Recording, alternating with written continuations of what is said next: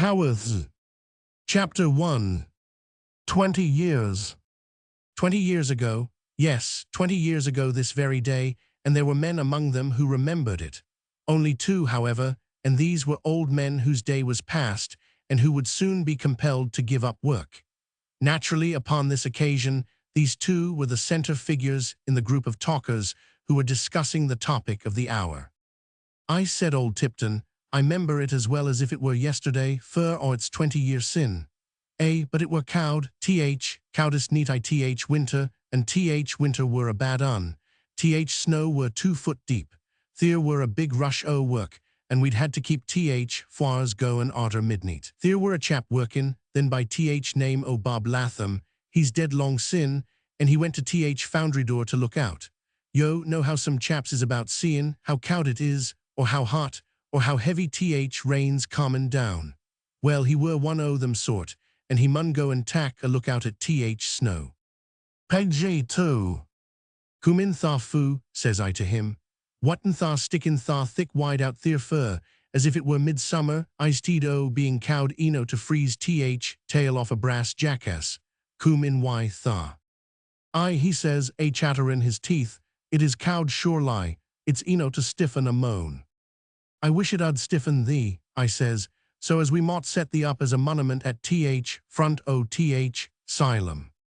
And then or at onct I heard him gy a jump, and a bit a yell like, under his breath. God a'moighty, he says. Summat I way he said it sort o' wackened me.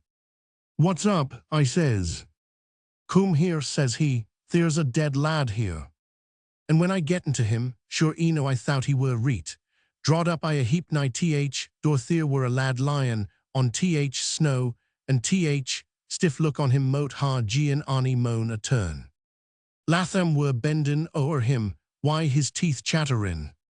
Blast thee, I says, why dost na tha lift him? Betwixt us we did lift him, and carry him into works and laid him down nigh one o' the furnaces, and fellies cum crowdin' round to look at him. He were a lad about 9-year-old and strong built, but he looked more than half clemmed, and arter we rubbed him a good bit and get him warmed eno to cum round, I a manner, way he set up and stared round was summat queer. Mesters, he says, hoarse and shaky, ha ani on yo, gettin' a bit o' bread. Bob Latham's missus had put him up summat to eat, and he browt it and gy it to him. Well, little chap a'most snatched it, and crammed it into his mouth I great PG3 mouthfuls.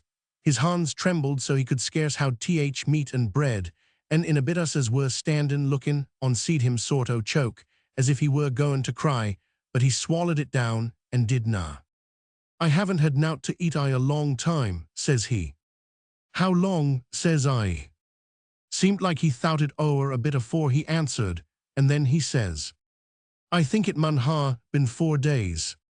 Where are yo fro? One chap axed. I come a long way, he says. I've been on road 3 week. And then he looks up sharp. I run away fro Union, he says. That were long and short on it. He had pluck to run away fro Union, and he'd had pluck to stand out agin clemmin and freezin, until flesh and blood howd out no longer, and he'd fell down at the foundry door. I seed loit o furnaces, he says, and I tried to run, but I went blind and fell down. I thought, he says, as cool as a cucumber, as I were deein'. Well, we kept him all neat, and took him to Mester mornin', and Mester gy him a place, and he stayed. And he's been foundry fro that day to this, and how he's worked and gettin' on yo see for yoursens fro bein' at ivery one's beck and call to buyin' out Flixton and settin' up for hissin'. It's the Haworth Iron Works fro today on, and he will na mack a bad mester either. Nay, he will na, commented another of the old ones. He's a pretty rough chap, but he'll do, will Jem Haworth. There was a slight confused movement in the group. Here he cooms, exclaimed an outsider. Page 4. The man who entered the doorway, a strongly built fellow, whose handsome clothes sat rather ill on his somewhat uncouth body, made his way through the crowd with small ceremony. He met the glances of the workmen with a rough nod, and went straight to the managerial desk. But he did not sit down. He stood up, facing those who waited, as if he meant to dispose of the business in hand as directly as possible. "Well, chaps," he said, "here we are." A slight murmur, as of assent, ran through the room. "Aye, Mester," they said, "here we are." "Well," said he, "you know why, I suppose. We're taking a fresh start, and I've something to say to you. I've had my say here for some time, but I've not had my way, and now the time's come when I can have it. Hang me, but I'm going to have the biggest place in England, and the best place, too. Haworth's shan't be second to none. I've set my mind on that. I said I'd stand here some day, with a blow on the desk, and here I am. I said I'd make my way, and I've done it. From today on, this here's Haworth's, and to show you I mean to start fair and square. If there's a chap here that's got a grievance, let that chap step out and speak his mind to Jem Haworth himself. Now's his time." And he sat down. There was another stir and murmur, this time rather of consultation. Then one of them stepped forward. "Mester," he said, "I'm to speak for 'em." Haworth nodded. "What I've getten to say," said the man, "is said easy. Them as thowt they'd getten grievances is willin' to leave the settlin' on 'em to Jem Haworth." "That's straight enough," said Haworth. "Let MPG5 stick to it, and there's not a chap among 'em shan't have his chance. Go into Grayson's room, lads, and drink luck to Haworth's. Tipton and Harrison, you wait a bit." Tipton and Harrison lingered with some degree of timidity. By the time the room had emptied itself, Haworth seemed to have fallen into a reverie. He leaned back in his chair, his hands in his pockets, and stared gloomily before him. The room had been silent 5 minutes before he aroused himself with a start. Then he leaned forward and beckoned to the two, who came and stood before him. "You two were in the place when I came," he said. "You, to Tipton, were the fellow as lifted me from the snow." "Aye, Mester," was the answer, 20 year ago to neat. "The other fellow?" "Dead, long sin. Every chap as worth here, dead and gone, but me and him," with a jerk toward his comrade. Haworth put his hand in his vest pocket and drew forth a crisp piece of paper, evidently placed there for a purpose. "Here," he said with some awkwardness, "divide that between you." "Betwixt us two," stammered the old man, "it's a 10-pun note, Mester." "Yes," with something like shamefacedness. "I used to say to myself when I was a youngster that every chap who was in the works that night should have a 5-pound note today. Get out, old lads, and get as drunk as you please. I've kept my word." But his laugh PG6 breaking off in the middle. "I wish there'd been more of you to keep it up together." Then they were gone, chuckling in senile delight over their good luck, and he was left alone. He glanced round the room, a big, handsome one, well filled with massive office furniture, and yet wearing the usual empty, barren look. "It's taken 20 years, he said, "but I've done it. It's done, and yet there isn't as much of it as I used to think there would be." He rose from his chair and went to the window to look out, rather impelled by restlessness than any motive. The prospect, at least, could not have attracted him. The place was closed in by tall and dingy houses whose slate roofs shone with the rain which drizzled down through the smoky air. The ugly yard was wet and had a deserted look. The only living object which caught his eye was the solitary figure of a man who stood waiting at the iron gates. At the sight of this man, he started backward with an exclamation. "The devil take the chap," he said. "There he is again." He took a turn across the room, but he came back again and looked out once more, as if he found some irresistible fascination in the sight of the frail, shabbily clad figure. "Yes," he said, "it's him sure enough. I never saw another fellow with the same done-for look. I wonder what he wants." He went to the door, and opening it spoke to a man who chanced to be passing. "Floxam, come in here," he said. Floxam was a PG7 well-oiled and burly fellow, plainly fresh from the engine room. He entered without ceremony and followed his master to the window. Haworth pointed to the man at the gate. "There's a chap," he said, "that I've been running up against here and there for the last 2 months. The fellow seems to spend his time wandering up and down the streets. I'm hanged if he don't make me think of a ghost. He goes against the grain with me somehow. Do you know who he is and what's up with him?" Floxam glanced toward the gateway and then nodded his head dryly. "Aye," he answered. "He's th inventin' chap as has been 30 year at work at some contraption and hasn't brought it to a wide yet. He lives I our street, and me and my missus he's been noticing him for a good bit. He'll known finish thing he's at. He's on his last legs now. He took contraption to America 30 year ago when he first gettin' idea into his wide, and he brought it back a bit sin, a'most I the same fix he took it. Me and my missus think he's a bit soft either wide. Haworth pushed by him to get nearer the window. A slight moisture started out upon his forehead. 30 year, he exclaimed, by the Lord Harry. There might have been something in his excitement which had its effect upon the man who stood outside. He seemed, as it were, to awaken slowly from a fit of lethargy. He glanced up at the window and moved slowly forward. He's made up his mind to come in, said Hodgson. What does he want? Said Haworth, with a sense of physical uneasiness. Confound the fellow, trying to shake off the feeling with a laugh. What does he want with me today? I can go out and turn him back, said Hodgson. No, answered Haworth, you can go back to your work. I'll hear what he has to say, I've naught else to do just now. Hodgson left him, and he went back to the big armchair behind the table. He sat down and turned over some papers, not rid of his uneasiness even when the door opened and his visitor came in. He was a tall, slender man who stooped and was narrow-chested. He was grey, hollow-eyed, and haggard. He removed his shabby hat and stood before the table a second in silence. Mr. Haworth, he said, in a gentle, absent-minded voice. They told me this was Mr. Haworth's room. Yes, he answered, I'm Haworth. I want, a little hoarsely and faltering, to get some work to do. My name is Murdoch. I've spent the last 30 years in America, but I'm a Lancashire man. I went to America on business, which has not been successful yet. I have worked here before, with a glance around him, and I should like to work here again. I did not think it would be necessary, but that doesn't matter. Perhaps it will only be temporary. I must get work. In the last sentence, his voice faltered more than ever. He seemed suddenly to awaken and bring himself back to his first idea, as if he had not intended to wander from it. I must get work, he repeated.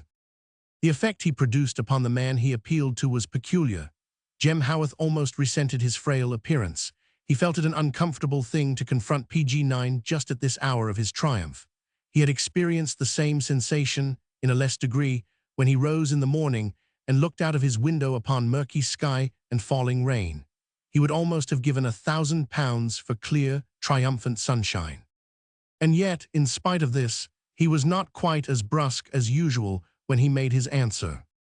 I've heard of you, he said. You've had ill luck. Stephen Murdoch shifted his hat from hand to hand. I don't know, he replied slowly. I've not called it that yet. The end has been slow, but I think it's sure. It will come some. Haworth made a rough gesture. By George, he exclaimed, haven't you given the thing up yet? Murdoch fell back a pace and stared at him in a stunned way. Given it up, he repeated, yet. Look here, said Haworth, you'd better do it if you haven't. Take my advice and have done with it. You're not a young chap, and if a thing's a failure after 30 years' work, he stopped, because he saw the man trembling nervously. Oh, I didn't mean to take the pluck out of you, he said bluntly, a moment later. You must have had plenty of it to begin with, egad, or you'd never have stood it this long. I don't know that it was pluck, still quivering. I've lived on it so long that it would not give me up. I think that's it. Haworth dashed off a couple of lines on a slip of paper and tossed it to him. Take that to Grayson, he said, and you'll get your PG-10 work, and if you have anything to complain of, come to me. Murdoch took the paper and held it hesitatingly. Perhaps I ought not to have asked for it today, he said nervously. I'm not a businessman, and I didn't think of it. I came in because I saw you. I'm going to London tomorrow and shall not be back for a week. That's all right, said Haworth. Come then. He was not sorry to see his visitor turn away, after uttering a few simple words of thanks.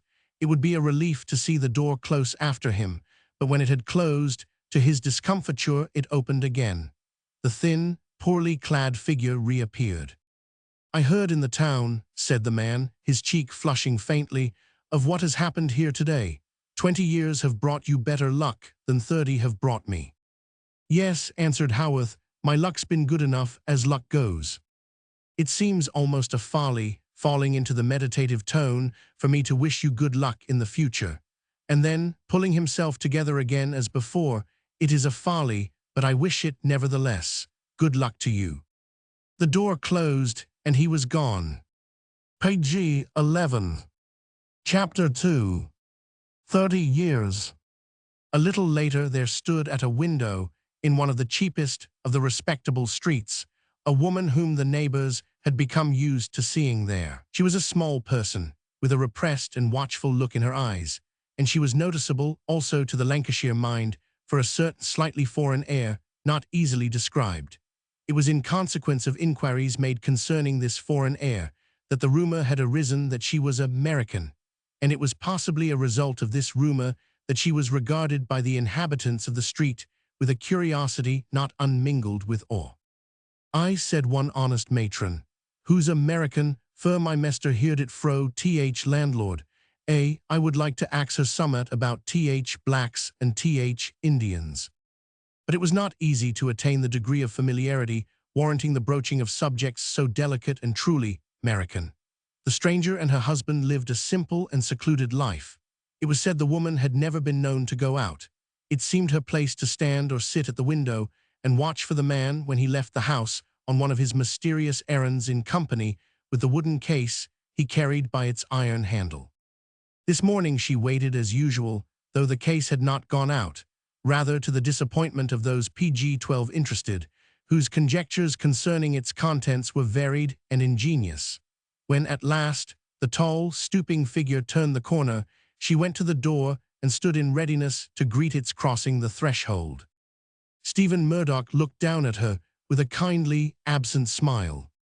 "Thank you, Kitty," he said. "You are always here, my dear."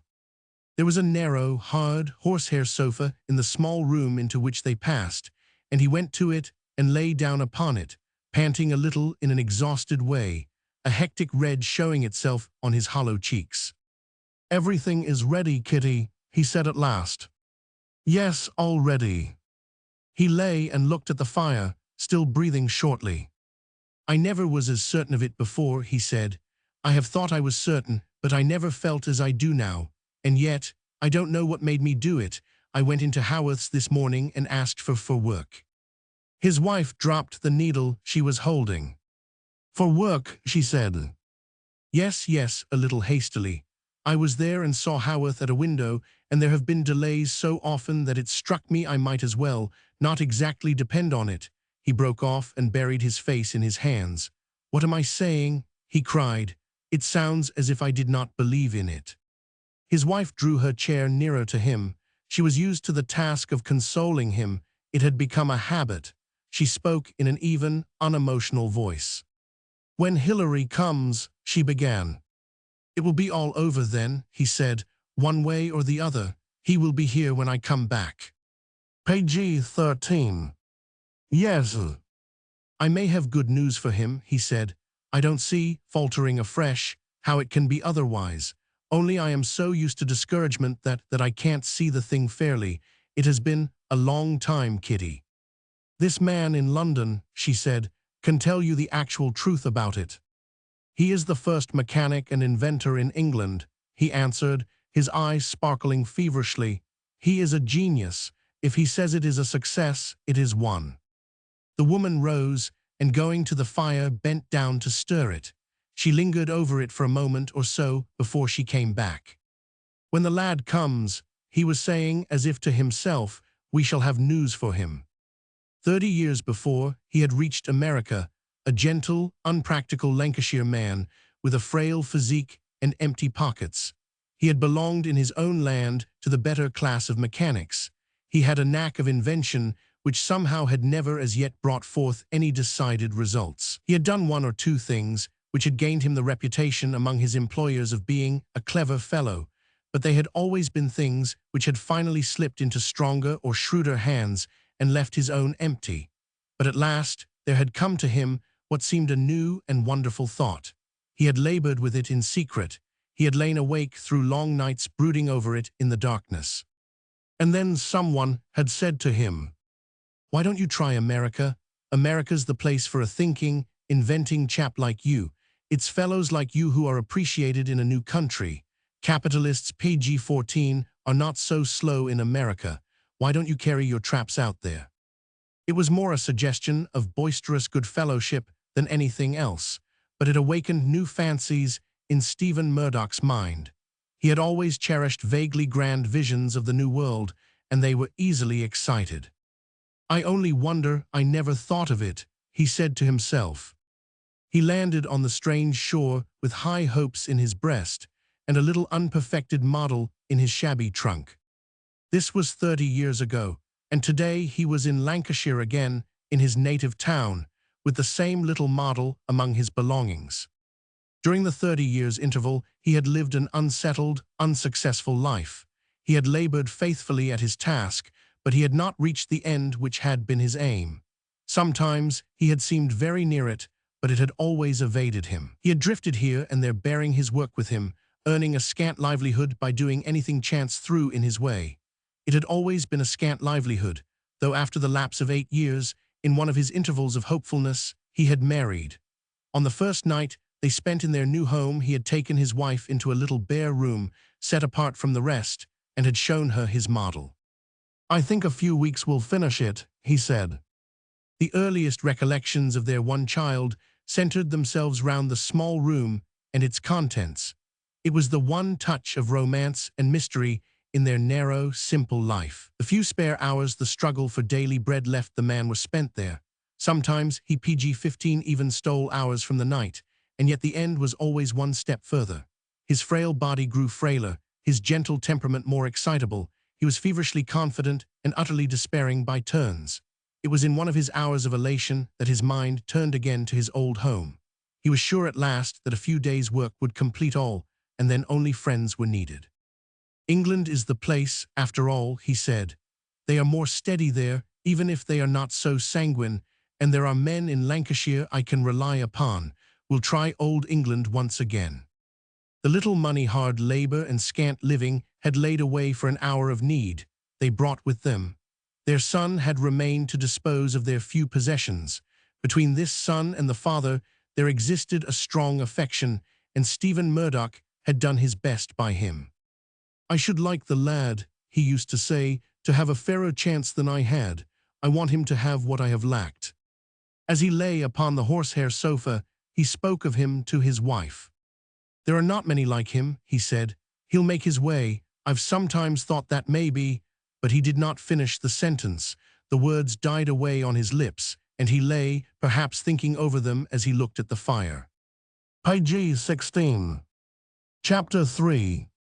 Not finished. The next morning he went upon his journey, and a few days later the sun came. He was a tall young fellow, with a dark, strongly cut face, deep-set black eyes, and an unconventional air. Those who had been wont to watch his father watched him in his turn with quite as much interest. He seemed to apply himself to the task of exploring the place at once. He went out a great deal and in all sorts of weather. He even presented himself at Haworth's, and making friends with Floxam got permission to go through the place and look at the machinery. His simple directness of speech at once baffled and softened Floxam. "My name's Murdoch," he said. "I'm an American and I'm interested in mechanics. If it isn't against your rules, I should like to see your machinery." Floxam pushed his cap off his forehead and looked him over. "Well, I'm damned," he remarked. It had struck him at first that this might be cheek, and then he recognized that it was not. Murdoch looked slightly bewildered. "If there is any objection," he began. "Well, there is na," said Floxam. "Come on in," and he cut the matter short by turning into the door. PG-17. "Did any o' yo chaps see that felly as come to look at th machinery?" he said afterward to his comrades. "He's fro, 'Merica, and danged if he has no more head fillin' than yo'd think fur. He goes round why his hands are his pockets looking like a foo, and axin questions as ud stump and od un. He's inventin' chaps lad. I do not go much why inventions myson, but young chaps known sich a foo as he looks." Between mother and son, but little had been said on the subject which reigned supreme in the mind of each. It had never been their habit to speak freely on the matter. On the night of Hilary's arrival, as they sat together, the woman said. He went away 3 days ago. He will be back at the end of the week. He hoped to have good news for you.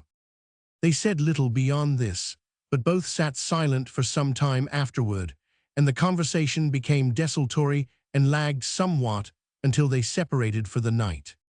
The week ended with fresh gusts of wind and heavy rains. Stephen Murdoch came home in a storm. On the day fixed for his return, his wife scarcely left her seat at the window for an hour. She sat looking out at the driving rain with a pale and rigid face. When the night fell and she rose to close the shutters, Hilary saw that her hands shook. She made the small room as bright as possible and set the evening meal upon the table, and then sat down and waited again by the fire, cowering a little over it, but not speaking.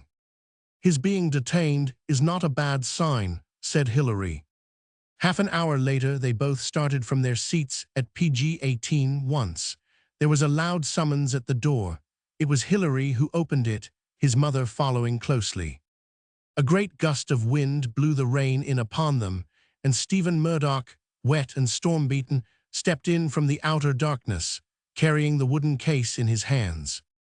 He seemed scarcely to see them. He made his way past them and into the lighted room with an uncertain step. The light appeared to dazzle him. He went to the sofa weakly and threw himself upon it. He was trembling like a leaf. He had aged 10 years. Aye, and then he looked up at them as they stood before him waiting. There is naught to say, he cried out, and burst into wild, hysterical weeping like that of a woman. In obedience to a sign from his mother, Hilary left the room. When, after the lapse of half an hour, he returned, all was quiet. His father lay upon the sofa with closed eyes. His mother sat near him. He did not rise nor touch food, and only spoke once during the evening. Then he opened his eyes and turned them upon the case, which still stood where he had placed it. "Take it away," he said in a whisper. "Take it away." The next morning Hilary went to Hodgson. "I want work," he said. "Do you think I can get it here?" "What sort does thou want?" asked the engineer, not too encouragingly. Gentlemanly sort as tha can do, wi' kid gloves and a eyeglass on." "No," answered Murdoch, "not that sort." Hodgson eyed him keenly. "Would tha tak oat as was offered thee?" he demanded. PG-19. "I think I would." "All right then, I'll gie thee a chance. Come tha wi' me to engine room and see how long thou'lt stick to it." It was very ordinary work he was given to do, but he seemed to take quite kindly to it. In fact, the manner in which he applied himself to the rough tasks which fell to his lot gave rise to no slight dissatisfaction among his fellow workmen and caused him to be regarded with small respect. He was usually a little ahead of the stipulated time. He had an equable temper, and yet despite this and his civility, he seemed often more than half oblivious of the existence of those around him. A highly flavored joke did not awaken him to enthusiasm, and perhaps chiefest among his failings was noted the fact that he had no predilection for sixpenny, and at his midday meal, which he frequently brought with him and ate in any convenient corner, he sat drinking cold water and eating his simple fare over a book. Chap is no more than half there, was the opinion generally expressed. Since the night of his return from his journey, Stephen Murdoch had been out no more. The neighbors watched for him in vain. The wooden case stood unopened in his room. He had never spoken of it. Through the long hours of the day, he lay upon the sofa, either dozing or in silent wakefulness, and at length, instead of upon the sofa, he lay upon the bed, not having strength to rise. About 3 months after he had taken his place at Haworth's, Hilary came home one evening to find his mother waiting for him at the door. She shed no tears. There was in her face only a hopeless terror. "He has sent me out of the room," she said. "He has been restless all day. He said he must be alone." PG-20. Hilary went upstairs. Opening the door, he fell back a step. The model was in its old place on the work table, and near it stood a tall, gaunt, white figure. His father turned toward him. He touched himself upon the breast. "I always told myself," he said, incoherently and hoarsely, "that there was a flaw in it, that something was lacking. I have said that for 30 years, and believed the day would come when I should remedy the wrong. Tonight I know. The truth has come to me at last. There was no remedy. The flaw was in me, touching his hollow chest, in me. As I lay there I thought once that perhaps it was not real, that I had dreamed it all and might awake. I got up to see, to touch it. It is there, good God, as if a sudden terror grasped him. Not finished, and I. He fell into a chair and sank forward, his hand falling upon the model helplessly and unmeaningly. Hilary raised him and laid his head upon his shoulder. He heard his mother at the door and cried out loudly to her. "Go back," he said. "Go back, you must not come in." Page 21. Chapter 4. Janie Brierly. A week later, Hilary Murdoch returned from the Broxton graveyard in a drizzling rain and made his way to the bare, cleanly swept chamber upstairs. Since the night on which he had cried out to his mother that she must not enter, the table at which the dead man had been wont to sit at work had been pushed aside. Someone had thrown a white cloth over it. Murdoch went to it and drew this cloth away. He stood and looked down at the little skeleton of wood and steel. It had been nothing but a curse from first to last, and yet it fascinated him. He found it hard to do the thing he had come to do. "It is not finished," he said to the echoes of the empty room. "It never will be." He slowly replaced it in its case and buried it out of sight at the bottom of the trunk, which, from that day forward, would stand unused and locked. When he arose, after doing this, he unconsciously struck his hands together, as he had seen grave diggers do when they brushed the damp soil away. The first time Haworth saw his new hand, he regarded him with small favor. In crossing the yard one day at noon, he came upon him disposing of his midday page 22 meal and reading at the same time. He stopped to look at him. "Who's that?" he asked one of the men. The fellow grinned in amiable appreciation of the rough tone of the query. "That's Th. American," he answered, "and a soft un he is." "What's that he's reading?" "Summat about engineering, like as not. That's his crank." In the rush of his new plans and the hurry of the last few months, Haworth had had time to forget the man who had wished him good luck, and whose pathetic figure had been a shadow upon the first glow of his triumph. He did not connect him at all with the young fellow before him. He turned away with a shrug of his burly shoulders. "He doesn't look like an Englishman," he said. "He hasn't got backbone enough." Afterward, when the two accidentally came in contact, Haworth wasted few civil words. At times, his domineering brusqueness excited Murdoch to wonder. "He's a queer fellow, that Haworth," he said reflectingly to Floxam. "Sometimes I think he's out of humor with me." With the 12-year-old daughter of one of the workmen who used to bring her father's dinner, the young fellow had struck up something of a friendship. She was the eldest of 12, a mature young person whose businesslike air had attracted him. She had assisted her mother in the rearing of her family from her 3rd year and had apparently done with the PG-23 follies of youth. She was stunted with much nursing, and her small face had a shrewd and careworn look. Murdoch's first advances she received with some distrust, but after a lapse of time they progressed fairly and without any weak sentiment were upon excellent terms. One rainy day she came into the yard enveloped in a large shawl, evidently her mother's, and also evidently very much in her way. Her dinner can, her beer jug, and her shawl were more than she could manage. "I am in a mess," she said to Hilary, stopping at the doorway with a long-drawn breath. "I do not know which way to turn, what why th beer and what why th dinner. I've getten on mother's Sunday shawl as she had afore she were wed, and th eens keep a dragon, and th muddle be th ruin on em. Th pin mother put in is no big eno, and it's gettin' loose." There was perhaps not much sense of humor in the young man. He did not seem to see the grotesqueness of the little figure with its mud-bedraggled maternal wrappings. He turned up the lapel of his coat and examined it quite seriously. "I've got a pin here that will hold it," he said.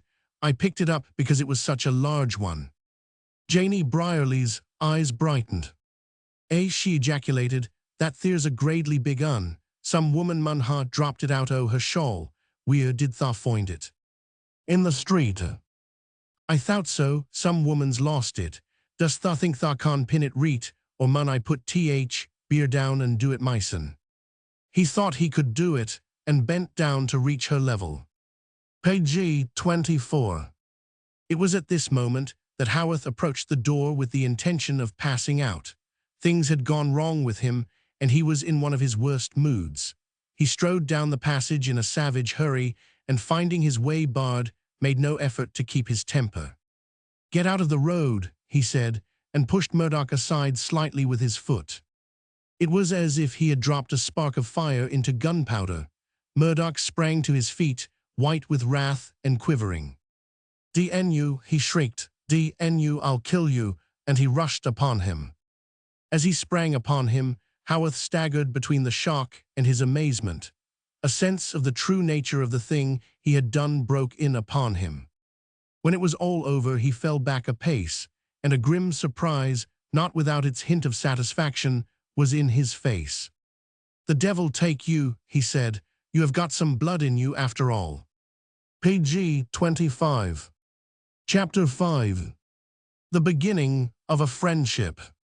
The next morning, when he appeared at the works, Murdoch found he had to make his way through a group of the hands, which some sufficiently powerful motive had gathered together, which group greeted his appearance with signs of interest. "There he is," he heard them say, and then a gentleman of leisure, who was an outsider leaning against the wall, enjoying the solace of a short pipe, exerted himself to look round and add his comment. "Well," he remarked, "he may ha' done it, and I wannot stick out as he did na, but if it were na for the circumstantial evidence, I would na ha' believed it." Floxam met him at the entrance with a message. "Haworth sent for thee," he said. "Where is he?" "Coolly enough under the circumstances." The engineer chuckled in sly exultation. "He's in the office. He didna say nowt about givin' the bag, but tha may as well mack up thy mind to it. Tha wert pretty cheeky, tha knows, considerin' he were mester. Look here with some heat. Do you mean to say you think I was in the wrong? Am I to let the fellow insult me and not resent it, touch me with his foot, as if I were a dog?" Page 26. "That particular, my lad," dryly, "and tha does na know as much o' mester coined as most folk." But the next instant he flung down the tool he held in his hand. "Damn thee," he cried, "I loike thy pluck. Stick to it, lad, mesters or no mesters." As Murdoch crossed the threshold of his room, Jem Haworth turned in his seat and greeted him with a short nod, not altogether combative. Then he leaned forward, with his arms upon the table before him. "Sit down," he said. "I'd like to take a look at the chap who thought he could thrash Jem Haworth." But Murdoch did not obey him. "I suppose you have something to say to me," he said, "as you sent for me." He did not receive the answer he was prepared for. Jem Haworth burst into a loud laugh. "By George, you're a plucky chap," he said, "if you are an American." Murdoch's blood rose again. "Say what you have to say," he demanded. "I can guess what it is, but let me tell you, I should do the same thing again. It was no fault of mine that I was in your path." "If I'd been such a fool as not to see that," put in Haworth, with a smile grimmer than before, "do you think I couldn't have smashed every bone in your body?" Then Murdoch comprehended how matters were to stand between them. "Gettin' bag?" asked Floxam when he went back to his work. "No." Tha Hannot, with animation, "Well, dang me." At the close of the day, as they were preparing to leave PG-27 their work, Haworth presented himself in the engine room, looking perhaps a trifle awkward. "See here," he said to Murdoch, "I've heard something today as I've missed hearing before somehow. The inventing chap was your father." "Yes." He stood in an uneasy attitude, looking out of the window as if he half expected to see the frail, tall figure again. "I saw him once, poor chap," he said, "and he stuck to me somehow. I'd meant to stand by him if he'd come here. I'd have liked to do him a good turn." He turned to Murdoch suddenly and with a hint of embarrassment in his offhand air. "Come up and have dinner with me," he said. "It's devilish dull spending a chap's nights in a big place like mine. Come up with me now." The visit was scarcely to Murdoch's taste, but it was easier to accept than to refuse. He had seen the house often, and had felt some slight curiosity as to its inside appearance. There was only one other house in Broxton which approached it in size and splendor, and this stood empty at present, its owner being abroad. Broxton itself was a sharp and dingy little town, whose inhabitants were mostly foundry hands. It had grown up around the works and increased with them. It had a small railway station, 2 or 3 public houses much patronized, and wore, somehow, an air of being utterly unconnected with the outside world which much belied it.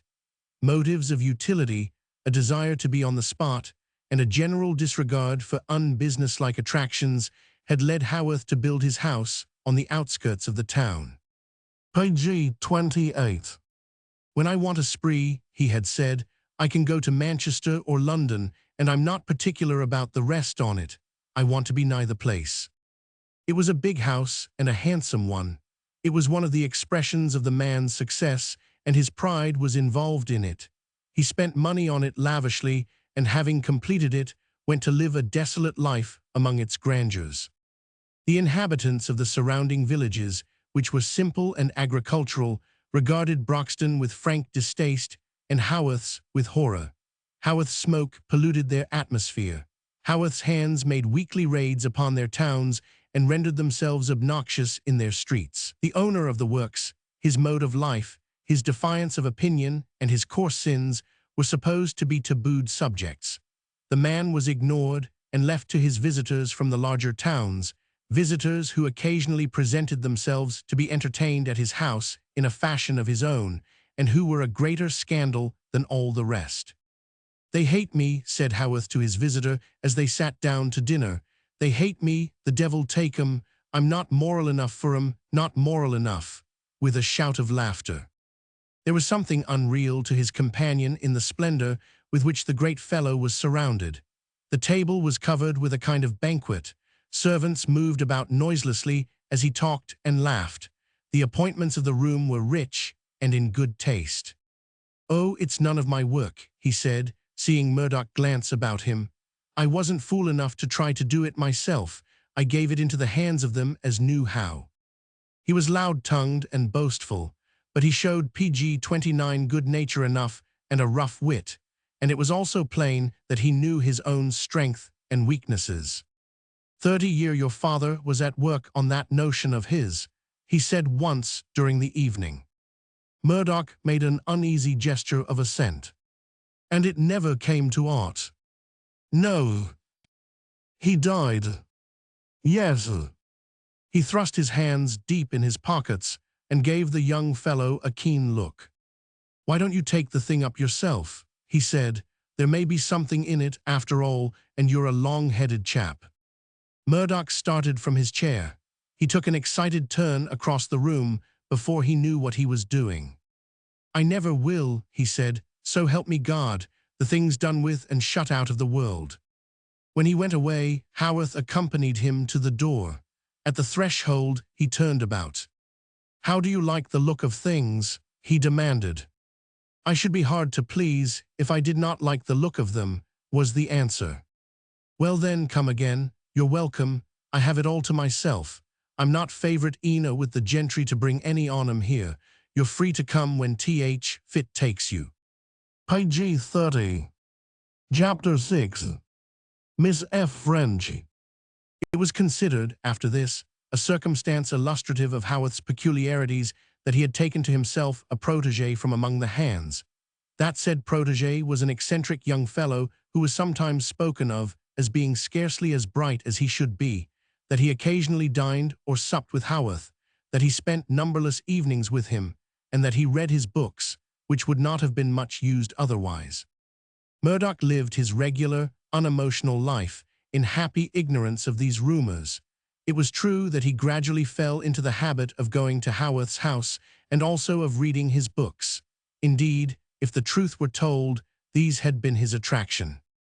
I've no use for 'em, said Haworth candidly on showing him his library. Get into 'em if you've a fancy for 'em. His fancy for them was strong enough to bring him to the place again and again. He found books he had wanted, but never hoped to possess. The library, it may be admitted, was not of Jem Haworth's selection, and indeed This gentleman's fancy for his new acquaintance was not a little increased by a shrewd admiration for an intellectual aptness which might be turned to practical account. Page 31. You tackle 'em as if you were used to 'em, he used to say. I'd give something solid myself if I could do the same. There's what's against me many a time, knowing naught of books, and having to fight my way rough and ready. From the outset of this acquaintance, Murdoch's position at the works had been an easier one. It became understood that Haworth would stand by him and that he must be treated with a certain degree of respect. Greater latitude was given him, and better pay, and though he remained in the engine room, other and more responsible work frequently fell into his hands. He went on in the even tenor of his way, uncommunicative and odd as ever. He still presented himself ahead of time, and labored with the unnecessary, absorbed ardor of an enthusiast, greatly to the distaste of those less zealous. "Tha gets into it as if tha were doin' for thysen," said one of these. Happen, feeling the sarcasm a strong one, happen that fond on it. "Oh yes, unconsciously, that's it I suppose, I'm fond of it." The scoffer bestowed upon him one thunderstruck glance, opened his mouth, shut it, and retired in disgust. "There's a chap," he said, jerking his thumb over his shoulder on returning to his companions, "there's a chap as says he's fond o' work, fond on it," with dramatic scorn. Blast his eyes, fond on it. With Floxam he had always stood well, though even Floxam's regard was tempered with a slight private contempt for peculiarities not easily tolerated by the practical mind. "Th chap's gettin' gumption I his way," he said PG-32 to Haworth. "If oat breaks down or gets out o' gear, he's off there, but there is na a lad on Th place as could not cheat him out o' his eye teeth." His reputation for being a queer chap was greatly increased by the simplicity and seclusion of his life. The house in which he lived with his mother had the atmosphere of a monastic cell. As she had devoted herself to her husband, the woman devoted herself to her son, watching him with a hungry eye. He was given to taking long stretches of walks, and appearing in distant villages, book in hand, and with apparently no ulterior object in view. His holidays were nearly all spent out of doors in such rambles as these. The country people began to know his tall figure and long stride, and to regard him with the friendly toleration of strength for weakness. "They say Broxton," it was said among them, as his father deed daft, "and it's no wonder young chap's gettin' queer ways. He's good-natured though I a simple road." His good nature manifested itself in more than one way which called forth comment. To his early friendship for Janey he remained faithful. The child interested him, and the sentiment developed as it grew older. It was quite natural that, after a few months' acquaintance, he should drop in at the household of her parents on Saturday afternoon as he was passing. It was the week's half-holiday and a fine day, and he had nothing else to do. These facts, in connection with that of the Brierleys' cottage presenting itself, were reasons enough for going in. It occurred to him, as he entered the narrow strip of garden before the door, that the children of the PG-33 neighborhood must have congregated to hold high carnival. Groups made dirt pies, clusters played bobber and kibs. Select parties settled differences of opinions with warmth of feeling and elevation of voice. A youth of tender years, in corduroys which shone with friction, stood upon his head in one corner, calmly but not haughtily presenting to the blue vault of heaven a pair of ponderous, brass-finished clogs. "What dost want?" he demanded, without altering his position. "Mrs. isn't in." "I'm going in to see Janey," explained Murdoch. He found the little kitchen shining with the Saturday cleaning up. The flagged floor as glaringly spotless as pipeclay and sandstone could make it, the brass oven handles and tin pans in a condition to put an intruder out of countenance, the fire replenished, and Janey sitting on a stool on the hearth, enveloped in an apron of her mother's, and reading laboriously aloud. Dear me," she exclaimed, "it's yo, and I am not fit to be seen. I were settin' down to rest a bit. I've been doin' cleanin' all day, and I were real done fur." "Never mind that," said Murdoch, "that's all right enough." He cast about him for a safe position to take, one in which he could stretch his legs and avoid damaging the embarrassing purity of the floor. Finally, he settled upon a small print-covered sofa and balanced himself carefully upon its extreme edge and the backs of his heels, notwithstanding Janie's civil protestations. "Do not yo mind th floor," she said. "Yo needn't set yo down comfortable." "Oh, I'm all right," answered Murdoch, with calm good PG-34 cheer. "This is comfortable enough. What's that you were reading?" Janie settled down upon her stool with a sigh at once significant of relief and a readiness to indulge in friendly confidence. "It's a book I gettin' fro th Broxton Chapel Sunday School. It's th memoirs." "Memoirs," responded Murdoch. "Memoirs of Mary Ann Gibbs." Unfortunately, her visitor was not thoroughly posted on the subject of the Broxton Chapel literature. He cast about him mentally, but with small success. "I don't seem to have heard of it before," was the conclusion he arrived at. "Hannot yo? Well, it's a nice book, and there's lots more like it in th school library, or about Sunday school scholars as has consumption and th, like and reads th Bible to folk and d's. They are on 'em. "Oh," doubtfully, but still with respect, "it's not very cheerful, is it?" Janie shook her head with an expression of mature resignation. "No, they're none on 'em cheerful, but they're nice to read. This here now, she had th asthma and summat wrong wi' her legs, and she knowed or th Bible through a side o' th hymn book, and she'd sing or th time when she could breathe fur th asthma, and tell folk as if they did not go and do likewise they'd go to burnin' hell where th fire is not quenched and th worms dieth not." "It can't have been very pleasant for the friends," was her companion's comment, but there was nothing jocose about his manner. He was balancing himself seriously PG-35 on the edge of the hard little sofa and regarding her with speculative interest. "Where's your mother?" he asked next. "Who's gone to th chapel?" was the answer. "There's a mother's meetin' in th vestry, and who's gone there and taken th babby why her? Th rest o' th childer is playin' out at th front." He glanced out of the door. Those are not all yours," he said, thunderstruck. "Aye, they are that, drawing a long breath, but is na there a lot on 'em? There's 11, and I've nussed 'em nigh ivery one." He turned toward the door again. "There seems to be a great many of them," he remarked. "You must have had a great deal to do." "That I ha. I've wished many a time I'd been a rich lady. There's that daughter o' French's now. I'd like to ha been her." "I never heard of her before," he answered. "Who is she, and why do you choose her?" "'Cause she's so handsome. She's that there grand she looks like she thought everybody else were dirt. I've seen women as were bigger and wore more clothes at onct, but I niver seed none as grand as she is. I niver seed her but onct. She come here why her feyther for 2 or 3 week afore he went to furrin parts, and she were caught ith rain one day and stopped in here a bit. She dropped her hankcher and mother's gettin' it yet. It's nigh all lace. Would yo like to see it?" hospitably. "Yes," feeling his lack of enthusiasm something of a fault. "I dare say I should." From the depths of a drawer which she opened with a PG-36 vigorous effort and some skill in retaining her balance, she produced something pinned up in a fragment of old linen. This she bore to her guest, and unpinning it, displayed the handkerchief. "Tha can tack it in thy hand and smell it," she said graciously. "It's gettin' scent on it." Murdoch took it in his hand, scarcely knowing what else to do. He knew nothing of women and their finery. He regarded the fragrant bit of lace and cambric seriously and read in one corner the name Rachel F. French, written in delicate letters. Then he returned it to Janie. "Thank you," he said. "It is very nice." Janie bore it back perhaps with some slight inward misgivings as to the warmth of its reception, but also with a tempering recollection of the ways of menfolk.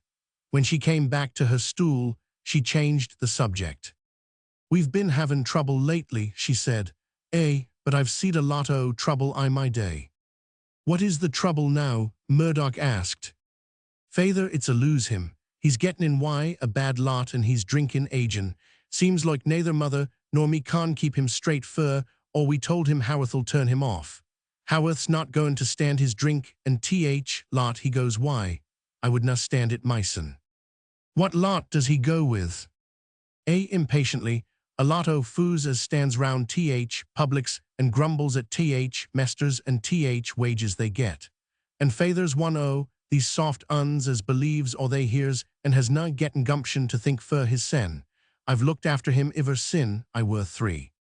She became even garrulous in her lack of patience, and PG-37 was in full flow when her mother entered returning from the chapel with a fagged face and a large baby on her hip. Here tack him, Jane Ann, she said, but tack off thy apron first, or thou'lt tumble o'er it and dirty his clean bishop Muckthaw's gettin' on it.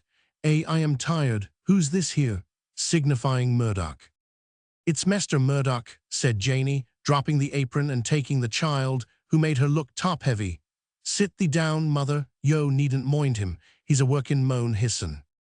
When Murdoch took his departure, both accompanied him to the door. Coom in sometime when Mester's here, said Mrs. Brierly. Happen yo could keep him in a neat, and that 'ud be summat. Halfway up the lane he met Haworth in his gig, which he stopped. Where hast thou been? He asked, dropping into dialect as he was prone to do. To Brierly's cottage, talking to the little girl. Haworth stared at him a moment, and then burst into a laugh. That a queer chap, he said. I can no more than half make thee out. If thy head was not so level, I should think thou wert a bit soft. I don't see why, answered Murdoch, undisturbed. The child interests me. I am not a Lancashire man, remember, and she is a new species. Get in, said Haworth, making room for him on the seat. Murdoch got in, and as they drove on it occurred to him to ask a question. PG-38. Who's F. French? F. French, said Haworth. Oh, F. French is one o' Nobbs here. He's a chap with a fancy for being a gentleman manufacturer. He's spent his brass on his notions until he has been obliged to draw in his horns a bit.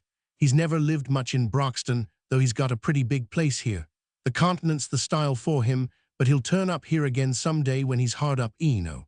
There's his place now. And as he spoke, they drove sharply by a house, standing closed among the trees, and having an air of desolateness, in spite of the sunlight. PG-39. Chapter 7. The Hoodhaw Thout It. It's queerest thing world, said Mrs. Brierly to her neighbors, in speaking of her visitor. It's queerest thing world as he should be a workin' moan. I should ha thout he'd wanted to get behind counter I a draper's shop or summat genteel. He'd be a well-looking, young chap I a shiny cloth coat and a blue necktie on. Seems like he does not think Eno o' hissin'. He'll come to our house and set down and listen to our Janie talkin', and tell her things out o' books, as simple as if he thought it were nowt, but what ony chap could do. There's where he's a bit soft. He knows now to set and hissin' up. From Mrs. Brierly, Murdoch heard numberless stories of Haworth, presenting him in a somewhat startling light. But he's a rare un, is Haworth, said the good woman. He does not care for moan nor devil. The carrions on as he has up at big house mac, a decent body's hair standa eend. Before he built house, he used to go to London and Manchester for his sprees, but he has 'em here now, and there's drinkin' riotin' and finery, and folk as out to be shamt o' Thersons.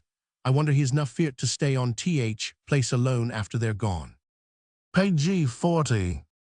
But for one reason or another, the house was quiet enough for the first 6 months of Murdoch's acquaintance with its master. Haworth gave himself up to the management of the works.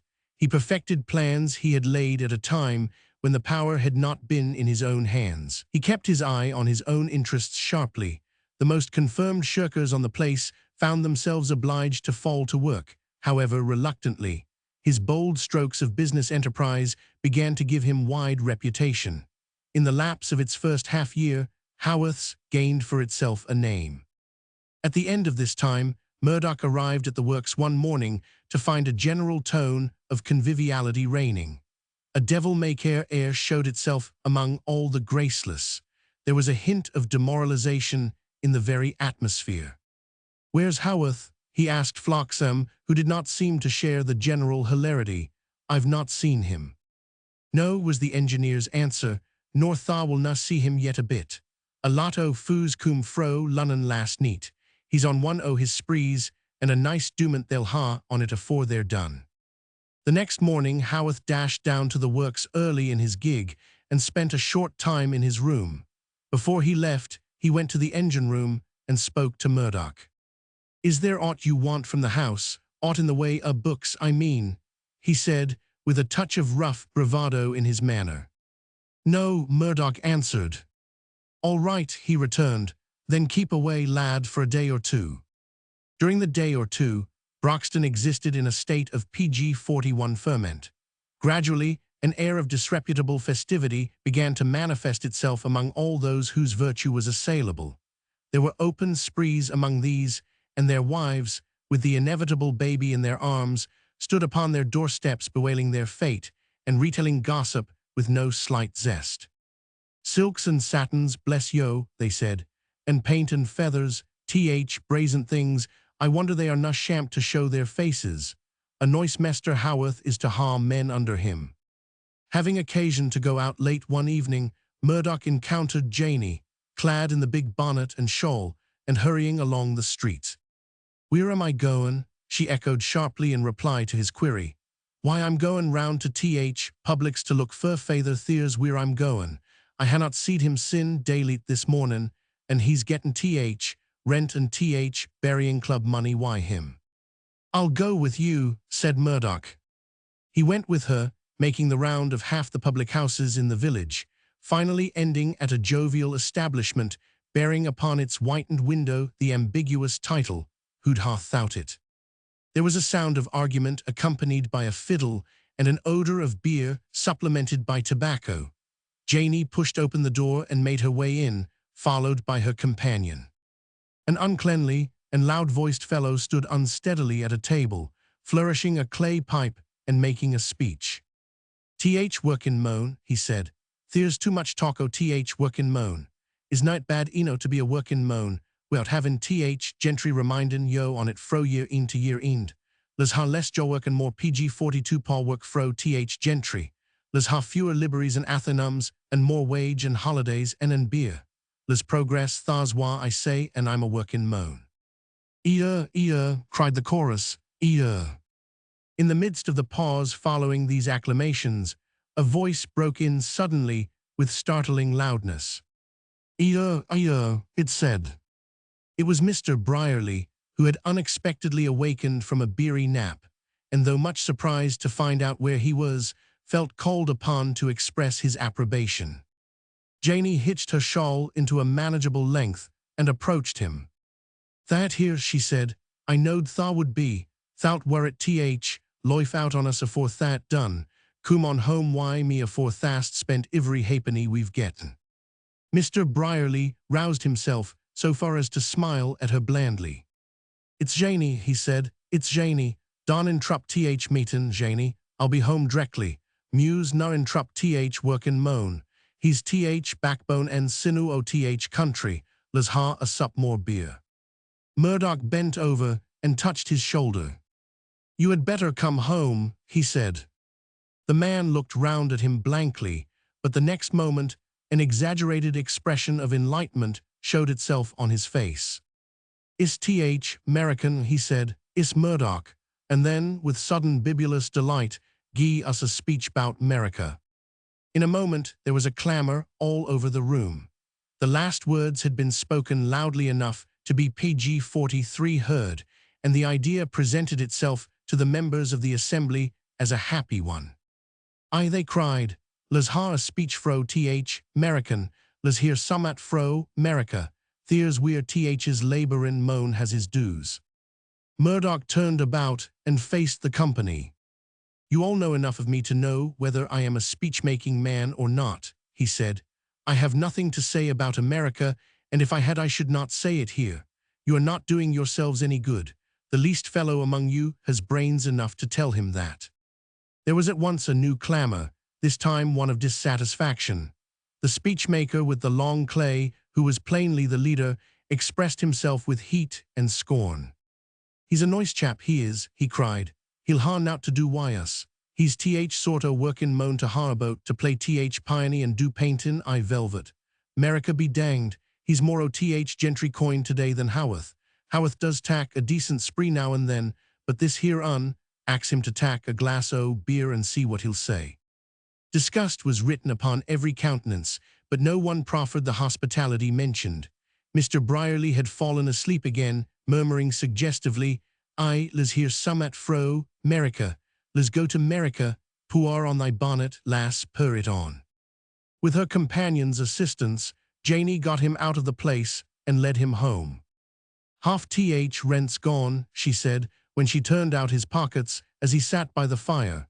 "And where's th burying money to coom fro?" Mr. Brierly shook his head mournfully. "Page 44. Th burying money," he said. I deed. A nice thing it is for a poor chap to ha to cut off his beer to pay for his coffin by th week. Wastin good brass on summat he may niver need as long as he lives. I do not like th thought on it either. It's bad eno to ha to get into th thing at th end without han, it lugged up to th door every Saturday, and payin' for th ornamentin' on it by inches." Page 45. Chapter 8. Mr. F. French. It was a week before affairs assumed their accustomed aspect. Not that the works had been neglected, however. Each morning Haworth had driven down early and spent an hour in his office and about the place, reading letters, issuing orders, and keeping a keen lookout generally. "I'll have no spreeing here among you chaps," he announced. "Spree as much as you like when th work's done, but you don't spree in my time. Look sharp after 'em, Kendall." The day after his guests left him, he appeared at his usual time and sent at once for Murdoch. On his arriving, he greeted him, leaning back in his chair, his hands thrust into his pockets. "Well, lad," he said, "it's over." Almost unconsciously, Murdoch thrust his hands into his pockets also, but the action had rather a reflective than a defiant expression. "It's lasted a pretty long time, hasn't it?" he remarked. Haworth answered him with a laugh. "Egad, you take it cool enough," he said. Suddenly he got up and began to walk about, his air a mixture of excitement and braggadocio. After a turn or two, he wheeled about. Page 46. "Why don't you say summat?" he demanded sardonically. "Summat moral, you don't mean to tell me you've not got pluck eno." "I don't see," said Murdoch deliberately, "I don't see that there's anything to say, do you?" The man stared at him, reddening. Then he turned about and flung himself into his chair again. "No," he answered, "by George, I don't." They discussed the matter no further. It seemed to dispose of itself. Their acquaintance went on in the old way, but there were moments afterward when Murdoch felt that the man regarded him with something that might have been restrained or secret fear, a something which held him back and made him silent and unready of speech. Once, in the midst of a conversation taking a more confidential tone than usual, to his companion's astonishment he stopped and spoke bluntly. "If I say aught as goes against the grain with you," he said, "speak up, lad, blast it." Striking his fist hard against his palm, "I'd like to show my clean side to you." It was at this time that he spoke first of his mother. "When I run away from the poor house," he said, "I left her there. She's a soft-hearted body, a good one too. As soon as I earned my first 15 shillin' a week, I gave her a house of her own, and I lived hard to do it. She lives like a lady now, though she's as simple as ever. She knows not of the world, and she knows not of me beyond what she sees of me when I go down to the little country place in Kent with a new silk gown and a lace cap for her. She scarce ever wears 'em, but she's as fond on 'em as if she got 'em from Buckingham Palace. She thinks I'm a lad yet, and say my prayers every night and PG 47 the catechism on Sundays. She'll never know aught else, if I can help it. That's why I keep her where she is." When he said that he intended to make Haworth's second to no place in England, he had not spoken idly. His pride in the place was a passion. He spent money lavishly but shrewdly. He paid his men well, but ruled them with an iron hand. Those of his fellow manufacturers who were less bold and also less keen-sighted regarded him with no small disfavor. "He'll have trouble yet, that Haworth fellow," they said. But Haworth's flourished and grew. The original works were added to, and new hands, being called for, flocked into Broxton with their families. It was Jem Haworth who built the rows of cottages to hold them, and he built them well and substantially, but as a sharp business investment and a matter of pride, rather than from any weakness of regarding them from a moral standpoint. "I'll have no poor jobs done on my place," he announced. "I'll leave that to the gentlemen manufacturers." It was while in the midst of this work that he received a letter from Gerard F. French, who was still abroad. Going into his room, one day Murdoch found him reading it and looking excited. "Here's a chap as would be the chap for me," he said. "If brass were iron, that chap F. French." "What does he want?" Murdoch asked. "Not much," grimly.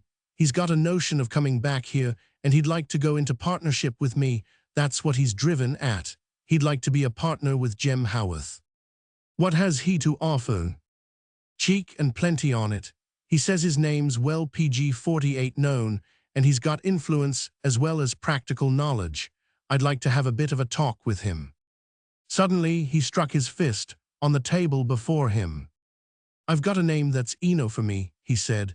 "The day's to come yet when I ask any chap for name or money or aught else. Partner be damned, this here's Haworth's." Page 49. Chapter 9. Not for 1 hour. The meetings of the malcontents continued to be held at the Hoodhaugh Thoughtit, and were loud-voiced and frequent, but notwithstanding their frequency and noisiness, resulted principally in a disproportionate consumption of beer and tobacco, and in some differences of opinion, decided in a gentlemanly manner with the assistance of backers and a ring. Having been rescued from these surroundings by Murdoch on several convivial occasions, Brierly began to anticipate his appearance with resignation, if not cheerfulness, and to make preparations accordingly. "I mun lay a sup in reet at th start," he would say. "There's no knowing how soon he'll turn up if he drops in to see th women. Gie me a glass afore these chaps, Mary, they can't wait a bit." "Why does tha stand it tha foo?" some independent spirit would comment. "Con th chap carry thee wome if tha does no want to go." But Brierly never rebelled. Resistance was not his forte. If it were possible to become comfortably drunk before he was sought out and led away, he felt it a matter for mild self-gratulation, but he bore defeat amiably. "Missus wants me," he would say unsteadily, but with beaming countenance, on catching sight of Murdoch PG-50 or Janie. "Missus has sent to ax me to go'n and set why her a bit. I mun go, chaps. A man munna neglect his family." In response to Mrs. Brierly's ratings and Janie's querulous appeals, it was his habit to shed tears copiously and with a touch of ostentation. "I'm a poor chap, missus," he would say. "I'm a poor chap. Yo munnot be hard on me. I niver were good eno for a woman like yoursen. I should na wonder if I had to join teetotals after all. Tha knows it'll lose rains o' Whit Saturday when they ha their walk, and that theer looks as if Almighty were on teetotal side. It's known like he'd go to so mich trouble if he were na."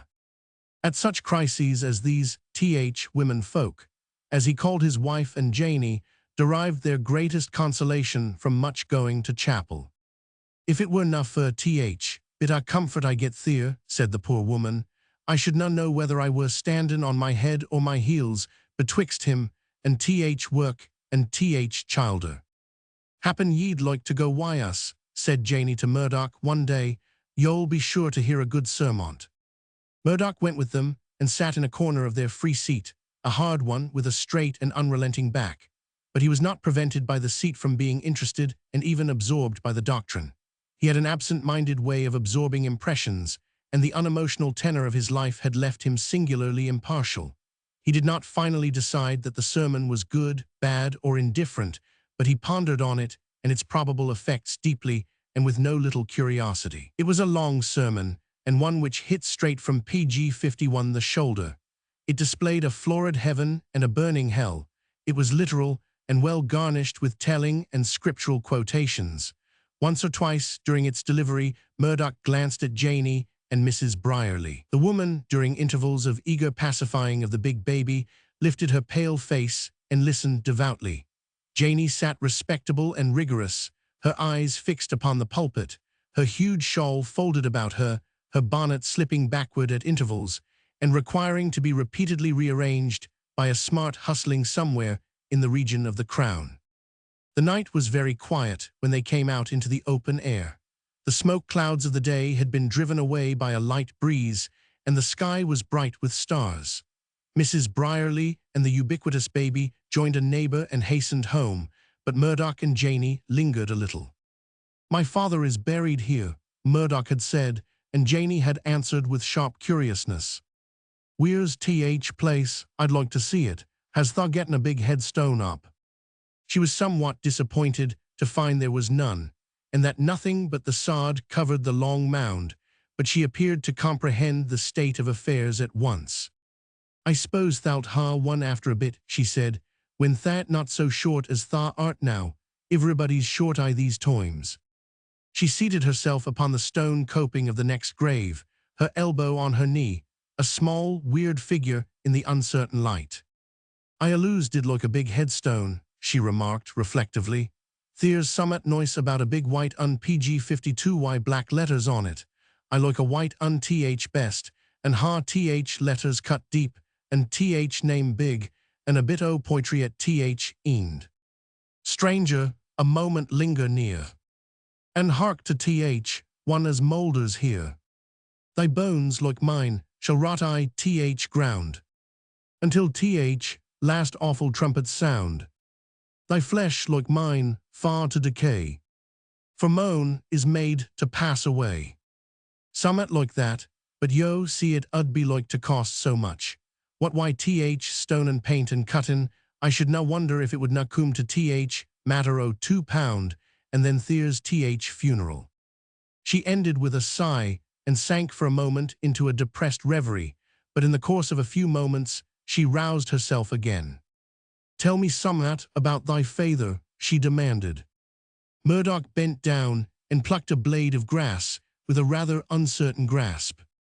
"There isn't much to tell," he answered. "He was unfortunate and had a hard life and died." Janey looked at his lowered face with a sharp, unchildish twinkle in her eye. "Would tha mind me axin thee summat?" she said. "No." But she hesitated a little before she put the question.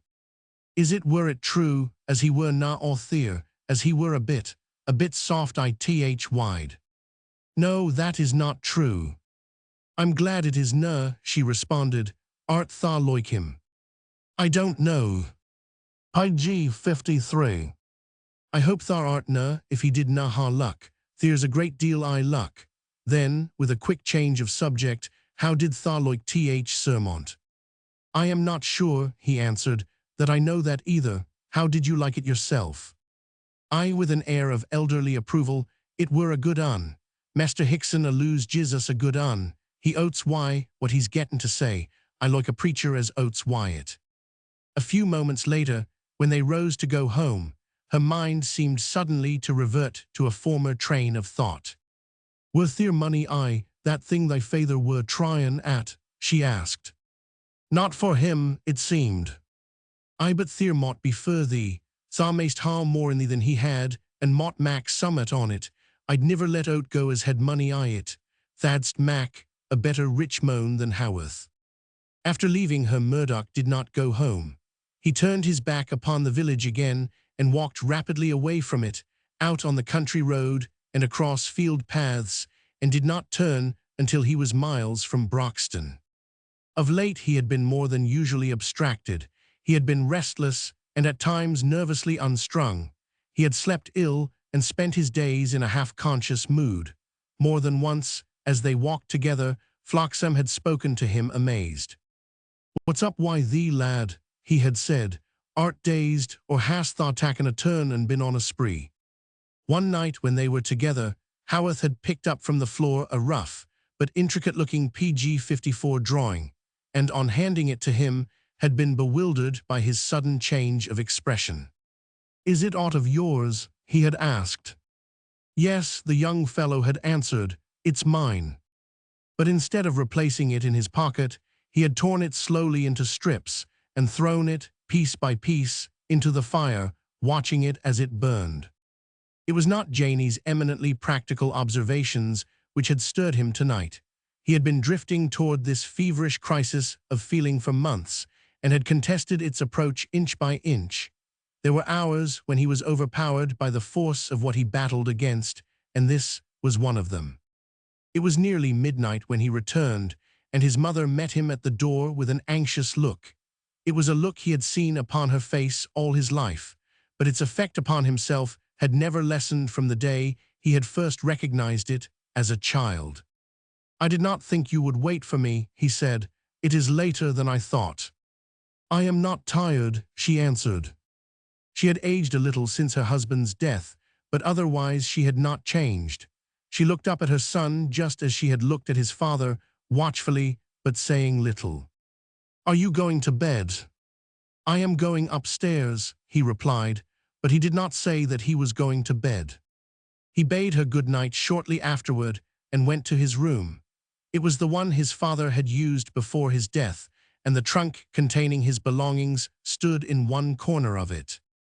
For a short time after entering the room, he paced the PG-55 floor restlessly and irregularly. Sometimes he walked quickly, sometimes slowly. Once or twice he stopped short, checking himself as he veered toward the corner in which stood the unused trunk. "I'm in a queer humor," he said aloud. "I'm thinking of it as if it were a temptation to sin. Why should I?" He made a sudden, resolute movement forward. He knelt down, and turning the key in the lock, flung the trunk lid backward. There was only one thing he wanted, and he knew where to find it. It lay buried at the bottom, under the unused garments, which gave forth a faint, damp odor as he moved them. When he rose from his knees, he held the wooden case in his hand. After he had carried it to the table and opened it, and the model stood again before him, he sat down and stared at it with a numb sense of fascination. "I thought I had seen the last of it," he said, "and here it is."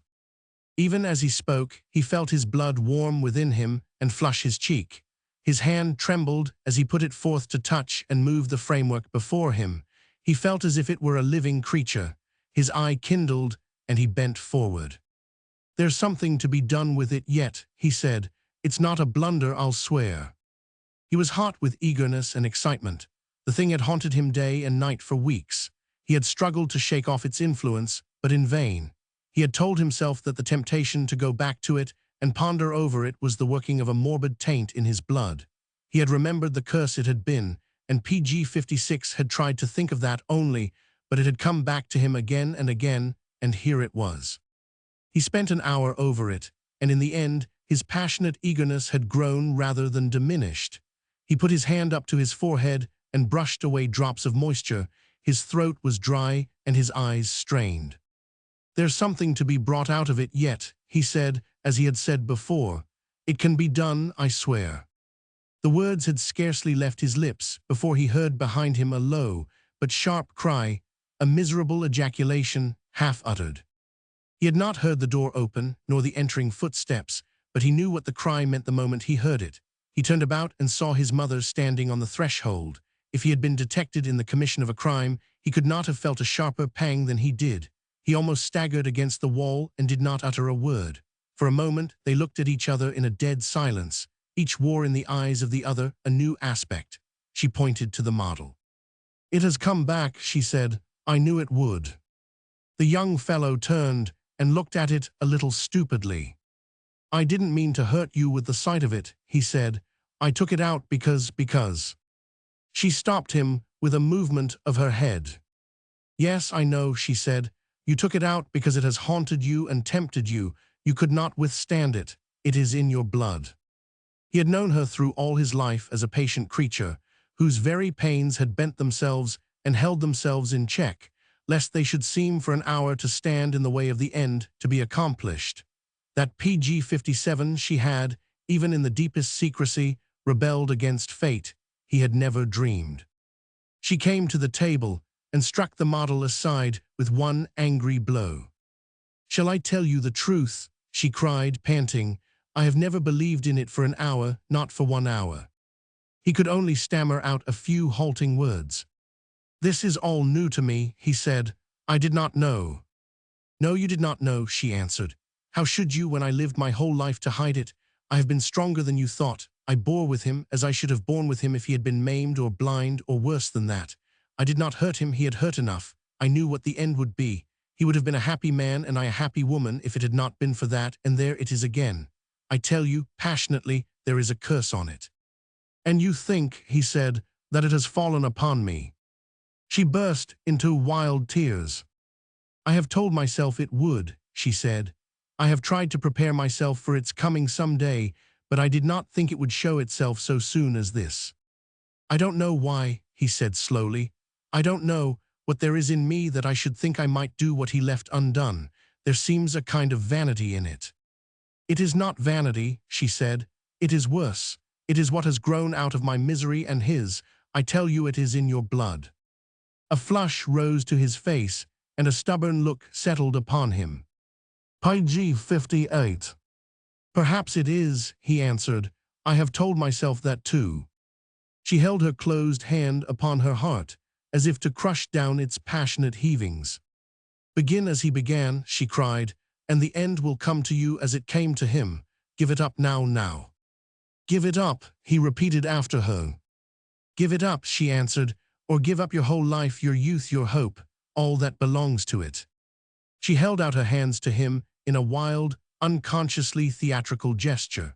The whole scene had been theatrical through its very incongruousness, and Murdoch had seen this vaguely and been more shaken by it than anything else.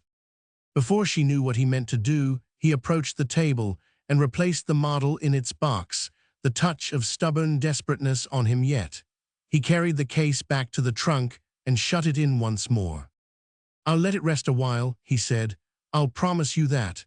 If it is ever to be finished by me, the time will come when it will see the light again, in spite of us both. Page 59. Chapter 10. Christian Murdoch.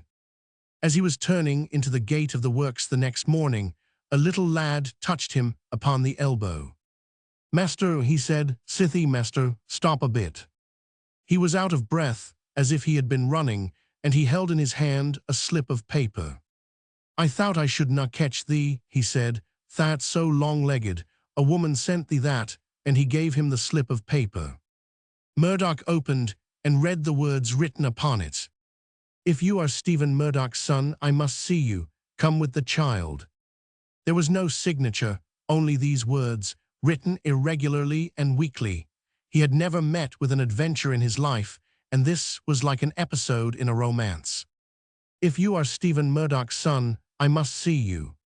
He could scarcely realize that he was standing in the narrow, uphill street, jostled by the hands shouting and laughing as they streamed past him through the gates to their work. And yet, somehow he found himself taking it more coolly than seemed exactly natural. This morning, emotion and event appeared less startling than they would PG-60 have done even the day before. The strange scene of the past night had, in a manner, prepared him for anything which might happen. Who sent it? He asked of the boy. Th woman as lodges I our house. She's been there 3 days, and she's gettin' to th last, mother says. Con tha cum, she's promised me a shillin' if I brout thee. Wait here a minute, said Murdoch. He passed into the works and went to Hodgson. I've had a message that calls me away, he said, if you can spare me for an hour. I'll mack out, said the engineer. The lad at the gate looked up with an encouraging grin when he saw his charge returning. I'd like to mack th shillin', he said. Murdoch followed him in silence. He was thinking of what was going to happen to himself scarcely as much as of the dead man in whose name he was called upon. He was brought near to him again as if it were by a fate. If you are Stephen Murdoch's son, had moved him strongly. Their destination was soon reached. It was a house in a narrow but respectable street occupied chiefly by a decent class of workmen and their families. A week before he had seen in the window of this same house a card bearing the legend Lodgings to Let, and now it was gone. A clean, motherly woman opened the door for them. Thast earnt thy shillin', has tha young nowt, she said to the lad with friendly severity. Coom in, mester. I were feared he'd get off on some of his marrocks and forget all about th paper. She's I a bad way, poor lady, and th lass is na a mich use. Coom upstairs. Page 61. She led the way to the second floor, and her knock being answered by a voice inside, she opened the door. The room was comfortable and of good size. A fire burned on the grate, and before it sat a girl with her hands clasped upon her knee. She was a girl of 19, dark of face and slight of figure to thinness. When she turned her head slowly to look at him, Murdoch was struck at once with the peculiar steadiness of her large black eyes. "She is asleep," she said in a low, cold voice. There was a sound as of movement in the bed. "I am awake," someone said. "If it is Stephen Murdoch's son, let him come here." Murdoch went to the bedside and stood looking down at the woman who returned his gaze. She was a woman whose last hours upon earth were passing rapidly. Her beauty was now only something terrible to see. Her breath came fast and short. Her eyes met his with a look of anguish. "Send the girl away," she said to him. Low as her voice was, the girl heard it. She rose without turning to right or left and went out of the room. Until the door closed, the woman still lay looking up into her visitor's face, but as soon as it was shut, she spoke laboriously. "What is your name?" she asked. He told her. "You are like your father," she said, and then closed her eyes and lay so for a moment. "It is a mad thing I am doing," she said, knitting her brows with weak fretfulness and still lying with closed eyes. I do not know why I should have done it, only that it is the last thing. It is not that I am fond of the girl, or that she PG-62 is fond of me." She opened her eyes with a start. "Is the door shut?" she said. "Keep her out of the room." "She is not here," he answered, "and the door is closed." The sight of his face seemed to help her to recover herself. "What am I saying?" she said. "I have not told you who I am."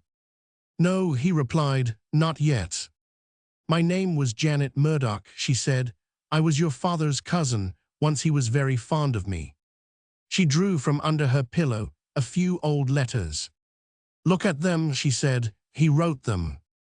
But he only glanced at the superscription and laid them down again. "I did not know," she panted, "that he was dead. I hoped he would be here. I knew that he must have lived a quiet life.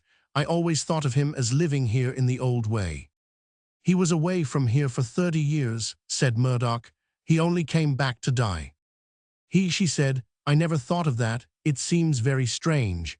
I could not imagine his going from place to place, or living a busy life, or suffering much. He was so simple and so quiet. I thought of him," she went on, "because he was a good man, and there was no one else in the world. As the end came, I grew restless. I wanted to try." But there her eyes closed, and she forgot herself again. "What was it you wanted to try to do?" he asked gently. She roused herself, as before, with a start. Page 63. "To try," she said, "to try to do something for the girl." He did not understand what she meant until she had dragged herself up upon the pillow and leaned forward, touching him with her hand. She had gathered all her strength for the effort. "I am an outcast," she said, "an outcast." The simple and bare words were so terrible that he could scarcely bear them, but he controlled himself by a strong effort. A faint color crept up on her cheek. "You don't understand," she said. "Yes," he answered slowly, "I think I do." She fell back upon her pillows. "I won't tell you the whole story," she said. "It is an ugly one, and she will be ready enough with it when her turn comes. She has understood all her life. She has never been a child. She seemed to fasten her eyes upon me from the hour of her birth, and I have felt them ever since. Keep her away," with a shudder. "Don't let her come in." A sudden passion of excitement seized upon her. "I don't know why I should care," she cried. "There is no reason why she should not live as I have lived, but she will not, she will not. I have reached the end, and she knows it. She sits and looks on and says nothing, but her eyes force me to speak. They forced me to come here, to try to make a last effort. If Stephen Murdoch had lived." She stopped a moment. "You are a poor man," she said. "Yes," he answered, "I am a mechanic."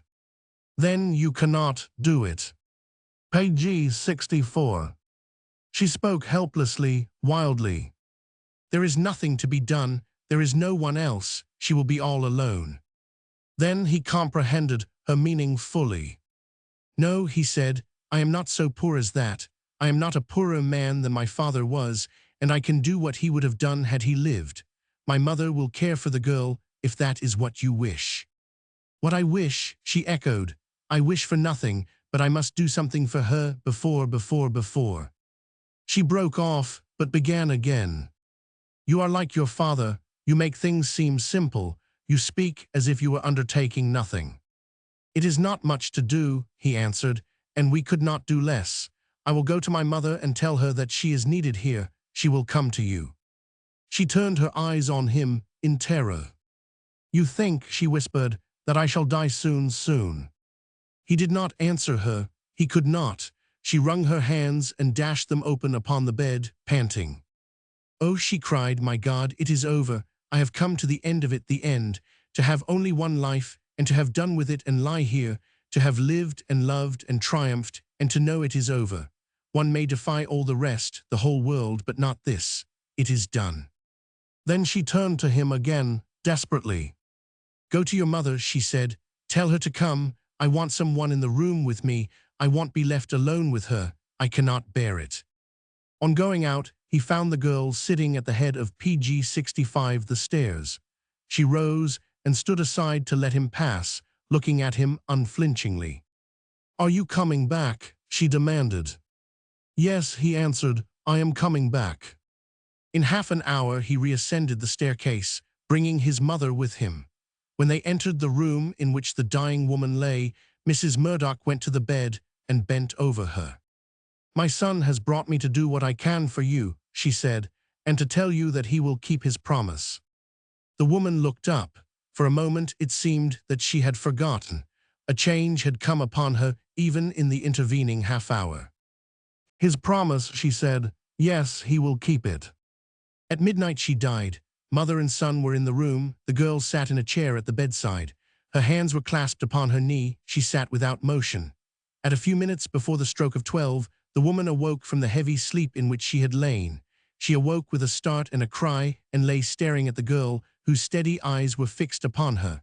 Her lips moved, and at last she spoke. Forgive me, she cried, forgive me.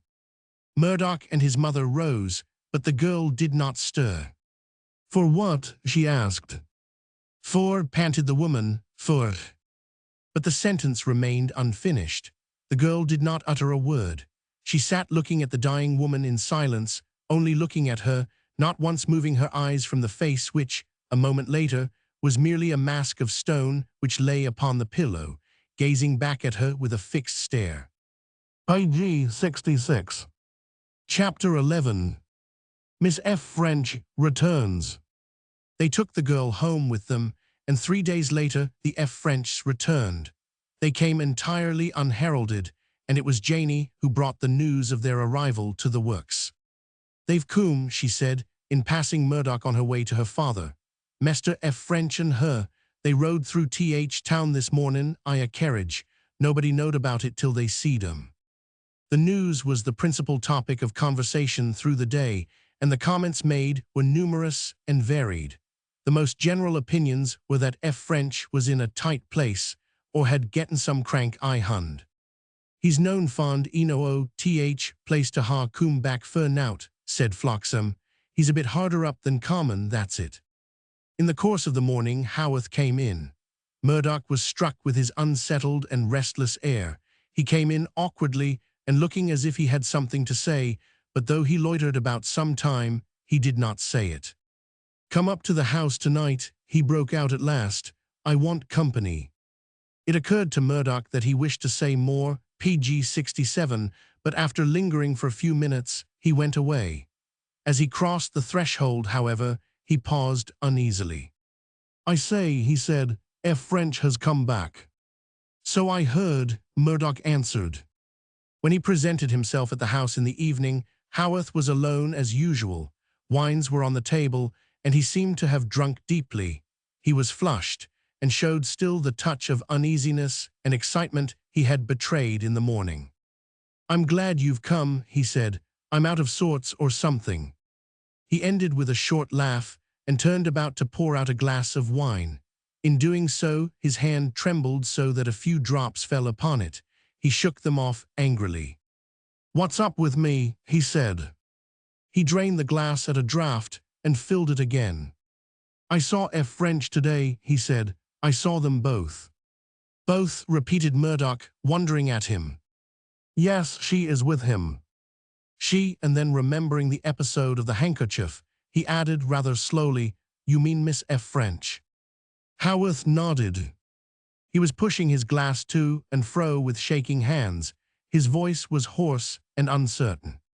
"I passed the carriage on the road," he said, "and F. French stopped it to speak to me. He's not much altered. I never saw her before. She's a woman now, and a handsome woman, by George." The last words broke from him as if he could not control them. He looked up at Murdoch, and as their eyes met, he seemed to let himself loose. "Page 68. I may as well make a clean breast of it," he said. I'm hard hit. I'm hard hit." Murdoch flinched. He would rather not have heard the rest. He had had emotion enough during the last few days, and this was of a kind so novel that he was overwhelmed by it. But Haworth went on. "It's a queer thing," he said. "I can't quite make it out. I feel as if I must talk about it, and yet there's naught to say. I've seen a woman that's taken hold on me." He passed his hands across his lips, which were parched and stiff. "You know the kind of a fellow I've been," he said. "I've known women enough, and too many, but there's never been one like this.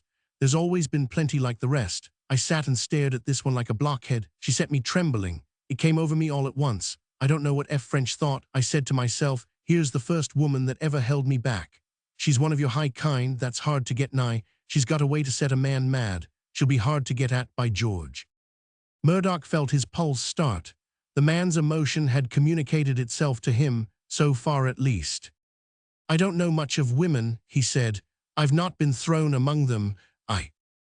"No," said Haworth roughly, "they're not in your line, lad. If they were, happen I shouldn't be so ready to speak out." Then he began and told his story more minutely, relating how, as he drove to the works, he had met the carriage, and F. French had caught sight of him and ordered the servant to stop.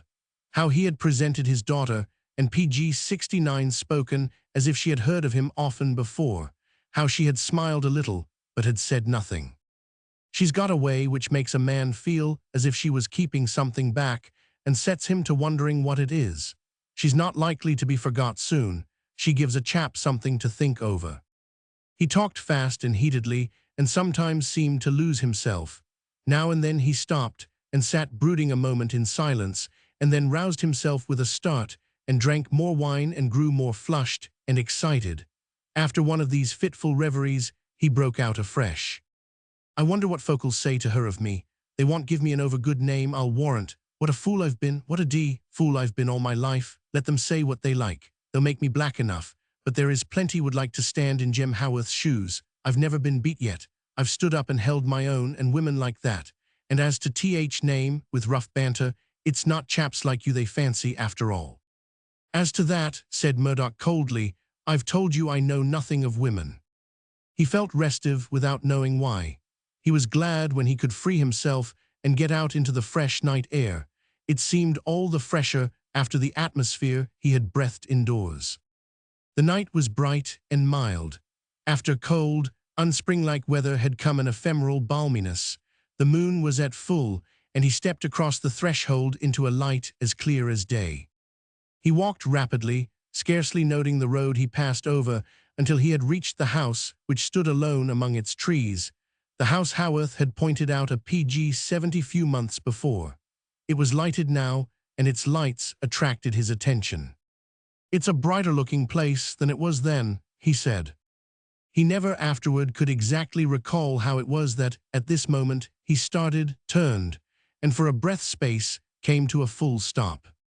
He had passed out of the shadow of the high boundary wall into the broad moonlight which flooded the gateway. The iron gates were open, and a white figure stood in the light, the figure of a tall young woman who did not move. He was so near that her dress almost touched him. In another moment, he was hurrying along the road again, not having spoken, and scarcely understanding the momentary shock he had received. That, he said to himself, that was she. When he reached home and opened the door of the little parlor, Christian Murdoch was sitting alone by the dying fire in the grate. She turned and looked at him. "Something," she said, "has happened to you. What is it?" "I don't know," he answered, "that anything has happened to me, anything of importance." She turned to the fire again and sat gazing at it, rubbing the back of one hand slowly with the palm of the other, as it lay on her knee. "Something has happened to me," she said. "Today I have seen someone I know." "Someone you know," he echoed, "here." She nodded her head. "Someone I know," she repeated, "though I do not know her name, I should like to know it." "Her name," he said, "then it is a woman." Page 71. "Yes, a woman, a young woman. I saw her abroad 4 or 5 times. She began to check off the number of times on her fingers. "In Florence once," she said. "In Munich twice. In Paris, yes, in Paris twice again." "When and how?" he asked. As he spoke, he thought of the unruffled serenity of the face he had just seen. "Years ago the first time," she answered without the least change of tone, "in a church in Florence. I went in because I was wet and cold and hungry, and it was light and warm there. I was a little thing and left to ramble in the streets. I liked the streets better than my mother's room. I was standing in the church, looking at the people and trying to feel warm when a girl came in with a servant. She was handsome and well-dressed and looked almost like a woman. When she saw me, she laughed. I was such a little thing and so draggled and forlorn. That was why she laughed. The next year I saw her again at Munich. Her room was across the street and opposite mine, and she sat at the window, amusing herself by playing with her dog and staring at me. She had forgotten me, but I had not forgotten her, and she laughed at me again. In Paris it was the same thing. Our windows were opposite each other again. It was 5 years after, but that time she knew me, though she pretended she did not. She drove past the house today, and I saw her. I should like to know her name." "I think I can tell you what it is," he said. "She is a Miss F. French. Her father is a Broxton man. They have a place here." "Have they?" she asked. "Will they live here?" Page 72. "I believe so," he answered. She sat for a moment, rubbing her hands slowly as before, and then she spoke. "So much the worse," she said, "so much the worse for me." She went up to her room when she left him. It was a little room in the second story, and she had become fond of it. She often sat alone there. She had been sitting at its window when Rachel F. French had driven by in the afternoon. The window was still open, she saw as she entered, and a gust of wind passing through it had scattered several light articles about the floor. She went to pick them up. They were principally loose papers, and as she bent to raise the first one she discovered that it was yellow with age and covered with a rough drawing of some mechanical appliance. Another and another presented the same plan, drawn again and again, elaborately and with great pains at times, and then hastily as if some new thought had suggested itself. On several were written dates, and on others a few words. She was endeavoring to decipher some of these faintly written words when a fresh gust of rising wind rushed past her as she stood, and immediately there fell upon her ear a slight ghostly rustle. Near her was a small unused closet whose door had been thrown open, and as she turned toward it there fluttered from one of the shelves a sheet of paper yellower than the rest. She picked it up and read the words written upon the back of the drawing. They had been written 26 years before. "Today the child was born. It is a boy. By the time he is a year old my work will be done." The girl's heart began to beat quickly. The papers rustled again, and a kind of fear took possession of her. Page 73. "He wrote it," she said aloud. "The man who is dead, and it was not finished at all." She closed the window, eager to shut out the wind. Then she closed the door and went back to the papers. Her fancies concerning Stephen Murdoch had taken very definite shape from the first. She knew 2 things of him, that he had been gentle and unworldly, and that he had cherished throughout his life a hope which had eluded him until death had come between him and his patient and unflagging labor. The sight of the yellow, faded papers moved her to powerful feeling. She had never had a friend. She had stood alone from her earliest childhood, and here was a creature who had been desolate too, who must have been desolate, since he had been impelled to write the simple outcome of his thoughts again and again upon the paper he wrought on, as if no human being had been near to hear. It was this which touched her most of all. There was scarcely a sheet upon which some few words were not written. Each new plan bore its date and some hopeful or weary thought. He had been tired often, but never faithless to his belief. The end was never very far off. A few days, one more touch, would bring it, and then he had forgotten all the past. "I can afford to forget it," he said once. "It only seems strange now that it should have lasted so long when so few steps remained to be taken." These words had been written on his leaving America. He was ready for his departure. They were the last record. When she had read them, Christian pushed the papers away and sat gazing into space with dilated eyes. "He died," she said. "He is dead. Nothing can bring him back, and it is forgotten." Page 74. Chapter 12. Granny Dixon. The next time Janey brought her father's dinner to the yard, she sought out Murdoch in a dejected mood. She found him reading over his lunch in the sunshine, and she sat down opposite to him, folding her arms on her lap.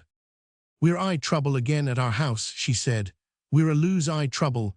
If it is no one thing, it's another."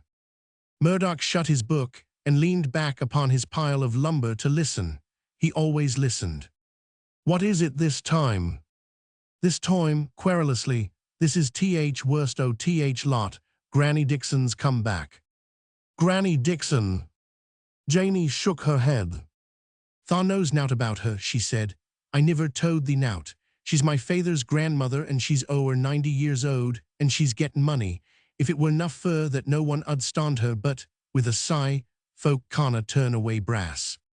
Having relieved herself of this sentiment, she plunged into the subject with fresh asperity. "There's no knowing how to tak her," she said. "Yo mun shout at top o' your voice to mak her hear. Amp 75, she wunnot let nowt go by. She mun hear or as is goin'.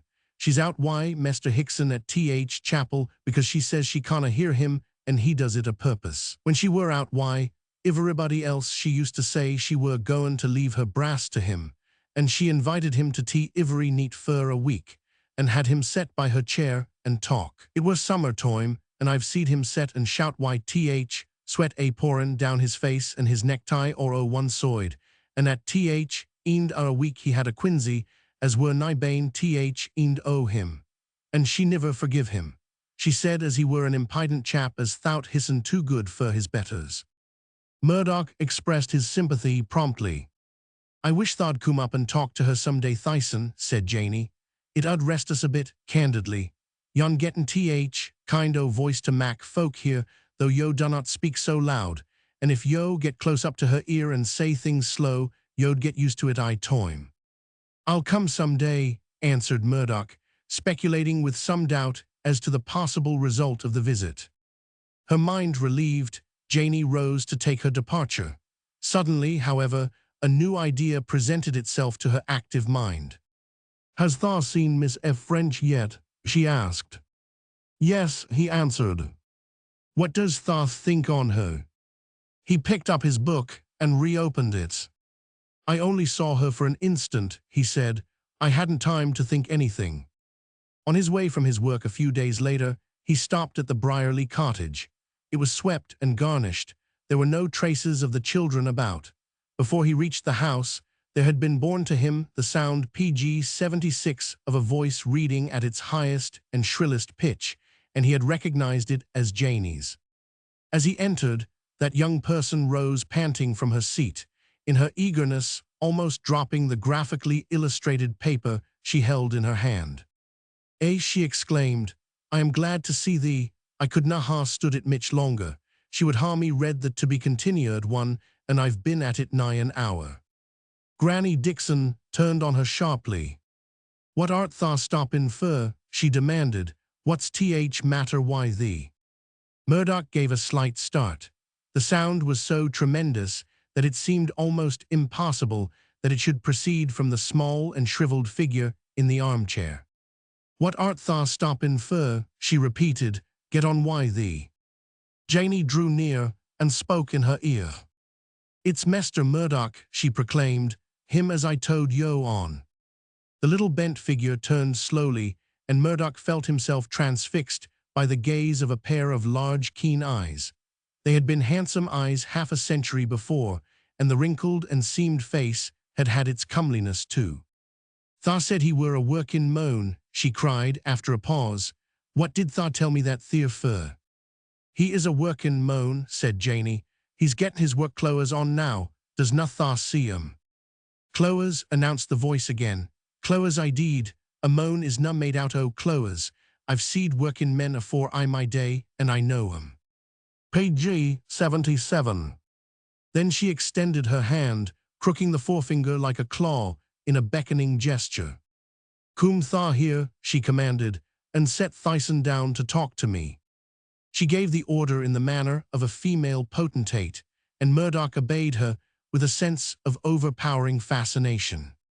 "Where art tha fro?" she demanded. He made his reply, "From America," as distinct as possible, and was relieved to find that it reached her at once. "'Merica," she repeated. "I've heard o' 'Merica often eno. That's where th blacks live and th Indians. I knowed a young chap as went theer, and th Indians scalped him. He went theer because I would na ha him. It were when I were a lass." She paused a moment, and then said the last words over again, nodding her head with a touch of grim satisfaction. "He went theer because I would na ha him. It were when I were a lass." He was watching her so intently that he was quite startled a second time when she turned her eyes upon him and spoke again, still nodding. "I were a handsome lass," she said. "I were a handsome lass 70 year ago." It was quite plain that she had been. The thing which was least pleasant about her now was a certain dead and withered suggestion of a beauty of a not altogether sinless order. The recollection of the fact seemed to enliven her so far that she was inspired to conducting the greater part of the conversation herself. Her voice grew louder and PG 78 louder.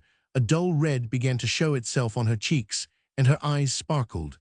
She had been a handsome lass 70 year ago, and had had her day, as theer were dead folk could tell. "She'll go on aye that rude or neat, if summat dunnot tak her off it," said Janey. "She likes to talk about that theer better than aught else." "But something did happen to tak her off it." "Tha'st gettin' some reason I thee," she announced.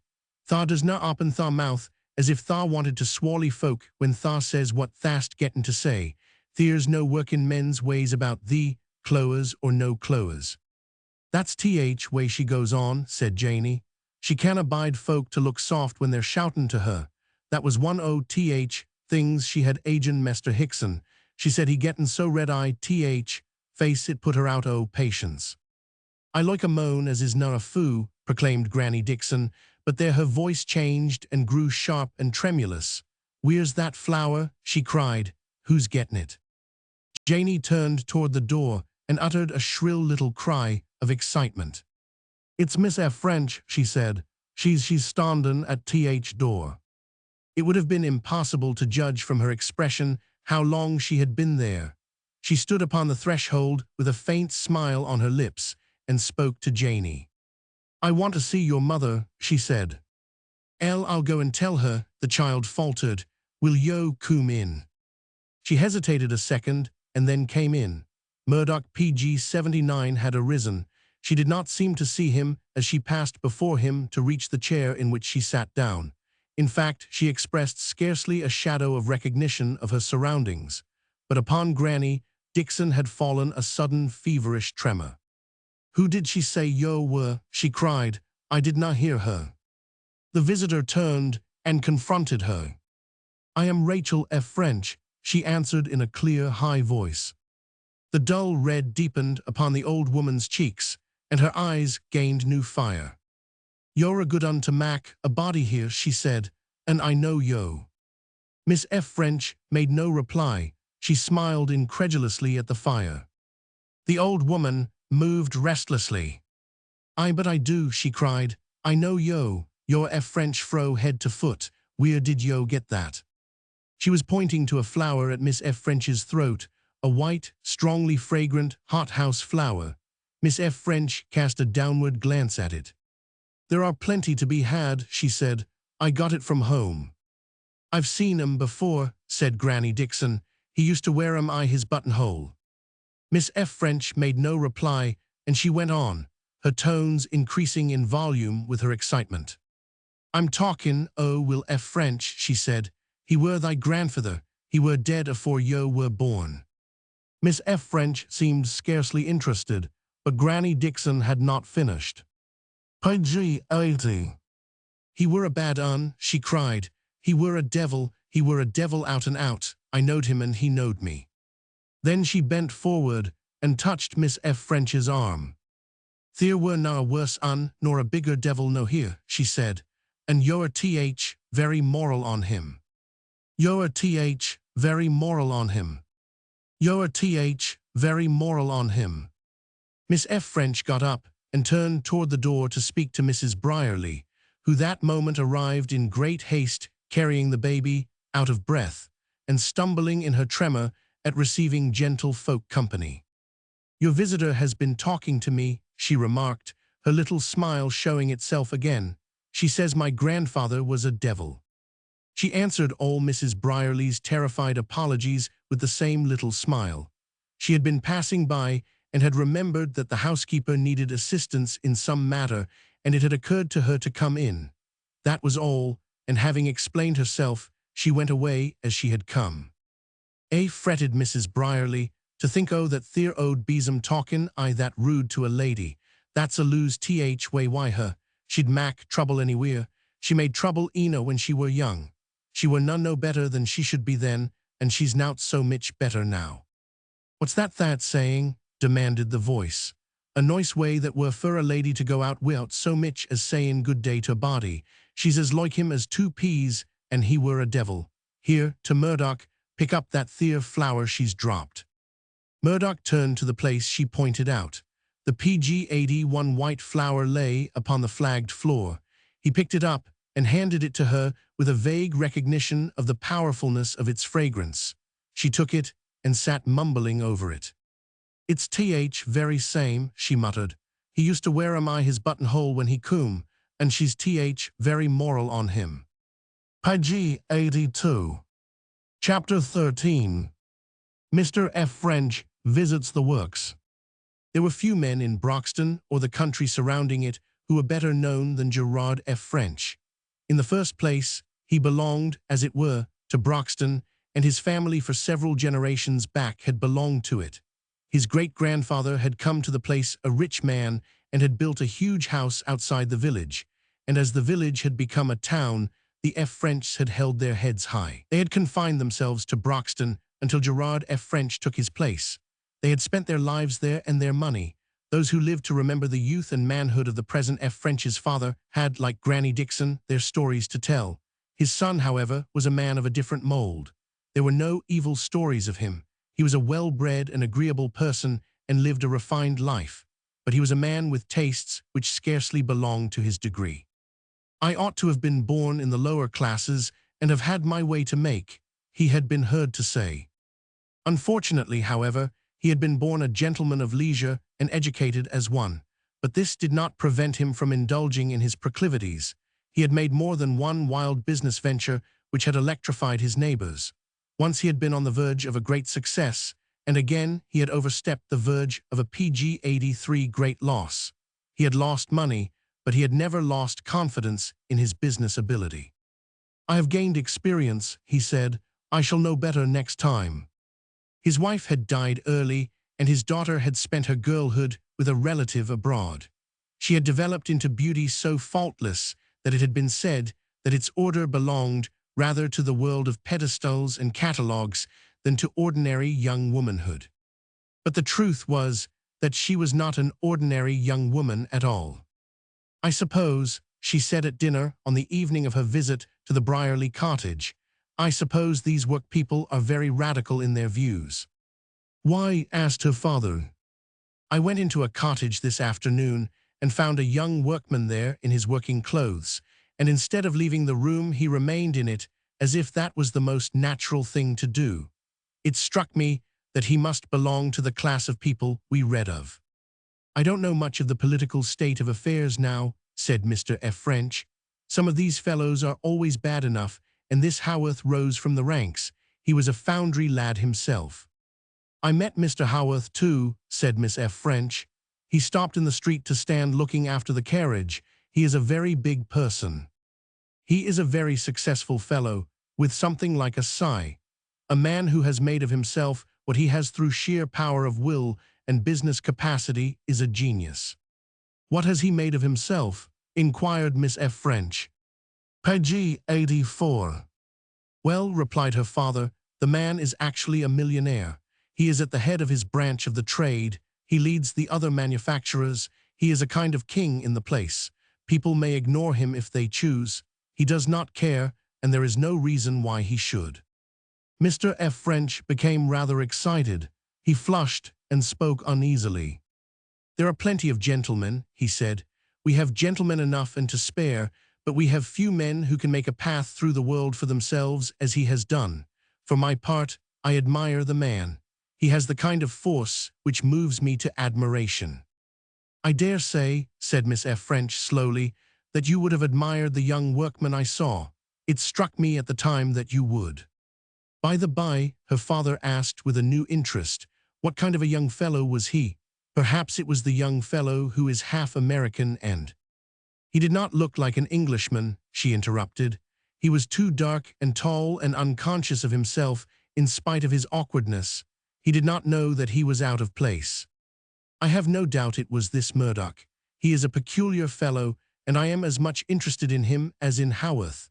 His father was a Lancashire man, a half-crazy inventor who died leaving an unfinished model which was to have made his fortune.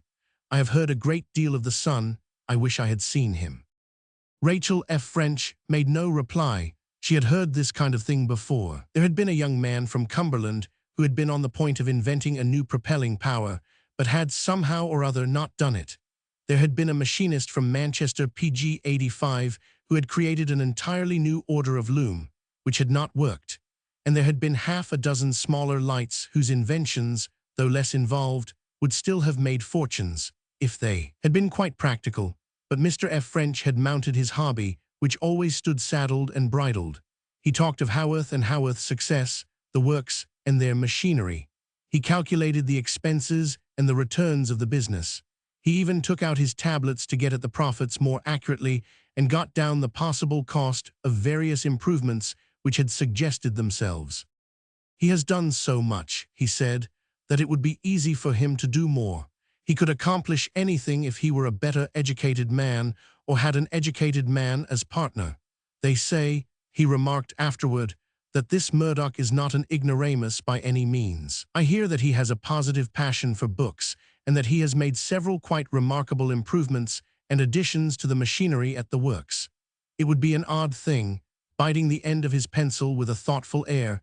It would be a dramatic sort of thing if he should make a success of the idea the poor fellow, his father, left incomplete.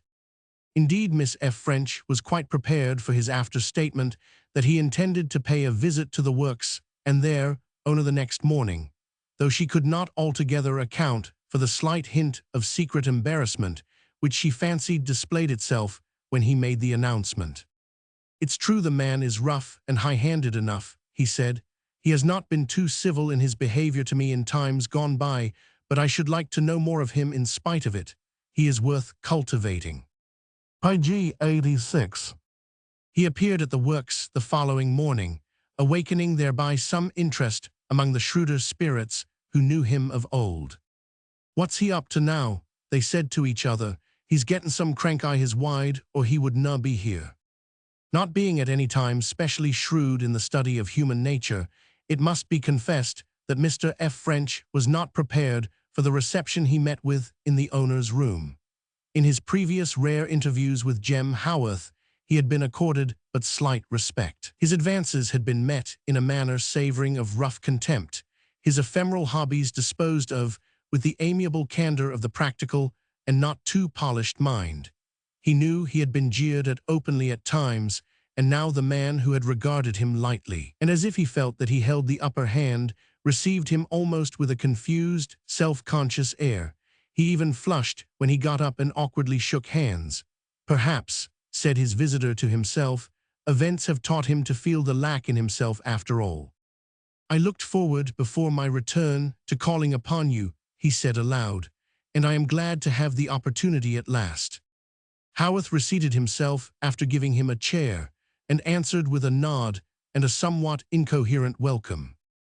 French settled himself with an agreeable consciousness of being less at a loss before the man than he had ever been in his life. What I have seen abroad, he said, has added to the interest I have always felt in our own manufactures. You know, that is a thing I have always cared for most. PG 87 people have called it my hobby, though I don't think that is quite the right name for it. You have done a great deal since I went away. I shall do more yet, said Haworth with effort, before I've done with the thing. You've done a good deal for Broxton. The place has grown wonderfully. Those cottages of yours are good work. Haworth warmed up. His hand fell upon the table before him heavily. It's not Broxton I'm aimin' at, he said. Broxton's not to me. I'll have good work or none. It's this place here I'm at work on. I've said I'd set Haworth's above 'em all, and I'll do it. You've done it already, answered French. Aye, but I tell you I'll set it higher yet. I've got the money, and I've got the will. There's none on 'em can back down Jem Haworth. No, said French, suddenly and unaccountably conscious of a weakness in himself and his position. He did not quite understand the man. His heat was a little confusing. This, he decided mentally, is his hobby. He sat and listened with real excitement as Haworth launched out more freely and with a stronger touch of braggadocio. He had set out in his own line, and he meant to follow it in spite of all the gentlemen manufacturers in England. He had asked help from none of them, and they had given him none. He'd brought up the trade, and he'd made money. There wasn't a bigger place in the country than Haworth's, nor a place that did the work it did. He'd have naught cheap, and he'd have no fancy PG 88 prices. The chaps that worked for him knew their business and knew they'd lose naught by sticking to it. They knew, too, they'd got a master who looked sharp after 'em and stood no cheek nor no slack dodges. I've got the best lot in the trade under me, he said. I've got a young chap in the engine room as knows more about machinery than half the top sawyers in England. By George, I wish I knew as much. He's a quiet chap and he's young, but if he knew how to look a bit sharper after himself, he'd make his fortune. The trouble is he's too quiet and a bit too much of a gentleman without knowing it. By George, he is a gentleman if he is not but Jem Haworth's engineer. He is proud of the fellow, thought French, proud of him because he is a gentleman. He knows what's worth knowing, Haworth went on, and he keeps it to himself till the time comes to use it. He's a chap that keeps his mouth shut. He comes up to my house and reads my books. I've not been brought up to books myself, but there's none of 'em he can't tackle. He's welcome to use aught I've got. I'm not such a fool as to grudge him what all my brass won't buy me. I think I've heard of him, said French. You mean Murdoch? I, Haworth answered, I mean Murdoch, and there's not many chaps like him. He's the only one of the sort I ever run up against. I should like to see him, said French. My daughter saw him yesterday in one of the workmen's cottages, and with a faint smile, he struck her as having rather the air of a radical. It was one of her feminine fancies. Page 89. There was a moment's halt, and then Haworth made his reply as forcibly as ever. Radical be hanged, he said. He's got work o' his own to attend to. He's one of the kind as leaves radicals alone. He's a straightforward chap that cares more for his books than aught else. I won't say, a trifle grudgingly, that he's not a bit too straight in some things. There was a halt again here which French rather wondered at. Then Haworth spoke again, bluntly and yet lagging a little. I saw her, Miss French, myself yesterday. I was walking down the street when her carriage passed. French looked at him with an inward start. It was his turn to flush now. I think, he said, that she mentioned it to me. He appeared a trifle preoccupied for some minutes afterward, and when he roused himself laughed and spoke nervously. The color did not die out of his face during the remainder of his visit. Even after he had made the tour of the works and looked at the machinery and given a good deal of information concerning the manner in which things were done on the continent, it was still there, and perhaps it deepened slightly as he spoke his parting words. Then, he said, We shall have the pleasure of seeing you at dinner tomorrow evening." "Yes," Haworth answered, "I'll be there." Page 90. Chapter 14. Nearly an accident. It was Rachel F. French who received her father's guest the following evening. Mr. F. French had been delayed in his return from town and was still in his dressing room.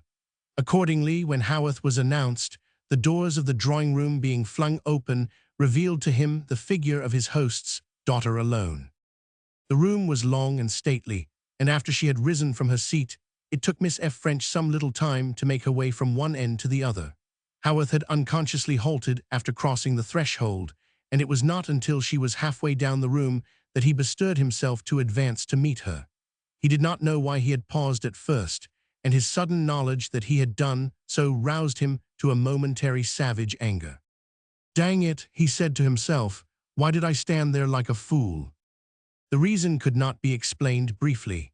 His own house was a far more splendid affair than F. French's, and among his visitors from London and Manchester there were costumes far more gorgeous than that of Miss F. French. He was used to the flash of jewels and the gloss of brilliant colors. Miss F. French wore no ornaments at all, and her dark purple dress was simple and close-clinging. Page 91. A couple of paces from him, she stopped and held out her hand. "My father will be glad to see you," she said. "He was, unfortunately, detained this evening by business. He will be downstairs in a few moments." His sense of being at a disadvantage when, after she had led him back to the fire, they were seated was overwhelming. A great heat rushed over him. The hush of the room, broken only by the light ticking of the clock, was misery. His eye traveled stealthily from the hem of her dark purple gown to the crowning waves of her fair hair, but he had not a word to utter. It made him feel almost brutal. "But the day'll come yet," he protested inwardly, feeling his weakness as he thought it, "when I'll hold my own. I've done it before, and I'll do it again." Miss F. French regarded him with a clear and direct gaze. She did not look away from him at all. She was not in the least embarrassed, and though she did not smile, the calmness of her face was quite as perfect in expression. "My father told me of his visit to your place," she said. "He interested me very much. I should like to see the works, if you admit visitors. I know nothing of such things." "Any time you choose to come," he answered. "I'll show you round and be glad to do it. It's a pretty big place of the kind."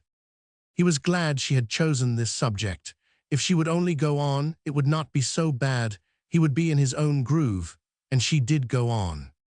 "I've seen very little of Broxton," she proceeded. "I spent a few weeks here before going abroad again with PG 92, my father, and I cannot say I have been very fond of it. I do not like England, and on the continent one hears unpleasant things of English manufacturing towns. I think, smiling a little for the first time, that one always associates them with strikes and squalid people." "There is not much danger of strikes here," he replied. "I give my chaps fair play and let 'em know who's master." "But they have radical clubs," she said, "and talk politics and get angry when they are not sober. I've heard that much already." "They don't talk 'em in my place," he answered dogmatically. He was not quite sure whether it relieved him or not when F. French entered at this moment and interrupted them. He was more at his ease with F. French, and yet he felt himself at a disadvantage still. He scarcely knew how the night passed. A feverish unrest was upon him. Sometimes he hardly heard what his entertainer said, and Mr. F. French was in one of his most voluble and diffuse moods. He displayed his knowledge of trade and mechanics with gentlemanly ostentation. He talked of trades unions and the master's difficulties. He introduced manufacturers' politics and expatiated on continental weaknesses. He weighed the question of demand and supply and touched on protective tariff. "Blast him," said Haworth, growing bitter mentally. "He thinks I'm up to naught else, and he's right." As her father talked, Miss F. French joined in but seldom. She listened and looked on in a manner of which Haworth was conscious from first to last. The thought made its way into his mind, finally, that she looked on as if these matters did not touch her at all, and she was only faintly PG 93 curious about them. Her eyes rested on him with a secret air of watchful interest. He met them more than once as he looked up, and she did not turn them away. He sat through it all, full of vengeful resentment, and was at once wretched and happy in spite of it and himself. When at her father's request she played and sang, he sat apart moody and yet full of clumsy rapture. He knew nothing of the music, but his passion found a tongue in it, nevertheless. If she had played badly, he would have taken the lack of harmony for granted, but as she played well he experienced a pleasure, while he did not comprehend. When it was all over, and he found himself out alone in the road in the dark, he was feverish still. "I don't seem to have made naught at first sight," he said. Then he added with dogged exultation, "But I don't look for smooth sailing. I know enough for that. I've seen her and been nigh her, and that's worth setting down with a chap like me." At the end of the week, a carriage drove up to the gateway of the works, and Mr. F. French and his daughter descended from it. Mr. F. French was in the best of humors. He was in his element as he expatiated upon the size and appointments of the place. He had been expatiating upon them during the whole of the drive. On their being joined by Haworth himself, Miss F. French decided inwardly that here upon his own domain he was not so wholly objectionable as she had fancied at first, even that he was deserving of a certain degree of approval. Despite the signs of elated excitement, her quick eye detected at once that he was more at his ease. His big frame did not look out of place. He moved as if he was at home, and upon the whole, his rough air of authority, page 94, and the promptness with which his commands were obeyed, did not displease her. "He is master," she said to herself. She was fond of power and liked the evidence of it in others. She did not object to the looks the men, who were at work, cast upon her as she went from one department to another. Her beauty had never yet failed to command masculine homage from all ranks. The great black fellows at the furnaces exchanged comments as she passed. They would have paused in their work to look at her if they had dared. The object of their admiration bore it calmly. It neither confounded nor touched her. It did not move her at all. Mr. F. French commented, examined, and explained with delightful eloquence. "We are fortunate in timing our visits so well," he said to his daughter.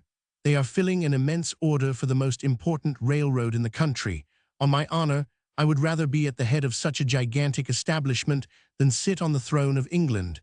But where is this protégé of yours?" he said to Haworth at last. "I should like above all things to see him." "Murdoch," answered Haworth. "Oh, we're coming to him after a bit. He's in among the engines." When they reached the engine rooms, Haworth presented him with little ceremony and explained the purpose of their visit. They wanted to see the engines, and he was the man to make the most of them. Mr. F. French's interest was awakened readily. The mechanic from Cumberland had been a pretentious ignoramus.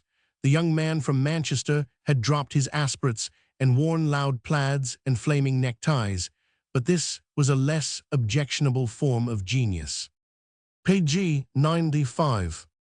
Mr. F. French began to ask questions and make himself agreeable, and in a short time was very well entertained indeed.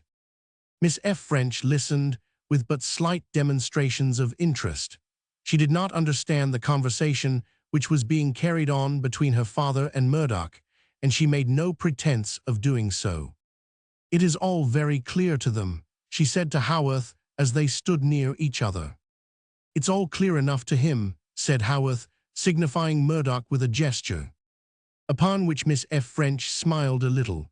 She was not sensitive upon the subject of her father's hobbies, and the coarse frankness of the remark amused her. But notwithstanding her lack of interest, she drew nearer to the engine finally and stood looking at it, feeling at once fascinated and unpleasantly overpowered by its heavy, invariable motion. It was as she stood in this way a little later that Murdoch's glance fell upon her. The next instant, with the simultaneous cry of terror which broke from the others, he had thrown himself forward and dragged her back by main force, and among the thunderous wheels and rods and shafts there was slowly twisted and torn and ground into shreds a fragment of the delicate fabric of her dress. It was scarcely the work of a second. Her father staggered toward them white and trembling. "Good God!" he cried. "Good God, what?" The words died upon his bloodless lips. She freed herself from Murdoch's grasp and stood upright. She did not look at him at all. She looked at her father and lightly brushed with her hand her sleeve at the wrist. Despite her pallor, it was difficult to realize PG-96 that she only held herself erect by a terrible effort of self-control. "Why," she said, "why did he touch me in that manner?" Haworth uttered a smothered oath. Murdoch turned about and strode out of the room. He did not care to remain to hear the explanation. As he went out into the open air, a fellow workman, passing by, stopped to stare at him. "What's up, why thee?" he asked. "Has tha been punsin' Haworth o'er again?" The incident referred to being always remembered as a savory and delectable piece of humor. Murdoch turned to him with a dazed look. "Aye," he stammered, "we have very nearly had an accident," and went on his way without further explanation. Page 97. Chapter 15. It would be a good thing. Exciting events were not so common in Broxton and its vicinity that this one could remain in the background. It furnished a topic of conversation for the dinner and tea tables of every family within 10 miles of the place.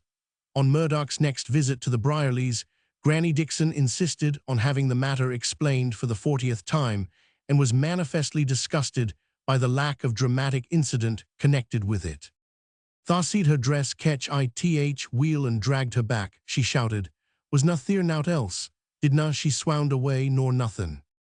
"No," he answered. She did not know what had happened at first. Granny Dixon gave him a shrewd glance of examination, and then favored him with a confidential remark, presented at the top of her voice. "I can't abide her," she said. "What did Mr. F. French say to thee?" asked Janey. "Does tha think he'll jye thee out for it?"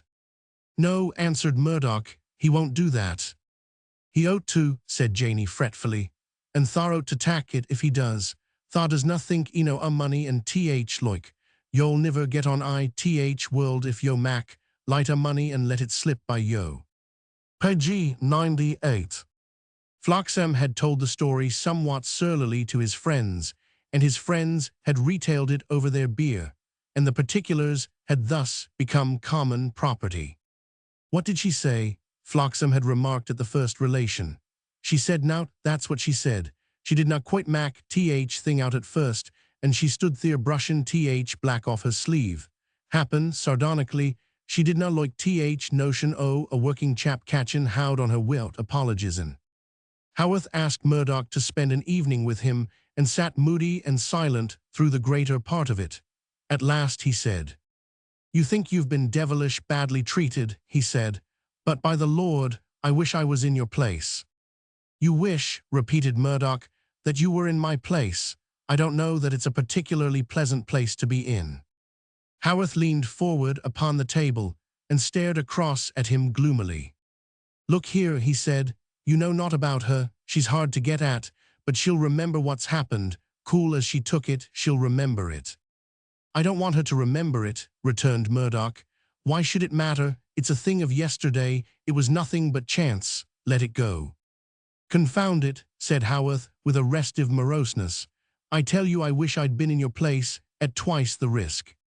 The same day Mr. F. French had made a visit to the works for the purpose of setting his mind at rest and expressing his gratitude in a graceful manner. In fact, he was rather glad of the opportunity to present himself upon the grounds so soon again.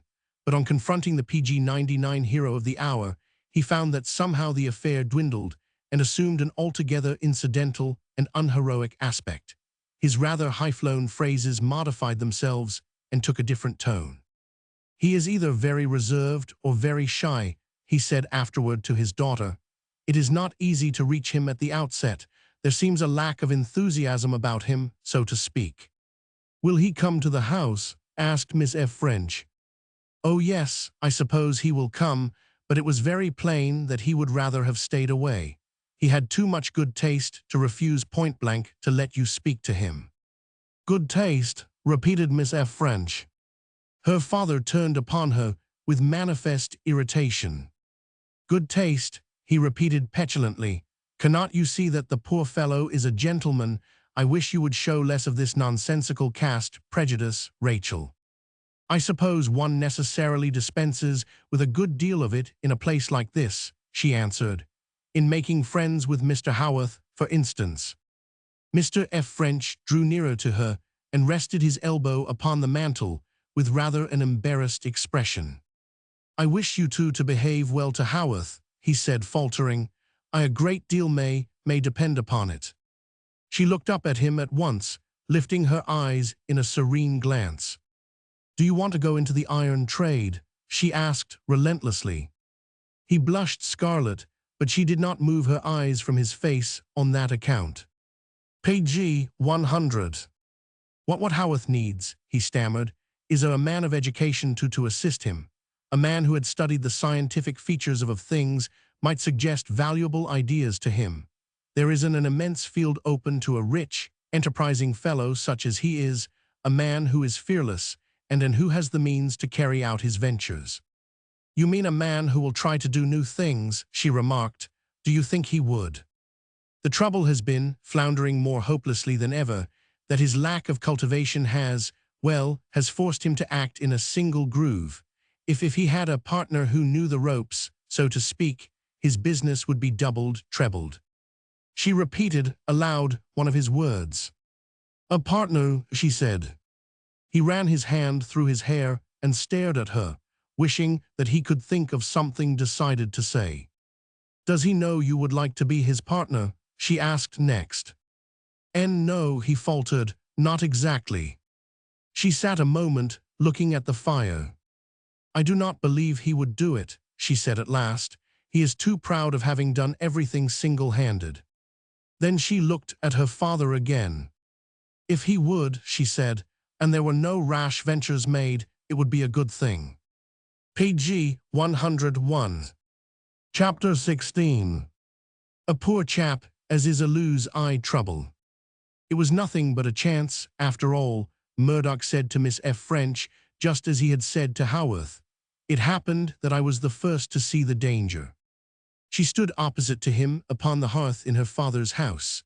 Neither of them had sat down. She rested her arm upon the low mantel and played with a flower she held in her hand. She looked at the flower as she made the reply.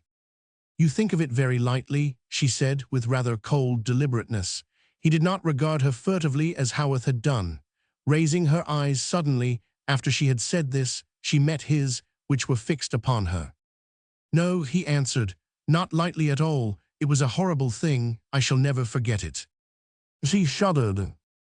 "Nor I," she said. Then she added, rather in the tone of one reluctantly making a confession, "I have not slept easily through one night since." "That is very natural," he returned, "but the feeling will wear away." He would have left her then, but she stopped him with a gesture. Page 102.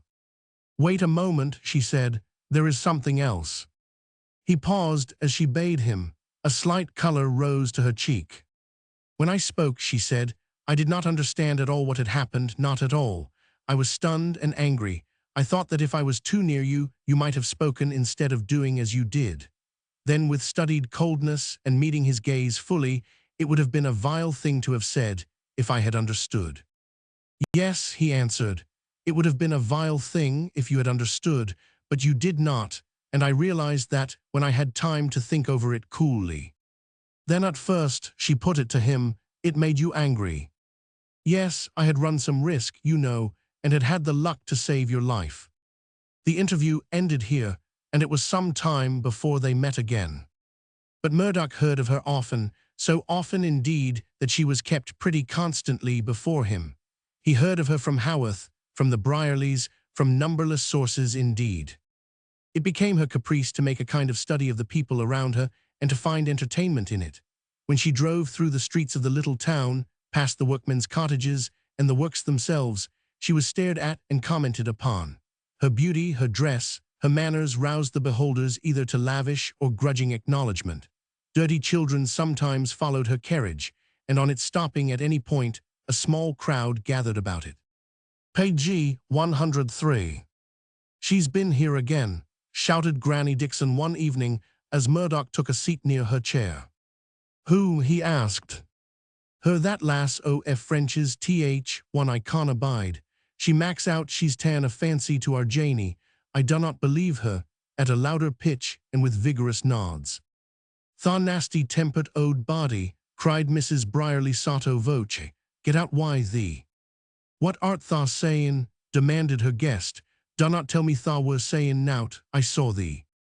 I were sayin' it were a bad day for wash, faltered the criminal, and fur them as had rheumatiz. How's thine, missus? That tellin' a lee, was the rejoinder. Thou wert sayin' summat ill o' me, I caught thee at it. Then going back to the subject, and turning to Murdoch. I do not believe her. She cares nowt fur nowt at top o' earth but herson. She set here today gettin' to Mac foos o' Thiersons because it happened to suit her. She's gettin' out better to do and she wants to pass toime, if there's nowt else at back on it. She's will French o'er again. She canna Mac a foo o' me. He made foo o' the eye his day, commented Mrs. Brierly cautiously. Granny Dixon favored her with a sharper glance than before. That sayin' summat ill again, she cried. How'd thy tongue?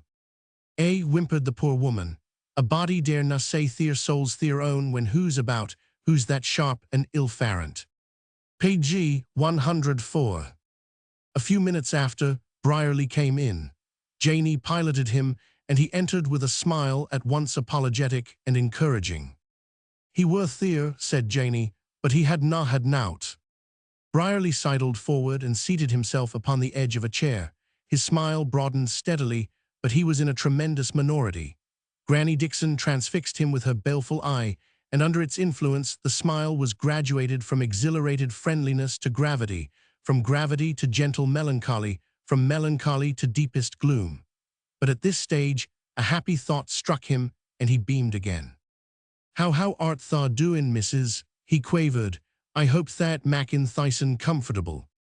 The reception this polite anxiety met with was not encouraging. Granny Dixon's eye assumed an expression still more baleful. Thast been at it again, she shouted. Thast been at it again. Tha'll near git none o' my brass to spend at ale house. Mac sure o' that. Mr. Brierly turned his attention to the fire again. Melancholy was upon the point of marking him for her own, when the most delicate of tact came to his rescue. It is na thy brass we want, missus, he proclaimed. It's thy company, and then clenched the matter by adding still more feebly, Aye, to be sure it's thy company, is na it, Sararan? Aye, faltered Mrs. Brierly, to be sure. It's nowt o' sort, answered Granny Dixon in the tone of the last trump, and dunnot yo threep me down as it is. Page 105. Mr. Brierly's countenance fell. Mrs. Brierly shed a few natural tears under cover of the baby. Discretion and delicacy forbade either to retort. Their venerable guest, having badgered them into submission, glared at the fire with the air of one who detected its feeble cunning and defied it. It was Mr. Brierly who first attempted to recover cheerfulness.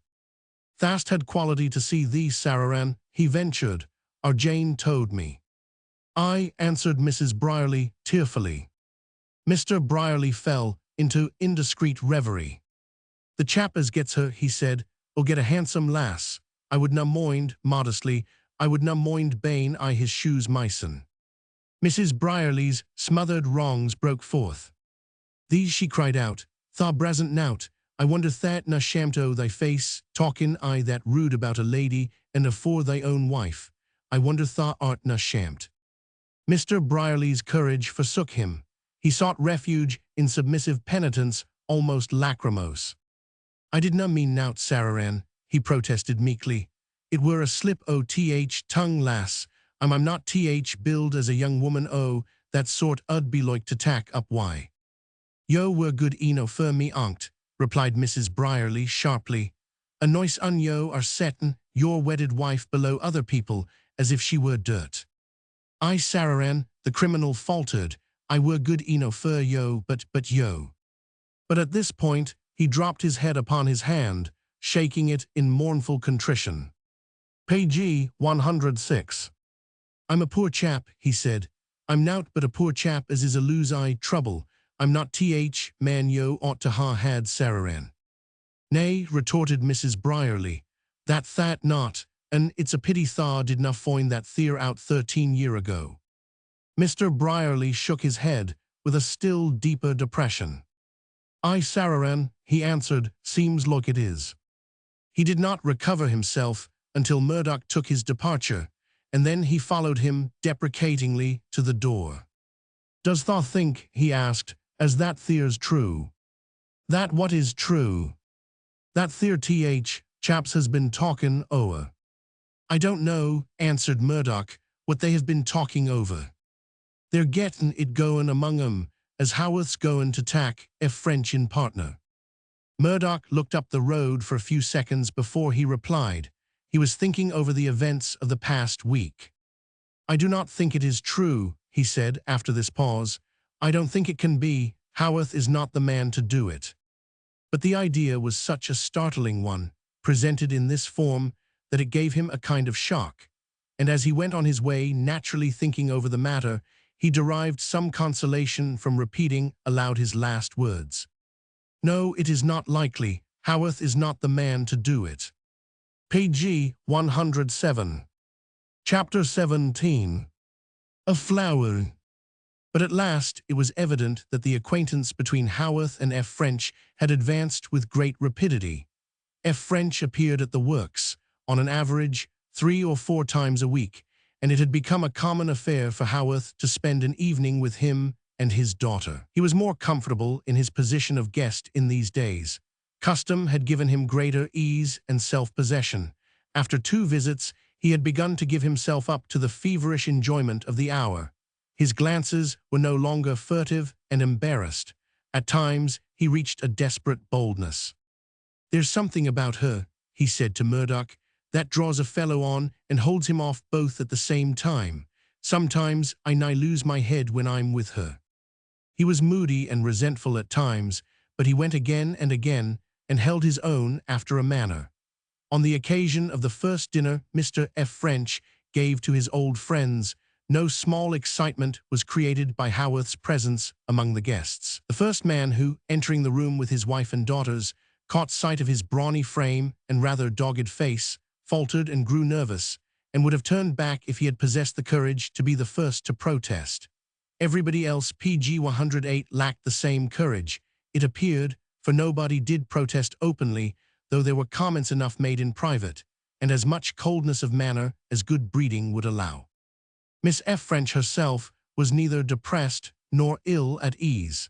It was reluctantly admitted that she had never appeared to a greater advantage nor in better spirits. Before the evening was half over, it was evident to all that she was not resenting the presence of her father's newfound friend. She listened to his attempts at conversation with an attentive and suave little smile. If she was amusing herself at his expense, she was at the same time amusing herself at the expense of those who looked on, and was delicately defying their opinion. Jem Haworth went home that night excited and exultant. He lay awake through the night and went down to the works early. "I didn't get the worst of it after all," he said to Murdoch. "Let 'em grin and cert if they will, them laughs that wins.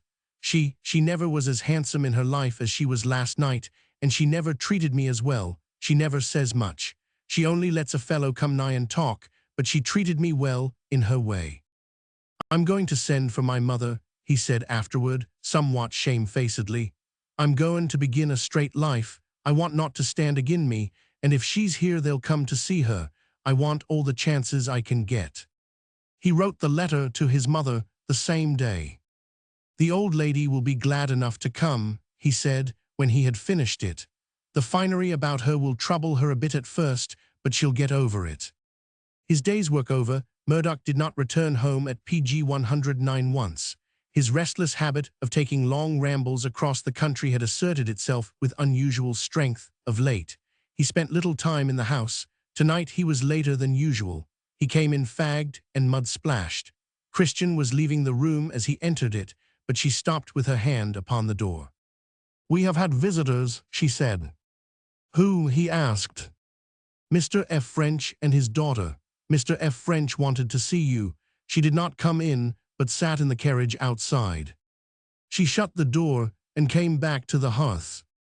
She despises us all," she said. "She despises us all."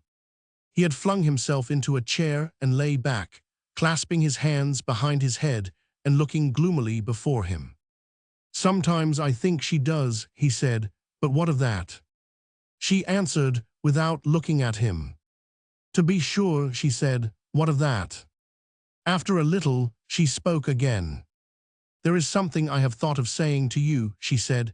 "It is this: I am happier here than I ever was before." "I am very glad," he answered. "I never thought of being happy," she went on, "or like other women in anything. I was different." She said the words with perfect coldness. "I was different." "Different," he echoed absently, and then checked himself. "Don't say that," he said. "Don't think it. It won't do. Why shouldn't you be as good and happy as any woman who ever lived?" Page 110. She remained silent, but her silence only stirred him afresh. "It is a bad beginning," he said. "I know it is because I have tried it. I have said to myself that I was different from other men too." He ended with an impatient movement and a sound half like a groan. "Here I am," he cried, "telling myself it is better to battle against the strongest feeling of my life, because I am different, because there is a kind of taint in my blood. I don't begin as other men do by hoping. I begin by despairing, and yet I can't give up. How it will end, God knows." "I understand you better than you think," she said. Something in her voice startled him. "What?" he exclaimed. "Has my mother—" He stopped and gazed at her, wondering. Some powerful emotion he could not comprehend expressed itself in her face. "She does not speak of it often," she said. "She thinks of it always." "Yes," he answered. "I know that. She is afraid. She is haunted by her dread of it," and his voice dropping, "So am I." He felt it almost unnatural that he should speak so freely. He had found it rather difficult to accustom himself to her presence in the house. Sometimes he had even been repelled by it, and yet, just at this moment, he felt somehow as if they stood upon the same platform and were near each other. "It will break loose some day," he cried, "and the day is not far off.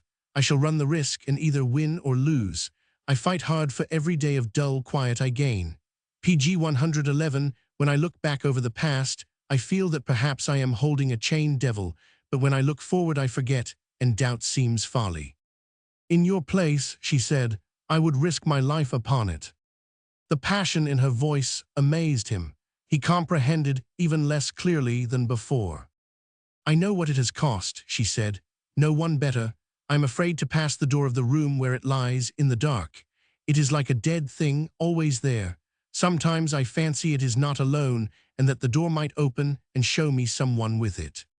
"What do you mean?" he said. "You speak as if—" "You would not understand if I should tell you," she answered a little bitterly.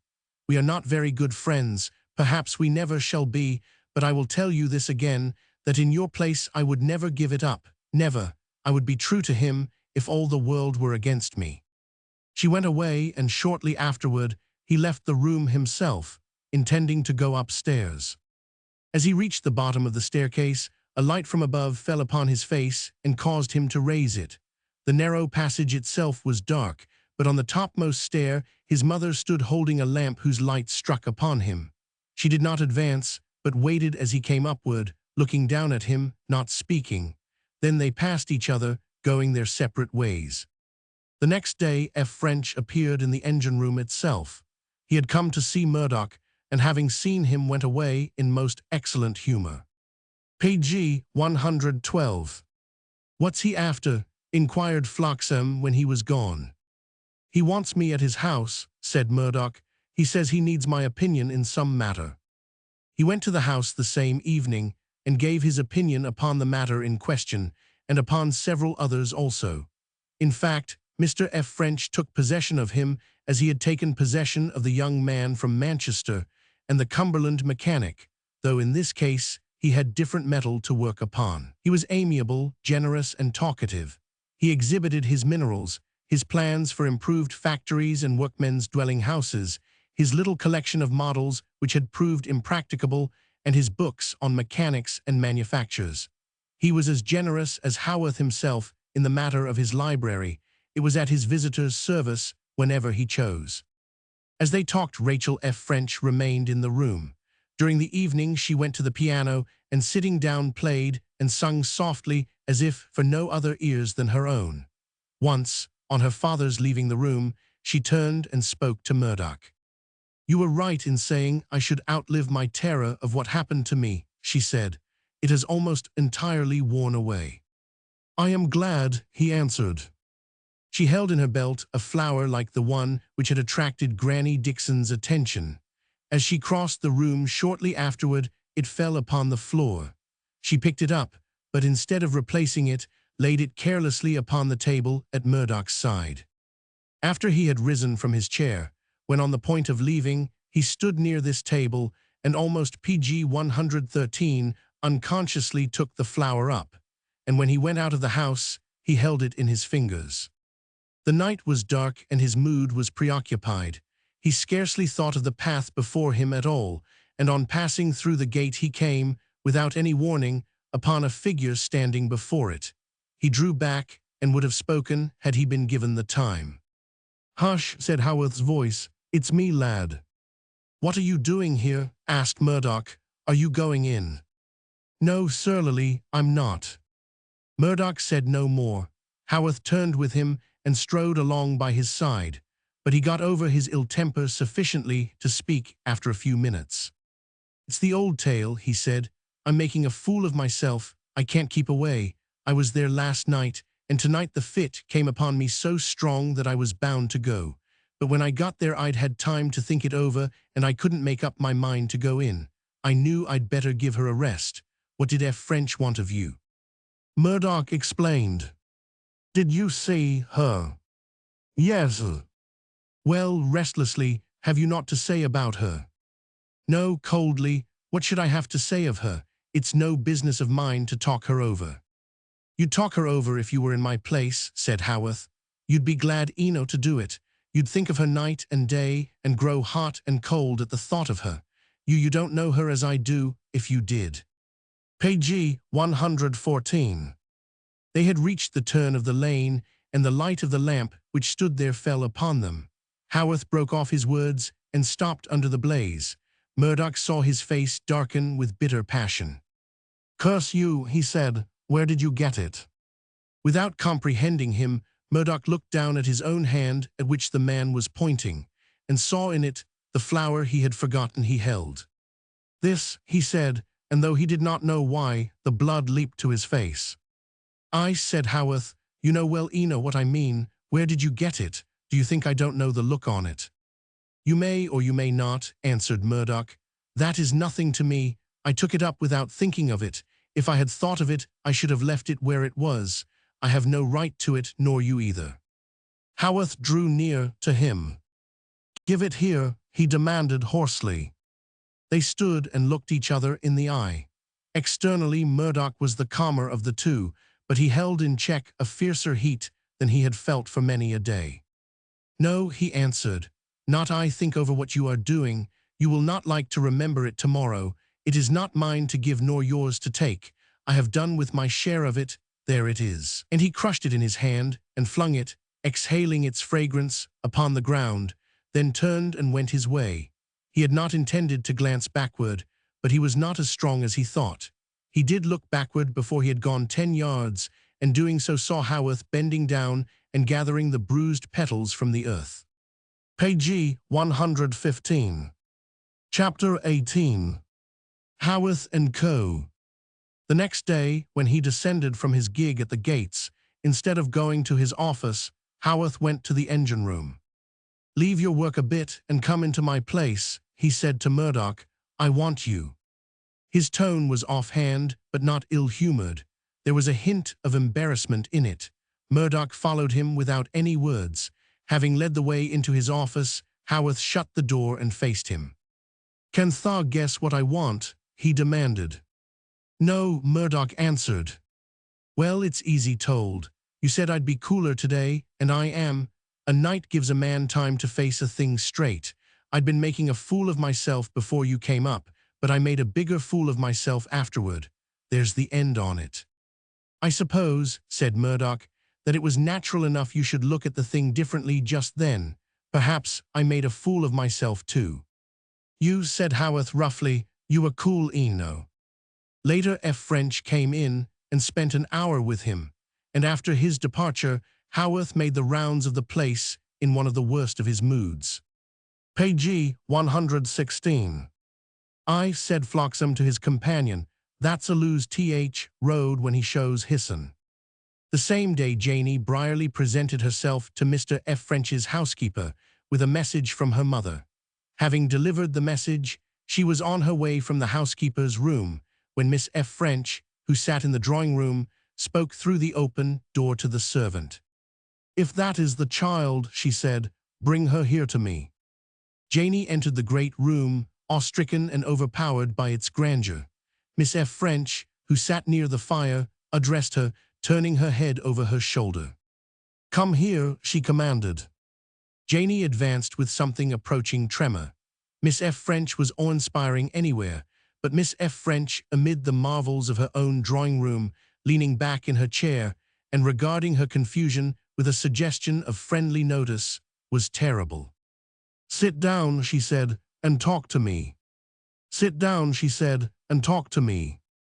Sit down, she said, and talk to me. But here the practical mind rebelled and asserted itself, in spite of abasement of spirit. I haven't getten out to talk about, said Janie stoutly. What mun I say? Anything you like, responded Miss F. French. I am not particular, there's a chair. Janie seated herself in it. It was a large one, in which her small form was lost. Her parcel was a big one, but Miss F. French did not tell her to put it down, so she held it on her knee and was almost hidden behind it, presenting somewhat the appearance of a huge newspaper package, clasped by arms and surmounted by a small, sharp face and an immense bonnet, with a curious appendage of short legs and big shoes. Page 117. I do not see, the girl was saying mentally, and with some distaste for her position, what she wants, why me. But as she stared over the top of her parcel, she gradually softened. The child found Miss F. French well worth looking at. She announced, with admiring candor, but thou art handsome. Am I, said Rachel F. French, thank you. I, answered Janie, thou art. I niver seed no lady like thee afore, let alone a young woman. I've said so many a toime to Mester Murdoch. Have you? I'm a lose talkin' to him about thee. That's kind, said Rachel F. French. I dare say he enjoys it. Who is he? Him, exclaimed Janie. Dost not thou know him? Him as was at our house day yo cum first toime. Him as dragged the out o engine. Oh, said Miss F. French, the engineer. I, in a tone of some discomfiture. He's a engineer, but he is not common workin' sort. Granny Dixon says he's gettin' gentlefolks' ways. I should think, remarked Miss F. French, that Mrs. Dixon knew. She's used to gentlefolk. They've taken notice on her her young days. She knowed thy grandfather. She gave me to understand as much, responded Miss F. French, smiling at the recollection this brought to her mind. Yo see mother and me thinks a deal o' Mester Murdoch, because he is no one o drinkin' sort, proceeded Janie. He's steady coined as is fond o' books and 118 like. He does na mac much at his trade, but he knows more than yo'd think for to look at him. That is good news, said Miss F. French cheerfully. Janie rested her chin upon her parcel, warming to the subject. I should no wonder if he gettin' to be a rich moan some o' these days, she went on. He's gettin' Mackins on it in him, if he has luck and looks sharp about him. I often tell him he mun look sharp. She became so communicative indeed, that Miss F. French found herself well entertained. She heard the details of Haworth's history, the reports of his prosperity and growing wealth, the comments his hands had made upon herself, and much interesting news concerning the religious condition of Broxton and Chapel. It was growing dusk when the interview ended, and when she went away, Janie carried an additional bundle. Does thou lose dress I this road? She had asked her hostess, and the question suggested to Miss F. French a whimsical idea. She took the child upstairs and gave her maid orders to produce all the cast-off finery she could find, and then stood by and looked on as Janie made her choice. She stood there laughing, while I picked things out, said Janie afterward. I do not know what she were laughing at, yo, niver know whether she's macking game on you or not. I do not see as there were ought to laugh at, said Mrs. Brierly indignantly. Nay, said Janie, nor me neither, but she does na laugh when there's ought to laugh at, that's queer part o' it. She said as I could ha more things when I come again, I would na go if it were na for that. Page 119. Even his hands found out at this time that Haworth was ill at ease. His worst side showed itself in his intercourse with them. He was overbearing and difficult to please. He found fault and lost his temper over trifles and showed a restless, angry desire to assert himself. I'll show you who's master here, my lads, he would say. I'll ha no dodges. It's Haworth that's head o' this concern. Whoever comes in or out, this here's Haworth's. Clap that eye your pipes and smoke it. Summat's up, said Floxam. Summat's up, mark yo that. Murdoch looked on with no inconsiderable anxiety. The intercourse between himself and Haworth had been broken in upon. It had received its first check months before, and in these days neither was in the exact mood for a renewal of it. Haworth wore a forbidding air. His rough good fellowship was a thing of the past. He made no more boisterous jokes, no more loud boasts. At times his silence was almost morose. He was not over-civil even to French, who came oftener than ever, and whose manner was cheerful to buoyancy. Matters had remained in this condition for a couple of months, when, on his way home late one night, Murdoch's attention was arrested by a light burning in the room used by the master of the works as his office. He stopped in the road to look up at it. He could scarcely, at first, believe the evidence of his senses. The place had been closed and locked hours before, when Haworth had left it with French, with whom he was to dine. It was nearly midnight, and certainly an unlawful hour for such a light to show itself, but there it burned steadily amid the darkness of the night. It doesn't seem likely that those who had reason to page 120 conceal themselves would set a light blazing, Murdoch thought. But if there's mischief at work, there's no time to waste. There was only one thing to do, and he did it, making the best of his way to the spot. The gate was thrown open, and the door of entrance yielded to his hand. Inside, the darkness was profound, but when he found the passage leading to Haworth's room, he saw that the door was ajar and that the light still burned. On reaching this door, he stopped short. There was no need to go in. It was Haworth himself who was in the room, Haworth, who lay with arms folded on the table and his head resting upon them. Murdoch turned away, and as he did so, the man heard him for the first time. He lifted his head and looked round. "Who's there?" he demanded.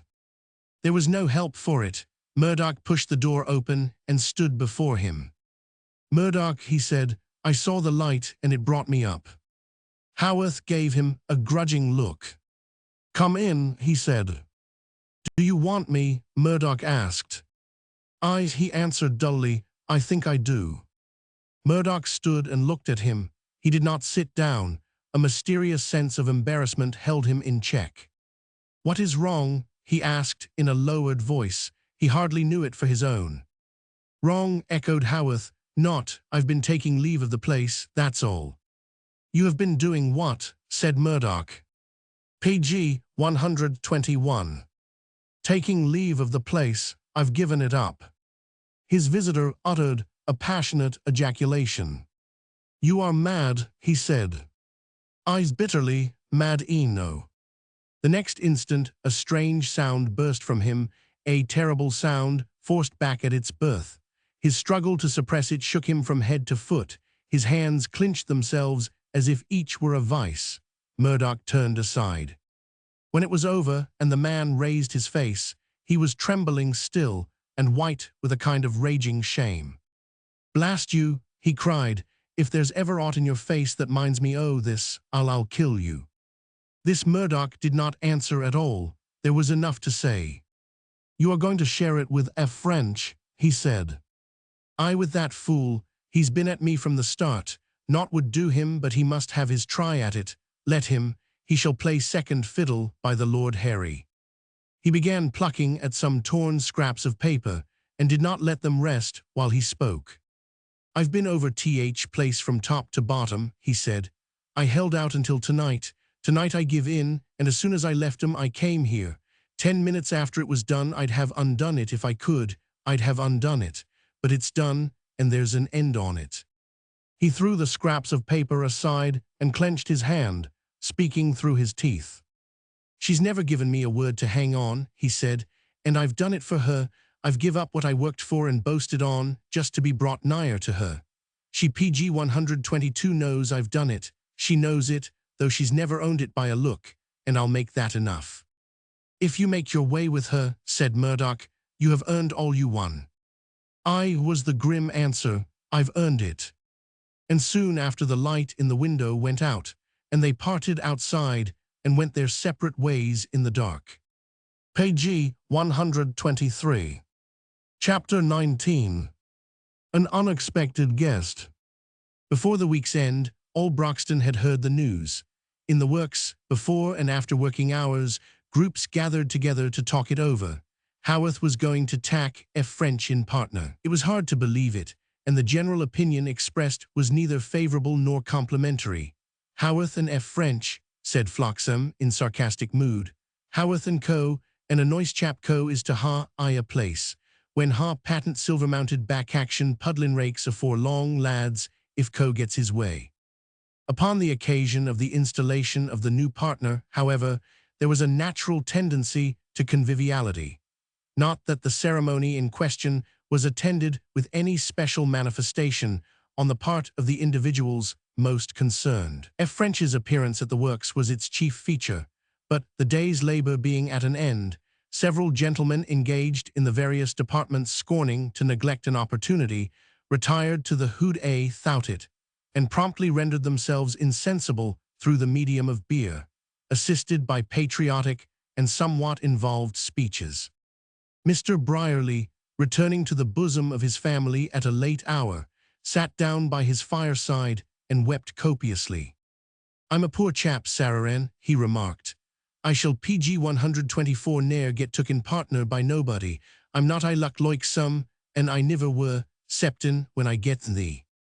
If thou'd keep thy nose out o' th, beer mug thou'd do well eno, said Mrs. Brierly. But this did not dispel Mr. Brierly's despondency. He only wept afresh. Nay, Sararan, he said, it is na beer, it's misfortune. I alloos were misfortunate septin when I getten thee. Things is I a bad way, he proceeded afterward. Things is I a bad way. I niver seed 'em I th reet late till I heard Foxy Gibbs mack his speech to neat. Th more beer he getten th eloquenter he were. There'll be trouble why th backbone and sinew if there is na summat done. What art thou driven at? Fretted his wife. I canna mack no sense out o' thee. Canna tha, he responded. Canna thee, Sararan? Well, I do not wonder. It were a good bit afore I straightened it out mysen. Happen I ha not getten things as they mout be yet. There were a good deal o' talk and a good deal o' beer, and a man as has been misfortunate is like to be slow. After which he fell into a deep and untroubled slumber, and it being found impossible to rouse him, he spent the remainder of the night in Granny Dixon's chair by the fire, occasionally startling the echoes of the silent room by a loud and encouraging ear. During the following 2 weeks, Haworth did not go to the F. Frenches. He spent his nights at his own house in dull and sullen mood. At the works, he kept his word as regarded F. French. That gentleman's lines had scarcely PG 125 fallen in pleasant places. His partner was gruff and authoritative, and not given to enthusiasm. There were times when only his good breeding preserved the outward smoothness of affairs. But he said to his daughter, one does not expect good manners of a man like that. They are not his forte. At the end of the 2 weeks, there came one afternoon a message to Haworth in his room. Murdoch was with him when it arrived. He read it, and crushing it in his hand, threw it into the fire. They're a nice lot, he said with a short laugh, coming down on a fellow like that. And then an oath broke from him. I've give up 2 or 3 things, he said, and they're among 'em. It's th last time and... He took down his overcoat and began to put it on. Tell 'em, he said to Murdoch as he went out, tell 'em I'm gone home and shan't be back till morning. Keep the rest to yourself. He went out, shutting the door with a bang. Murdoch stood at the window and watched him drive away in his gig. He was scarcely out of sight before a carriage appeared, moving at a very moderate pace. It was a bright though cold day, and the top of the carriage was thrown back, giving the occupant the benefit of the sunshine. The occupant in question was Rachel F. French, who looked up and bestowed upon the figure at the window a slight gesture of recognition. Murdoch turned away with an impatient movement after she had passed. "Pooh," he said angrily, "he's a fool." Page 126. By midnight of the same day, Haworth had had time to half forget his scruples. He had said to his visitors what he had said to Murdoch, with his usual frankness. "It's the last time. We've done with each other after this, you know. It's the last time. Make the most on it." There was a kind of desperate exultation in his humor. If he had dared, he would have liked to fling aside every barrier of restraint and show himself at his worst, defying the world. But fear held him in check, as nothing else would have done, an abject fear of consequences. By midnight the festivities were at their height. He himself was boisterous with wine and excitement. He had stood up at the head of his table and made a blatant speech and roared a loud song, and had been laughed at and applauded. "Make the most on it," he kept saying. "It'll be over by cock-crow. It's a bit like a chap's funeral."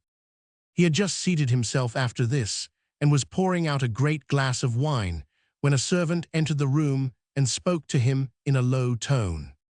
"A lady, sir, has come in a cab," and then the door opened again, and everyone turned to look at the woman who stood upon the threshold. She was a small woman, dressed in plain country fashion. She had white hair and a fresh bloom on her cheeks, and her eyes were bright with timorous excitement and joy. "Jem," she faltered, "it's me, my dear." Haworth stared at her as if stunned. At first his brain was not clear enough to take in the meaning of her presence, but as she approached him and laid her basket down and took his hand, the truth revealed itself to him. "It's me, my dear," she repeated. "Accordin' to promise, I didn't know you had company." Page 127. She turned to those who sat about the table and made a little rustic courtesy.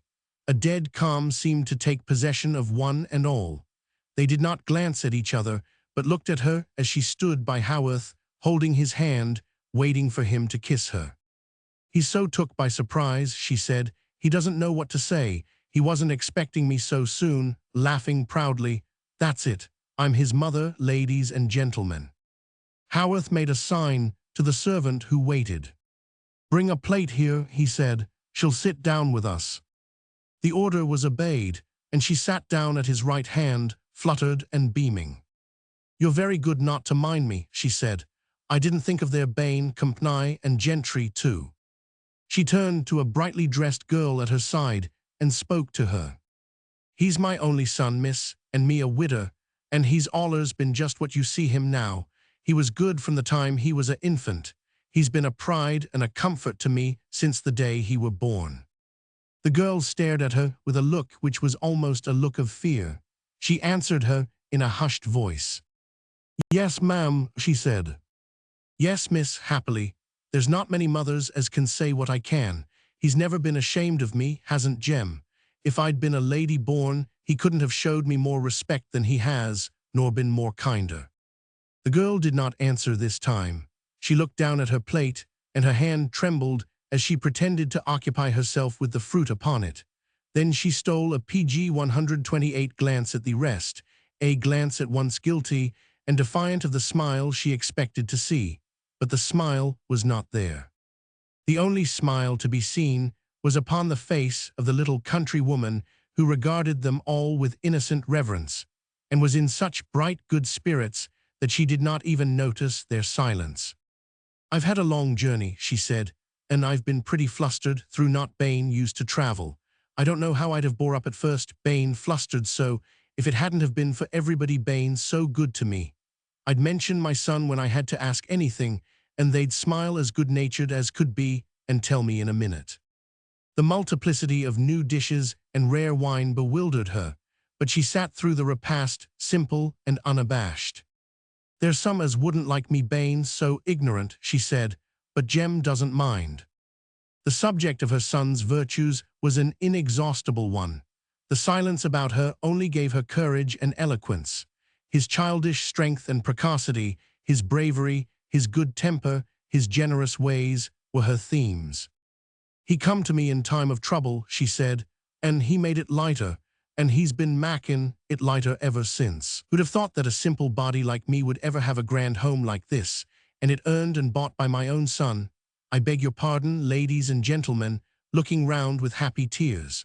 "I didn't go to do it, and there's no reason for it, except me bane, took a little by surprise through not bane, exactly prepared for such a grand place and gentlefolks company, as is so good and understands a mother's feelings."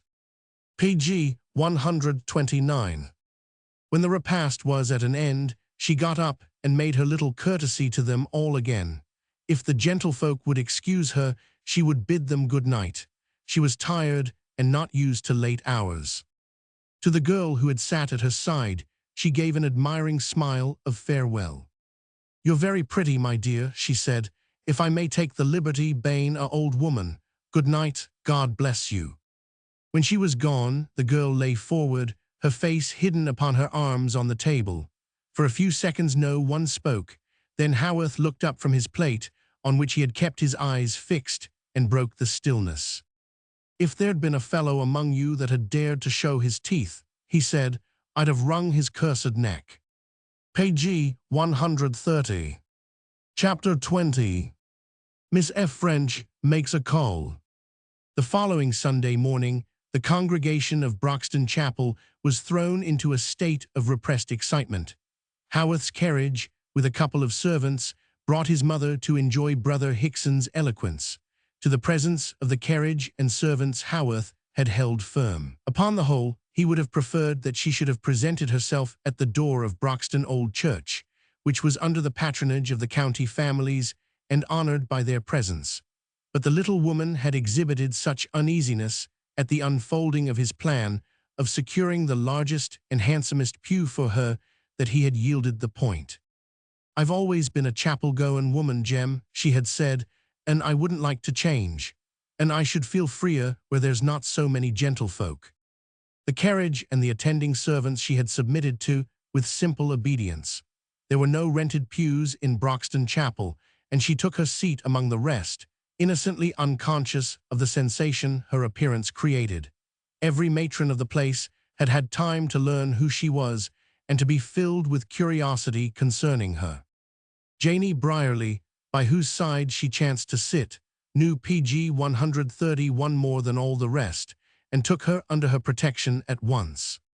"Thast gettin' th wrong him book," she whispered audibly, having glanced at the volume the servant handed to her. "We do not use Wesley or Th Toime, we use Mr. Hickson's Songs o' Grace.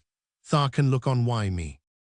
Her delicate attentions and experience quite won Dame Haworth's motherly heart. "I never see a sharper little thing," she said, admiringly afterward, "nor a old-fashioneder. There wasn't a tex, as she didn't find immediate, nor yet a hymn." "Bless us," said Mrs. Brierly, laboriously lugging the baby homeward. "And to think o' her bane th mistress o' that big house, why all them chaps I livery at her beck and call. Why, she's nowt but a common body, Jane Ann. She thanked thee as simple as ony other woman mought ha' done. She's known quality. She'd getten a silk gown on, but it were a black un, and not so mich as a feather I her bonnet. I'd ha' had a feather if I'd ha' been her. A feather sets a body off. But that's a lose th road why folk as has brass, they niver know how to spend it." "Nay," said Janie, "she is not quality, but she's getten a nice way why her. Haworth is not quality hisson." "She were a nice-spoken old body," commented Mrs. Brierly. "Seemed like she took a fancy to thee." Janie turned the matter over mentally with serious thrift. "I should na mind it if she did," she replied. "She'll ha' plenty to gie away." It was not long before they knew her well. She was a cheerful and neighborly little soul, and through the years Pg 132 of her prosperity had been given to busy and kindly charities. In her steadfast and loving determination to please her son, she gave up her rustic habit of waiting upon herself and wore her best gown every day in spite of pangs of conscience. She rode instead of walked, and made courageous efforts to become accustomed to the size and magnificence of the big rooms, but notwithstanding her faithfulness, she was a little restless. "Not bane used to it," she said. "I get a little lonesome or so, sometimes, though not often, my dear." She had plenty of time to feel at a loss. Her leisure was not occupied by visitors. Broxton discussed her and smiled at her, rather good-naturedly than otherwise. It was not possible to suspect her of any ill, but it was scarcely to be anticipated that people would go to see her. One person came, however, facing public opinion with her usual calmness, Rachel F. French, who presented herself one day and made her a rather long call. On hearing the name announced, the little woman rose tremulously. She was tremulous because she was afraid that she could not play her part as mistress of her son's household to his honor. When Miss F. French advanced, holding out her gloved hand, she gave her a startled upward glance and dropped a little courtesy. For a moment, she forgot to ask her to be seated. When she recollected herself, and they sat down opposite to each other, she could at first only look at her visitor in silence. But Miss F. French was wholly at ease. She enjoyed the rapturous wonder she had excited with all her heart. She was very glad she had come. "It must be very pleasant for Mr. Haworth to have you here," she said. Page 133. The woman started. A flush of joy rose upon her withered face. Her comprehension of her son's prosperity had been a limited one. Somehow she had never thought of this. Here was a beautiful, high-bred woman to whom he must be in a manner near, since she spoke of him in this way, as if he had been a gentleman born. "Jem," she faltered innocently. "Yes, ma'am, I hope so. He's told me so." Then she added, in some hurry, "Not that I can be much company to him. It isn't that. If he hadn't been what he is, and had the friends he has, I couldn't be much company for him. And as it is, it's not likely he can need a old woman as much as his goodness makes him say he does." Rachel F. French regarded her with interest. "He is very good," she remarked, "and has a great many friends, I dare say. My father admires him greatly." "Thank you, ma'am," brightly, "though there's no one could help it.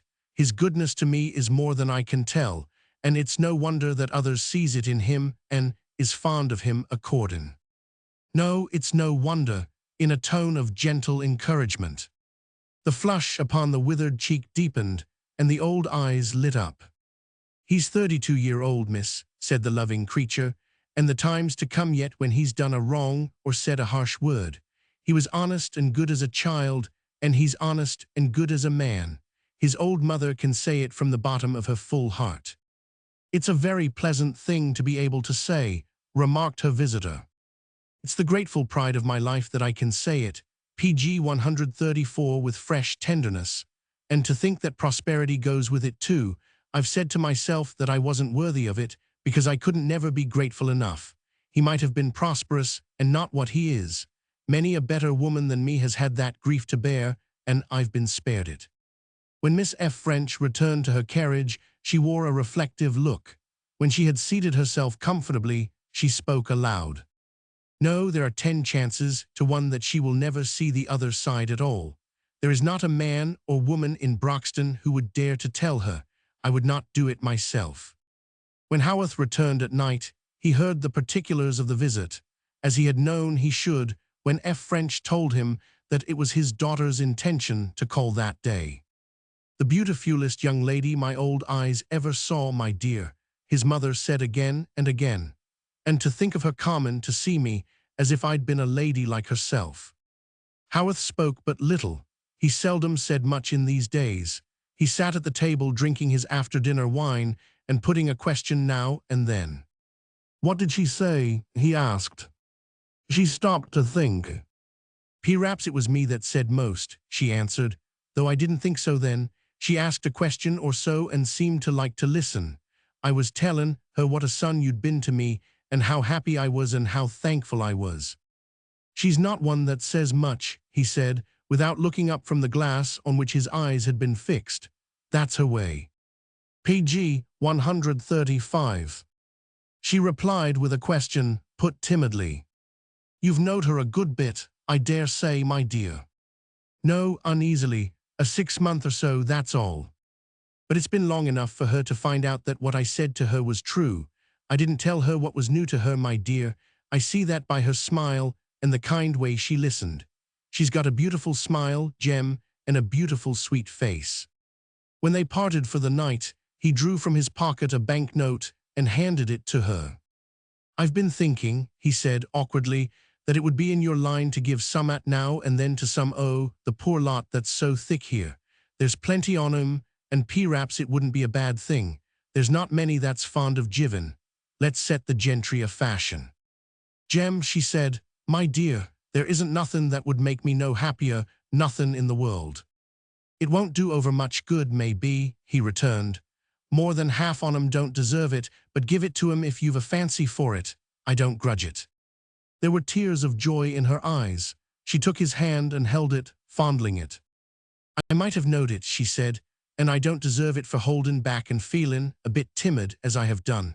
I've thought of it again and again when I've been a trifle lonesome with you away.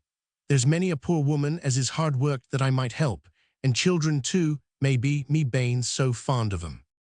She drew nearer still and laid her hand on his arm. "I always was fond of 'em," she said, "always, and I've thought that sometimes, my dear, there might be little PG 136 things here as I might help to care for, and as would be fond of me. If there was children," she went on, "I should get used to it quick. They'd take away the bigness and make me forget it." But he did not answer nor look at her, though she felt his arm tremble. "I think they'd be fond of me," she said, "them and her too, whomsoever she might be. She'd be a lady, Jem, but she wouldn't mind my ways, I dare say, and I'd do my best with all my heart. I'd welcome her and give up my place here to her joyful. It's a place fitter for a lady such as she would be, God bless her, than for me." And she patted his sleeve and bent her face that she might kiss his hand. Pg 137. Chapter 21. In which Mrs. Brierly's position is delicate. So the poor and hard-worked of the town came to know her well, and it must also be confessed that others less deserving learned to know her also, and proceeded, with much thrift and dexterity, to make hay while the sun shone. Haworth held to his bargain, even going to the length of lavishness. "Haworth gives it to her," was said with marked incredulity at the outset. "Nay, lad, tha canna mak me believe that." Mrs. Haworth's earliest visit was made to the Brierly cottage. She came attired in her simplest gown, the week after her appearance at the chapel, and her entrance into the household created such an excitement as somewhat disturbed her. The children were scattered with wild hustling and scurry, while Janey dragged off her apron in the temporary seclusion offered by the door.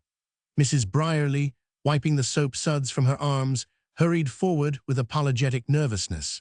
She dropped a courtesy, scarcely knowing what words of welcome would be appropriate for the occasion, and secretly speculating on possible results. But her visitor's demeanor was not overpowering. She dropped a courtesy herself, a kindly and rustic obeisance. She even looked somewhat timid. Pg 138. "I'm Mr. Haworth's mother, ma'am," she faltered, and thank you kindly," taking the seat offered. "Don't put yourself out, ma'am, for me. There wasn't no need to send the children away, not at all, me bane partial to 'em and also used." The next instant, she gave a timid start. "Gie me my best cap," cried a stentorian voice. "Gie me my best cap, where is it? Gie me my best cap." Granny Dixon's high basket-backed chair had been placed in the shadow of the chimney corner for the better enjoyment of her midday nap, and suddenly aroused by some unknown cause, she had promptly become conscious of the presence of a visitor and the dire need of some addition to her toilet. She sat up, her small-boned figure trembling with wrath, her large eyes shining. "Gie me my best cap," she demanded, "gie it me." Mrs. Brierly disappeared into the adjacent room and came out with the article required in her hand.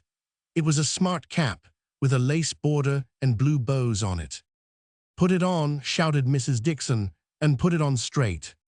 Mrs. Brierly obeyed nervously.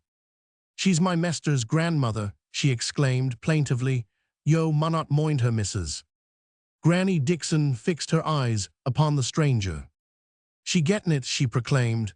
"I didna, I'd niver ha' bout th thing I th world, Blue niver were becomin to me, she gettin it, she niver had no taste. I said Mrs. Brierly, I did get it for thee, tha nasty ode piece, but thou'lt niver catch me at th, like PG 139 again, given the presence, when I han out a bit o' finery to my name. It alooze set me off, red did, cried Mrs. Dixon. It were my favourite colour when I were a lass, and I were a good-looking lass, too, 70 year ago. I'm sure you was, ma'am, responded Mrs. Haworth, I've no doubt on it. She canna hear thee, said Mrs. Brierly. She's as deaf as a post, ill-tempered ode besom, and proceeded to give a free translation at the top of her lungs. She says tha mun ha been handsome. She says anybody could see that to look at thee. I sharply, she's writ too, I were 70 year ago, who is she? She's Mester Haworth's mother. Mester Haworth's mother, promptly, did not tha tell me he were a rich moan. I did. Well then, what does she dress that road fur? She's known quality. She does not look much better nor thee. Bless us, protested Mrs. Brierly, what's a body to do why her? Don't mind her, ma'am, said Mrs. Haworth. It don't do no harm, a old person's often singler, it don't trouble me. Then Janey, issuing from her retirement in comparatively full dress, was presented with due ceremony. It were her as fun thy place ith hymn book, said Mrs. Brierly. She's a good bit o' help to me, is Jane Ann. It seemed an easy thing afterward to pour forth her troubles, and she found herself so far encouraged by her PG 140 visitors' naive friendliness that she was even more eloquent than usual. There's trouble ivery where, she said, and I dare say tha has thy share, missus, fur or thy brass. Politeness forbade a more definite reference to the goings-on which had called forth so much virtuous indignation on the part of the Broxton matrons. She felt it but hospitable to wait until her guest told her own story of tribulation. But Mrs. Haworth sat smiling placidly. I've seen it in my day, she said, and it were heavy enough too, my dear, and seemed heavier than it were perhaps through me bane a young thing and helpless, but I should be a ungrateful woman if I didn't try to forget now as it had ever been. A woman as has such a son as I have, one that's prospered and lived a pure good life and never done a willful wrong, and has won friends and respect everywhere, has enough happiness to help her forget troubles that's past and gone. Mrs. Brierly stopped halfway to the ground in the act of picking up Granny Dixon's discarded headgear. Her eyes were wide open, her jaw fell a little, but her visitor went on without noticing her. Though for the matter of that, she said, I dare say there's not one on you as doesn't know his ways, and couldn't tell me of some of his goodness as I should never find out from him. Where art thou puttin' my cap? Shouted Granny Dixon. What art thou doin' why my cap? Does thou think because I've got a bit o' brass, I can hot bay coven why head dresses? Mrs. Brierly had picked up the cap, and was only rescued by this timely warning from the fatal imprudence PG 140, one of putting it in the fire and stirring it violently with the poker. Art thou dazeder than common? Shrieked the old woman. Has thou gone daft? What art thou starrin' at? I am na starrin' at nowt, said Mrs. Brierly with a start. I were hearkenin' to the lady here, and I did not think o' what I were doin'. She did not fully recover herself during the whole of her visitor's stay, and in fact, several times lapsed into the same meditative condition. When Haworth's charitable intentions were made known to her, she stopped jolting the baby and sat in wild confusion. Did tha say as he were goin' to gie the money? She exclaimed, money to gie away. He said he'd give it without a grudge, said his mother proudly. Without a grudge, if it pleased me, that's his way, my dear. It were his way from the time he were a boy and worked so hard to give me a comfortable home. He give it, he said, without a grudge. Jane Ann, said Mrs. Brierly, standing at the door to watch her out of sight. Jane Ann, what dost thou think o' that theer? She said it helplessly, clutching at the child on her hip with a despairing grasp. Did thou hear her? She demanded. She were talkin' o' Haworth, and she were priddin' hersen on son he'd been to her, and an way he'd lived. Cold sweat broke out all over me. No wonder I were for puttin' cap I fire, Lord ha mercy on us. But Janie regarded the matter from a more practical standpoint. He has not treated her ill, she said. Happen he is not so bad after all. Did tha hear what she said about th money? Page 142. Chapter 22. Again. There's a chap, it was said of Murdoch with some disdain among the malcontents. There's a chap as come here to work for his 15 bob a week, and now he's hand I glove th mesters and's getting a shop o' his own. The shop in question had, however, been only a very simple result of circumstances. In times of emergency, it had been discovered that th American chap was an individual of resources. Hodgson had discovered this early, and afterward the heads of other departments. If a machine or tool was out of order, tack it to th American chap and he'll fettle it, said one or another. And the time had never been when the necessary fettling had not been accomplished. In his few leisure moments, Murdoch would go from room to room, asking questions or looking on in silence at the work being carried on. Often his apparently haphazard and desultory examinations finally resulted in some suggestion which simplified things astonishingly. He had a fancy for simplifying and improving the appliances he saw in use, and this, too, without any waste of words. But gradually rough models of these trifles and hastily made drawings collected in the corner of the common PG 143 workroom which had fallen to Murdoch, and Haworth's attention was drawn toward them. What why models o' this and models o' that, Hodgson remarked, we'll ha' to mak a flittin' afore long, there'll be no room for us, nor th engines neither. Haworth turned to the things and looked them over one by one, touching some of them dubiously, some carelessly, some without much comprehension. Look here, he said to Murdoch, there's a room nigh mine that's not in use. I don't like to be at close quarters with every chap, but you can bring your traps up there. It'll be a place to stow 'em and do your bits o' jobs when you're in the humor. The same day the change was made, and before leaving the works, Haworth came in to look around. Throwing himself into a chair, he glanced about him with a touch of curiosity.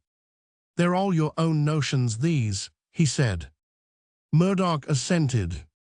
They are of not much consequence, he answered. They are only odds and ends that fell into my hands somehow when they needed attention.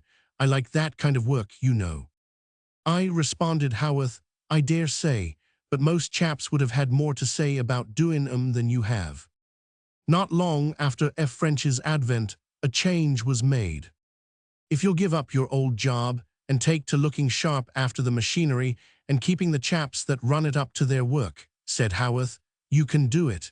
It'll be a better shop than the other and give you more time, and it'll be a saving to the place in the end. So the small room containing his nondescript collection PG 144 became his headquarters, and Murdoch's position was a more responsible one. He found plenty of work, but he had more time, as Haworth had prophesied, and he had also more liberty. You're getting on, said Janie Brierly. You're getting more wage and less work, and you're one o' th mesters I away. Yo go why th gentlefolk a good bit too. Feyther says F. French max hissin as thick why yo, as if yo were a gentleman yoursen. Yo had your supper up there last neat. Did she set I th room and talk why yo? Yes, he answered. It was not necessary to explain who she was. Well, said Janie, she would not do that if she did not think more o' yo, nor if yo were a common chap. She's pretty grand I her ways. What did yo talk about? It would be hard to tell now, he replied. We talked of several things. But what I wanted to know were whether she talked to thee like she'd talk to a gentleman, whether she made free why thee or not. I have never seen her talk to a gentleman, he said. How does she talk to Haworth? I have never seen her talk to him either. We have never been there at the same time. This was true. It had somehow chanced that they had never met at the house. Perhaps Rachel F. French knew why. She had found Broxton dull enough to give her an interest in any novelty of emotion or experience. She disliked the ugly town, with its population of hard-worked and unpicturesque people. She hated the quiet, well-regulated, well-bred county families with candor and PG 145 vivacity. She had no hesitation in announcing her distaste and weariness. I detest them all, she once said calmly to Murdoch. I detest them. She made the best of the opportunities for enlivenment which lay within her grasp. She was not averse to Haworth's presenting himself again and again, sitting in restless misery in the room with her, watching her every movement, drinking in her voice, struggling to hold himself in check, and failing and growing sullen and silent, and going away, carrying his wretchedness with him. She never encouraged him to advance by any word or look, but he always returned again to go through the same self-torture and humiliation, and she always knew he would. She even derived some unexciting entertainment from her father's plans for the future. He had already new methods and processes to discuss. He had a fancy for establishing a bank in the town and argued the advisability of the scheme with much fervor and brilliancy. Without a bank in which the hands could deposit their earnings and which should make the town a sort of center and add importance to its business ventures, Broxton was nothing. The place was growing, and the people of the surrounding villages were drawn toward it when they had business to transact. They were beginning to buy and sell in its market and to look to its increasing population for support. The farmers would deposit their funds, the shopkeepers theirs, the hands would follow their example, and in all likelihood it would prove, in the end, a gigantic success. Haworth met his enthusiasms with stolid indifference. Sometimes he did not listen at all. Sometimes he laughed PG 146, a short, heavy laugh. Sometimes he flung him off with a rough speech. But in spite of this, there were changes gradually made in the works, trifling changes of which Haworth was either not conscious or which he disdained to notice. He lost something of his old masterful thoroughness. He was less regular in his business habits. He was prone to be tyrannical by fits and starts. "Go to F. French," he said roughly to one of the hands, on one occasion, and though before he had reached the door he was called back, the man did not forget the incident. Miss F. French looked on at all of this with a great deal of interest. "He does not care for the place as he did," she said to Murdoch. "He does not like to share his power with another man. It is a nightmare to him." By this time she had seen Murdoch the oftener of the two. Mr. F. French's fancy for him was more enthusiastic than his fancy for the young man from Manchester or the Cumberland mechanic. He also found him useful, and was not chary of utilizing him. In time, the servants of the house ceased to regard him as an outsider, and were surprised when he was absent for a few days. "We have a fellow at our place whom you will hear of some of these days," F. French said to his friends. "He spends his evenings with me often." "F. French has taken a great fancy to thee, lad," Haworth said dryly. "He says you're going to astonish us some these days." "Does he?" Murdoch answered. "Aye, he's got a notion that you're holding on to summat on the quiet, and that it'll come out when we're not expecting it." Page 147. They were in the little workroom together, and Murdoch, leaning back in his chair with his hands clasped behind his head, looked before him without replying, except by a slight knitting of his brows. Haworth laughed harshly. "Confound him for a fool," he said. "I'm sick of the chap with his talk. He'll stir me up some these days." Then he looked up at his companion. "He has you up there every night or so," he said. "What does he want of you?" "Never the same thing twice," said Murdoch. "Do you always see her?" "Yes." The man moved in his seat, a sullen red rising to his forehead. "What has she to say?" he asked. Murdoch turned about to confront him. He spoke in a low voice and slowly. "Do you want to know," he said, "whether she treats me as she would treat another man? Is that it?" "Aye," was the grim answer. "Summat o' that sort, lad." Murdoch left his chair. He uttered half a dozen words hoarsely. "Come up to the house some night and judge for yourself," he said. He went out of the room without looking back. It was Saturday noon, and he had the half-day of leisure before him, but he did not turn homeward.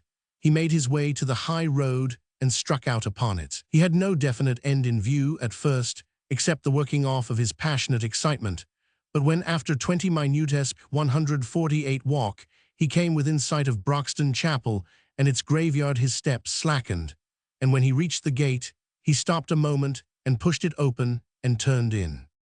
It was a quiet little place, with an almost rustic air, of which even the small, ugly chapel could not rob it. The grass grew long upon the mounds of earth and swayed softly in the warm wind. Only common folk lay there, and there were no monuments and even few slabs. Murdoch glanced across the sunlit space to the grass-covered mound of which he had thought when he stopped at the gateway. He had not thought of meeting anyone, and at the first moment, the sight of a figure standing at the graveside in the sunshine was something of a shock to him. He went forward more slowly, even with some reluctance, though he had recognized at once that the figure was that of Christian Murdoch. She stood quite still, looking down, not hearing him until he was close upon her. She seemed startled when she saw him. "Why did you come here?" she asked. "I don't know," he answered. "I needed quiet, I suppose, and the place has a quiet look. Why did you come?" "It is not the first time I have been," she said. "I come here often." "You," he said. "Why?" She pointed to the mound at her feet. "Because he is here," she said, "and I have learned to care for him." She knelt down and laid her hand upon the grass, and he remembered her emotion in the strange scene which had occurred before. Page 149. "I know him very well," she said. "I know him." "You told me that I would not understand," he said. "It is true that I don't yet." Suddenly there were tears in her eyes and in her voice. "He does not seem a dead man to me," she said. "He never will." "I do not think," he answered heavily, "that his life seems at an end to any of us." "Not to me," she repeated. "I have thought of him until I have seemed to grow near to him and to know what his burden was and how patiently he bore it. I have never been patient. I have rebelled always, and so it has gone to my heart all the more." Murdoch looked down upon the covering sod with a pang. "He did bear it patiently," he said, "at the bitterest and worst." "I know that," she replied. "I have been sure of it." "I found some papers in my room when I first came," she went on. "Some of them were plans he had drawn 30 years ago. He had been very patient and constant with them. He had drawn the same thing again and again. Often he had written a few words upon them, and they helped me to understand. After I had looked them over, I could not forget. They haunted me and came back to me. I began to care for him and put things together until all was real." Then she added, slowly and in a lowered voice, "I have even thought that if he had lived, he would have been fond of me. I don't know why, but I have thought that perhaps he would."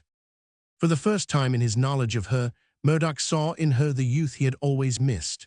Her dark and PG 150 bitter young face was softened.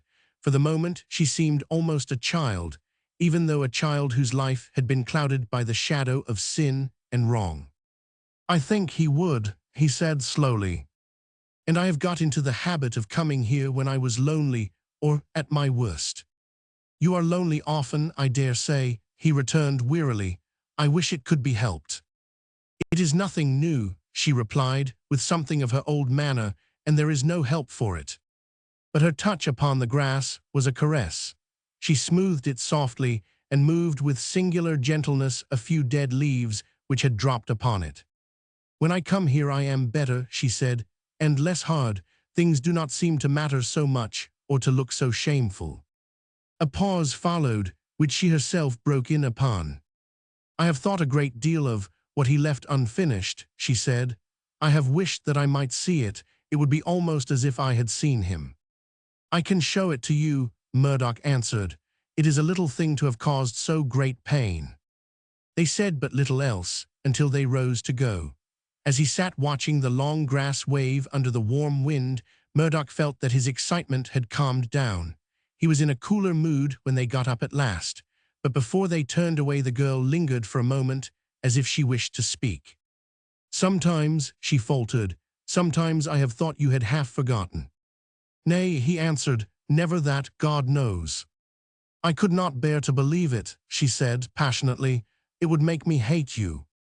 Page 151. When they reached home, he took her upstairs to his room. He had locked the door when he left it in the morning. He unlocked it, and they went in. A cloth covered something standing upon the table. He drew it aside with an unsteady hand. "Look at it," he said. "It has been there since last night. You see, it haunts me too." "What?" she said. you brought it out yourself again." "Yes," he answered, "again." She drew nearer and sat down in the chair before the table. "He used to sit here," she said. "Yes." "If it had been finished," she said, as if speaking to herself, "death would have seemed a little thing to him. Even if it should be finished now, I think he would forget the rest." Page 152. Chapter 23. 10 shillings worth. The same evening Mr. Brierly, having partaken of an early tea and some vigorous advice from his wife, had suddenly, during a lull in the storm, vanished from the domestic circle, possibly called therefrom by the recollection of a previous engagement. Mrs. Brierly had gone out to do her Sunday shopping. The younger children had been put to bed. The older ones were disporting themselves in the streets and byways, and consequently Janey was left alone, uncheered save by the presence of Granny Dixon, who had fallen asleep in her chair with her cap unbecomingly disarranged. Janey sat down upon her stool at a discreet distance from the hearth. She had taken down from its place her last book of memoirs, a volume of a more than usually orthodox and peppery flavor. She held it within range of the light of the fire and began to read in a subdued tone with much unction. But she had only mastered the interesting circumstance that James Joseph William was born November 8th, when her attention was called to the fact that wheels had stopped before the gate, and she paused to listen. "Bless us," she said, "some uns common in." The person in question was Haworth, who so far PG 153 dispensed with ceremony as to walk up to the firelight without even knocking at the door, which stood open. "Where's your father?" he demanded. "He's taken hisson off to Th. Beer House," said Janey, "as he alloos does o' Saturday neat, and ivery other neat too, as he gets Th. chance." A chair stood near, and Haworth took it. "I'll sit down and wait for him," he replied. "Thou'lt ha' to wait a good bit then," said Miss Brierly. "He'll noan be wome till midnight." She stood in no awe of her visitor. She had heard him discussed too freely and too often. Of late years, she had not unfrequently assisted in the discussions herself.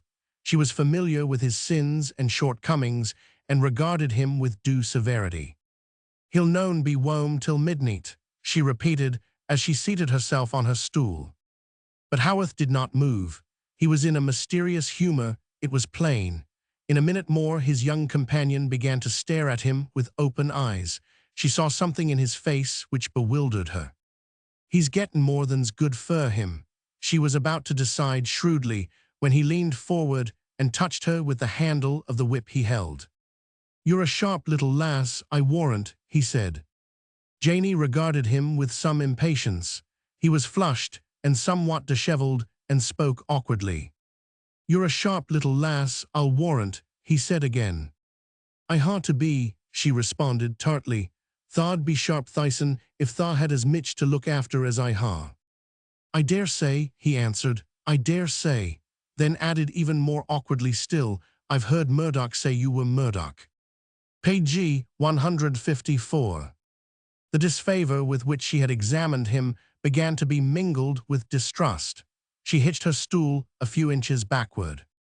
"Mr. Murdoch," she echoed, I know him well eno. He comes here every day or so. I him and me's good friends."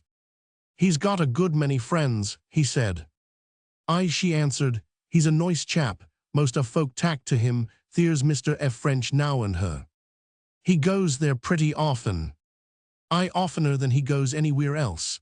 They mak as mich o' him as if he were a gentleman." "Did he tell you that?"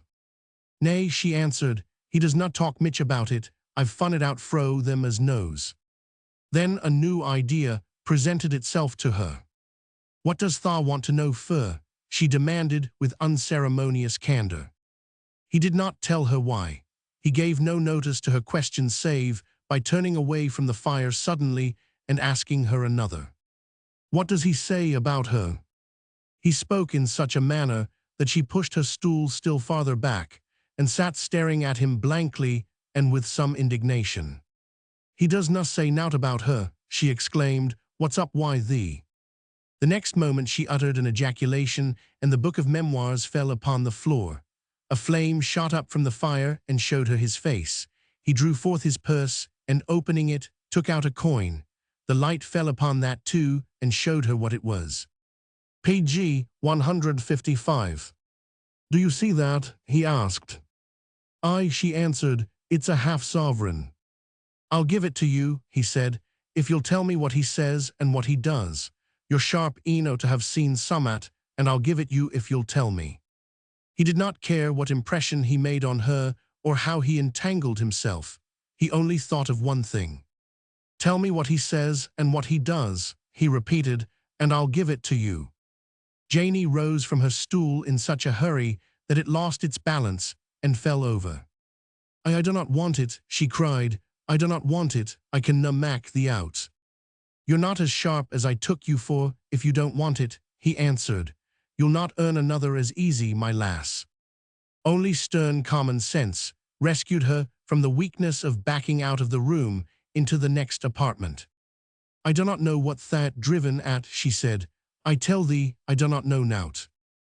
"Does he never say," he put it to her, "that he's been there, and that he's seen her, and that she's sat and talked, and that he's looked at her, and listened, and thought over it afterward?" This was the last straw. Bewilderment turned to contempt.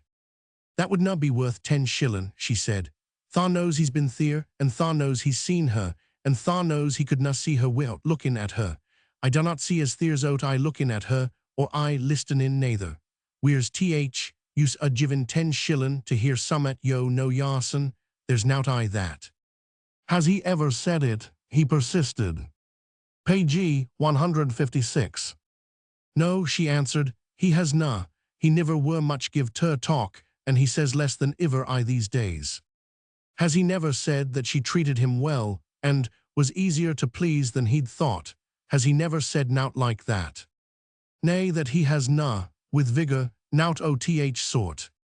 He got up as unceremoniously and abruptly as he had sat down. "I was an accursed fool for coming," she heard him mutter.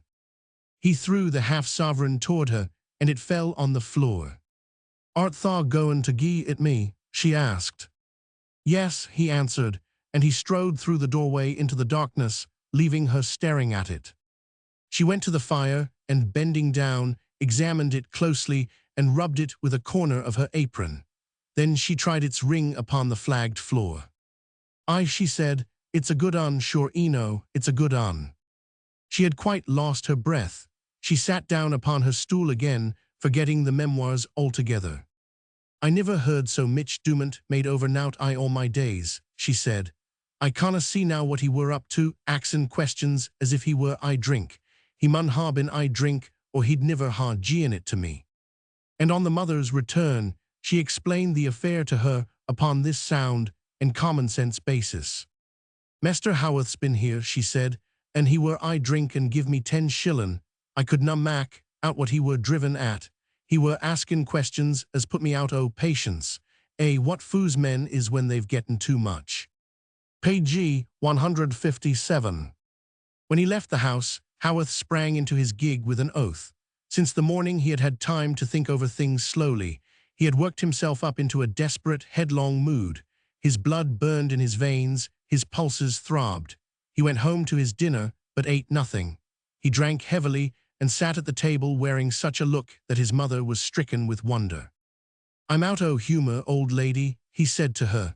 "Stick to your dinner and don't mind me. A chap with a place like mine on his mind can't always be up to the mark." "If you ain't ill, Jem," she said, "it don't matter you're not talking. You mustn't think o' me, my dear. I'm used to having lived alone so long."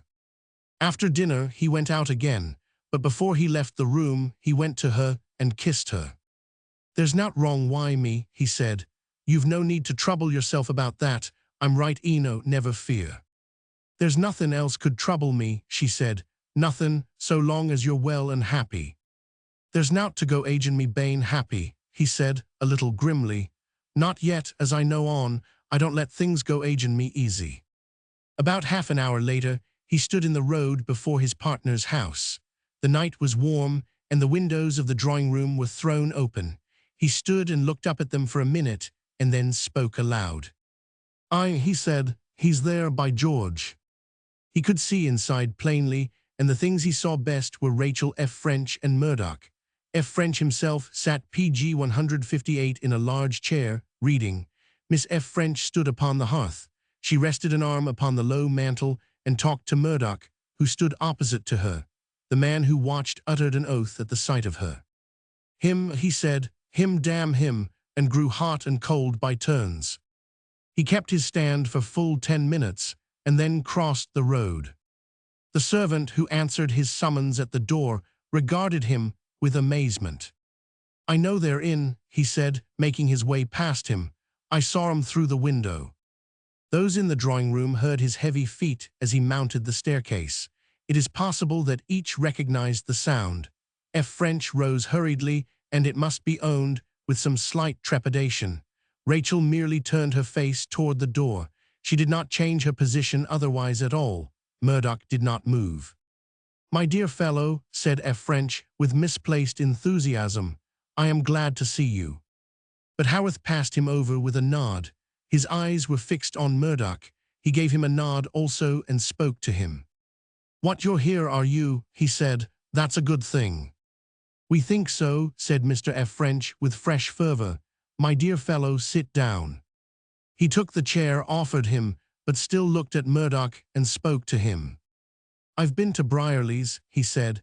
I've had a talk with that little lass of his. She gave me the notion you'd be here. She's a sharp little un, by George. They're all sharp, said Mr. F. French. The PG 159 precocity one finds in these manufacturing towns is something astonishing. He launched at once into a dissertation upon the causes of precocity in a manufacturing town, and became so absorbed in his theme that it mattered very little that Haworth paid no attention to him.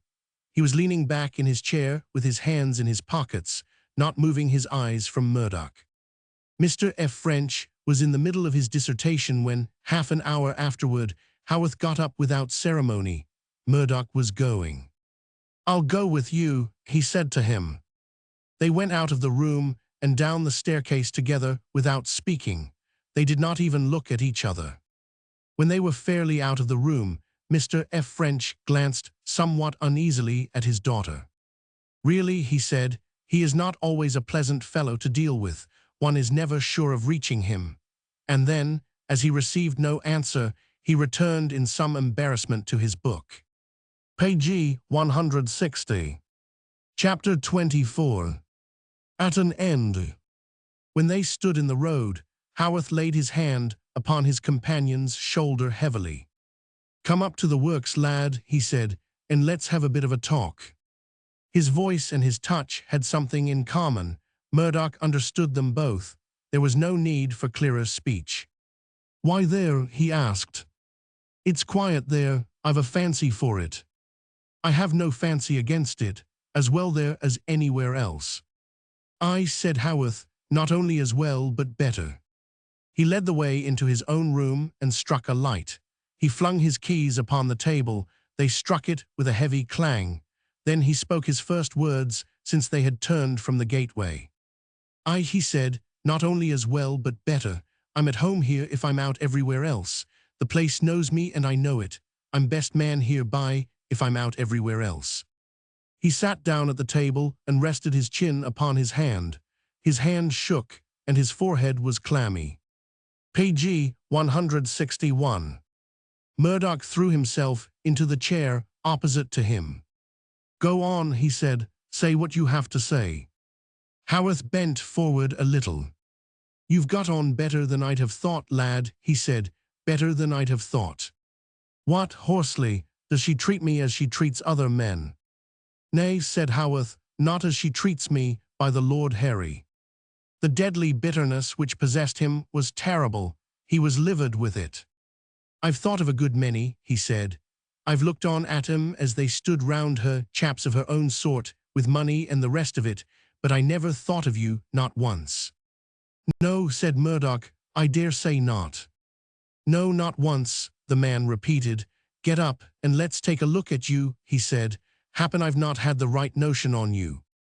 Don't say anything you'll repent, said Murdoch, It's bad enough as it is." But his words were like chaff before the wind. "You," cried the man, "you were the chap that knew not of women's ways. You'd scarce look one on 'em in the face. You're not the build I thought they took to." "You told me that once before," said Murdoch with a bitter laugh. "I've not forgotten it." Haworth's clenched fist fell upon the table with a force which made the keys ring. "Blast you," he said, "you're nigher to her now than me now." Then Murdoch answered, "You may give up." Page 162. "Give up," was the reply. "Nay, not that, my lad, I've not come to that yet." Then his rage broke forth again. "You to be going there on the quiet," he cried. "You to be making way with her and finding her easy to please and priding yourself on it." "I please her," said Murdoch. "I pride myself." He got up and began to pace the floor. "You're mad," he said, "mad." Haworth checked himself to stare at him. "What did you go for," he asked, "if it wasn't for that?" Murdoch stopped in his walk. He turned himself about. "I don't know," he said, "I don't know." "Do you think," he said, in a hushed voice, after the pause which followed, "do you think I expect anything? Do you think I look forward or backward? Can you understand that it is enough as it stands, enough?" Haworth still stared at him dully. "Nay," he returned, "that I cannot. I to stand before her as a man with a best side which might win her favour. What is there in me that she should give me a thought when I am not near her? What have I done? What has my life been worth? It may be nothing in the end. Good God, nothing." He said it almost as if stunned. For the moment he was overwhelmed and had forgotten. "You're nigher to her than I am," said Haworth. "You think because you're the gentleman sort." "Gentleman," said Murdoch speculatively. "I a gentleman." Page 163. "I damn you," said Haworth bitterly, "and you know it." The very words seemed to rouse him. He shook his clenched hand. "That's it," he cried. "There's where it is. You've got it in you and you know it, and she knows it too." "I have never asked myself whether I was or not," said Murdoch. "I have not cared. What did it matter? What you said just now was true, after all. I know nothing of women. I know little enough of men. I have been a dull fellow, I think, and slow to learn. I can only take what comes." He came back to the table and threw himself into his chair. "Does either of us know what we came here for?" he asked. "We came to talk it over," was Haworth's answer, "and we've done it." "Then, if we have done it, let us go our ways." "Nay, not yet. I've somewhat more to say." "Say it," Murdoch replied, "and let us have it over." "It's this," he returned. "You're a different chap from what I took you for, a different chap. I never thought of you, not once." "You've said that before." I've said it before, like enough I shall say it again. It sticks to me. We've been good friends after a manner, and that makes it stick to me. I don't say you're to blame. I haven't quite made the thing out yet. We're of a different build, and there's been times before when I haven't quite been up to you. But we've been friends after a manner, and now times come when we're done with that. Page 164. "Done with it," repeated Murdoch mechanically. I'm meeting his glance fully. "Done with it. We'll begin fair and square, lad. It's done with. Do you think," with deadly coolness, "I'd stop at aught if time come?" He rose a little from his seat, bending forward. "Naught's never come in my way yet that's stopped me," he said. "Things has gone agin me, and I've got best on 'em in one way or another. I've not minded how. I've gone on till I've reached this. Naught stopped me, naught never shall." He fell back in his chair and wiped the cold sweat from his forehead with his handkerchief. "I wish," he said, "it had been another chap. I never thought of you, not once." Page 165. Chapter 25. I shall not turn back. Murdoch went out into the night alone. When he found himself outside the iron gate, he stood still for a moment. "I will not go home yet," he said, "not yet." He knew this time where he was going when he turned his steps upon the road again. He had only left the place a few hours before. The moonlight gave it almost a desolate look, he thought, as he passed through the entrance. The wind still swayed the grass upon the mounds fitfully, and the headstones cast darker shadows upon them. There was no shadow upon the one under which Stephen Murdoch rested. It lay in the broad moonlight. Murdoch noticed this as he stopped beside it. He sat down upon the grass, just as he had done in the afternoon. "Better not go home just yet," he said again. "There is time enough." Suddenly an almost unnatural calmness had fallen upon him. His passions and uncertainties of the past few months seemed small things. He had reached a climax, and for a moment there seemed time enough. He thought of the past almost coldly, going over the ground pg 166 mentally, step by step. It was as if he thought of the doings of another man, one who was younger and simpler, and whose life was now over. "There are a good many things that are done with," he said mechanically, recalling Haworth's words. He thought of the model standing in its old place in the empty room. It was a living thing awaiting his coming. The end might be anything: calamity, failure, death. But tonight he had taken his first step toward that end. "Tonight I shall begin as he began," he thought. "Tonight." He threw himself full length upon the grass, clasping his hands beneath his head, his face turned upward to the vast clearness and depth above him. He had known it would come some day, but he never thought of its coming in this way. The man who slept under the earth at his side had begun with hope. He began as one who neither hoped nor feared, yielding only to a force stronger than himself. He lay in this manner, looking up for nearly an hour. Then he arose and stood with bared head in the white light and stillness. "I shall not turn back," he said aloud at last, as if to some presence near him. "I shall not turn back, at least, do not fear it." And he turned away. It was his mother who opened the door for him when he reached home. "Come in," he said to her, with a gesture toward the inner room. "I have something to say to you." She followed him in silence. Her expression was cold, pg 167, and fixed. It struck him that she, too, had lived past hope and dread. She did not sit down when she had closed the door, but stood upright, facing him. He spoke hoarsely. "I am going upstairs," he said. "I told you once that someday it would see the light again in spite of us both. You can guess what work I shall do tonight." "Yes," she answered, "I can guess. I gave up long ago." She looked at him steadily, her eyes dilated a little as if with slow-growing fear of him. "I knew it would end so," she went on. "I fought against my belief that it would, but it grew stronger every day, every hour. There was no other way." "No," he replied, "there was no other way." "I have seen it in your face," she said. "I have heard it in your voice. It has never been absent from your thoughts a moment, nor mine." He did not speak. "At first, when he died." Her voice faltered and broke, and then rose in a cry almost shrill. "He did not die," she cried. "He is not dead. He lives now here. There is no death for him, not even death until it is done." She panted for breath. Her thin chest rose and fell, and yet suddenly she checked herself and stood before him with her first strained calm. "Go," she said. "I cannot hold you. If there is an end to be reached, reach it for God's sake and let him rest." Pg 168. "Wish me Godspeed," he said. "I have more to bear than you think of." For answer, she repeated steadily words which she had uttered before. "I do not believe in it. I have never believed for 1 hour." Pg 169. Chapter 26. A revolution. In a month's time, the Broxton Bank was an established fact. It had sprung into existence in a manner which astonished even its originator. Haworth had come to him in cold blood and talked the matter over. He had listened to the expounding of his views, and without being apparently much moved by his eloquence, had still shown a disposition to weigh the plan, and having given a few days to deliberation, he had returned a favorable decision. "The thing sounds well," he said, "and it may be a sharp stroke that way. When the rest on 'em hear on it, it'll set 'em thinkin'. Blast 'em, I like to astonish 'em and give 'em summat to chew." Mr. F. French could scarcely believe the evidence of his senses. He had been secretly conscious of playing a minor part in all business transactions. His pet theories had been thrust aside as worthy of small notice.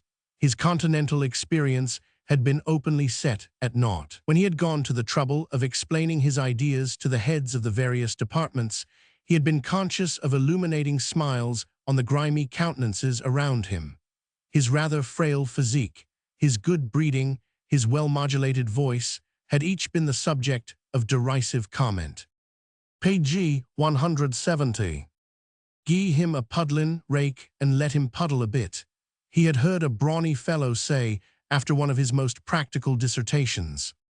After his final interview with Haworth, he went home jubilant. At dinner, he could speak of nothing else. Miss F. French heard the details from beginning to end and enjoyed them in a manner peculiarly her own. At the hoo-ha thout it, no little excitement prevailed when the movement was discussed. "A bank," said Foxy Gibbs. "And where did he get money to set up a bank? Why, he gettin' it out o' workin' moan, and sweat o' workin' moan's brow. If there were no banks, there'd be more money to put in 'em. I do not believe I banks myson. Let the brass circulate, let it circulate." "I," said Mr. Brierly, who had reached his second quart, "let it circulate, and he'll ha' more comfort will workin' moan. There's too many on 'em with natural emotion. They're ruin o' country, there's summat wrong wi' 'em. If they'd gie a chap summat to put I 'em there'd be some chance for him, but that's a lose way. He has no chance, hasn't workin' moan, he has no." "Shut up," said Foxy Gibbs. Inquired the orator, weakly and uncertainly. "Shut up till tha's gettin' less beer I thee." "Shut," repeated Mr. Brierly, winking his eyes slowly, up. He seized his beer mug and gazed into its depths in some confusion. A deep sigh escaped him. "That's a lose road," he faltered. "It's road y Sararan, and it's road y or on 'em. He has no chance, has no moan as is misfortunate." And he happily PG 171 disposed of the beer before Janey opened the door and appeared to marshal him homeward. But the Broxton Bank was an established fact and created no small sensation. "He is a bold fellow, this Haworth," it was said among his rivals, "but he will overstep himself one of these days." "He's set up a bank, has he?" shouted Granny Dixon on Murdoch's first visit after she had heard the story. "Yes," Murdoch answered. She sat glowering at the fire a few moments, almost bent double, and then, having deluded her audience into believing she had subsided, suddenly started and came to life again with increased vigor. "I've get my brass Manchester Savins," she cried, "and I'll keep it there." It seemed unnecessary to reply, and nobody made any remark upon this statement of facts, but the venerable matron had not concluded. "I'll keep it there," she repeated, "keep it there. I can't abide him no more than I can bide her." And then she returned to her fire, fixing her great eyes upon it and mumbling with no small elation. "Thing'll break now for sure," commented her much-tried hostess sardonically. "It canna stand up agin that, I reason. Haworth 'ud better sell works at start afore it's too late." There had been some vague wonder in Murdoch's mind as to what the result of Haworth's outburst against himself would be. The first time he found himself confronting him as he went to his workroom, he spoke to him. "You said once," he remarked, "that you had kept PG 172 this room empty because you did not care to be at close quarters with every man. Now, get thee in, my lad," he interrupted dryly.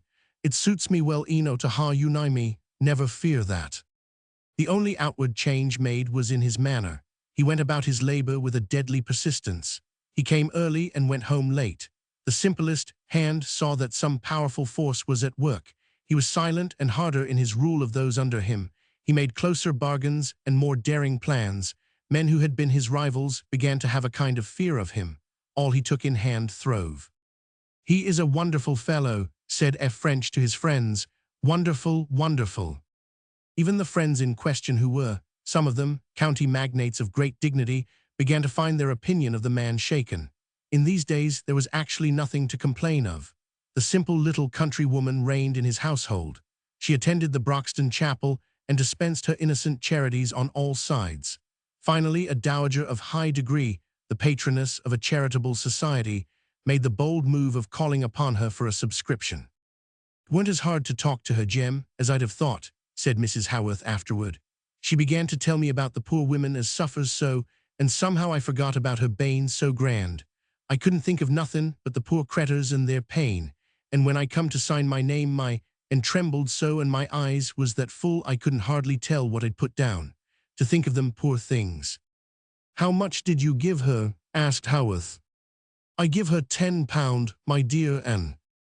Page 173. He pulled out a banknote and handed it to her. "Go to her tomorrow and give her that," he said.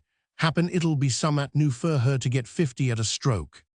So it began to be understood that the master of Haworth's was a bugbear with redeeming points after all. The Broxton Bank had its weight too, and the new cottages which it was necessary to build. "It is to Haworth after all that you owe the fact that the place is growing," said F. French. There came an evening, when on entering the drawing-room of a county potentate with whom she and her father were to dine, Rachel F. French found herself looking directly at Haworth, who stood in the center of a group of guests. They were talking to him with an air of great interest and listening to his offhand replies with actual respect.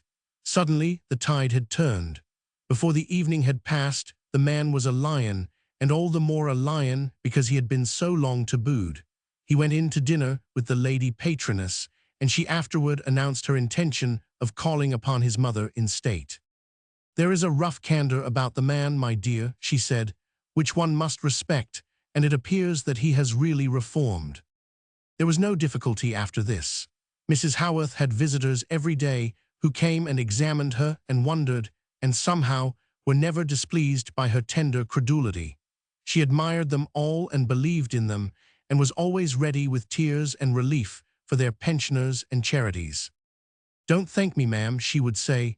"Don't never thank me, for it's not me that deserves it, but him that's so ready and generous to every one that suffers." Page 174. There never was such a kind heart before, it seems to me, ma'am, nor such a loving one. Haworth's wealth, his success, his open-handedness, his past sins were the chief topics of conversation. To speak of Broxton was to speak of the man who had made it what it was by his daring and his power, and who was an absolute ruler over it and its inhabitants. F. French was a triumphant man. He was a potentate also. He could ride his hobby to the sound of applause. When he expatiated upon processes, he could gain an audience which was attentive and appreciative. He had not failed this time, at least, and was put down as a shrewd fellow after all. In the festivities which seemed, somehow, the result of this sudden revulsion of feeling, Rachel F. French was naturally a marked figure. Among the women, with whom she was not exactly a favorite, it was still conceded that she was not a young woman whom it was easy to ignore. Her beauty, of which it was impossible to say that she was conscious, was of a type not to be rivaled. When she entered a room, glancing neither to right nor left, those who had seen her before unavoidably looked again, and those who had not were silent as she passed.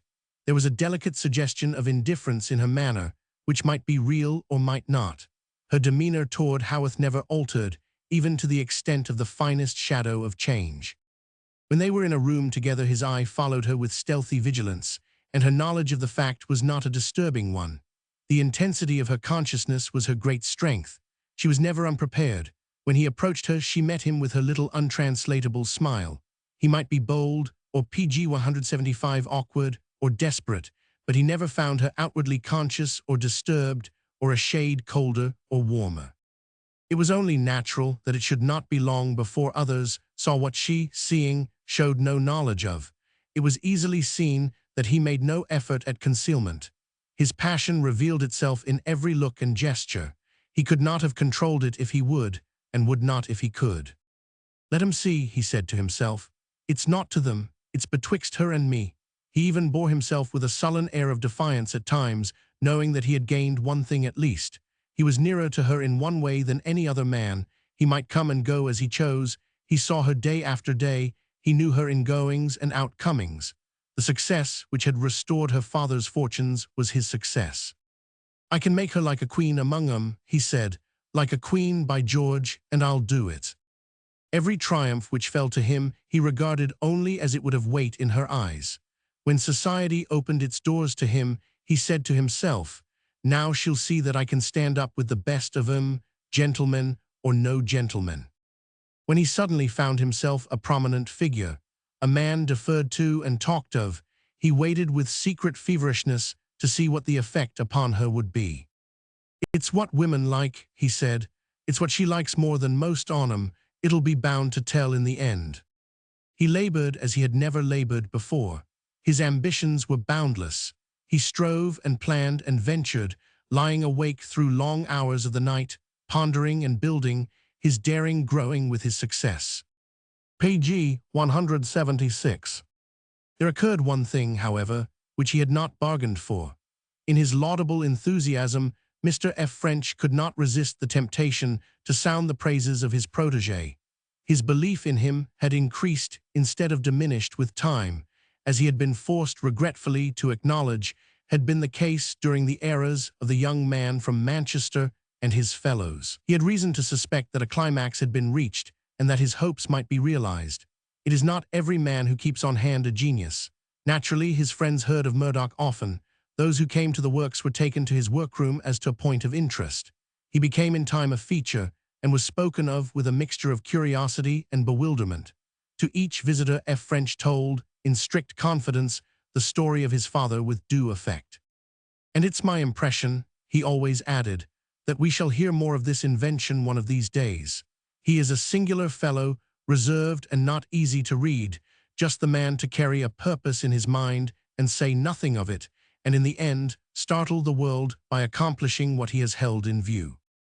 Finally, upon one occasion, when his daughter was making her list of invitations for a dinner party they were to give, he turned to her suddenly with some hesitation in his manner. "Oh, by the way," he said, "there's Murdoch. We've never had Murdoch." She wrote the name without comment. "Who next?" she asked after having done it. "You see," he went on waveringly, "there is really nothing which could be an obstacle in the way of our inviting him, really nothing. He is all that we could wish." Page 177. The reply he received staggered him. "It is nonsense," she said, looking up calmly, "to talk of obstacles. I should have invited him long ago." "You," he exclaimed, "would you really?" "Yes," she answered, "why not?" "Why not?" he repeated feebly. "I don't know why not. I thought that perhaps," and then he broke off. "I wish I had known as much before," he added. When he received the invitation, Murdoch declined it.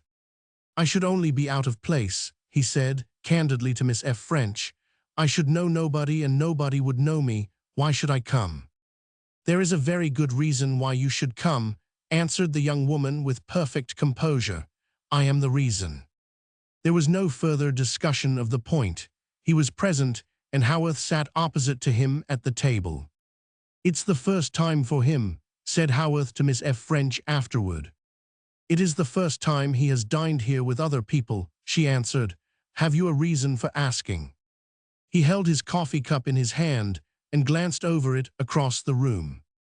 "He is not like the rest on 'em," he said, "but he stands it pretty well, by George." Page 178. Chapter 27. The Beginning. For some time there had hung over the conduct of Mr. Brierly an air of deep mystery. The boon of his society had been granted to his family even less frequently than ever. His habit of sudden and apparently unaccountable disappearance from the home circle after or even in the midst of an argument had become more than usually pronounced. He went out every night and invariably returned under the influence of malt liquor. "Where he gets th brass bangs me," said Mrs. Brierly. "He does not tak it out o' his wage, that's certain, for he has not been a halfpenny short for 3 week, and he does not get it o' tick, that I know. Bannet at th public is not a foo. Where does he get th brass fro?" But this was not easily explained.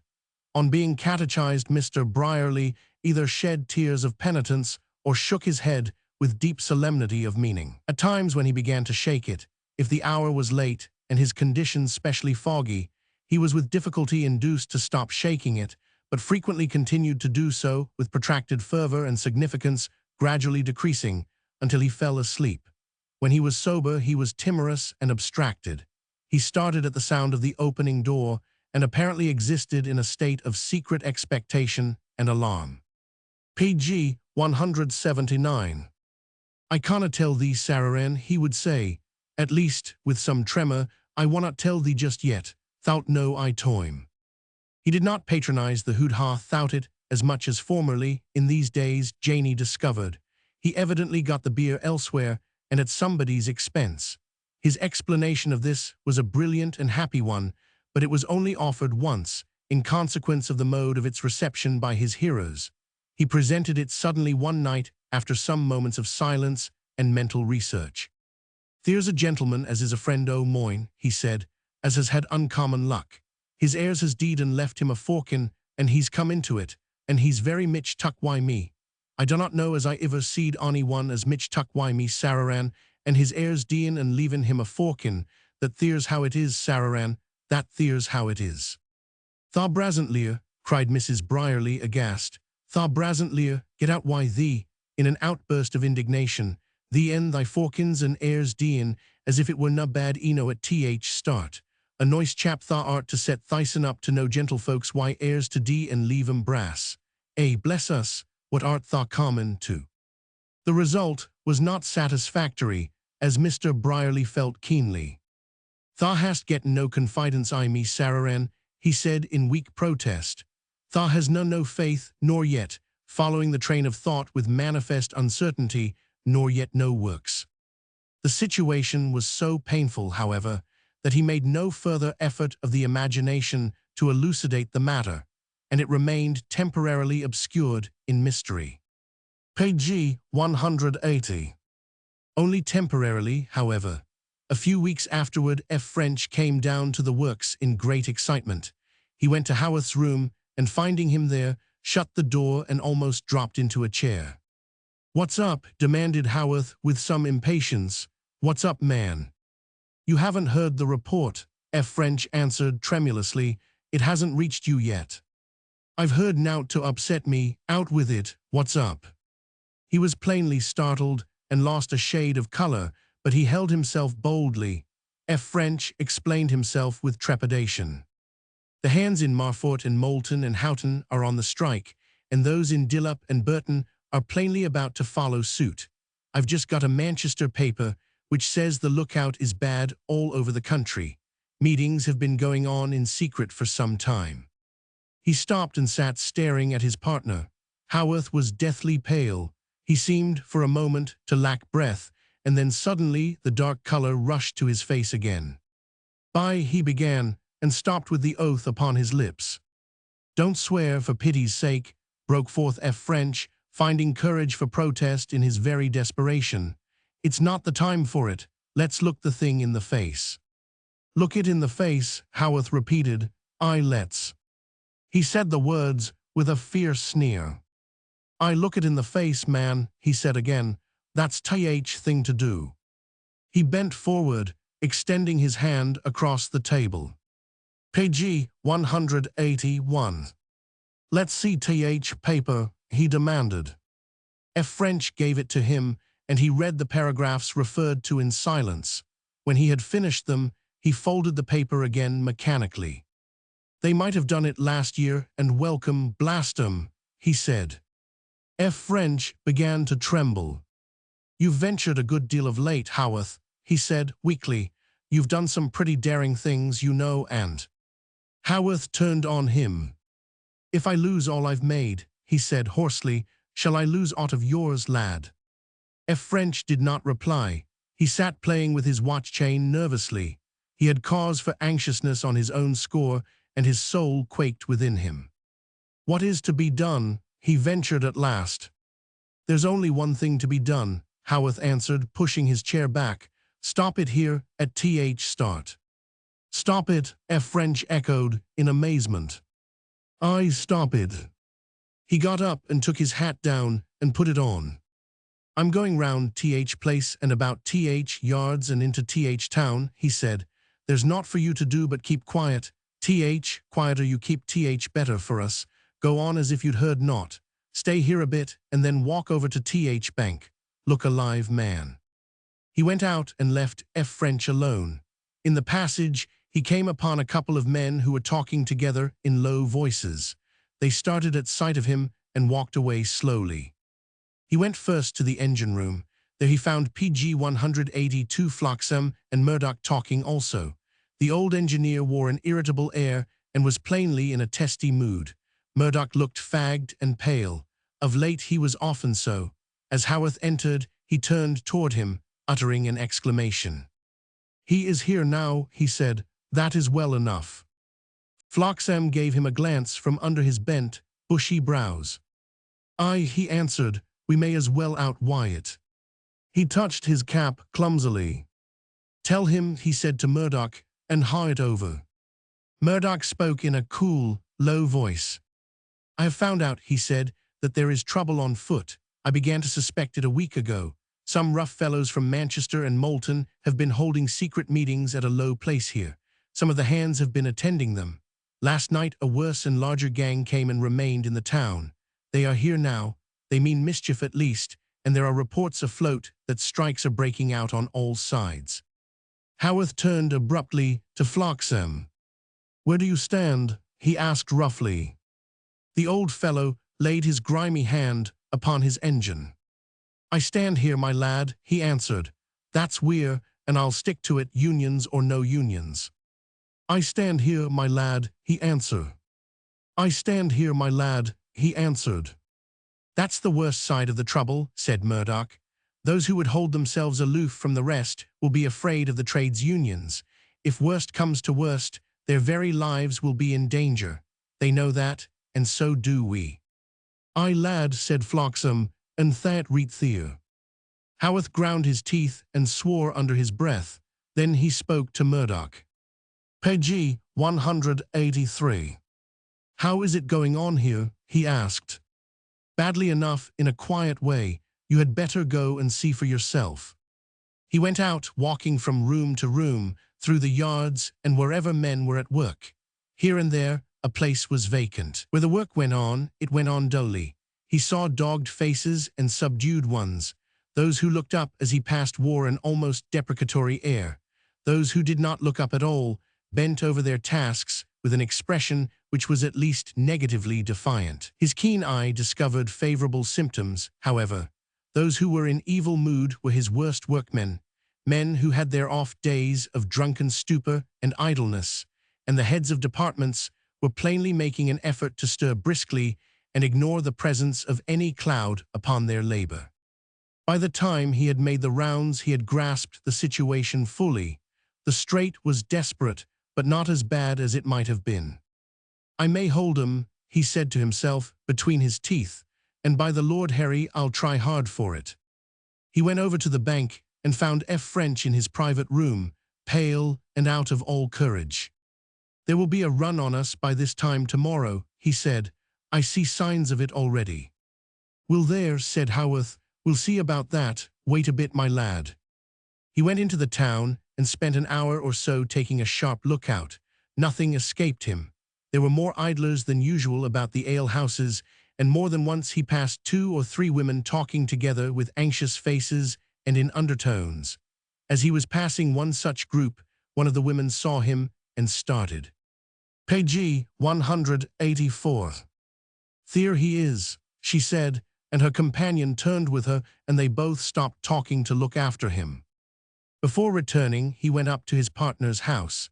He asked for Miss F. French and was shown into the room where she sat writing letters. She neither looked pleased nor displeased when she saw him, but rose to greet him at once. She gave him a rather long look. "What is the matter?" she asked. Suddenly he felt less bold. The heat of his excitement failed to sustain him. He was all unstrung. "I've come to tell you not to go out," he said. "There's trouble afoot in the trade. There's no knowing how it'll turn out. There's a lot of chaps in Th town who are not in Th mood to see aught that'll fret 'em. They're ready for mischief and have got drink in 'em. Stay you here until we see which way Th things going." "Do you mean," she demanded, "that there are signs of a strike?" "There's more than signs of it," he answered sullenly. Before night, the whole place will be astir. She moved across the room and pulled the bell. A servant answered the summons instantly. "I want the carriage," she said. Then she turned to Haworth with a smile of actual triumph. "Nothing would keep me at home," she said. "I shall drive through the town and back again. Do you think I will let them fancy that I am afraid of them?" "You're not afraid," he said, almost in a whisper. "I afraid," she answered. "I." "Wait here," she added. She left the room and in less than 10 minutes returned. He had never before PG 185 seen in her the fire he saw then. There was a spark of light in her eyes, a color on her cheek. She had chosen her dress with distinct care for its luxurious richness. His exclamation, as she entered buttoning her long, delicate glove, was a repressed oath. He exulted in her. His fear for her was gone, and only this exultation remained. "You've made up your mind to that," he said. He wanted to make her say more. "I am going to see your mother," she answered. "That will take me outside of the town, then I shall drive back again slowly. They shall understand me at least." She let him lead her out to the carriage, which by this time was waiting. After she was seated in it, she bent forward and spoke to him. "Tell my father where I am going and why," she said. Page 186. Chapter 28. A speech. When he returned to the works, the noon bell was ringing, and the hands were crowding through the gates on their way to their midday meal. Among those going out, he met Hodgson, who spoke to him as he passed. "There's some o' them chaps," he said, "as wannot show their faces again." "I've," said Haworth, "I see that." F. French had left the bank and was pacing up and down his room panic-stricken. "What have you heard?" he exclaimed, turning as Haworth entered. Is it as bad as you expected?" "I," said Haworth, "worse and better too." "Better," he faltered. Haworth flung himself into a chair. He wore a look of dogged triumph. "Leave 'em to me," he answered. "I'm in mood for 'em now." But it was not until some time afterward that he delivered the message Rachel F. French had entrusted to him. On hearing it, her father appeared to rally a little. "It seems a rather dangerous thing to do," he said, "but it is like her, and perhaps, after all, there is something in showing no fear." And for a few moments, after having thought the PG 187 incident over, he became comparatively sanguine and cheerful. As Hodgson had predicted, when the work bell called the hands together again, there were still other places vacant. Mr. Brierly, it may be observed, had been absent all day, and by this time was listening with affectionate interest and spasmodic attacks of inopportune enthusiasm to various inflammatory speeches which were being made at a beer house. Toward evening, the work lagged so that the overlookers could no longer keep up the semblance of ignorance. A kind of gloom settled upon them also, and they went about with depressed faces. "It'll be all up tomorrow," said one, "if there's nothing done." But something was done. Suddenly, just before time for the last bell to ring, Haworth appeared at the door of the principal room. "Lads," he shouted, "them on you as wants a speech from Jem Haworth gather in yard in 5 minutes from now." There was no more work done. The bell began to ring, implements were thrown down, and a shout went up from the crowd. Then there was a rush into the yard, and in less than the 5 minutes, the outpouring of the place thronged about its chief doorway, where Jem Haworth stood on the topmost step, looking down, facing them all, boldly, with the air of a man who felt his victory more than half won. "Let's hear what thast gettin' to say," cried someone well hidden by the crowd. "Out Wyatt." "It's not much," Haworth shouted back. "It's this to start with. I'm here to find out where you chaps stand." Page 188. But there was no answer to this. He knew there would be none, and went on. "I've been through place this morning," he said, "and through town, and I know how wind blows as well as any on you. Lads at Marfort and Moulton and Dillop are on strike. There's a bad lookout in many a place besides them. There's a lot of fools laying in beer and making speeches down in Broxton. There were some here this morning as didn't show this afternoon. How many on you's going to follow them?" Then there was a murmur which was not easy to understand. It was a mixture of sounds defiant and conciliatory. Haworth moved forward. He knew them better than they knew him. "I'm not one o' the model sort," he called out. "I've not set up soup kitchens nor given you flannel petticoats. I've looked sharp after you, and I should have been a fool if I hadn't. I've let you alone out of work hours, and I've not grudged you your sprees when they didn't stand in my way. I've done the square thing by you, and I've done it by myself. Places I've built let no water in, and I let 'em to you as easy as I could and make no loss. I didn't build 'em for benevolent purposes, but I've not heard one of you chaps complain of 'em yet. I've given you your dues and stood by you, and I'll do it again, bye." There was a silence, a significant, breathless one. "Have I done it," he said, "or haven't I?" Suddenly, the silence was broken. There was a shout, "Aye, lad, yo-ha." Then he shouted, "Them as Jem Haworth has stood by, let 'em stand by Jem Haworth." Pg 189. And he struck his big fist upon his open palm with a fierce blow, and stood before them, breathing hard. He had the best metal on his side somehow, and the best metal carried the day. The boldness of his move, the fact that he had not waited, but had taken the lead, were things all for him. Even those who wavered toward the enemy were stirred to something like admiration. "But what about Union?" said a timorous voice in the rear. "There'll be trouble with Unions as sure as we stand out, master." Haworth made a movement none of them understood. He put his hand behind him and drew from his hip pocket an object which caused every man of them to give a little start and gasp. They were used to simple and always convenient modes of defense. The little object he produced would not have startled an American, but it startled a Lancashire audience. It was of shining steel and rosewood, and its bright barrels glittered significantly. He held it out and patted it lightly. "That's for the Union, lads," he said, "and more like it." A few of the black sheep moved restlessly and with manifest tremor. This was a new aspect of affairs. One of them suddenly cried out with much feebleness, "Three cheers for Haworth."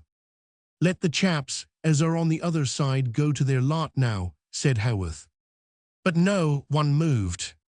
"There's some here that'll go when time comes," he announced. "Let 'em tell what they've heard.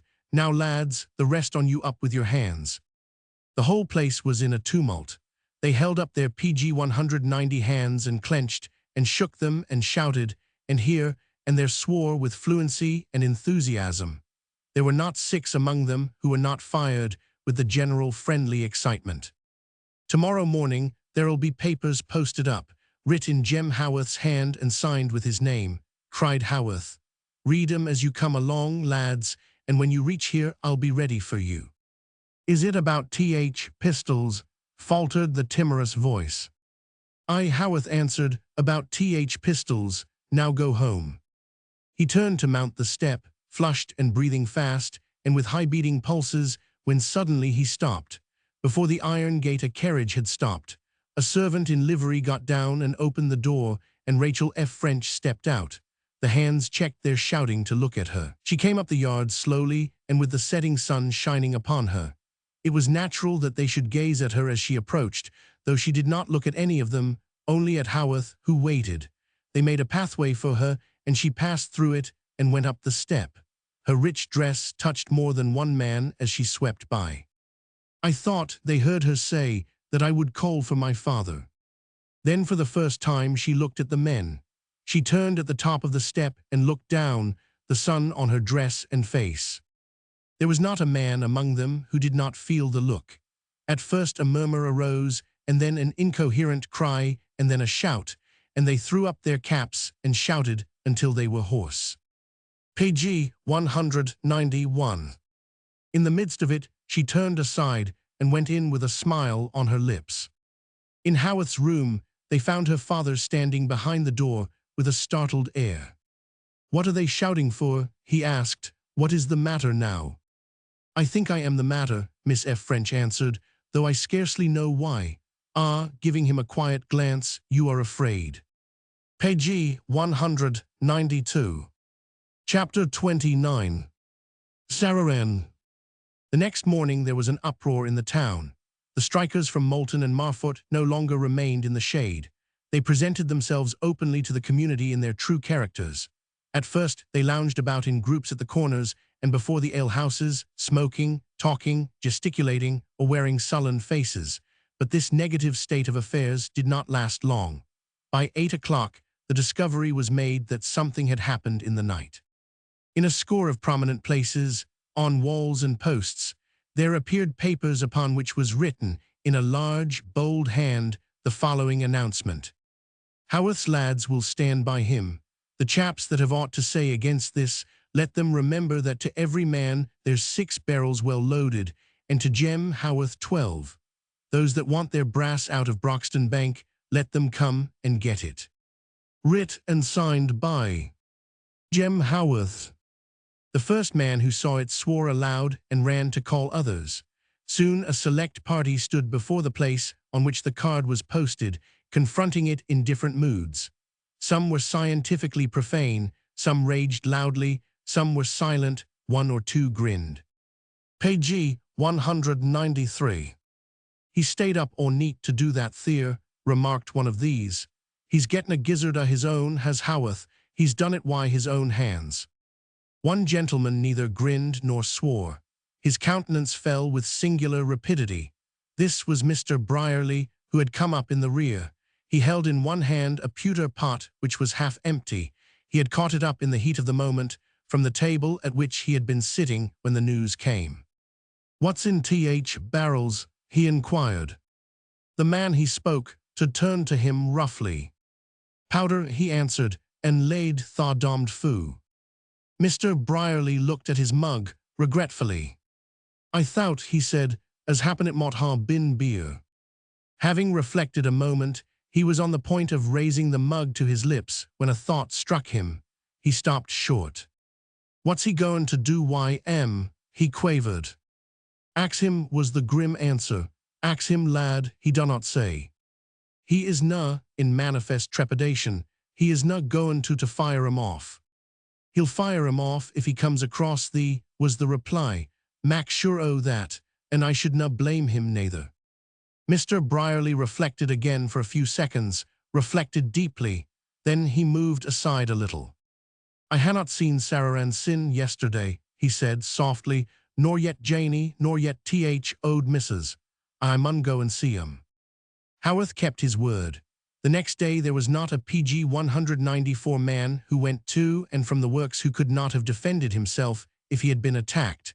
But no one was attacked. His course was one so unheard of, so unexpected, that it produced a shock. There was a lull in the movement, at least. The number of his enemies increased and were more violent, but they were forced to content themselves with violence of speech. Somehow, it scarcely seemed safe to use ordinary measures against Jem Haworth. He slept in his room at the works and shared watches with the force he had on guard. He drove through the town boldly and carried a grim, alert face. He was here and there and everywhere, in the works, going from room to room, at the bank, ready for emergencies. "When this here's over," he said, "I'll give you chaps a spree you won't get over in a bit, by George." Those who presented themselves at the bank the morning the placards were to be seen got their money. By noon the number arriving diminished perceptibly. In a day or two a few came back and would have handed over their savings again willingly, but the bank refused to take them. "Carry it to Manchester," were Haworth's words. "They'll take it there, I won't." Those of his hands who had deserted him came out of their respective sprees in a week's time with chop-fallen countenances. They had not gained anything, and were somehow not in great favor among the outside strikers. In their most pronounced moods, they had been neither useful nor ornamental to their party. They were not eloquent, nor even violent. They were simply idle vagabonds, who were no great loss to Haworth and no great gain to his enemies. In their own families, they PG 195 were in deep and dire disgrace, and loud were the ratings they received from their feminine relatives. The lot of Mr. Brierly was melancholy indeed. Among the malcontents, his portion was derision and contumely. At home, he was received with bewailings and scathing severity. "And that there was what tha were up to, was it?" cried Mrs. Brierly, the day he found himself compelled by circumstances to reveal the true state of affairs. "Thast J.th strikers, has tha." I Sararan, I've jined 'em, and we're gone to set things straight, bless yo, that's what we're goin' to do. We were goin' to bring the mesters down a bit, and get our dues. That's what we're goin' to do, Sararan. It was dinner time, and in the yard and about the street at the front, the young members of the family disported themselves with vigor. Without Janie and the baby, who were in the house, there were 10 of them. Mrs. Brierly went to the door and called them. Housed to frantic demonstrations of joy by the immediate prospect of dinner, they appeared in a body, tumbling over one another, shrieking, filling the room to overflowing. Generally they were disposed of in relays, for convenience sake. It was some time since Mr. Brierly had beheld the whole array. He sat upright and stared at them. Mrs. Brierly sat down confronting him. "What art thou goin' to do them while thou bring mesters down?" she inquired. Mr. Brierly regarded the assembly with naive bewilderment. A natural depression of spirit set in. There seems a good many on 'em, Sararan, PG 196, he said, with an air of meek protestation. They seem to ha cumulated. "There's 12 on 'em," answered Mrs. Brierly dryly, "and they've all getten mouths, as tha sees, and their fathers goin' to bring mesters down a bit." 12 pairs of eyes stolidly regarded their immediate progenitor, as if desirous of discovering his intentions.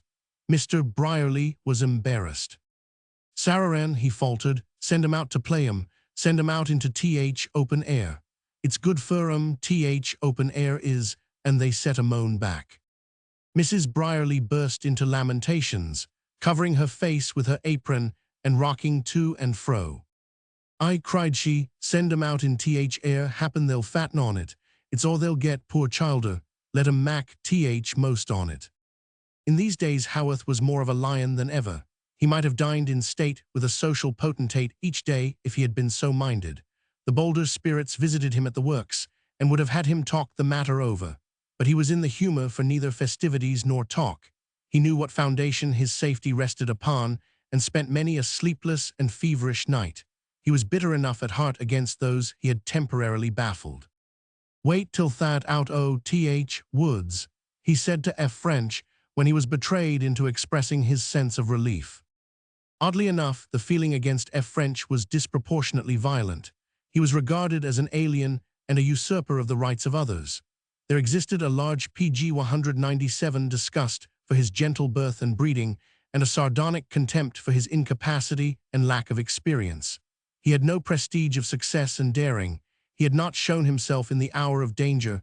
He took all and gave nothing. "I should not be surprised," said Miss F. French to Murdoch, "if we have trouble yet." Page 198.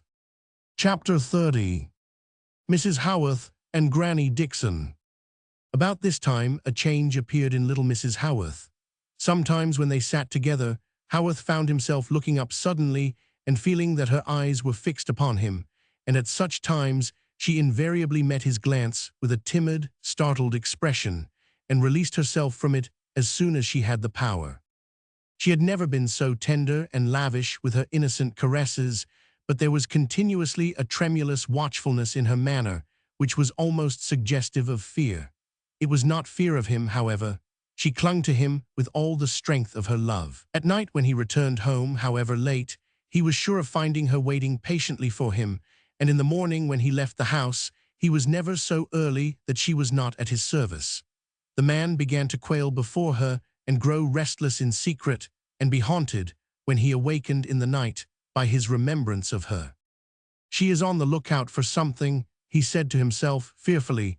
"What have they been saying to her?"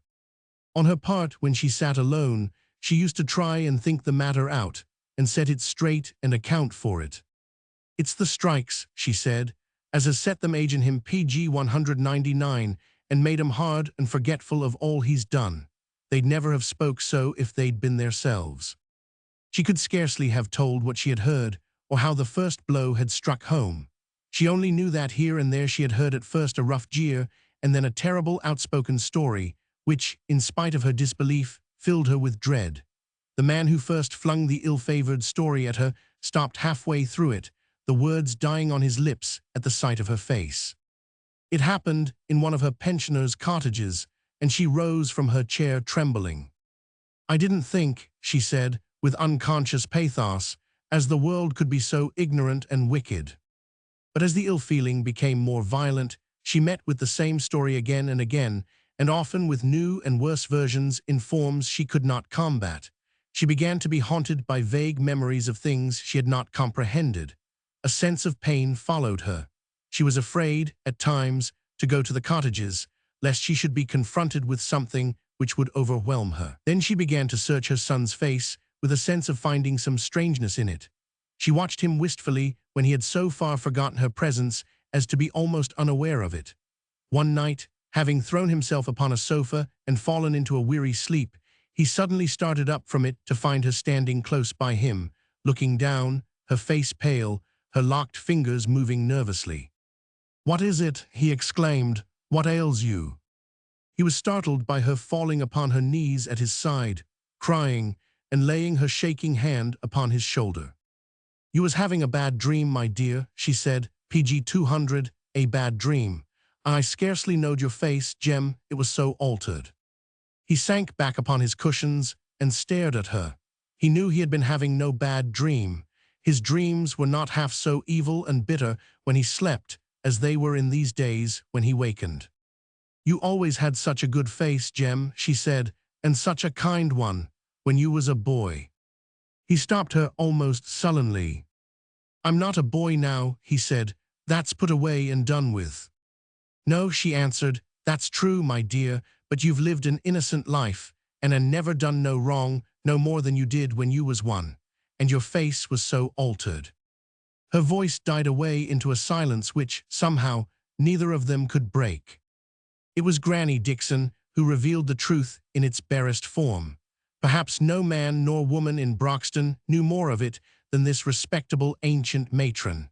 Haworth and his iniquities had been the spice of her later life. The fact that his name was being mentioned in a conversation never escaped her. She discovered it as if by magic and invariably commanded that the incident under discussion be repeated at the top of the reciter's voice for her benefit, occasionally somewhat to the confusion of the honest matron in question.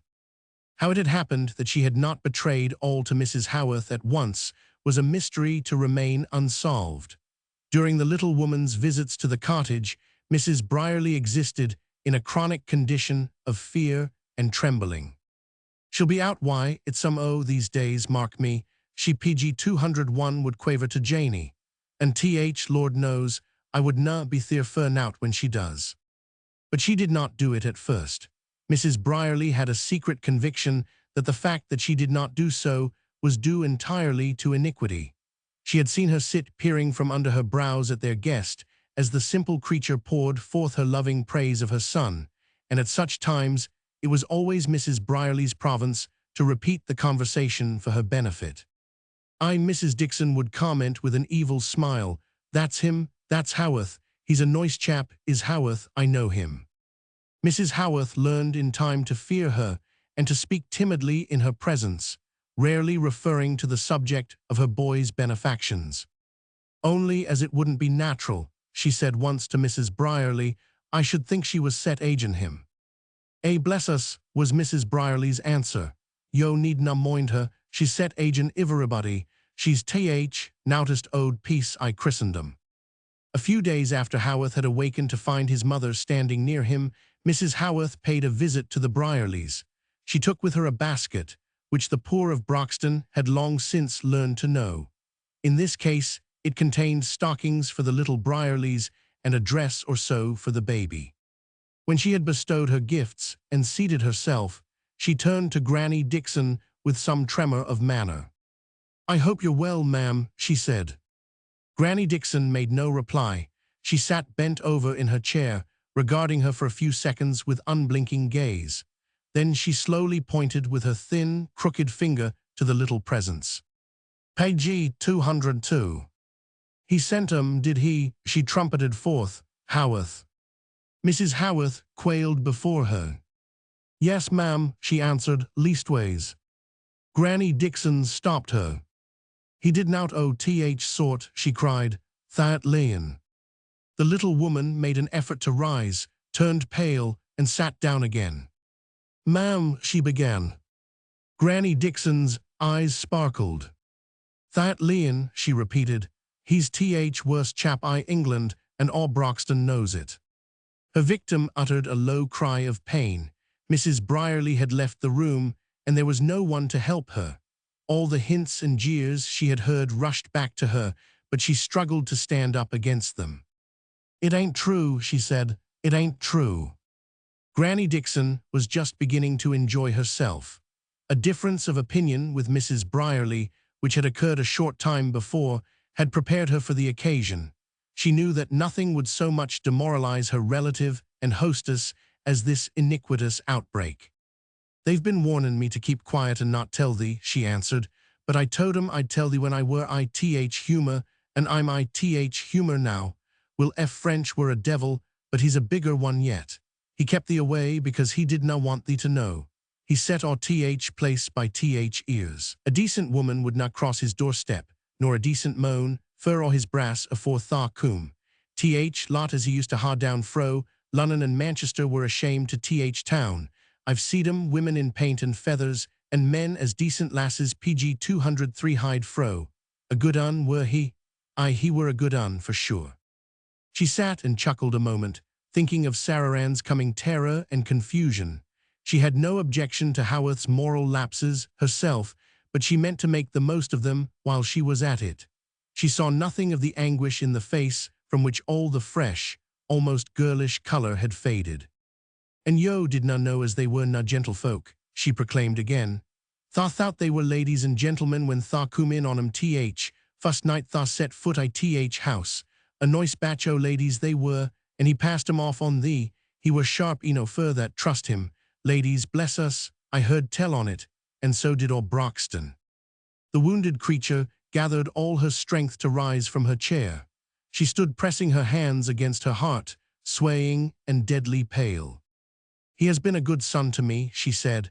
"A good son, and I can't believe it. You wouldn't yourself if you was his mother and knew him as I do." She made her way to the door just as Mrs. Brierly came in. One glance told that excellent matron that the long-dreaded calamity had arrived. "What's she been up to?" she demanded. "Lord ha' mercy, what's she been up to now?"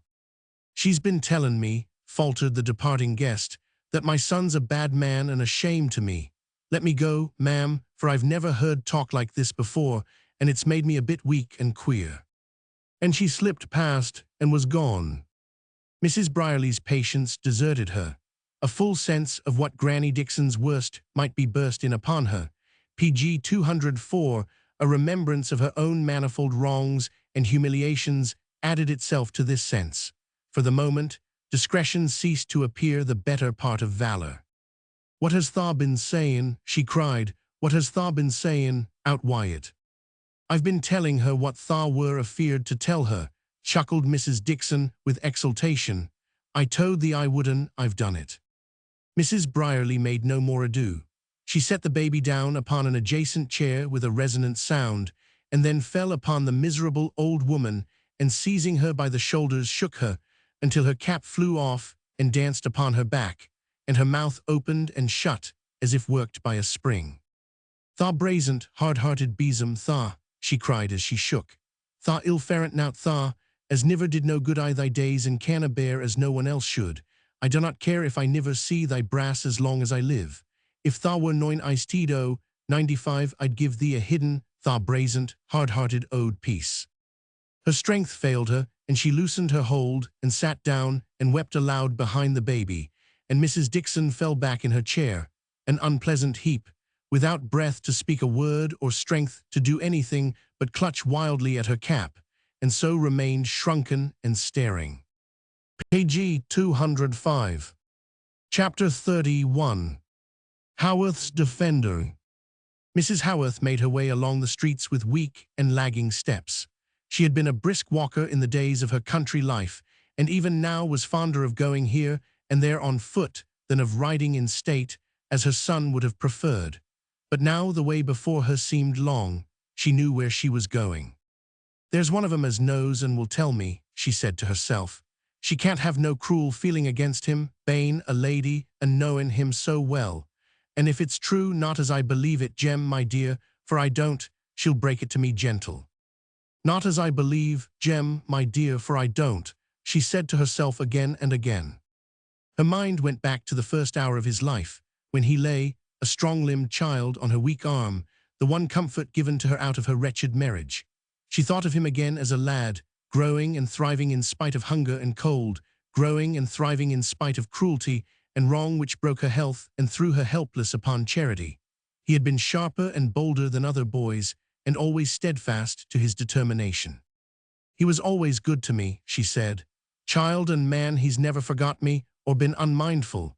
If there'd PG 206 have been wrong in his life, who'd have been liker to see it than me? It was to Rachel F. French she was going, and when at last she reached the end of her journey and was walking up the pathway to the house, Rachel F. French, who stood at the window, saw her, and was moved to wonder by her pallor and feebleness.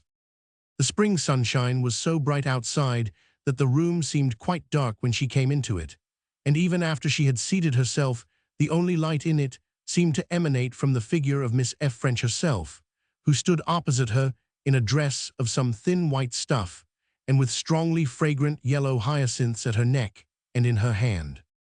"You are tired," she said. "You should not have walked." The woman looked up at her timidly. "It isn't that," she answered. "It's something else." She suddenly stretched forth her hands into the light.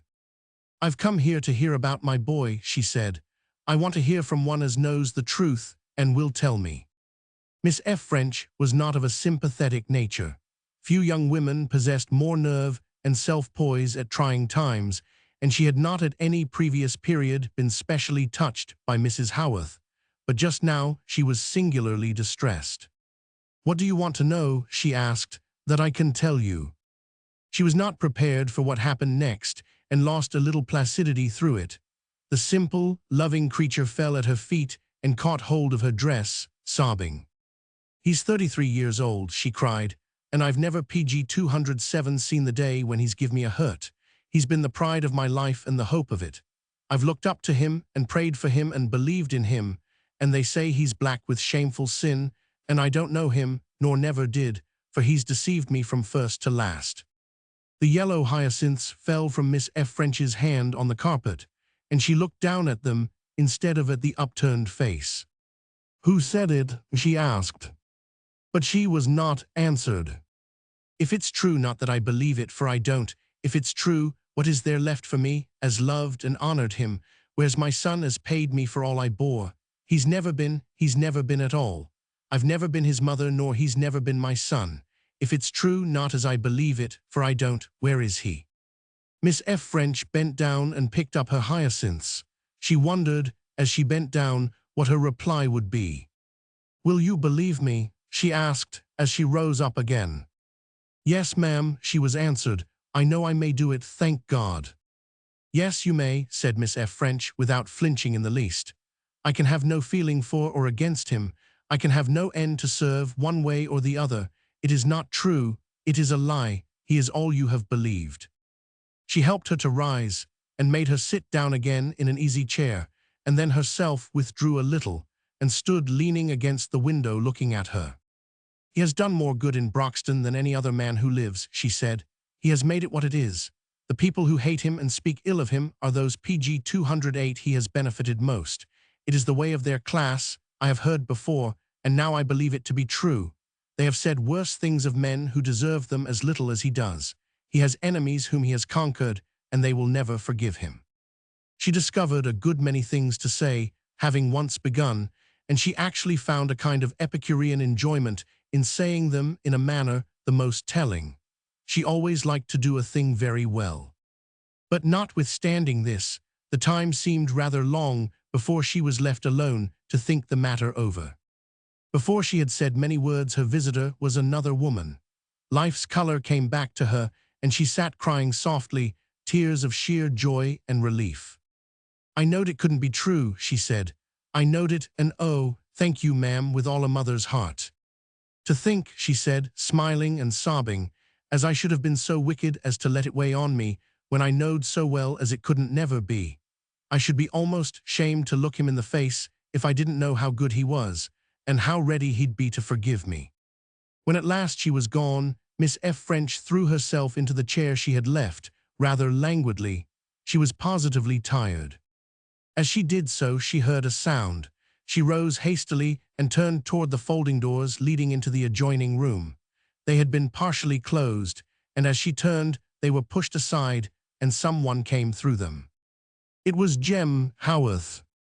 He was haggard and disheveled, and as he approached her, he walked unsteadily. "I was in there through it all," he said, "and I heard every word." Page 209. She was herself again, at once. She knew she had not been herself 10 minutes before. "Well," she said. He came up and stood near her, an almost abject tremor upon him. "Will you listen to what I have got to say?" he said. She made a cold gesture of assent. "If she'd gone to some and heard what they had to tell," he said, "it would have killed her. It's well she came here." She saw the dark color rush to his face and knew what was coming. "It's all true, he burst out, "every word of it. When I was in there," he went on, with a gesture toward the other room, "I swore I'd tell you, make the best and the worst of it. It's all true, that and more." He sat down in a chair and rested his forehead on his hands. "Things has begun to go age in me," he said. "They never did before. I've been used to tell myself there was a kind of luck in keeping it hid from her. Day it comes on her full force, I'm done for. I said in there you should know at least, it's all true." "I knew it was true," remarked Miss F. French, "all the time." "You knew," he cried out, "you." "I have known it from the first," she answered. "Did you think it was a secret?" He turned hot and cold as he looked at her. "Then, by George, you'd a reason for saying what you did. What was it?" She remained silent, looking out of the open window PG 210 across the flower-bright garden. She watched a couple of yellow butterflies eddying above a purple hyacinth for several seconds before she spoke, and then did so slowly and absently.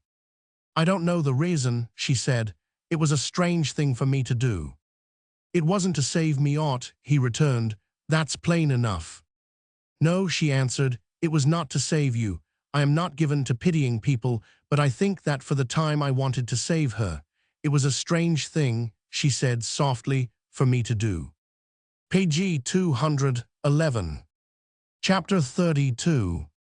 Christian Murdoch. Christian had never spoken to Murdoch openly of his secret labor. He was always aware that she knew and understood. He had seen her knowledge in her face almost from the first, but they had exchanged no words on the subject. He had never wavered from his resolve since he had made it. Whatever his tasks had been in the day, or however late his return was at night, he did not rest until he had given a certain number of hours to this work. Often Christian and his mother, wakening long after midnight, heard him moving about in his closed room. He grew gaunt and hollow-eyed, but he did not speak of what he was doing, and they never knew whether he was hopeful or despairing. Without seeing very much of the two women, he still found himself led to think of them constantly. He was vaguely conscious that since their interview in the graveyard, he had never felt free from Christian Murdoch. More than once her mother's words came back to him with startling force. "She sits and looks on and says nothing. She asks nothing, but her eyes force me to speak." He knew that she was constantly watching him. Often he looked up and met her glance, and somehow it was always a kind of shock to him. He knew that she was PG 212 wondering and asking herself questions she could not ask him. "If I gave it up or flagged," he told himself, "she would know without my saying a word." There had grown in her a beauty of a dark, foreign type. The delicate olive of her skin and the dense blackness of her eyes and hair caused her to be considered a novelty worth commenting upon by the men of Broxton society, which was of a highly critical nature. She went out a great deal as the spring advanced and began to know the place and people better. She developed a pathetic eagerness to make friends and understand those around her. One day, she went alone to Broxton Chapel, and after sitting through one of Mr. Hickson's most sulphurous sermons, came home in a brooding mood. "Why did you go?" Murdoch was roused to ask. "I thought," she answered, "it might make me better. I thought I would try." Not long afterward, when he had gone out of the house and she was left sitting with Mrs. Murdoch, she suddenly looked up from the carpet on which her eyes had been fixed and asked her a question. "Is it true that I am beginning to be very handsome?" she demanded. "Yes," Mrs. Murdoch answered, "it is true." A dark cloud settled upon her face, and her eyes fell again. "I heard some men in the street speak aloud to each other about it," she said. "Do they speak so of all women who are handsome?" "I don't know," her companion replied, surveying her critically and with some anxiety. "They used to speak so of her," she said slowly. "PG 213, she was a beautiful woman. They were always telling her of it again and again, and I used to go and look at myself in the glass and be glad that I was thin and dark and ugly and that they laughed at me. I wanted to be hideous. Once when I was a child, a man said, 'Never mind, she will be a beauty some day like her mother.' And I flew at him and struck him, and then I ran away to my room and fell down upon my knees and said the first prayer I ever said in my life. I said, 'Oh God, if there is a God, strike me dead. Oh God, if there is a God, strike me dead.'" The woman who listened shuddered. "Am I like anybody?" she said next.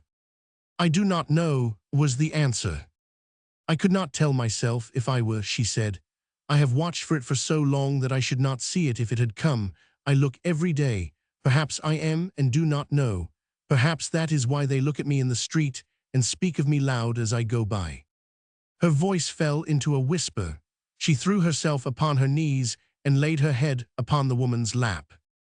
"Cover me with your arms," she said. "Cover me so that you may not see my face." She was constantly moved to these strange outbursts of feeling in these days. A few nights later, as he sat at work after midnight, Murdoch fancied that he heard a sound outside his door. He went to it and opened it and found himself confronting the girl as she sat crouched upon the lowest step of the stairway. "What are you doing here?" he asked. "I could not go to sleep," she answered. "I could not stop thinking of what you were doing. It seemed as if IP 214 should have a little share in it if I were here. Are you, almost timidly, are you tired?" "Yes," he answered, "I am tired." "Are you any nearer?" "Sometimes I think so, but so did he." She rose slowly. "I will go away," she said. "It would only disturb you to know I was here." She moved a step upward and then paused uncertainly. "You told me once," she said, "that there was no reason why I should not be as good and happy as any other woman. Are you sure of what you said?" "For God's sake, do not doubt in that way," he said. She stood looking down at him, one hand resting upon the balustrade, her dark eyes wild with some strange emotion. "I lie awake at night a great deal," she said, "and I am always thinking of what has gone by. Sometimes, lately, I have wished that I had forgiven her." "I have wished so too," he answered. "I know that," she returned, "but I did not, and it is too late. Everything is over for her, and it is too late. For a long time I was glad, but now I suppose I am repenting." She did not repent. She suffered, but she did not repent. "I think I am repenting." When he returned to his room, he found he could not settle down to work again. He walked up and down restlessly for some time, and at last threw himself upon the bed and lay wide awake, thinking in the darkness. It always cost him a struggle to shut out the world and life and concentrate himself upon his labor in those days. A year before it would have been different. Now there was always a battle to be fought. There were dreams to be PG 215 held at bay, and memories which his youth and passion made overwhelming forces. But tonight, somehow, it was Christian Murdoch who disturbed him. There had been a terrible wistfulness in her voice, a wistfulness mingled with long-repressed fear, which had touched him more than all. And so, when sleep came to him, it happened that her figure stood out alone from all others before him and was his last thought. Among those whom Christian Murdoch learned to know was Janie Brierly. She saw her first in the streets, and again in Mrs. Murdoch's kitchen, where she occasionally presented herself, attired in the huge apron, to assist in a professional capacity upon cleaning days. The baby having learned to walk, and Mr. Brierly being still an inactive member of the household, it fell upon Janie and her mother to endeavor to add by such efforts as lay in their power, to their means for providing for the 11. With the assistance of the apron, Janie was enabled to make herself generally useful upon all active occasions. "Who's a little thing, but who's a sharp un," Mrs. Brierly was wont to say. "Who can work like a woman? I do not know what I'd hard done without her. Yo, try her, missus, and see." She spent each Saturday afternoon in Mrs. Murdoch's kitchen, and it was not long before Christian drifted into an acquaintance with her. The first time she saw her on her knees before the fireplace, surrounded by black-lead brushes, bath brick, and pipe clay, and vigorously polishing the fender, she stopped short to look at her. "How old are you?" she asked after a little while. "I'm 12, goin' on 13, was the reply, without any cessation of the rubbing. Page 216. The girl leaned against the side of the mantel and surveyed her critically. "You don't look that old," she said. "Aye, but I do," returned the child. "I tha looks at my face. I'm stunted, why nussin', that's what makes me so little." She gave her face a sharp turn upward, that it might be seen. "I've had eno to mak me look old, I can't tell thee," she remarked. The interest she saw in her countenance inspired her. She became comparatively garrulous upon the subject of the family anxieties. Father figured in his usual unenviable role, and Granny Dixon was presented in strong colors, but finally she pulled herself up and changed the subject with startling suddenness. "I've seed thee money a time afore," she said, "and I've heard folk talk about thee. I niver heard him say aught about thee, though." "Whom do you mean?" asked Christian with a little frown. "Mester Murdoch. We used to see a good deal on him at th start, but we do not see him so often these days. He's getting other places to go to. Th quality mak a good deal on him." She paused and sat up, polishing brush in hand. "I do not wonder as they say yo are handsome," she volunteered. "Who says so?" coldly. "Th men in th works and th folk as sees yo th street. Some on 'em says you're handsomer than her, and that's saying a good bit, yo know. Her is Miss F. French. Page 217. I yo do not dress as fine, and yo are dark-skinned, but there's summat nice about yo. I do not wonder as they say yo are handsome." "Never mind talking about that, tell me about something else." The termination of the interview left them on sufficiently good terms. Janie went home with a story to tell. "She's crossed THCs," she said, "and lived I furrin parts. She's gettin' queer ways and she stares at a body, but I like her fur all that." "Been I furrin parts?" exclaimed Mrs. Brierly. "Bless us, no wonder poor thing's a bit heathenish. Hast thou ever seed her at chapel, Jane Ann?" The fact that she had not been seen at chapel awakened grave misgivings as to the possible presence of popery and the Scarlet Woman, which objectionable female figured largely and in most unpleasant guise in the discourses of Brother Hickson. "There's no knowing what poor lass has been brought up to," said the good matron, "livin' reet under Pope's nose and niver darin to say her soul's her own. I niver had no notion o' them furrin parts myson, Jimmy Lancashire." But the next week the girl made her visit to the chapel and sat throughout the sermon with her steadfast black eyes fixed upon the Reverend Mr. Hickson.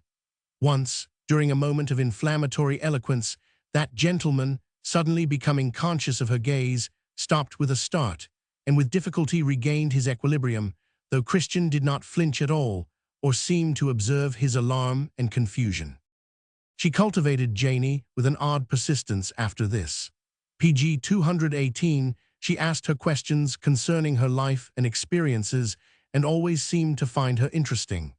Often Janie was conscious of the fact that she stood and looked at her for some time with an air of curiosity. "Do you," she asked her suddenly one day, "do you believe all that man says to you?" Janie started into a sitting posture, as was her custom when roused in the midst of her labors. Bless us, yes," she exclaimed, "do not yo?" "No." Recollections of the Scarlet Woman flashed across her young hearer's mind. "Art thou a papist?" she gasped. "No, not yet." Art tha, Janie asked, breathlessly, art tha goin' to be? I don't know. And tha does not believe what Mr. Hickson says. No, not yet. What does tha believe? She stared up at the dark young face aghast. It was quite unmoved.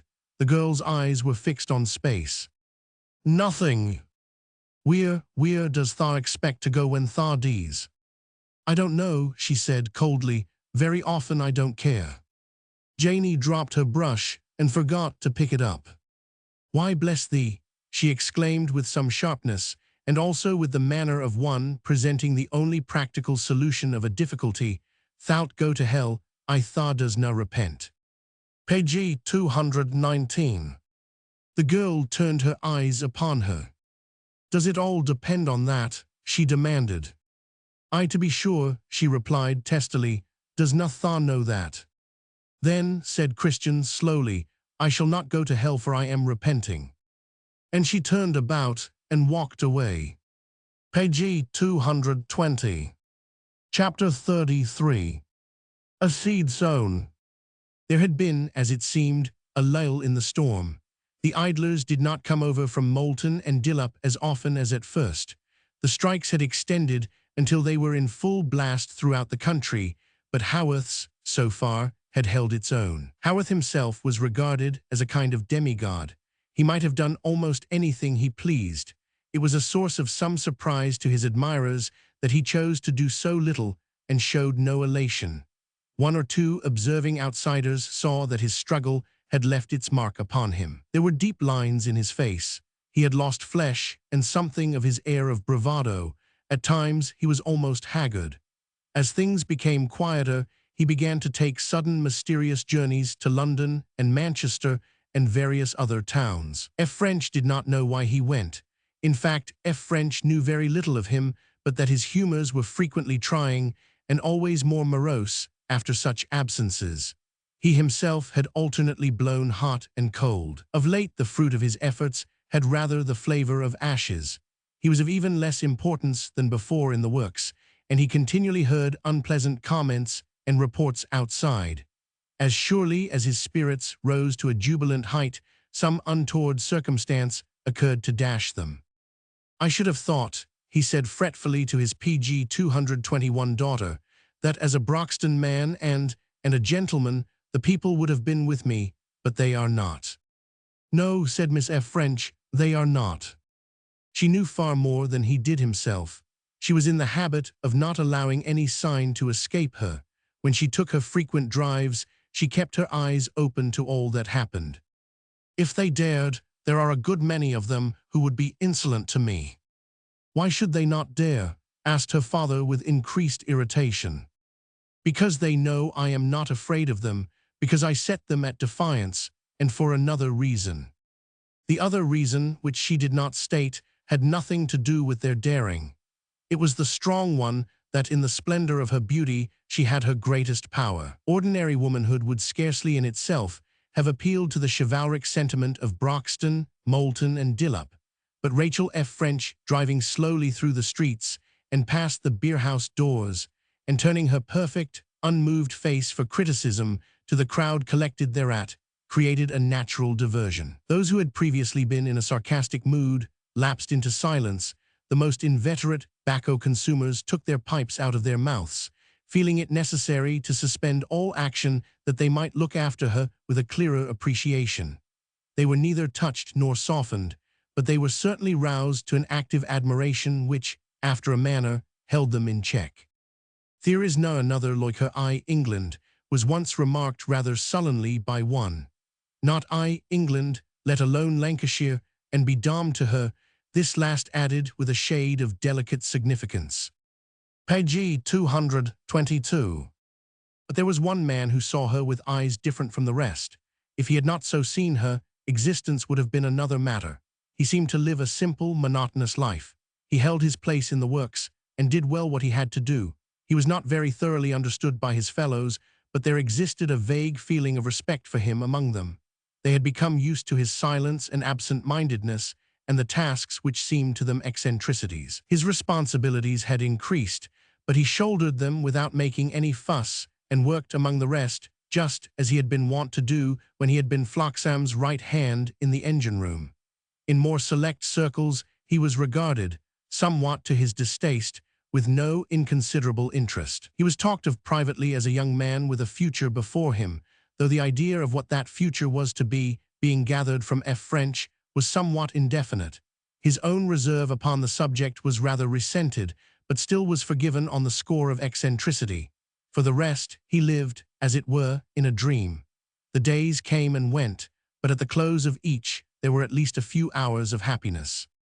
And yet it was not happiness of a very tangible form.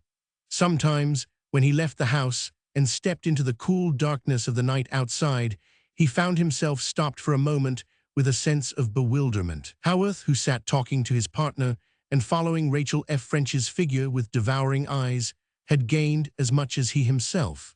She had not spoken often, perhaps, and had turned from one to the other with the same glance and tone, but one man left her with anger and misery in his breast, and the other wondered at his own rapture.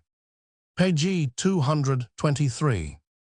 I have done nothing and gained nothing, he would often say to himself as he sat at the work-table afterward, but I am madly happy.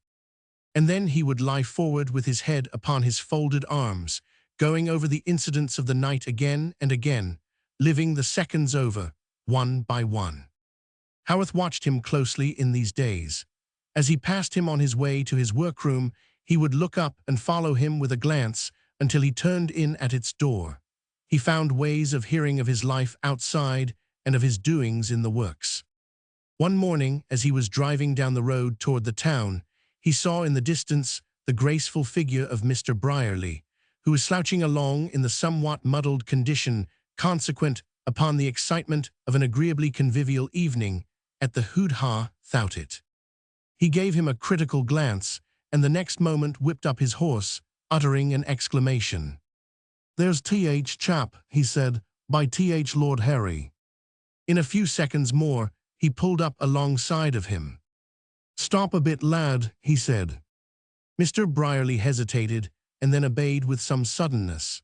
A delicately suggestive recollection of Th. Barrels induced him to do so. He ducked his head with a feeble smile, whose effect was somewhat obscured by a temporary cloud of natural embarrassment. He had not been brought into immediate contact with Haworth since the strikes began. "Th. same," he faltered with elusive cheerfulness, "Th. same to yo and money on 'em." Then he paused and stood holding his hat in his hand, pg 224, endeavoring painfully to preserve the smile in all its pristine beauty of expression. Haworth leaned forward in his gig. "You're a nice chap," he said, "you're a nice chap." A general vague condition of mind betrayed Mr. Brierly into the momentary weakness of receiving this compliment literally. He brightened perceptibly, and his countenance became suffused with the roseate blush of manly modesty. "My best days is o'er," he replied.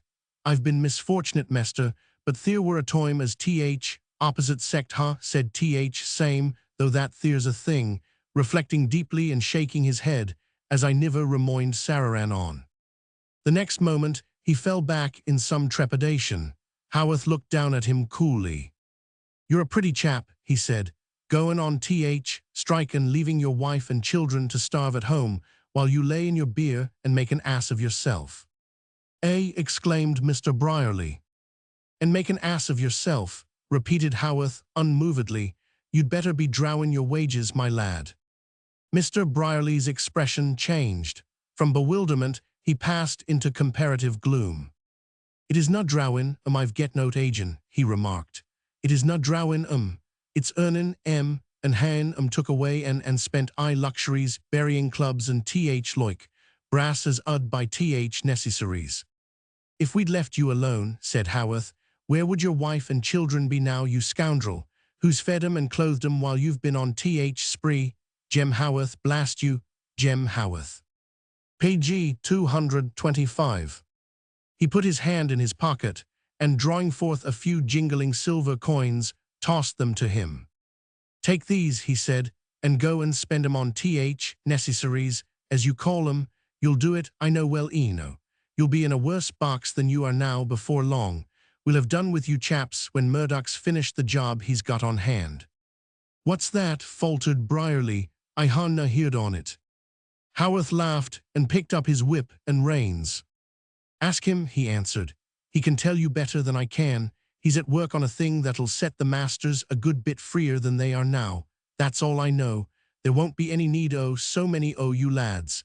You'll have to make your brass out of a new trade." He bent a little to settle a strap. "Go and tell the rest on 'em," he said. "You'll do it when you're drunk, I dare say." Brierly fumbled with his coins. His air became speculative. "What are you thinking on?" demanded Haworth. "It's a bad lookout, isn't it?" Mr. Brierly drew a step nearer the gig's side. He appeared somewhat pale and spoke in a whisper. Muddled as he was, he had an idea or so left. "It'll be a bad lookout for him," he said. "Bless yo', they'd tear him to pieces. They're in humor for it. They've been carrying a grudge so long they're ready for oat. They've niver thought mich o' him though, but start 'em on that and they wouldn't leave a shred o' it together, nor a shred o' him either if they got the chance." Haworth laughed again. Page 226. "Wouldn't they?" he said. "Let 'em try. He'd have plenty to stand by him. Masters are on his side, my lad." He touched his horse, and it began to move. Suddenly he checked it and looked back, speaking again. "Keep it to yourself, then," he said, "if there's danger, and keep my name out of it, by George, if you want to be safe." Just as he drove up to the gates of the yard, Murdoch passed him and entered them. Until then, since he had left Brierly, he had not spoken. He had driven rapidly on his way with a grim, steady face. As Murdoch went by, he got down from his gig and went to the horse's head. He stood close to it, knotting the reins. "Nor of him either," he said. "Nor of him either, by." Page 227. Chapter 34. A climax. The same night, Mr. Brierly came home in a condition more muddled and disheveled than usual. He looked as if he had been hustled about and somewhat unceremoniously treated. He had lost his hat and was tremulous and excited. He came in without the trifling ceremony of opening the door. In fact, he fell up against it and ran in, and making an erratic dive at a chair, sat down. Granny Dixon, who had been dozing in her usual seat, was roused by the concussion and wakened and sat up, glaring excitedly. "He's been at it again," she shouted. "At it again. He'll niver ha none o' my brass to mack way why he's been at."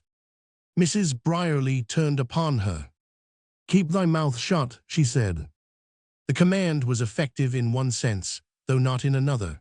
Mrs. Dixon stopped in the midst of the word "at" with her mouth wide open, and so sat for some seconds, with the aspect of an ancient beldam ordinarily going by machinery, and suddenly having had her work stopped.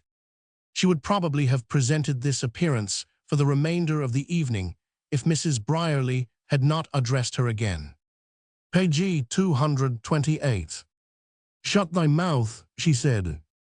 The works were set temporarily in motion, and her countenance slowly resumed its natural lines. She appeared to settle down all over and sink and become smaller, though, as she crouched nearer the fire, she had rather an evil look, which seemed to take its red glow into her confidence and secretly rage at it. "What's tha been doin'?" Mrs. Brierly demanded of her better half. "Out why it?" Mr. Brierly had already fallen into his favorite position.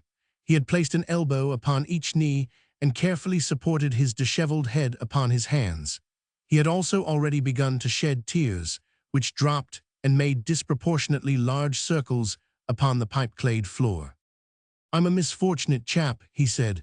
"I'm a misfortunate chap, Sararan, as niver had no luck."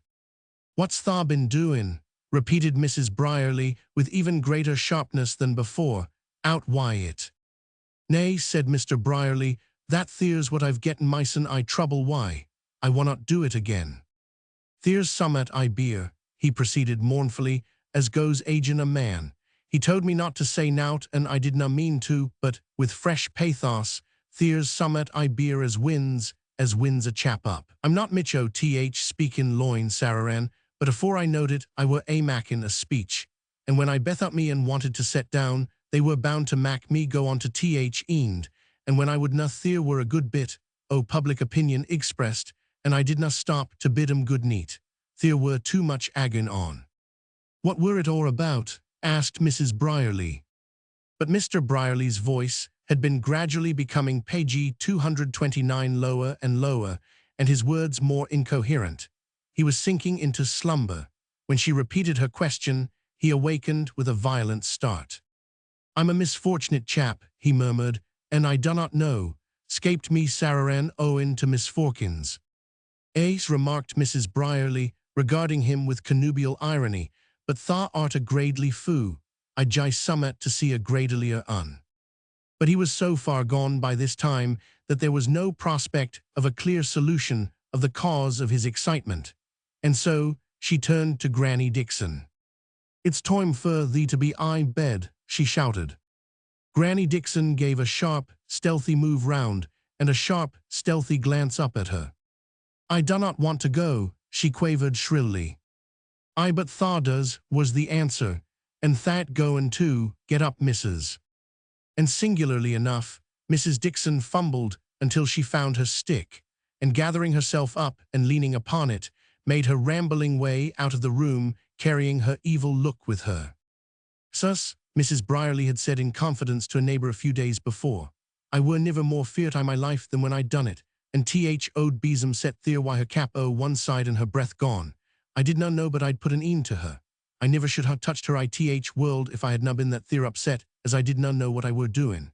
I thought she'd be up and out ith street as soon as she'd get her breath and happen, car on th porless. And to think it's been th settlin' on her. It feared me to see it at th first, but I were not going to lose th chance and th. Next day I give it to her up and down tremblin', I my shoes or th time. PG 230 I says, "Tha may leave thy brass to who tha loikes, but thou'lt behave thyson while tha stays here or Sararan Brierly'll see about it, so mak up thy moind." And I've niver had a bit o' trouble why her fro then till now. She can't abide th soit o' me, but she dare na go agin me for her life. The next day, Haworth went away upon one of his mysterious journeys. "To Leeds or Manchester or perhaps London," said F. French, "I don't know where." The day after was Saturday, and in the afternoon Janie Brierly presented herself to Mrs. Murdoch at an early hour, and evidently with something on her mind. "I mun get through th cleanin' and go home soon," she said. "Th strikers is over fro molten and dill up again. There's summat up among 'em." "We do not know nowt about it," she answered, when further questioned. "We only know they're here and I a ill way about summat they've fun out. Feyther, he's all upset, but he dare na say nowt for fear o' th union. Mother thinks they've getten summat agin F. French." "Does Mr. F. French know that?" Mrs. Murdoch asked. "He'll know it soon eno, if he does na," dryly. "They'll noan stand back a tellin' him if they're ith humour, but he's loiker to know than not. He's too feart on 'em not to be on th watch." It was plain enough before many hours had passed that some disturbance was on foot. The strikers gathered about the streets in groups, or lounged here and there sullenly. They were a worse-looking lot than they had been at the outset. Idleness and ill-feeling and PG 231 dissipation had left their marks. Clothes were shabbier, faces more brutal, and habits plainly more vicious. At 1 o'clock Mr. F. French disappeared from his room at the bank. No one knew exactly how or when.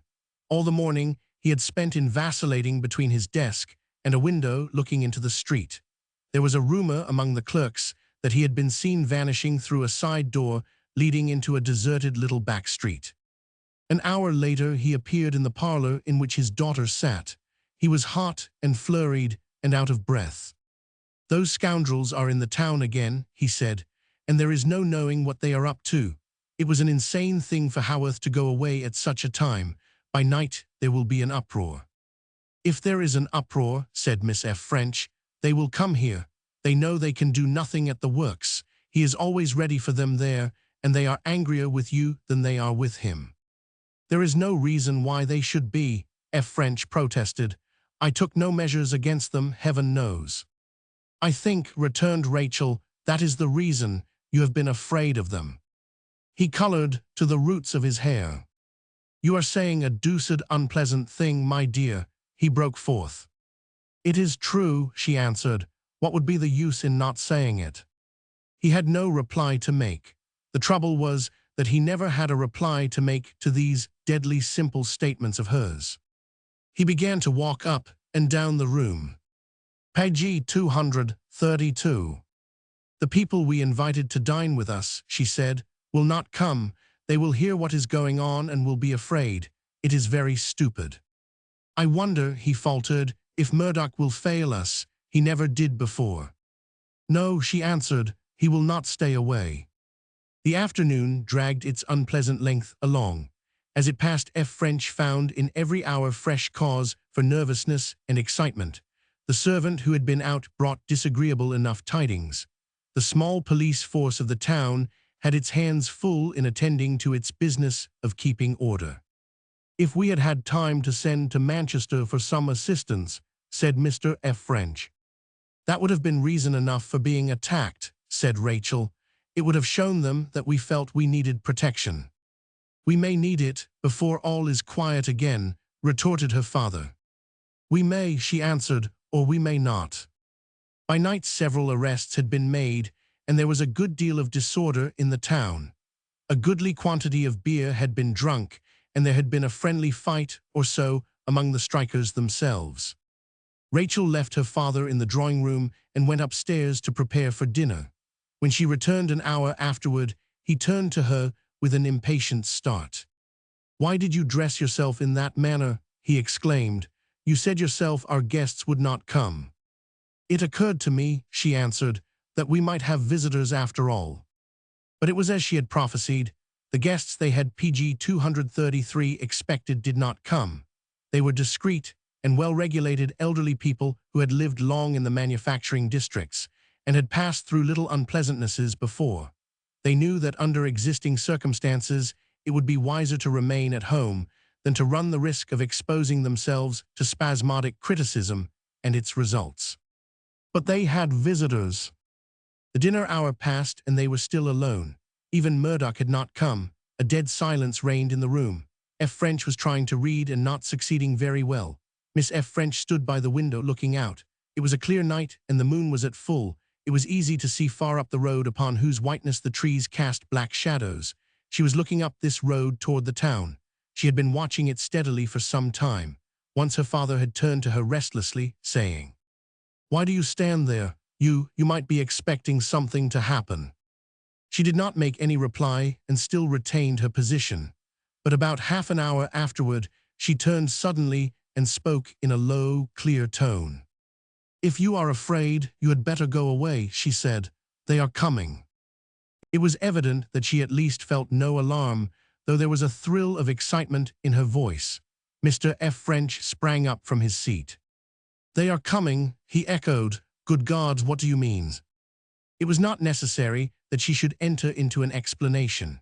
A clamor of voices in the road told its own story. There were shouts and riotous cries which, in a PG 234 moment more, were no longer outside the gates, but within them. An uproarious crowd of men and boys poured into the garden, trampling the lawn and flower beds beneath their feet as they rushed and stumbled over them. "Where is he?" they shouted. "Bring the chap out and let's take a look at him. Bring him out." French moved toward the door of the room, and then, checked by some recollection, turned back again. "Good heaven," he said, "they are at their worst, and here we are utterly alone. Why did Haworth go away? Why?" His daughter interrupted him. "There is no use in your staying," she said. "It will do no good. You may go if you like. There is the back way. None of them are near it." I can't leave you here," he stammered.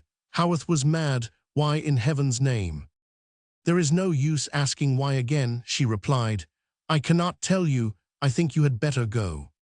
Her icy coldness would have been a pretty hard thing to bear if he had been less terror-stricken. But he saw that the hand with which she held the window curtain was shaking.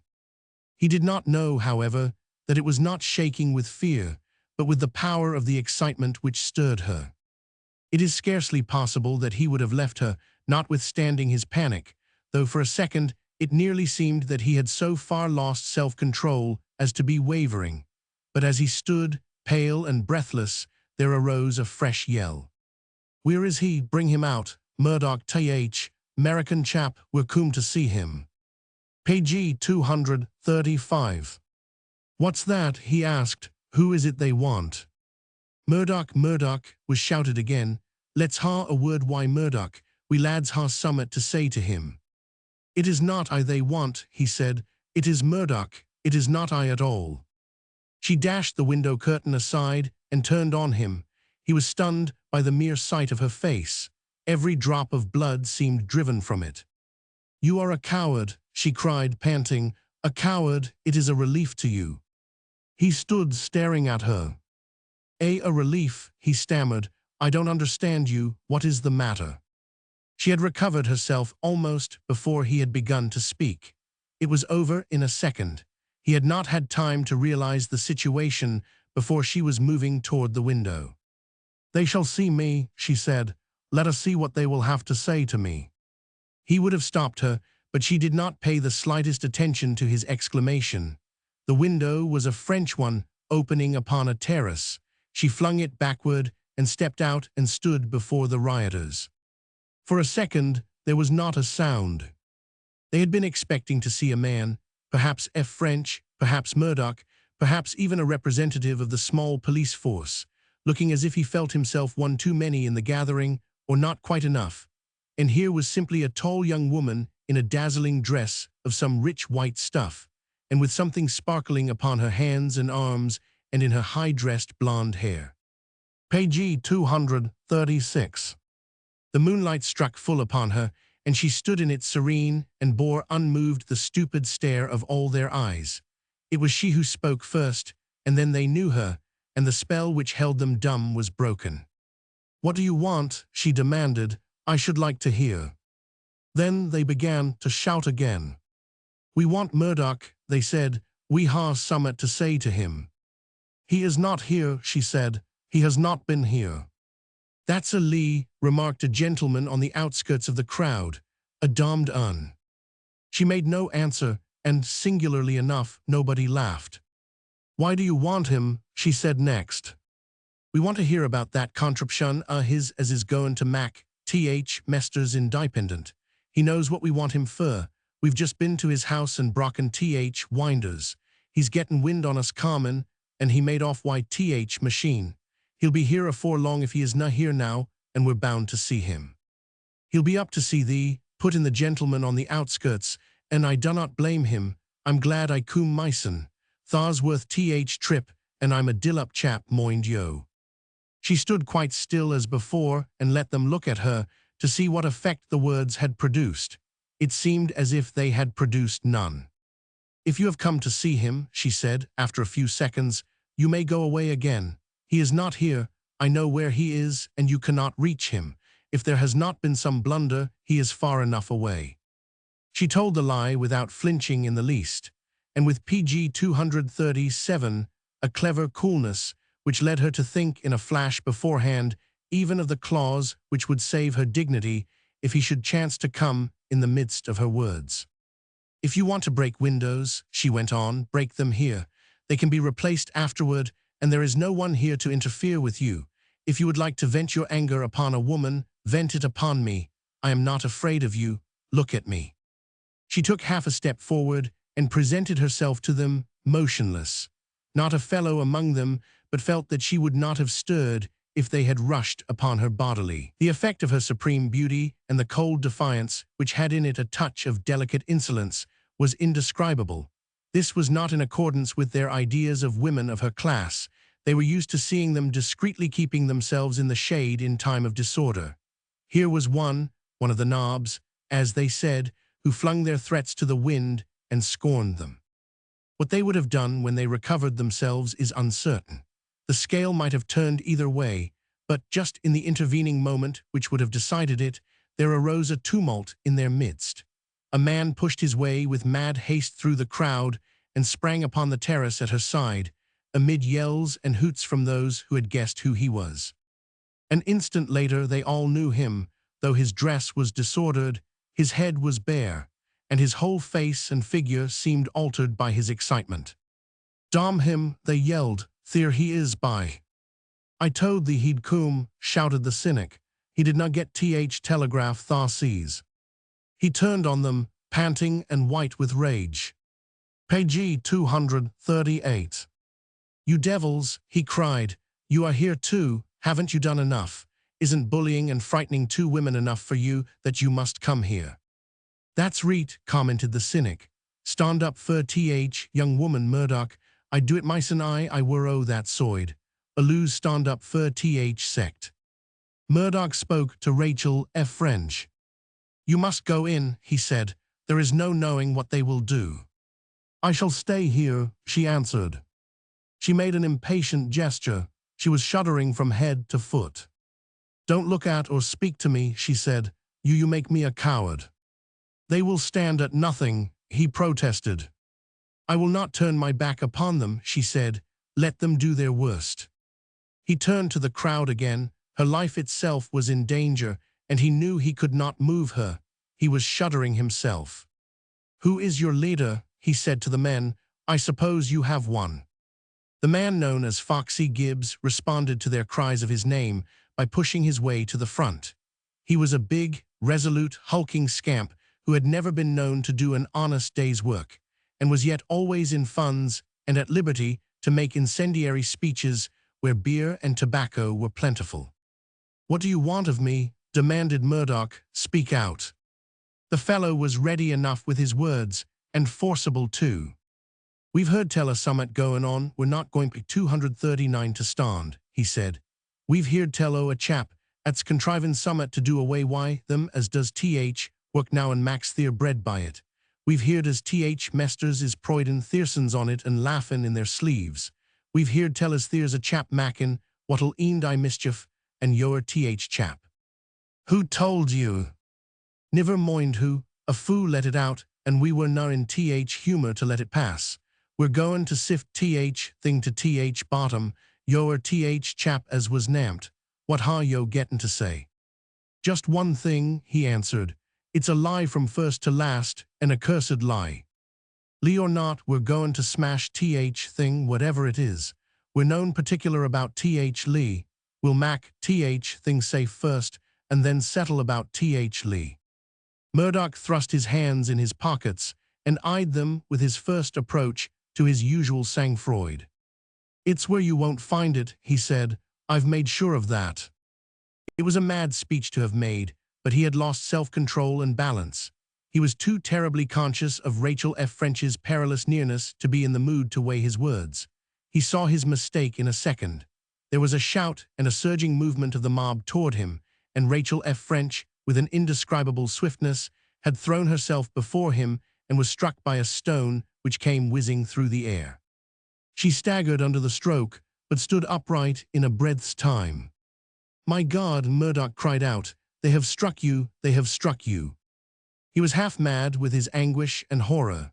The page 240 sight of the little stream of blood which trickled from her temple turned him sick with rage. You devils, he raved, do you see what you have done? But the play was over. Before he had finished his outcry, there was a shout of coppers, and a rush and scurry and tumble of undignified retreat. The police force, with a band of anti-strikers behind them, had appeared upon the scene in the full glory of the uniform of the corporation. And such was the result of habit, and the majesty of the law that those who were not taken into custody incontinently took to their heels and scattered in every direction, uttering curses loud and deep, since they were not yet prepared to resist an attack more formally. In half an hour, the trampled grass and flower beds and broken shrubs were the only signs of the tumult. Mr. F. French was walking up and down the dreary room in as nervous a condition as ever. Good heavens, Rachel, he said, you must have been mad. She had persistently refused to lie down and sat in an easy chair, looking rather colorless and languid. When they were left alone, Murdoch came and stood near her. He was paler than she, and haggard and worn. Before she knew what he was about to do, he fell upon his knees and covered her hands with kisses. If any harm had come to you, he cried, if any harm had come to you. She tried to drag her hands away with an angry face, but he clung to them. and then quite suddenly all her resistance ceased, and her eyes fixed themselves upon him as if with a kind of dread. Page 241. Chapter 35. I am not ready for it yet. In expectation of something very serious happening, the constabulary reinforced itself the day following and assumed a more imposing aspect, and was prepared to be very severe indeed upon all shortcomings or symptoms of approaching disorder.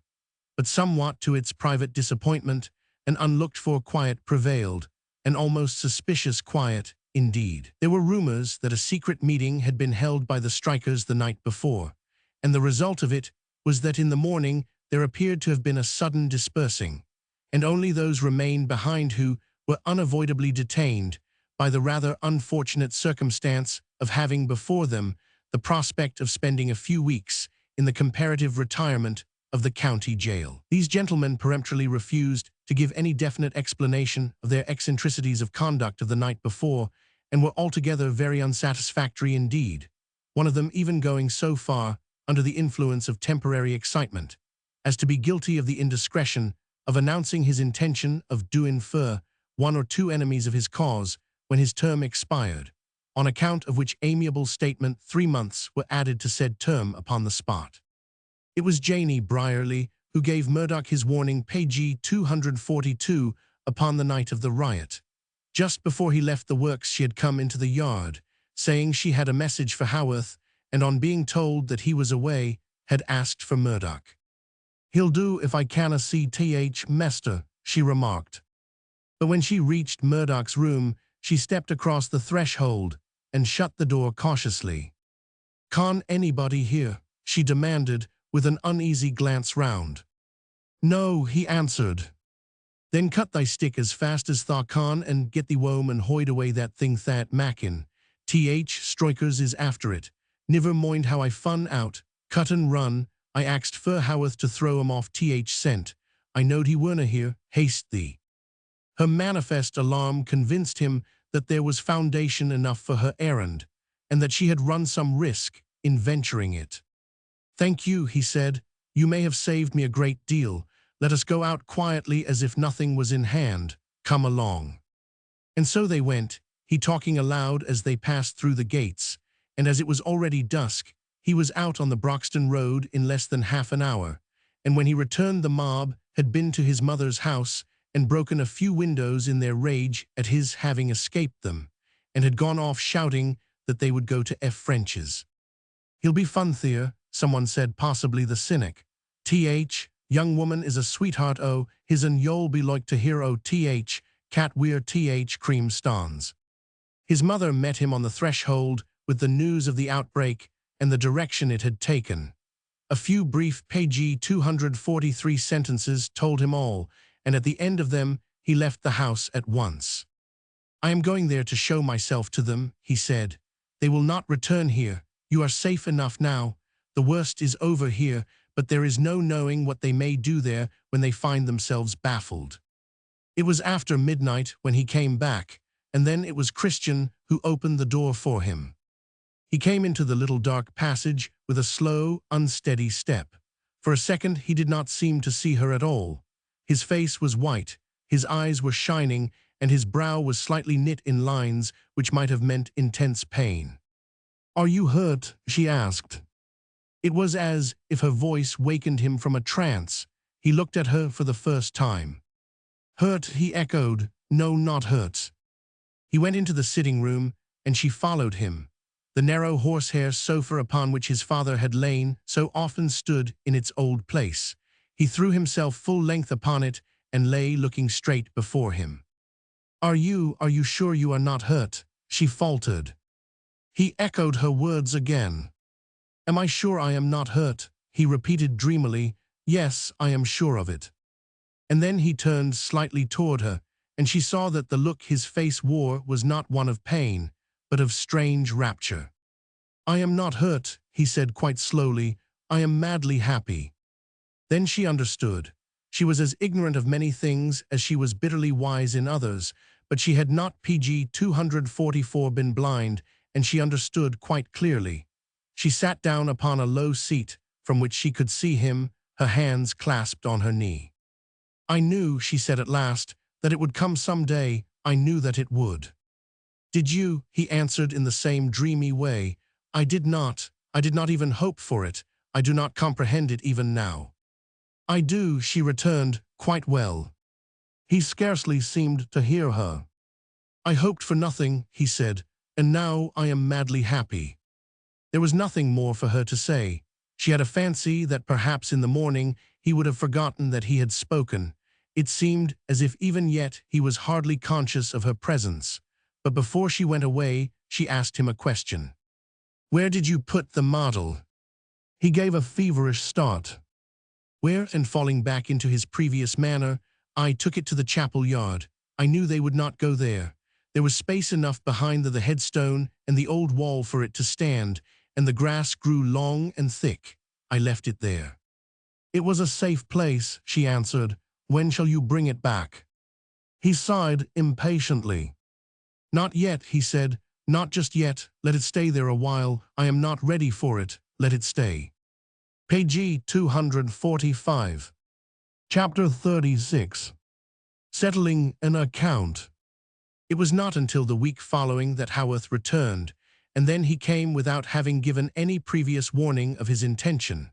F. French, sitting in his office in a rather dejected mood one morning, was startled by his entering with even less than his usual small ceremony. "My dear Haworth," he exclaimed, "is it possible?" His first intention had been to hold out his hand, but he did not do so. In fact, he sat down again a little suddenly and uneasily. Haworth sat down too, confronting him squarely. "What have you been up to?" he demanded. "What is this row about?" "About," echoed F. French. "It's the most extraordinary combination of nonsense and misunderstanding I ever heard of in my life. How it arose there is no knowing. The fellows are mad." I angrily, "Mad Eno, but you can't stop 'em now they've got agate. It's a devilish lookout for us. I've heard it all over the country, and the more you say agin it the worse it is. They're set on it all through Lancashire that there's a plot agin 'em, and they're fettlin' it their own fashion. You don't think it will be worse for us?" his PG 246 partner suggested weakly. "It struck me that, in the end, it mightn't be a bad thing, that it would change the direction of their mood." "Wait until the end comes. It's not here yet. Tell me how it happened." Upon the whole, Mr. F. French made a good story of it. He depicted the anxieties and dangers of the occasion very graphically. He had lost a good deal of his enthusiasm on the subject of the uncultivated virtues and sturdy determination of the manufacturing laboring classes, and he was always fluent, as has been before mentioned. He was very fluent now, and especially so in describing the incident of his daughter's presenting herself to the mob and the result of her daring. "She might have lost her life," he said at one point. "It was an insane thing to have done, an insane thing. She surprised them at first, but she could not hold them in check after Murdoch came. She will bear the mark of the stone for many a day." "They threw a stone, blast 'em, did they?" said Haworth, setting his teeth. "Yes, but not at her. Perhaps they would hardly have dared that after all. It was thrown at Murdoch." "And he stepped out of the way." "Oh no, he did not see the man raise his arm, but she did, and was too much alarmed to reflect, I suppose, and in fact threw herself before him." He moved back disturbedly the next instant. Haworth burst forth with a string of oaths. The veins stood out like cords on his forehead. He ground his teeth. When the outbreak was over, he asked an embarrassing question. "Where were you?" I, with some uncertainty of tone. I had not PG 247 gone out. I did not wish to infuriate them. It seemed to me that a great deal depended upon their not being infuriated. "I," said Haworth, "a good deal." He asked a good many questions F. French did not quite understand. He seemed in a questioning humor and went over the ground step by step. He asked what the mob had said and done, and even how they had looked. "It's a bad lookout for Murdoch," he said. "They'll have a spite again him. They're lyin' quiet a bit now because it's safest, but they'll carry their spite." At F. French's invitation, he went up to the house with him to dinner. As they passed into the grounds, Murdoch passed out. He was walking quickly and scarcely seemed to see them until F. French spoke. "It's a queer time of day for him to be here," said Haworth when he was gone. F. French's reply held a touch of embarrassment. "He is not usually here so early," he said. "He has probably been doing some little errand for Rachel." The truth was that he had been with her for an hour, and that, on seeing Haworth coming down the road with her father, she had sent him away. "I want to be alone when he comes," she had said. And when Murdoch said, "Why?" she had answered, "Because it will be easier." When they came in, she was sitting with the right side of her face toward them. They could see nothing of the mark upon her left temple. It was not a large mark nor a disfiguring one, but there were traces of its presence in her pallor. She did not rise, and would have kept this side of her face out of view, but Haworth came and took his seat before her. It would not have been easy for her PG 248 to move or change her position, and he looked directly at the significant little bruise. His glance turned upon it again and again as he talked to her or her father. If it wandered off, it came back and rested there. During dinner she felt that, place herself as she would, in a few seconds she would be conscious again that he had baffled her. For the first time in his experience, it was he who had the advantage. But when they returned to the parlor, she held herself in check. She placed herself opposite to him and turned her face toward him and let him look without flinching. It was as if suddenly she wished that he should see and had a secret defiant reason for the wish. It seemed a long evening, but she did not lose an inch of ground after this. When he was going away, she rose and stood before him. Her father had gone to the other end of the room and was fussing unnecessarily over some memoranda. As they waited together, Haworth took his last look at the mark upon her temple. "If it had been me you wore it for," he said, "I'd have had my hands on the throat of the chap that did it before now. It wasn't me, but I'll find him and pay him for it yet, by George." She had no time to answer him. Her father came toward them with the papers in his hands. Haworth listened to his wordy explanation without moving a line of his face. He did not hear it, and F. French was dimly aware of the fact. About half an hour after, the door of the bar parlor of the Hood Ha Thoughtit was flung open. "Where's Brierly?" a voice demanded. "Send him out here, I want him, Haworth." Page 249. Mr. Brierly arose in even more than his usual trepidation. He looked from side to side, quaking. "Where is he?" he asked. Haworth stood on the threshold. "Here," he answered. "Come out." Mr. Brierly obeyed. At the door Haworth collared him and led him down the sanded passage and into the road outside. A few yards from the house there was a pump. He piloted him to it and set him against it and began to swear at him fluently. "You blasted scoundrel," he said, "you let it out, did you?" Mr. Brierly was covered with confusion as with a garment. "I'm a misfortunate chap as is a lose-eye trouble," he said. "There's summat I iverithin I lay hund on as seems to go agin me. I do not see how it is. Happen there's summat I me a bane a damned foo, or happen it's nowt but misforkin. Sararan." Haworth stopped him by swearing again, something more sulphurously than before, so sulphurously, indeed, that Mr. Brierly listened with eyes distended and mouth agape. "Let's hear what you know about th thing," Haworth ended. Mr. Brierly shut his mouth. He would have kept it shut if he had dared. "I do not know nowt," he answered with patient mendacity. "I were no ym."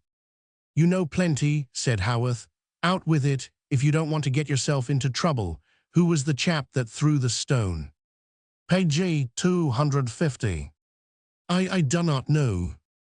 "If you don't tell me," said Haworth through his clenched teeth, "it'll be worse for you.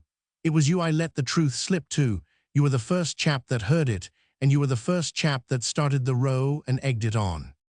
"I didna egg it on," protested Mr. Brierly. "It didna need no eggin' on. They pounced on it like cats on a bird. I didna mean to tell 'em out about it. I'm a damned foo. I'm damnedest foo fro here to Dillup." "I," said Haworth sardonically, "that's like Eno. Who was the chap that threw the stone?" He returned to the charge so swiftly, and with such fell determination, that Mr. Brierly began fairly to whimper. I dare not tell, he said. They'd mak quick work o' me if they fund me out. Who was it? Persisted Haworth. They'll make quicker work of you at the Old Bailey if you don't. Mr. Brierly turned his disreputable, battered cap round and round in his nervous hands. He was mortally afraid of Haworth. A man's gettin' to think o' his family, he argued. If he do not think o' his'n, he mun think o' his family. I've getten a mortal big 12 on 'em and Sararan, as I'd be left on th world if it were to happen, 12 on 'em as I'd be left wi' no one to stand by 'em and provide for 'em. There's not a family misses so much as th head. The head should not run no risks. It's th head's duty to tak care o' his'n and keep o' th safe soid. Who threw the stone? Said Haworth. Mr. Brierly gave him one cowed glance and broke down. Page 251. It were Thomas Ready, he burst forth helplessly. Lord ha' mercy on me. Where is he? He's I there, jerking his cap toward the bar room, and I'm th worst mess I ever were I my life. I'm fetlet now by th Lord Harry. Which way does he go home? Straight along the road here, if I mun get up to my neck and be damned to him, if I may tak th liberty. Settle yourself to stand here till he comes out, and then tell me which is him. Hey. When he comes out, say the word, and stay here till he does. I've got a bit o' summat to settle with him. Will ta promise tha will na let out who did it. If tha does, th Barry and Clubble ha brass to pay out afore a week's over. You're safe, Eno, Haworth answered. If you'll keep your mouth shut, they'll hear nowt from me. A gleam of hope, a faint one, illumined Mr. Brierly's countenance. I would na ha no objections to tha settlin' why him, he said. I ha not nowt agin that. He's a chap as I'm na fond on, and he's gettin' more cheek than belongs to him. I'd ha settled why him mysen if I had na been a family man, han a family to think on how's a man back. There, I hear him common now. Would yo, in some hurry, ha out agin me gettin' behind th pump? Get behind it, answered Haworth, and be damned to you. He got behind it with alacrity, and, as it was not a PG 252 large pump, was driven by necessity to narrowing himself to its compass, as it were, and taking up very little room. Haworth himself drew back somewhat, and yet kept within hearing. 4 or 5 men came out and went their different ways, and Mr. Brierly made no sign, but as the 6th, a powerful, clumsy fellow, passed, he uttered a cautious "There he is." Haworth did not stir. It was a dark, cloudy night, and he was far enough from the road to be safe from discovery. The man went on at a leisurely pace. Mr. Brierly reappeared, breathing shortly. I mun go wome, he said. Sararan, and scarcely waiting for Haworth's signal of dismissal, he departed as if he had been shot from a string-bow and fled forth into the shadows. Mr. Ready went at a leisurely pace, as has been before observed. He usually went at a leisurely pace when he was on his way home. He was a bad lot altogether, and his home was a squalid place, and his wife more frequently than not had a black eye or a bruised face, and was haggard with hunger and full of miserable plaints and reproaches. Consequently, he did not approach the scenes of his domestic joys with any haste.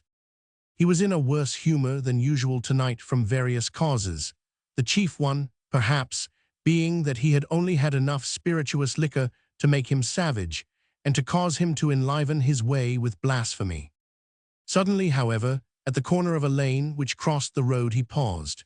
He heard behind him the sound of heavy feet nearing him with a quick tramp, which somehow presented to his mind the idea of a purpose, and PG 253, for some reason not exactly clear to himself, he turned about and waited. "Who's that there?" he asked. "It's me," he was answered. "Stand up and take thy thrashing, my lad." The next instant he was struggling in the darkness with an assailant, and the air was hot with oaths, and they were writhing together and panting and striking blinding blows. Sometimes it was one man and then the other who was uppermost, but at last it was Haworth, and he had his man in his grasp.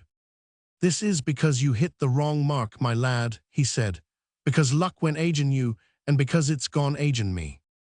When he had done, Mr. Ready lay beaten into seeming insensibility. He had sworn and gnashed his teeth and beaten back in vain. "Who is it by?" he panted. "Who is it?" "It's Haworth," he was answered. "Jem Haworth, my lad."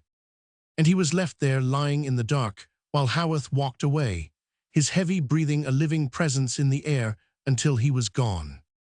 Page 254. Chapter 37. A summer afternoon. "Let it stay there a while," Murdoch had said. "I am not ready for it yet."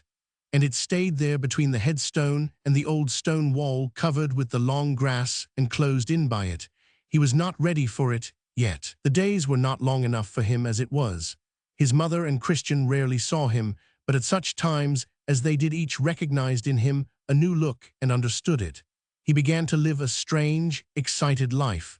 Rachel F. French did nothing by halves. He was seen with her constantly. It continually happened that, where she was invited, he was invited also. He forgot that he dreaded to meet strangers and had always held aloof from crowds. There were no strangers now and no crowds. In any gathering, there was only one presence, and this was enough for him. When people would have cultivated him and drawn him out, he did not see their efforts. When men and women spoke to him, they found that he scarcely heard them, and that even as they talked, he had unconsciously veered toward another point. He did things sometimes which made them stare at him. "The fellow is like a ghost," a man said of him once. The simile was not a bad one. He did not think of what he might be winning or losing. For the time being, PG 255 mere existence was all sufficient. At night, he scarcely slept at all.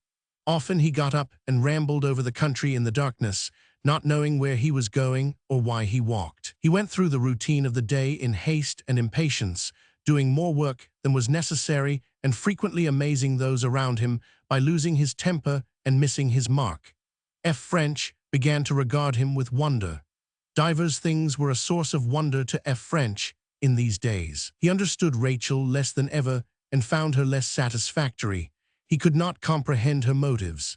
He had become accustomed to feeling that she always had a motive in the background, and he made the natural mistake of supposing that she had one now, but she had none. She had suddenly given way to a mysterious impulse which overmastered her, and she let herself go, as it were.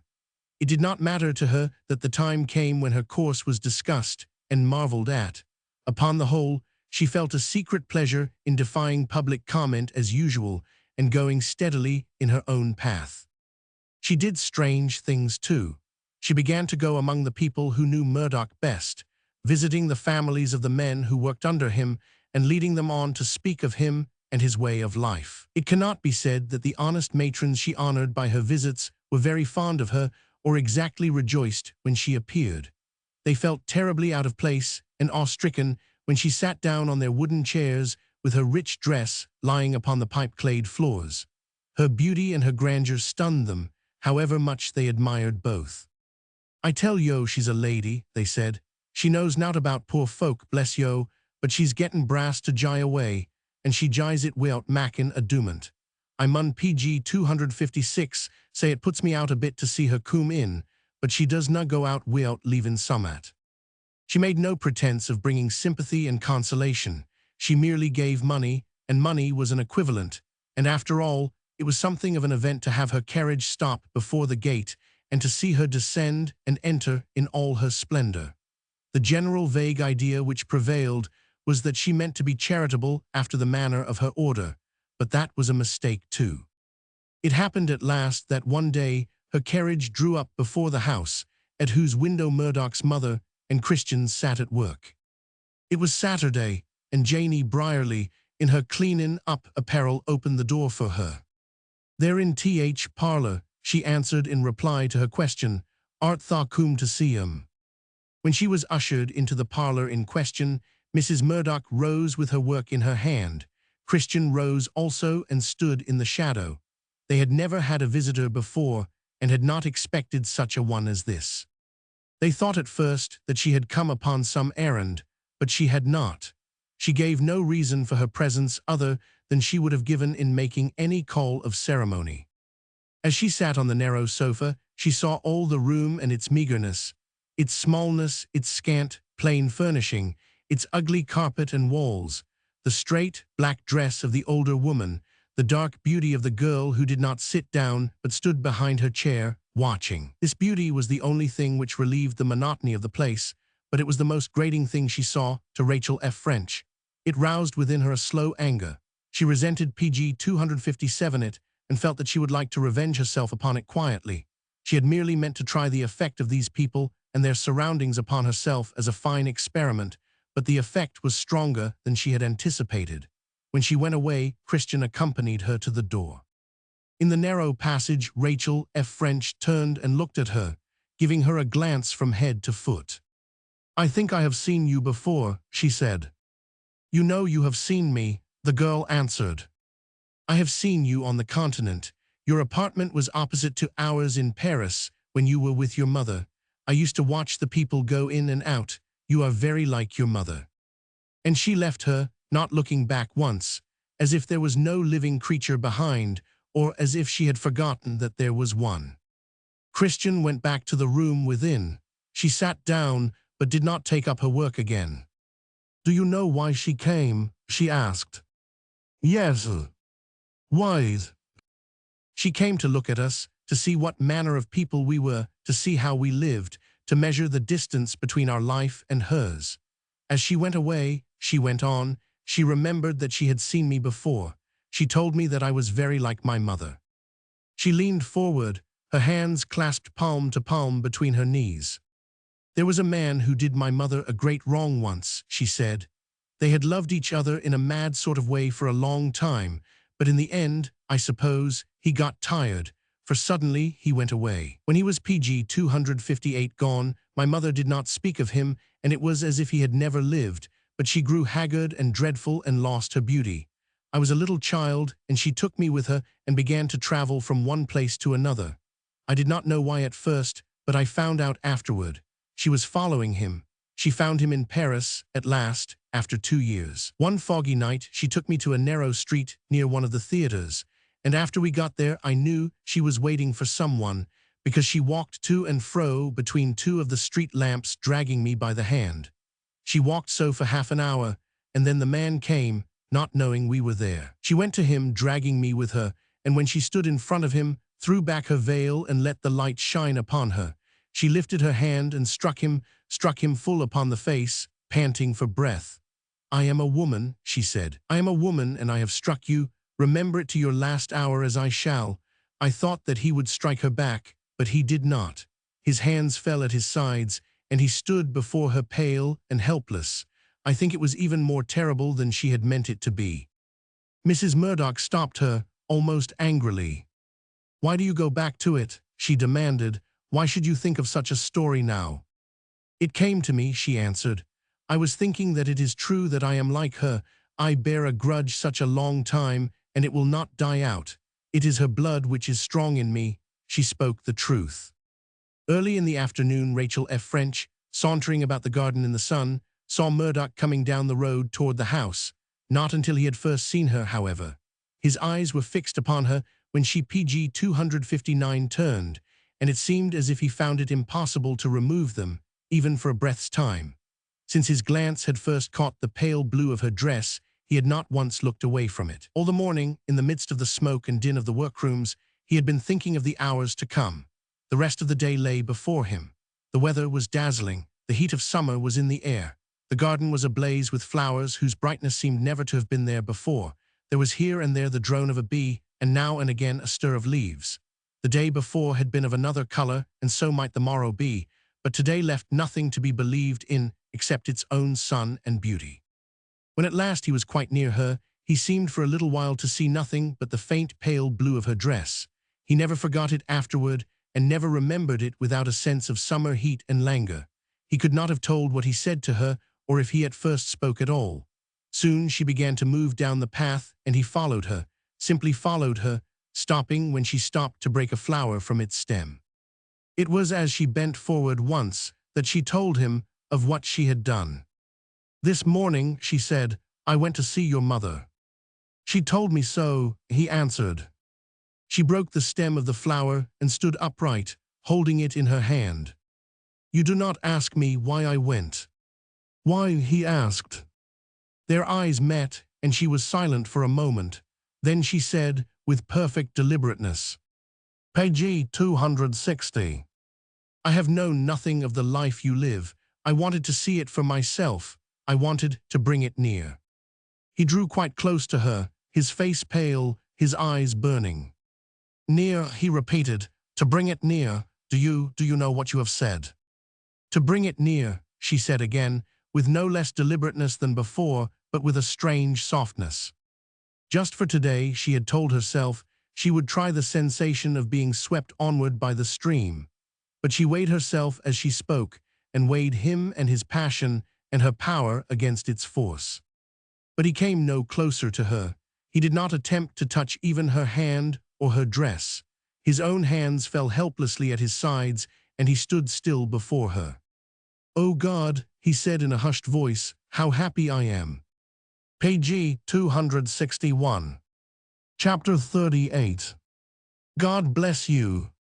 Late the same night, Mrs. Haworth, who had been watching for her son alone in the grand, desolate room in which it was her lot to sit, rose to her feet on hearing him enter the house. The first object which met his eye when he came in was her little figure and her patient face turned toward the door. As he crossed the threshold, she took a few steps as if to meet him, and then stopped. "Jem," she exclaimed, "Jem." Her voice was tremulous, and her eyes bright with the indefinable feeling which seized upon her the moment she saw his face. Her utterance of his name was a cry of anxiousness and fear. "What," he said, "are you here yet?" He came to her and laid a hand upon her shoulder in a rough caress. "You'd better go to bed," he said to her. "It's late, and I've got work to do." "I felt," she answered, "as if I'd like to wait and see you. I knowed I should sleep better for it, I always do." There was a moment's pause in which she stroked his sleeve with her withered hand. Then he spoke. Page 262. "Sleep better," he said. "That's a queer notion. You've got queer fancies, you women, some on you." Then he stooped and kissed her awkwardly. He always did it with more or less awkwardness and lack of ease, but it never failed to make her happy. "Now you've done it," he said. "You'd better go, old lady, and leave me to finish what I've got to do." "It's late for work, Jem," she answered. "You oughtn't to try yourself so much." "It ain't work so much," he said, "as thinking. There's summat I've got to think out." For the moment he seemed quite to forget her. He stood with his hands thrust into his pockets and his feet apart, staring at the carpet. He did not stir when she moved away, and was still standing so when she turned at the door to look at him. What she saw brought her back, hurried and tearful. "Let me stay," she cried. "Let me stay. There's trouble in your face, Jem, for I see it. Don't keep it from me, for the sake of what we've been through together in times that's past." He bestirred himself and looked up at her. "Trouble," he repeated. "That's not the word. It's not trouble, old lady, and it's not that can be helped. There's me and it to fight it out. Go and get your sleep and leave us to it." She went slowly and sadly. She always obeyed him, whatever his wish might be. When the last sound of her faltering feet had died away upon the stairs, he went to the sideboard and poured out a glass of raw brandy and drank it. "I want summat to steady me," he said, "and to warm me." Page 263. But it did not steady him, at least. When he sat down at the table, the hand he laid upon it shook. He looked at it curiously, clinching and unclinching it. "I'm pretty well done for when it goes like that," he said. "I'm farther gone than I thought. It's all over me, over and through me. I'm shaking like a fool." He broke out with a torrent of curses. "Is it me that's sitting here?" he cried. "Or some other chap? Is it me that luck's gone agin on every side, or a chap that's used her to it?" Among all his pangs of humiliation and baffled passion, there was not one so subtle and terrible in its influence upon him as his momentary sense of physical weakness. He understood it less than all the rest, and raged against it more. His body had never failed him once, and now for the first time he felt that its power faltered. He was faint and cold, and trembled not merely from excitement, but from loss of strength. Opposite to him, at the other side of the room, was a full-length mirror. Accidentally raising his eyes toward it, he caught sight of his own face. He started back and unconsciously glanced behind him. "Who's he?" began. And then he stopped, knowing the face for his own, white-lipped, damp with cold sweat, lined with harsh furrows, evil to see. He got up, shaking his fist at it, crying out through his shut teeth. "Blast her," he said. "Who's to blame but her?" He had given up all for her, his ambition, which had swept all before it, his greatest strength, his very sins and coarseness, and half an hour ago he had passed the open door of a room and had seen Murdoch standing motionless, not uttering a word, but with his face fairly transfigured PG 264 by his ecstasy and with her hand crushed against his breast. He had gone in to see F. French and had remained with him for an hour in one of the parlors, knowing that the two were alone in the other. He had heard their voices now and then and had known that once they went upon the terrace and talked there. He had grown burning hot and deadly cold and strained his ears for every sound, but never caught more than a word or low laugh coming from Rachel F. French. At last he had left his partner and on his way out past the open door. They had come back to the room and Murdoch was saying his good night. He held Rachel F. French's hand and she made no effort to withdraw it, but gave it to his caress. She did not move nor speak, but her eyes rested upon his rapt face with an expression not easy to understand. Haworth did not understand it, but the rage which seized and shook him was the most brutal emotion he had ever felt in his life. It was a madness which left him weak. He staggered down the stairs and out into the night blindly, blaspheming as he went. He did not know how he reached home. The sight his mother had seen, and which had drawn a cry from her and checked her midway in the room, had been cause enough for tremor in her. Nothing but the most violent effort had saved him from an outbreak in her presence. He was weaker for the struggle when she was gone. He could think of nothing but of Rachel F. French's untranslatable face and of Murdoch's close clasp of her surrendered hand. "What has she ever give me?" he cried. "Me that's played the fool for her. What's he done that he should stand there and fondle her as if he'd bought and paid for PG 265 her? I'm the chap that paid for her. She's mine, body and soul, by George, if every man had his rights." And then, remembering all that had gone by, he turned from hot to cold again. "I've stood up aging her a long time," he said, "and what have I got?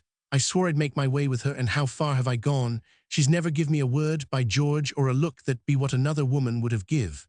She's not even played with me. Most on 'em would have done that, but she's not. She's gone on her way and let me go on mine. She's turned neither right nor left for me. I wasn't man enough." He wore himself out in the end and went to the brandy again and drank of it deeply. It sent him upstairs with heated blood and feverish brain. It was after midnight when he went to his room, but not to sleep. He lay upon his pillow in the darkness thinking of the things he had done in the past few months and of the fruit the first seed he had sown might bring forth. "There's things that may happen to any on us, my lad," he said, "and some on 'em might happen to you. If it's Jem Haworth that's to lose, the other shan't gain, by George." He had put the light out and lay in the darkness, and was so lying with this mood at work upon him when there came a timid summons on the door, and it opened, and someone came in softly. He knew who it was, even before she spoke. "Jem," she said, "Jem, you're not asleep, my dear." "No," he answered. She came to the bedside and stood there. I couldn't sleep," she said. "Something's a little wrong with me. I'm gettin' foolish and fearful. IP 266 felt as if you wasn't quite safe. I thought I'd come and speak to you."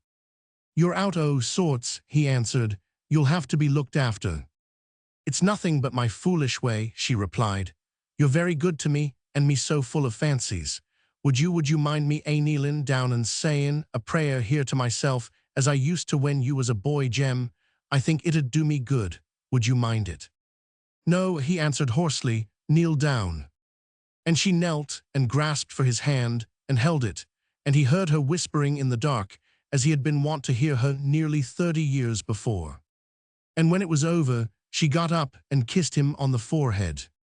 "God bless you, my dear," she said. "God bless you," and went away.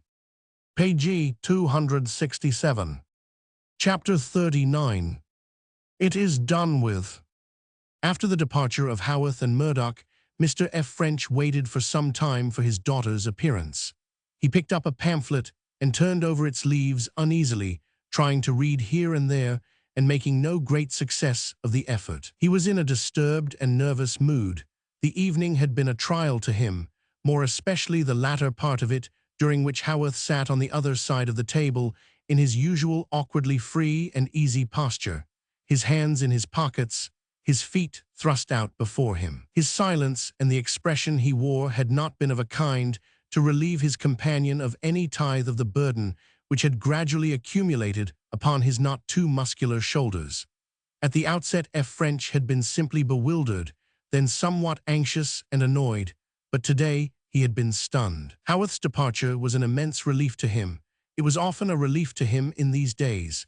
Then he heard Murdoch descend the stairs and leave the house, and he waited with mingled dread and anxiousness for Rachel's coming. But she did not make her appearance. He heard her walk across the room after Murdoch left her, and then she did not seem to move again. After the lapse of half an hour, he laid his pamphlet aside and rose himself. He coughed 2 or 3 times PG 268 and paced the floor a little. Gradually, he edged toward the folding doors leading into the front room and passed through them. Rachel stood at one of the windows, which was thrown open. She was leaning against its side and looking out into the night. When she turned toward him, something in her manner caused in French an increase of nervousness amounting to irritation. "You wish to say something to me," she remarked. "What is it?" "Yes," he answered, "I wish to say something to you." He could not make up his mind to say it for a moment or so. He found himself returning her undisturbed glance with an excited and bewildered one. "The fact is," he broke forth desperately, I do not understand you." "That is not at all singular," she replied. "You have often said so before." He began to lose his temper and to walk about the room. "You have often chosen to seem incomprehensible," he said, "but this is the most extraordinary thing you have done yet. You must know that it looks very bad, that people are discussing you openly, you of all women." Suddenly he wheeled about and stopped, staring at her with more uncertainty and bewilderment than ever. "I ought to know you better," he said. "I do know you better than to think you capable of any weakness of that kind. You are not capable of it. You are too proud and too fond of yourself, and yet—" "And yet what?" she demanded in a peculiar, low voice. "PG 269. He faltered visibly. "And yet you are permitting yourself to be talked over and misunderstood." "Do you think," she asked in the same voice, "that I care for being talked over?" "You would care if you knew what is said," he responded. "You do not know." "I can guess," she replied easily. But she was deadly pale, and he saw it, and her humiliation was that she knew he saw it. "What you do," he continued, "is of more consequence than what most women do. You are not popular. You have held yourself very high and have set people at defiance. If you should be guilty of a romantic folly, it would go harder with you than with others." "I know that," she answered him, "far better than you do." She held herself quite erect and kept her eyes steadily upon him. "What is the romantic folly?" she put it to him. He could not have put it into words just then if his life had depended upon his power to do it. "You will not commit it," he said. "It is not in you to do it, but you have put yourself in a false position, and it is very unpleasant for both of us." She stopped him. "You are very much afraid of speaking plainly," she said. "Be more definite." He flushed to the roots of his hair in his confusion and uneasiness.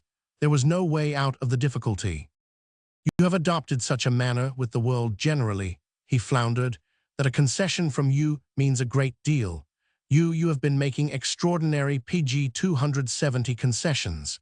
It is easy to see that this young fellow is madly enamored of you. He does not know how to conceal it, and he does not try.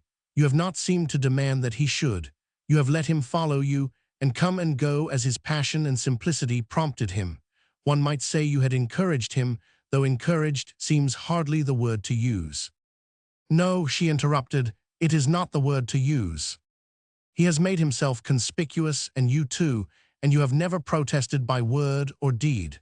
When he was in danger, You actually risked your life for him." "Great heaven," she ejaculated. The truth of what he said came upon her like a flash. Until this moment, she had only seen the night from one standpoint, and to see it from this one was a deadly blow to her. She lost her balance. "How dare you?" she cried breathlessly. "I was mad with excitement. If I had stopped to think." "You usually do stop to think," he put in. "That was why I was amazed. You did a thing without calculating its significance. You never did so before in your life. You know that it is true. You pride yourself upon it." He could have said nothing so bitter and terrible. For the moment, they had changed places. It was he who had presented a weakness to her. She did pride herself upon her cool power of calculation. "Go on," she exclaimed. "He has been here half the day," he proceeded, growing bolder. "You were out in the garden together all the afternoon. He has only just left you. When you contrast his position with yours, is not that an extraordinary thing? What should you say if another woman had gone PG 271 so far? 2 years ago, he was Haworth's engineer. He is a wonderful fellow and a genius, and the world will hear of him yet. I should never think of anything but that if I were the only individual concerned, but you treated him badly enough at first." She turned paler and paler. "You think that I... She had meant to daunt him with the most daring speech she could make, but it would not complete itself. She faltered and broke down. "I don't know what to think," he answered desperately. "It seems impossible. Good heavens, it is impossible. It is not in your nature." "No," she said, "it is not." Even in that brief space, she had recovered herself wholly. She met his glance just as she had met it before, even with more perfect sang-froid. "I will tell you what to think," she went on. "I have been very dull here. I wished from the first that I had never come. I hate the people, and I despise them more than I hate them. I must be amused and interested, and they are less than nothing. The person you speak of was different. I suppose what you say of him is true, and he is a genius. I care nothing for that in itself, but he has managed to interest me. At first I thought him only absurd. He was of a low class and a common workman, and he was so simple and ignorant of the world that he did not feel his position or did not care. That amused me, and I led him on to revealing himself. Then I found out that there was a difference between him and the rest of his class, and I began to study him. I have no sentimental notions about his honor and good qualities. Those things do not affect me, but I have been interested, and PG 272 the time has passed more easily. Now the matter will end just as it began, not because I am tired of him or because I care for what people say, but because I think it is time, and I choose that it should. It is done with from tonight." "Good heaven," he cried, "you are not going to drop the poor fellow like that." "You may call it what you please," she returned. "I have gone as far as I choose to go, and it is done with from tonight." Mr. F. French's excitement became something painful to see. Between his embarrassment as a weak nature before a strong one, an embarrassment which was founded upon secret fear of unpleasant results, between this and the natural compunctions arising from tendencies toward a certain refined and amiable sense of fairness, he well-nigh lost all control over himself and became courageous. He grew heated and flushed and burst forth into protest. "My dear," he said, "I must say it's a deuced ungentlemanly business." Her lack of response absolutely inspired him. "It's a deuced ill-bred business," he added, "from first to last." She did not reply even to that, so he went on, growing warmer and warmer. "You have taunted me with being afraid of you," he said, "though you have never put it into so many words. Perhaps I have been afraid of you. You can make yourself confoundedly unpleasant at times, and I may have shrunk from saying what would rouse you, but I must speak my mind about this, and say it is a deucedly cruel and unfair thing, and is unworthy of you. A less well-bred woman might have done it." Page 273. A little color rose to her cheek and remained there, but she did not answer still. "He is an innocent fellow," he proceeded, "an unworldly fellow. He has lived in his books and his work, and he knows nothing of women. His passion for you is a pure romantic one. He would lay his world at your feet. Call it folly if you will, it is folly, but allow me to tell you it is worthy of a better object." He was so astonished at his own daring that he stopped to see what effect it had produced. She replied by asking a simple but utterly confounding question. "What," she said, "would you wish me to do?" "What would I wish you to do?" he stammered. "What, I hardly know."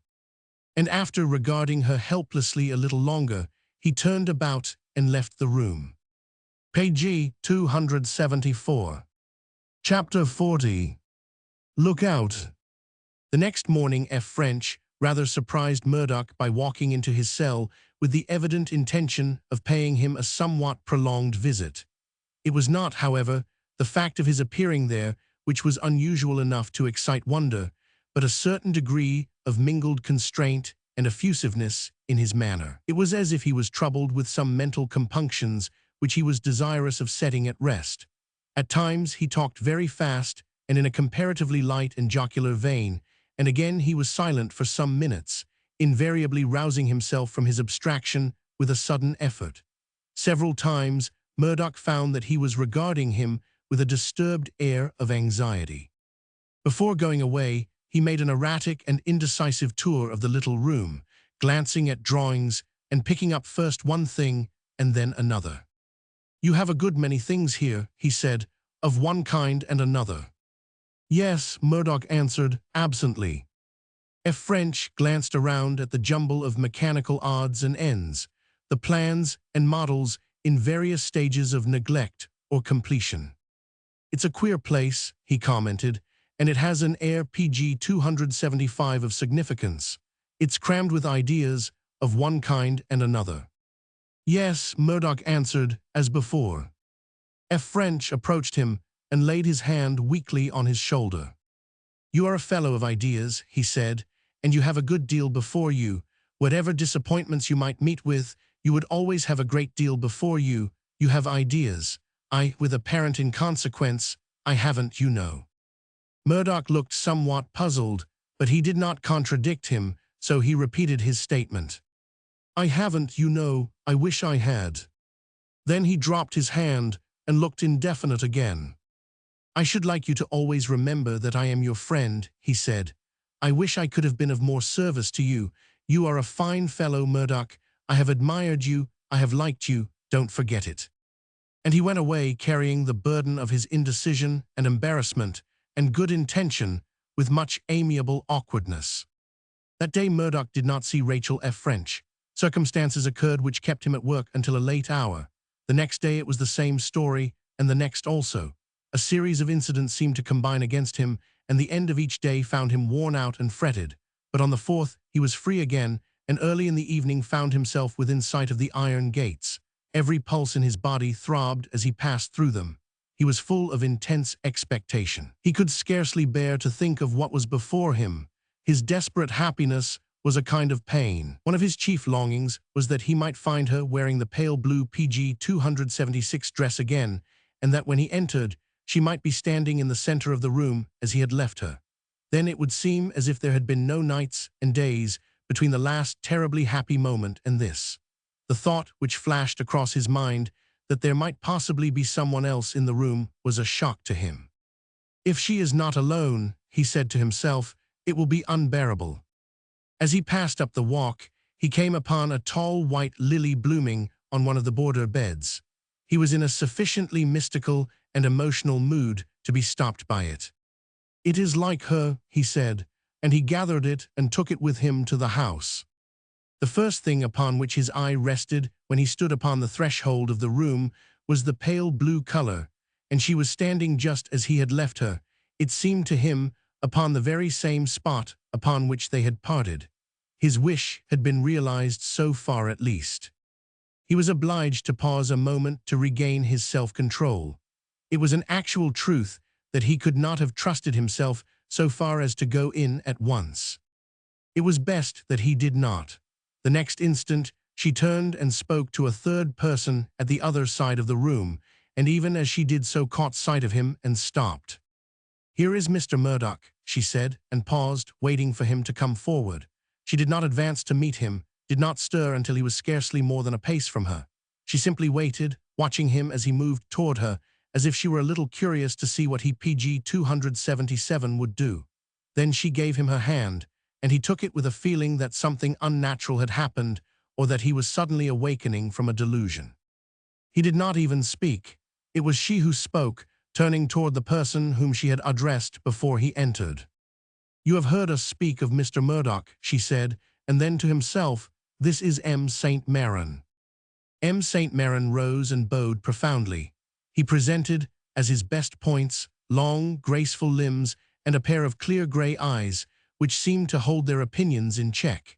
He regarded Murdoch with an expression of suave interest and made a well-bred speech of greeting. Murdoch said nothing. He could think of nothing to say. He was never very ready of speech. He bowed with an uncertain air and almost immediately wandered off to the other end of the room, holding his lily in his hand. He began to turn over the pages of a book of engravings, seeing none of them. After a little while, a peculiar perfume close to him attracted his attention, and he looked downward vacantly and saw the lily. Then he laid it down and moved farther away. Afterward, he did not know how long afterward, F. French came in. He seemed in a very feverish state of mind, talking a great deal and rather inanely, and forcing Murdoch to reply and join in the conversation.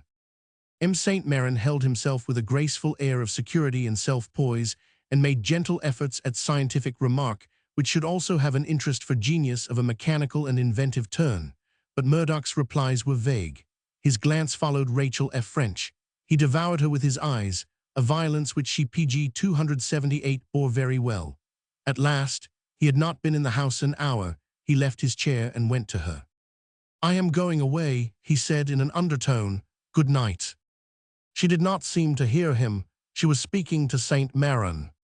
"Good night," he repeated, in the same tone, not raising it at all, only giving it an intense, concentrated sound. She turned her face toward him. "Good night," she answered. She turned her face toward him. She turned her face toward him. "Good night," she answered. And he went away, F. French following him to the door with erratic and profuse regrets, which he did not hear at all. When he got outside, he struck out across the country. The strength with which he held himself in check was a wonder to him. It seemed as if he was not thinking at all, that he did not allow himself to think. He walked fast, it might even be said violently. The exertion made his head throb and his blood rush through his veins. He walked until at last his heart beat so suffocatingly that he was forced to stop. He threw himself down, almost fell down upon the grass at the wayside, and lay with shut eyes. He was giddy and exhausted and panted for breath. He could not have thought then, if he would, he had gained so much at least. He did not leave the place for an hour. When he did so, it was to walk home by another route slowly, almost weakly. This route led him by the Brierly cottage, and as he neared it, he was seized with a fancy for going in. The door was ajar, and a light burned in the living room, and this drew him toward it. Upon the table stood a basket filled with purchases, and PG 279, near the basket lay a shawl which Janie wore upon all occasions requiring a toilet. She had just come in from her shopping, and sat on a stool in her usual posture, not having yet removed the large bonnet which spread its brim around her small face, a respectable and steady-going aureole enlivened with bunches of flowers which in their better days had rejoiced Mrs. Brierly's heart with exceeding great joy. She looked up as he came in, but she did not rise. It's thee, is it?" she remarked. "I thought it were time thou were common, thou'st not been here for nigh a month." "I have been doing a great deal." "Aye," she answered, "I suppose so." She jerked her thumb toward Granny Dixon's basket chair, which stood empty. "She's taken down," she said. "She were taken down a week sin, and a nice time were hand nursing her. None on us can do anything why her, but mother, she can settle her, thank Th. Amity." She rested her sharp little elbows upon her knees and her chin upon both palms, and surveyed him with interest. "Has tha seed him?" she demanded suddenly. "Who?" he asked. "Him," with a nod of her head. "Th. Furriner as is stayin' at Mester F. French's. Yo mun ha seen him, he's been theer 3 days." "I saw him this evening." "I thought tha mun ha seed him. He coom o Monday. He coom fro France.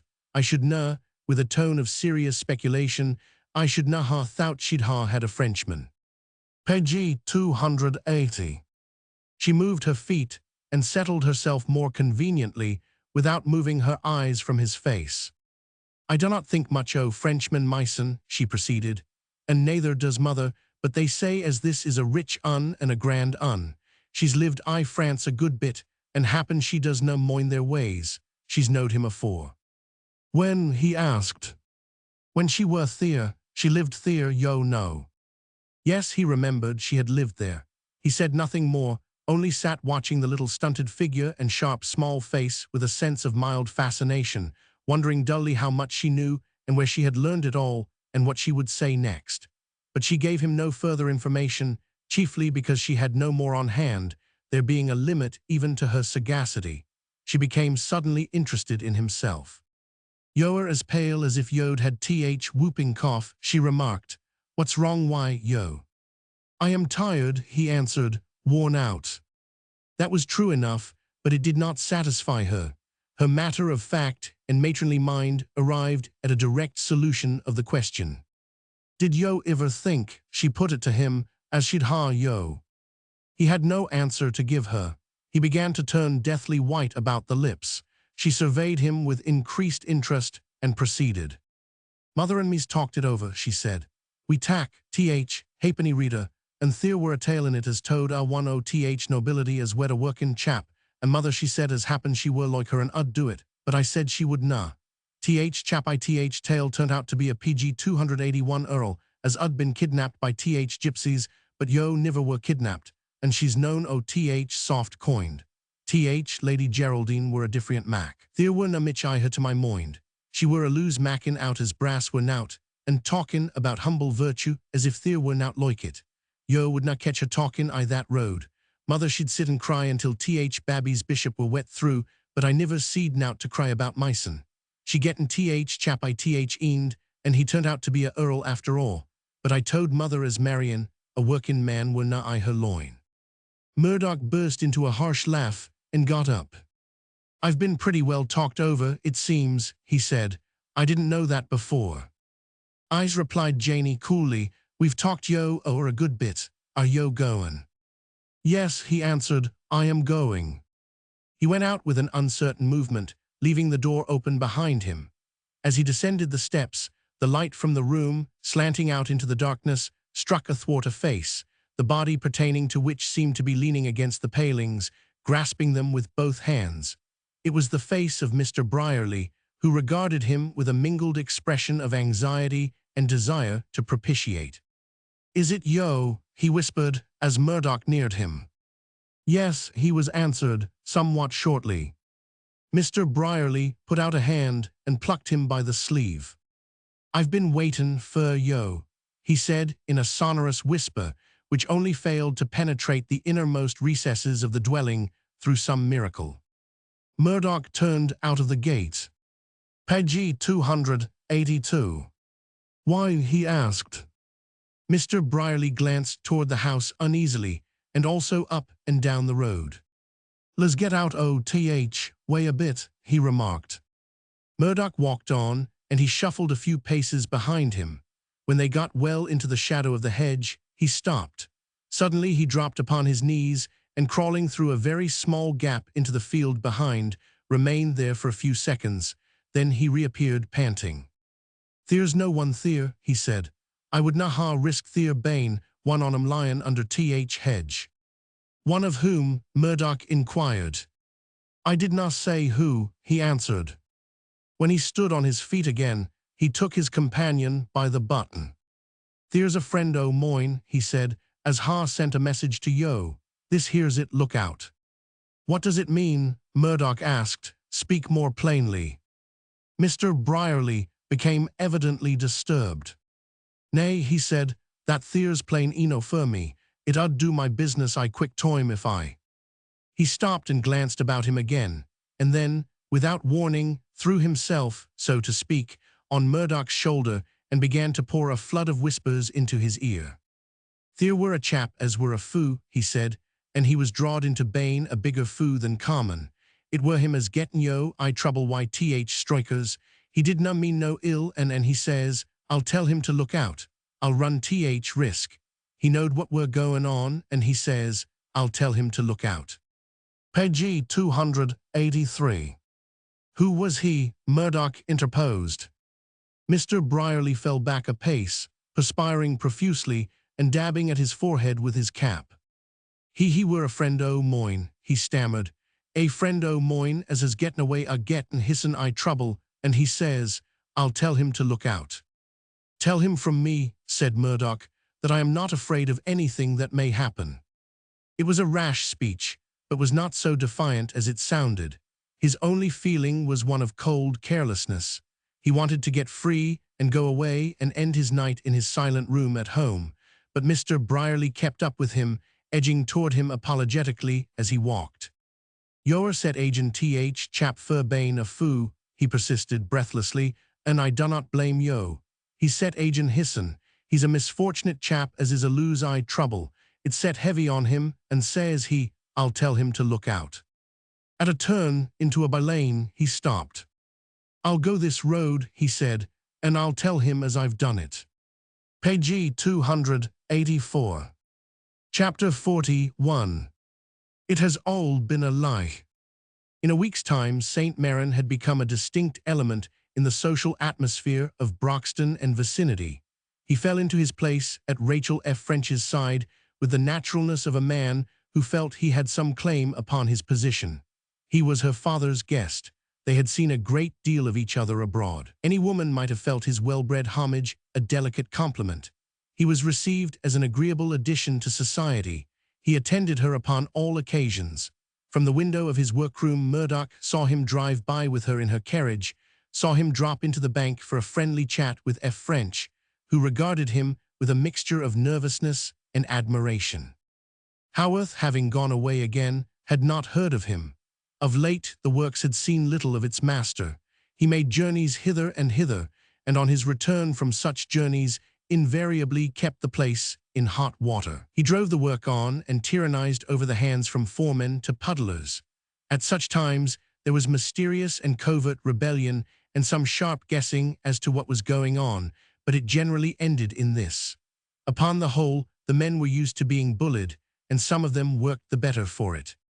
Murdoch went about his work as usual, though their PG 285 was not a decent man on the place who did not gradually awaken to the fact that some singular change was at work upon him. He concentrated all his mental powers upon what he had to do during work hours, and so held himself in check, but he spent all his leisure in a kind of apathy, sitting in his cell at his work table in his old posture, his forehead supported by his hands, his fingers locked in his tumbled hair. Sometimes he was seized with fits of nervous trembling which left him weak. When he left home in the morning, he did not return until night, and he ate no midday meal. As yet he was only drifting here and there. He had arrived at no conclusions. He did not believe in his own reasoning. The first blow had simply stunned him. A man who had been less reserved and who had begun upon a fair foundation of common knowledge would have understood. He understood nothing but his passion, his past rapture, and that a mysterious shock had fallen upon him. He lived in this way for more than a week, and then he roused himself to make a struggle. One bright, sunny day, after sitting dumbly for half an hour or so, he staggered to his feet and took up his hat. I'll try again, he said mechanically. I'll try again. I don't know what it means. It may have been my fault. I don't think it was, but it may have been. Perhaps I expected too much. And he went out. After he had been absent some minutes, F. French came in from the bank. He had been having a hard morning of it. The few apparently unimportant indiscretions in the way of private speculation of which he had been guilty were beginning to present themselves in divers unpleasant forms, and to assume an air of importance he PG 286 had not believed possible. His best ventures had failed him, and things which he was extremely anxious to keep from Haworth's ears were assuming a shape which would render it difficult to manage them privately.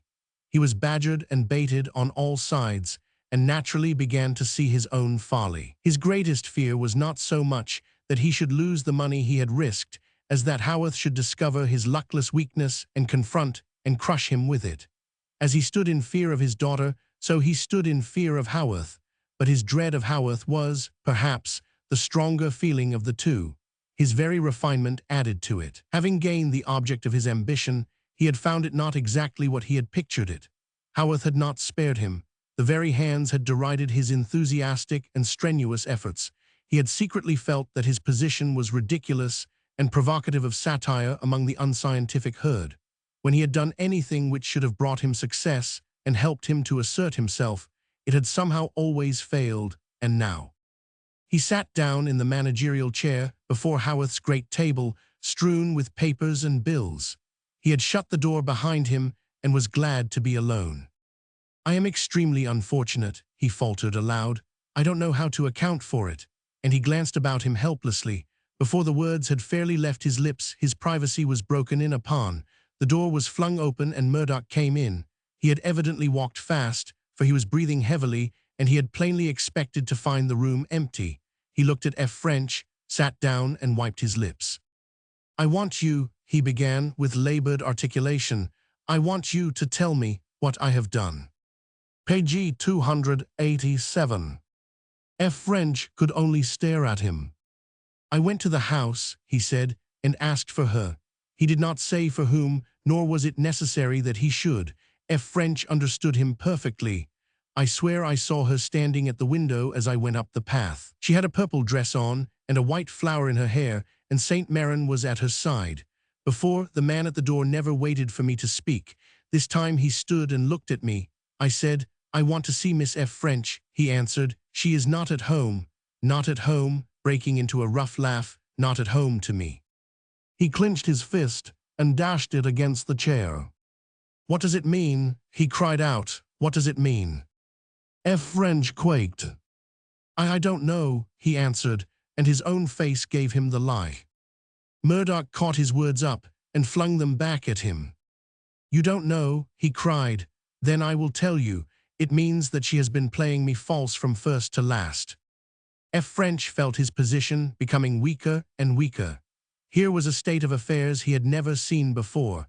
Here was a madness which concealed nothing, which defied all, which flung all social presuppositions to the winds. He ought to have been able to palter and equivocate, to profess a well-bred surprise and some delicate indignation, to be dignified and subtle, but he was not. He could only sit and wonder what would come next, and feel uncomfortable and alarmed.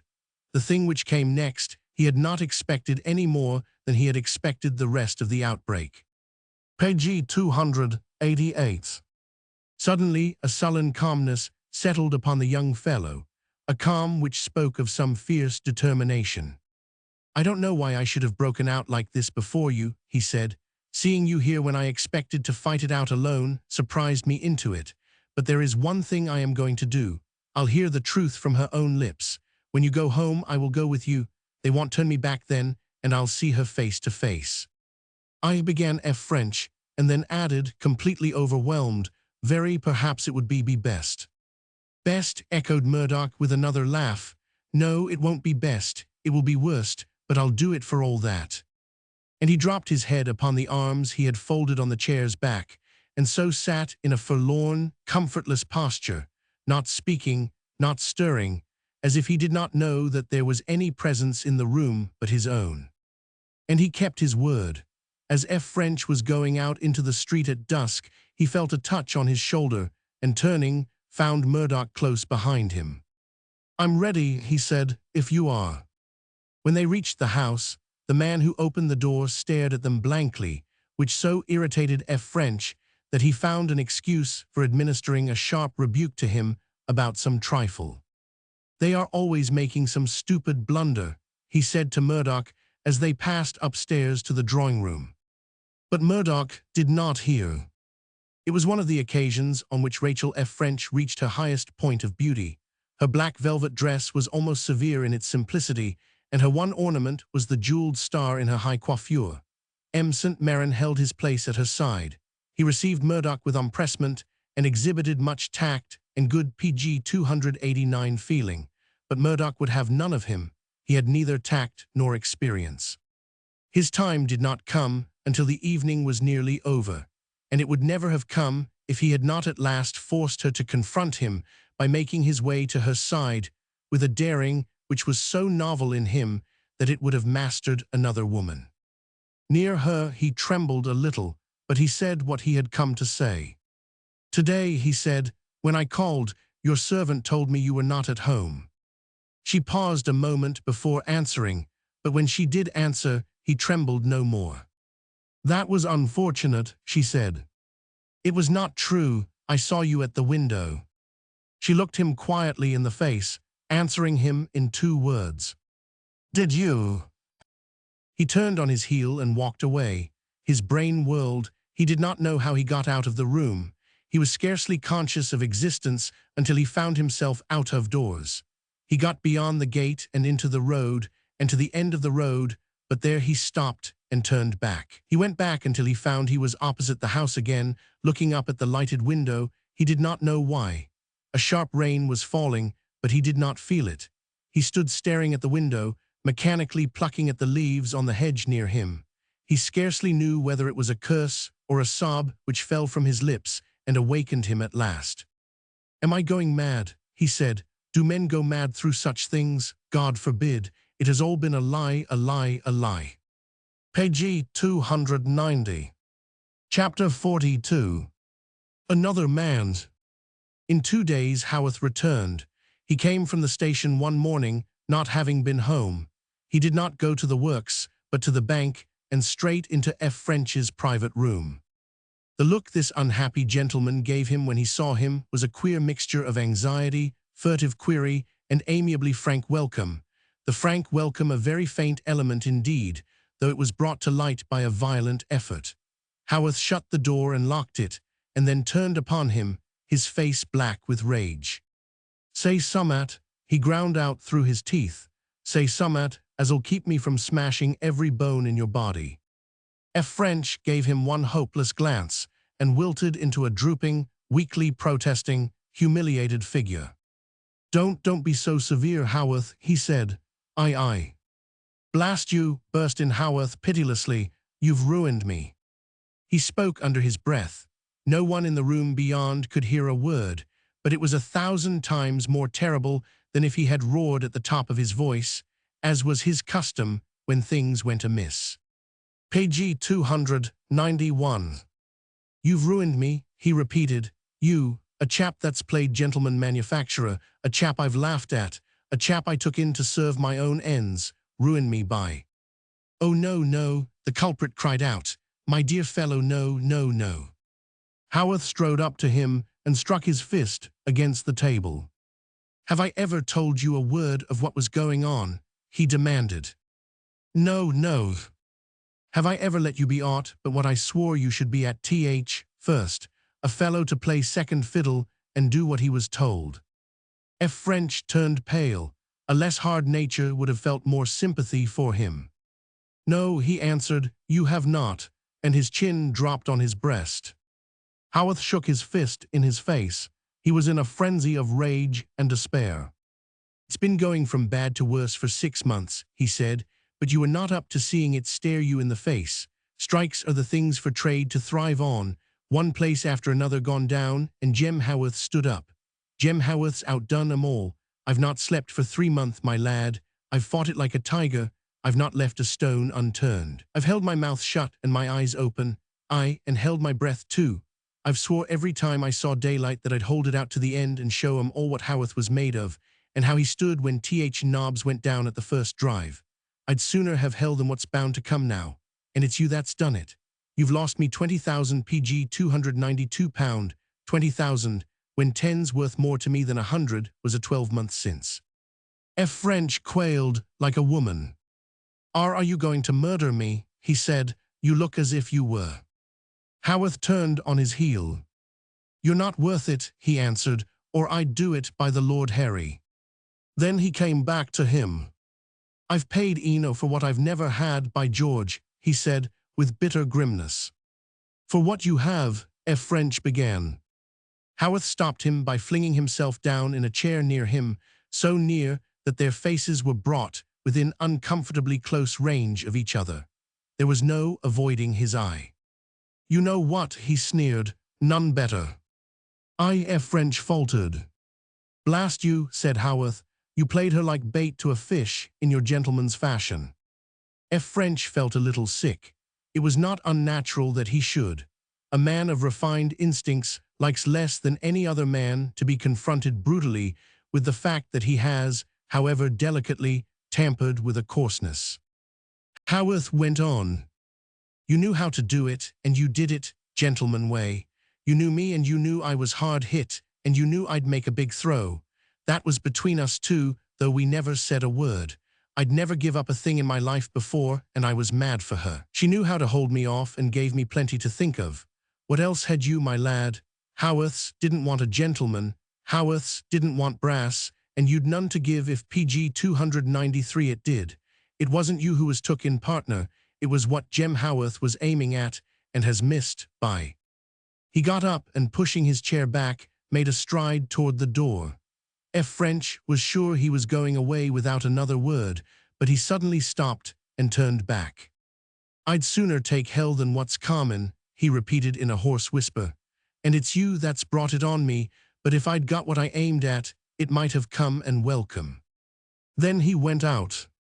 He went across to the works, and going into his room, he found Murdoch standing at one of the windows gazing out at something in the street. He was haggard and gaunt and had a vacant look. It occurred to Haworth that some sudden physical ailment had attacked him. He went up to his side. "What have you found, lad?" he demanded. The next instant, his own eyes discovered what it was. An open carriage was just drawing up before the bank. Rachel F. French sat in it, and St. Maron was with her. He looked at them a second or so, and then looked at Murdoch, at his wretched face and his hollow eyes. An unsavory exclamation burst from him. "What?" he cried out after it. "There's another man, is there? Is it that?" "Yes," was Murdoch's monotonous reply. "There's another man." Page 294. Chapter 43. Even. The same evening, M. St. Maron had the pleasure of meeting a person of whom he had heard much, and in whom he was greatly interested. This person was the master of Haworth's, who came in after dinner. If he had found Murdoch a little trying and wearisome, M. St. Maron found Haworth astounding. He was not at all prepared for him. When he walked into the room as if it were his own, gave a bare half-nod to F. French, and carried himself aggressively to Miss F. French's side, St. Maron was transfixed with astonishment. He had heard faint rumors of something like this before, but he never dreamed of seeing it. He retreated within himself and proceeded to study minutely the manners and characteristics of the successful manufacturers of Great Britain. "He is very large," he said, with soft sarcasm to Miss F. French, "very large indeed." "That," replied Miss F. French, "is probably the result of the iron trade." The truth was that he seemed to fill the room. The time had passed when he was ill at ease in the house. Now he was cool to defiance. F. French had never found him so embarrassing as he was upon this particular evening. He spoke very little, sitting in his chair silent, with PG 295, a gloomy and brooding look. When he directed his attention upon anyone, it was upon Rachel. The prolonged gaze which he occasionally fixed upon her was one of evil scrutiny, which stirred her usually cool blood not a little. She never failed, however, to meet it with composure. At last, she did a daring thing. Under cover of a conversation between her father and St. Maron, she went to the table at his side and began to turn over the books upon it. "I think," she said, in an undertone, "that you have something to say to me." He answered, "I have that, and the time will come when I shall say it too." "You think I'm afraid to hear it," she continued. "Follow me into the next room and see." Then she addressed her father, speaking aloud. "Your plans for the new bank are in the next room, I believe," she said. "I wish to show them to Mr. Haworth." "Why, yes," he admitted, somewhat reluctantly. "They are on my table." She passed through the folding doors, and Haworth followed her. She stopped at one of the windows and waited for him to speak, and it was during this moment in which she waited that he saw in her face what he had not seen before, a faint pallor and a change, which was not so much a real change as the foreshadowing of one to come. He saw it now because it chanced that the light struck full upon her. "Now," she said, "say your say, but let me tell you that I shall listen not because I feel a shadow of interest in it, but because I know you thought I shrank from hearing it." Page 296. He pushed open the French window and strode on to the terrace. "Step out here," he said. She went out. "This," he said, glancing about him, "this is place you stood on night you showed yourself to the strikers." She made no answer. "It's as good a place as any," he went on. "I'm going to have it out with you," he said, with bitter significance. Then, for the first time, it struck her that she had overstepped the mark and done a dangerous thing, but she would have borne a great deal sooner than turn back, and so she remained. "I've stood it a long time," he said, "and now I'm going to reckon up. There's a good bit of reckoning up to be done betwixt you and me, for all you've held me at arm's length." "I am glad," she put in, "that you acknowledge that I did hold you at arm's length, and that you were not blind to it." "Oh," he answered, "I wasn't blind to it, no more than you were blind to the other, and from first to last, it's been my comfort to remember that you weren't blind to the other, that you knew it as well as I did. I've held to that." He came close to her. "When I give up what I'd worked 20 years to get, what did I give it up for? For you. When I took French in partner, what did I run the risk for? For you. What was to pay me? You." His close presence in the shadow was so intolerable to her that she could have cried out, but she did not. Page 297. "You made a poor bargain," she remarked. "I a poor bargain, but you were one in it. You bore it in your mind, and you've bore it there from then till now, and I've got a hold on you through it that's worth summat to me if I never came nigh nor touched you. You knew it, and you let it be. No other chap can pay more for you than Jem Haworth's paid. I've got that to think of." She made a gesture with her hand. I, hush," she cried. "I will not hear it. Stop it if you can, call him if you want, and let him hear new chap and all. You shall hear if old Broxton comes. I've paid 25 year of work and sweat and grime. I've paid Haworth's, for I'm a ruined chap as I stand here, and but for you I'd have got through." There was a shock in these last words. If they were true, the blow would fall on her too. "What?" she faltered. "What do you mean?" Strikes begun it," he answered laconically, and with a jerk of his thumb toward the room in which her father sat, he finished it. "He tried some of his gentleman pranks in a quiet way, and he lost money on 'em. He's lost it again and again, and tried to cover it with fresh shifts, and it's Haworth's that must pay for 'em. It'll come sooner or later, and you may make up your mind to it." "What were you doing?" she demanded sharply. "You might have known." He returned. "What was I doing? I used to be a sharp chap, I've not been as sharp last 12 month, and he was up to it. He thought it was his own brass, likely. He'd give summat for it as belonged to him." Page 298. He came nearer to the light and eyed her over. "You've had your day," he said. "You've made a worse chap of me than I need have been. You lost me a friend, I hadn't counted that in. You've done worse by him than you've done by me. He was finer Mac of 2, and it'll go harder with him. When I came in, he was hanging about the roadside, looking up at the house.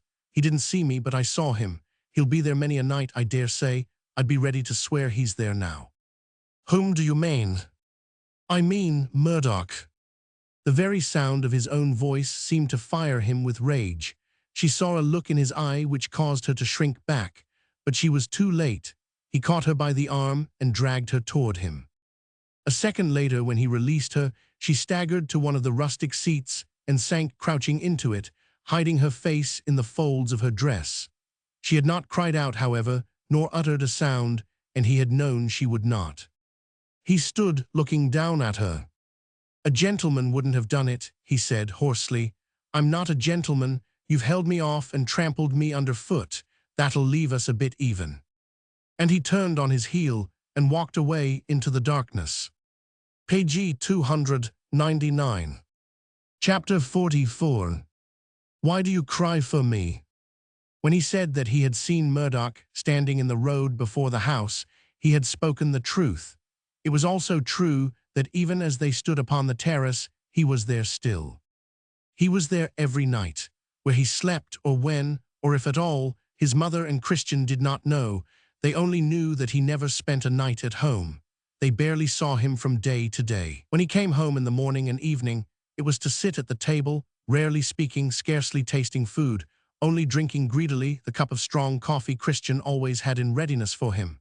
The girl was very good to him in these days. She watched him in terror of his unnatural mood. He hardly seemed to see them when they were in the room with him. His eyes were hollow and burning bright. He grew thin and narrow-chested and stooped. His hands were unsteady when he lifted anything. When she was alone, Christian said to herself again and again, "He will die, there is no help for it. He will die or worse." One morning she came down to find him lying on the sofa with closed eyes and such a deathly face that she almost cried out aloud. But she restrained herself, and PG 300 went into the kitchen as if to perform her usual tasks. Not long afterward she returned carrying a little tray with a cup of hot coffee upon it. "Will you drink this for me?" she said to him. He opened his eyes a little impatiently, but he sat up and drank it. "It's very good," he said, as he fell back again into his old position, "but you mustn't put yourself to trouble for me." Afterward the coffee was always ready for him when he came in, and he got into the habit of drinking it mechanically. The books he had been accustomed to pore over at every leisure moment lay unopened. He neither touched nor looked at them. The two women tried to live their lives as if nothing were happening. They studiously avoided questioning or appearing to observe him. "We must not let him think that we talk of him," Christian said. She showed a wonderful gentleness and tact. Until long afterward, Mrs. Murdoch scarcely knew what support and comfort she had in her. Her past life had planted in her a readiness to despair. "He is like his father," she said once. "He was like him as a child. He is very trusting and faithful, but when his belief is gone, it is all over. He has given up as his father did before he died. He will not try to live." He did not try to live, but he did not think of death.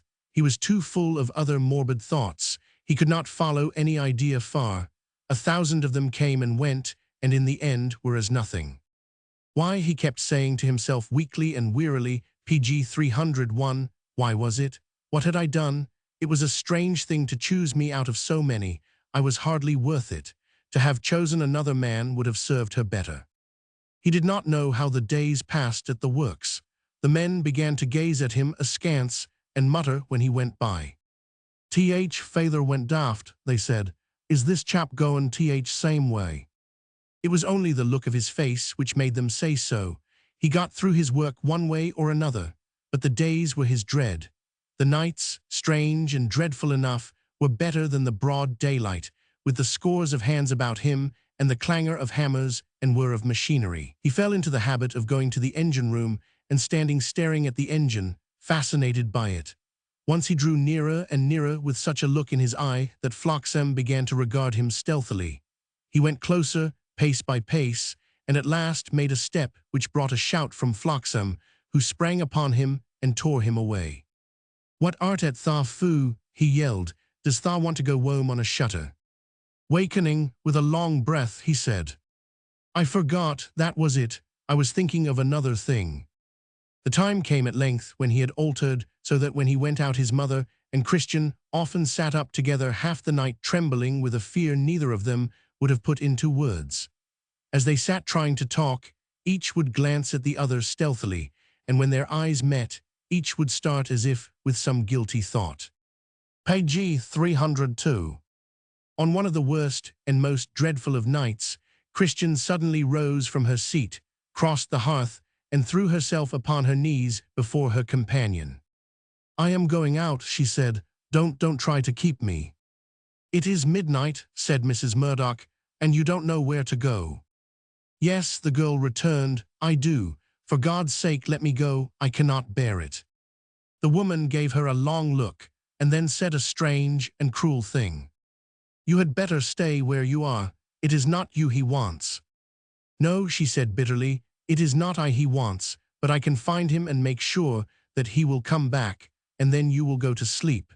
She left her in spite of her efforts to detain her. She was utterly fearless and went into the night as if there was no such thing as peril on earth. She did know where to go and went there. Murdoch was standing opposite the house in which Rachel F. French slept. She went to him and put her hand on his arm. "What are you doing here?" she said in a low voice. He turned and gave her a cold, vacant look. He did not seem at all surprised at finding her dark, beautiful young face at his very shoulder.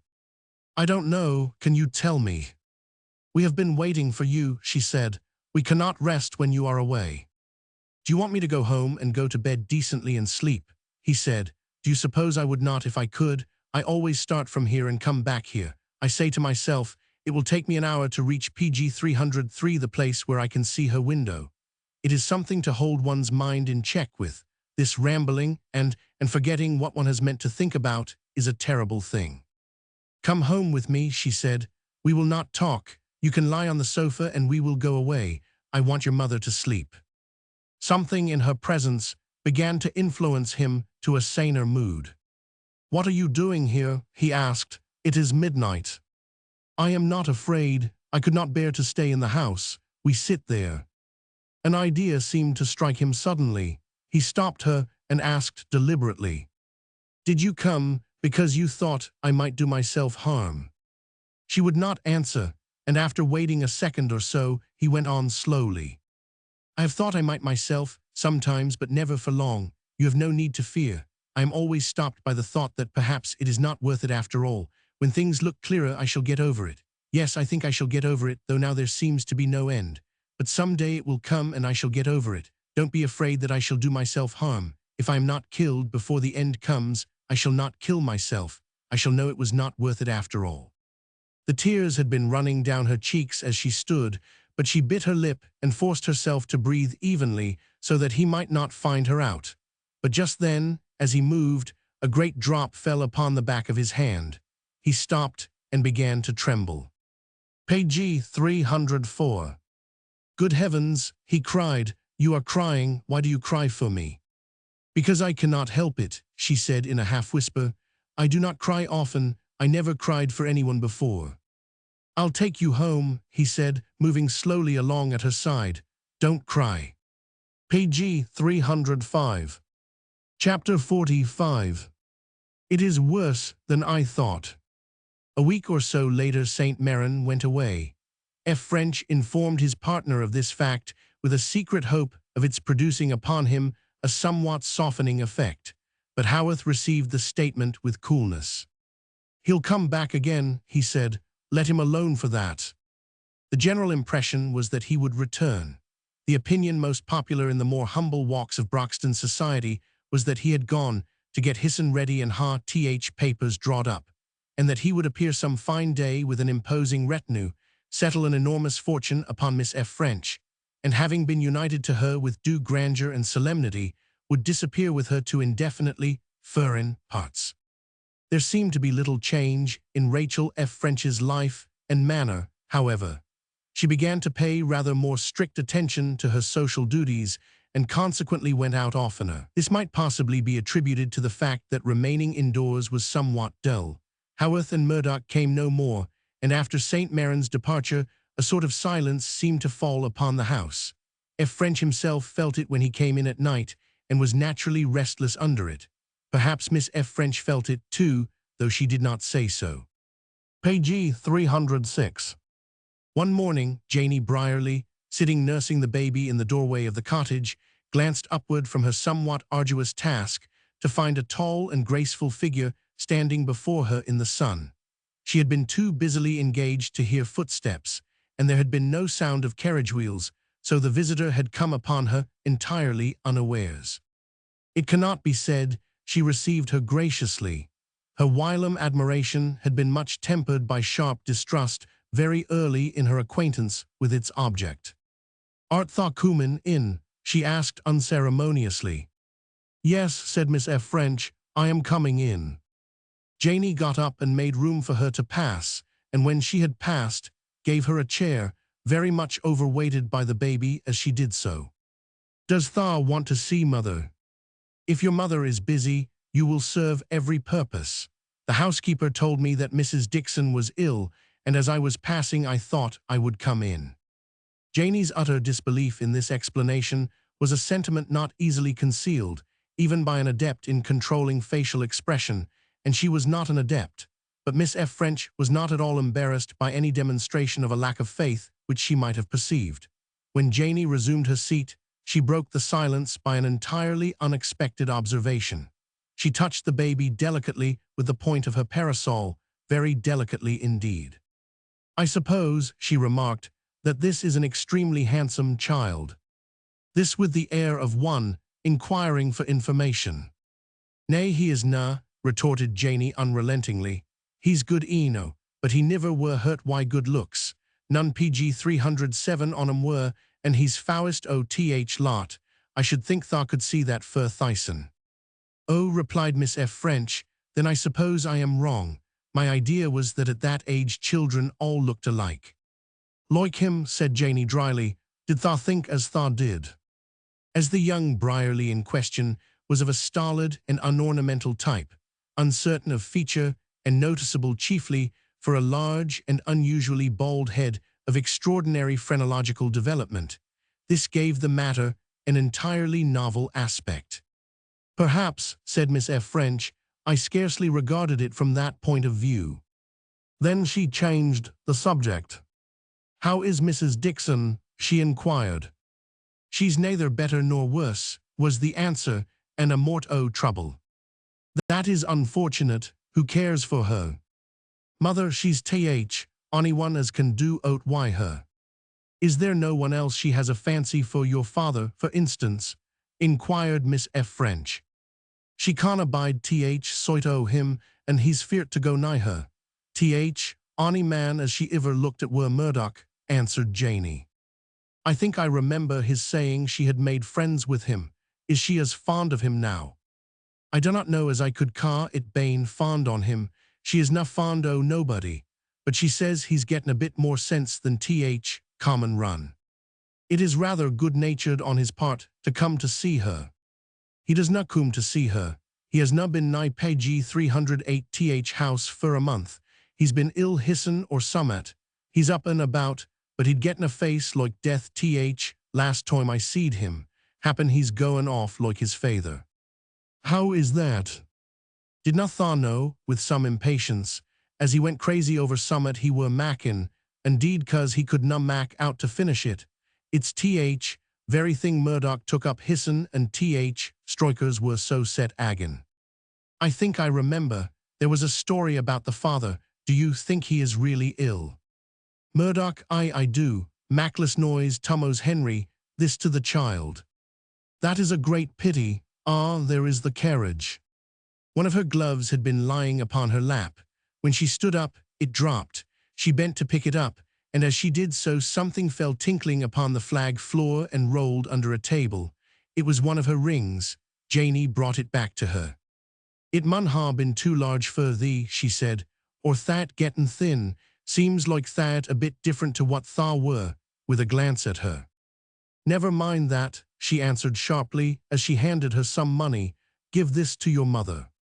And she dropped the ring into her purse instead of putting it on again, and went out to her carriage. Janey stood and watched her. "She is a bit thinner or summat," she remarked, "but she need na mind that. It's genteel eno to be thin, and I do not know as it 'ud hurt her."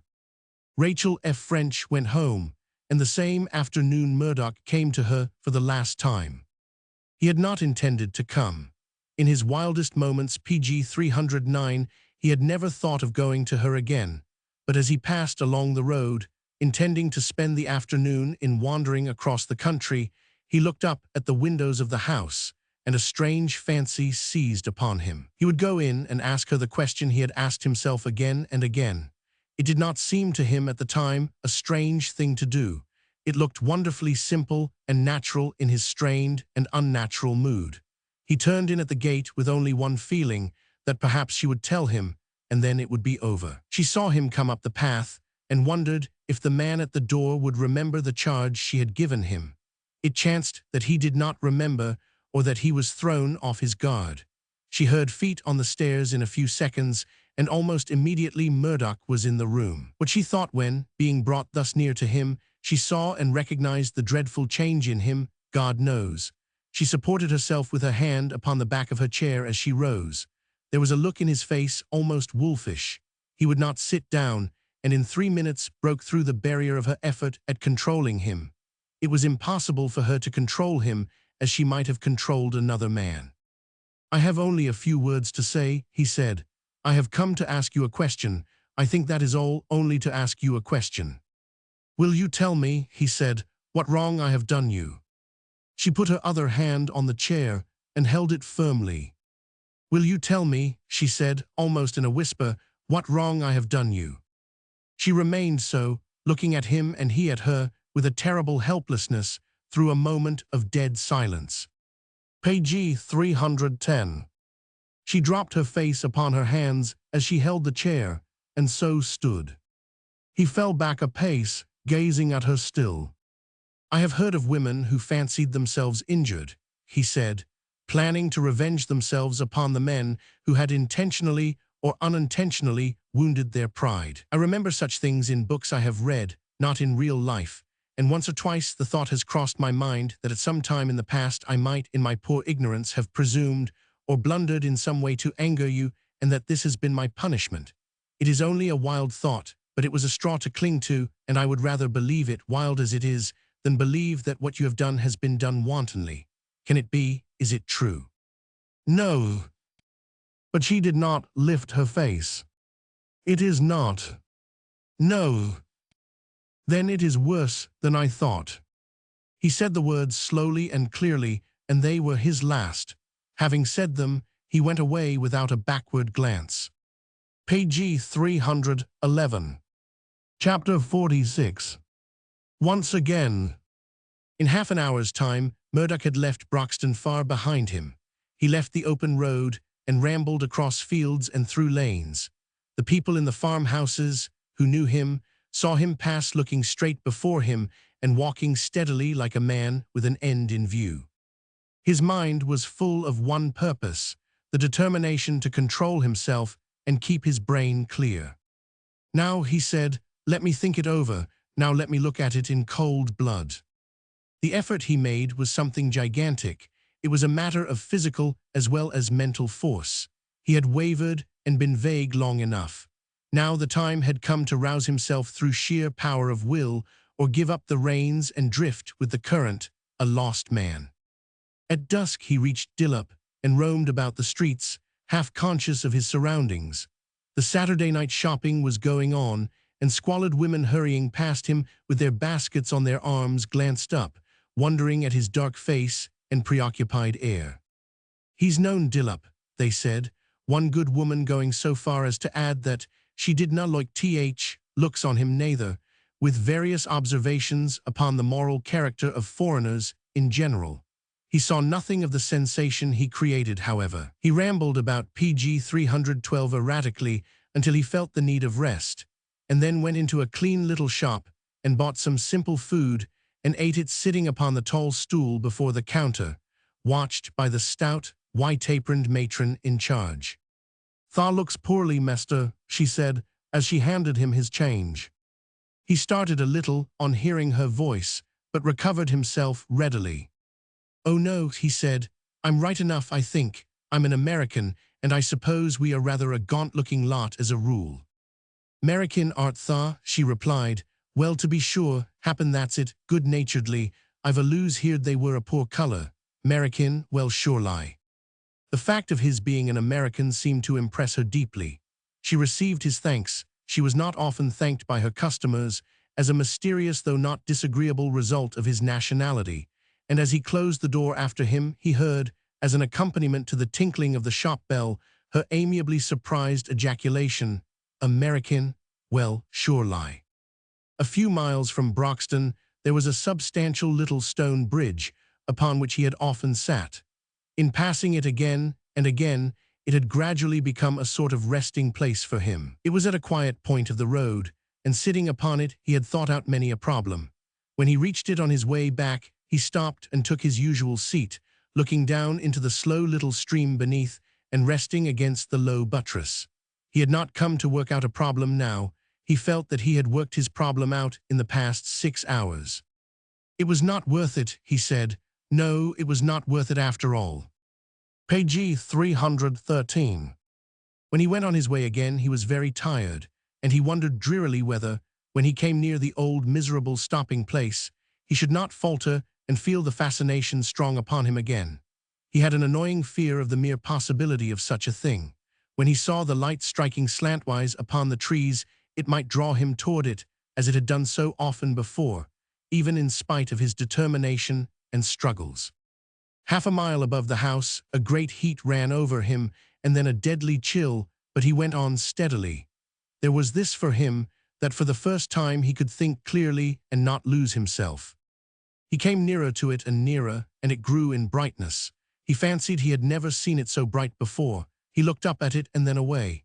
He was glad that having once looked he could turn away. There had been many a night when he could not. Then he was under the shadow of the trees and knew that his dread had been only a fancy and that he was a saner man than he had thought. And the light was left behind him, and he did not look back, but went on. When he reached home, the house was utterly silent. He entered with his latchkey and finding all dark went upstairs noiselessly. The door of his own room was closed, and when he opened it he found darkness there also. He struck a match and turned on the light. For a moment its sudden glare blinded him, and then he turned involuntarily toward the farther corner of the room. Why he did so, he did not know at the time.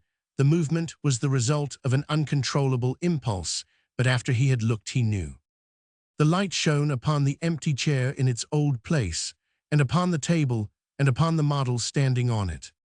Page 314.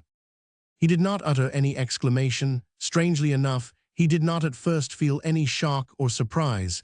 He advanced toward it slowly, but when at last he stood near it, the shock came. His heart beat as if it would burst.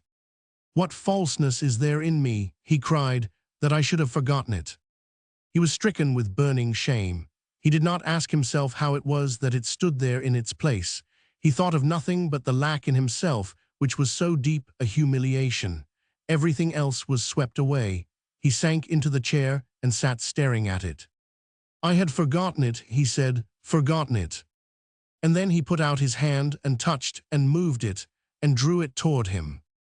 About an hour afterward, he was obliged to go downstairs for something he needed. It was to the sitting room he went, and when he pushed the door open, he found a dim light burning and saw that someone was lying upon the sofa. His first thought was that it was his mother who had waited for him, but it was not she, it was Christian Murdoch, fast asleep with her face upon her arm. Her hat and gloves were thrown upon the table, and she still wore a long grey cloak, which was stained and damp about the hem. He saw this as soon as he saw her face, and no sooner saw than he understood. He went to the sofa and stood a moment looking down at her, and though he did not speak or stir, she awakened. She sat up and pushed her cloak aside, and he spoke to her. "It was you who brought it back," he said. "Yes," she answered quietly. "I thought that if you saw it in the old place again, you would remember." Page 315. "You did not forget it." "I had nothing else to think of," was her simple reply. "I must seem a poor sort of fellow to you," he said wearily. "I am a poor sort of fellow." "No," she said, "or I should not have thought it worthwhile to bring it back." He glanced down at her dress and then up at her face. "You had better go upstairs to bed," he said. "The dew has made your dress and cloak damp. Thank you for what you have done." She got up and turned away. "Good night," she said. "Good night," he answered, and watched her out of the room. Then he found what he required and went back to his work. Only, more than once as he bent over it, he thought again of the innocent look of her face as it had rested upon her arm while she slept. Page 316. Chapter 47. A footstep. He went out no more at night. From the moment he laid his hand upon the model again, he was safer than he knew. Gradually, the old fascination reasserted itself. There were hours of lassitude and weariness to be borne, and moments of unutterable bitterness and disgust for life, in which he had to fight sharp battles against the poorer side of his nature. But always at the worst, there was something which made itself a point to fix thought upon. He could force himself to think of this when, if he had had no purpose in view, he would have been a lost man. The keen sense of treachery to his own resolve stung him, but it was a spur after all. The strength of the reaction had its physical effect upon him, and sometimes he suddenly found himself weak to exhaustion. so weak that any exertion was impossible, and he was obliged to leave his post at the works and return home for rest. At such times, he lay for hours upon the narrow sofa in the dull little room, as his father had done long before, and wore a look so like him that, one day, his mother, coming into the room not knowing he was there, cried out aloud and staggered backward, clutching at her breast. Her manner toward him softened greatly in these days.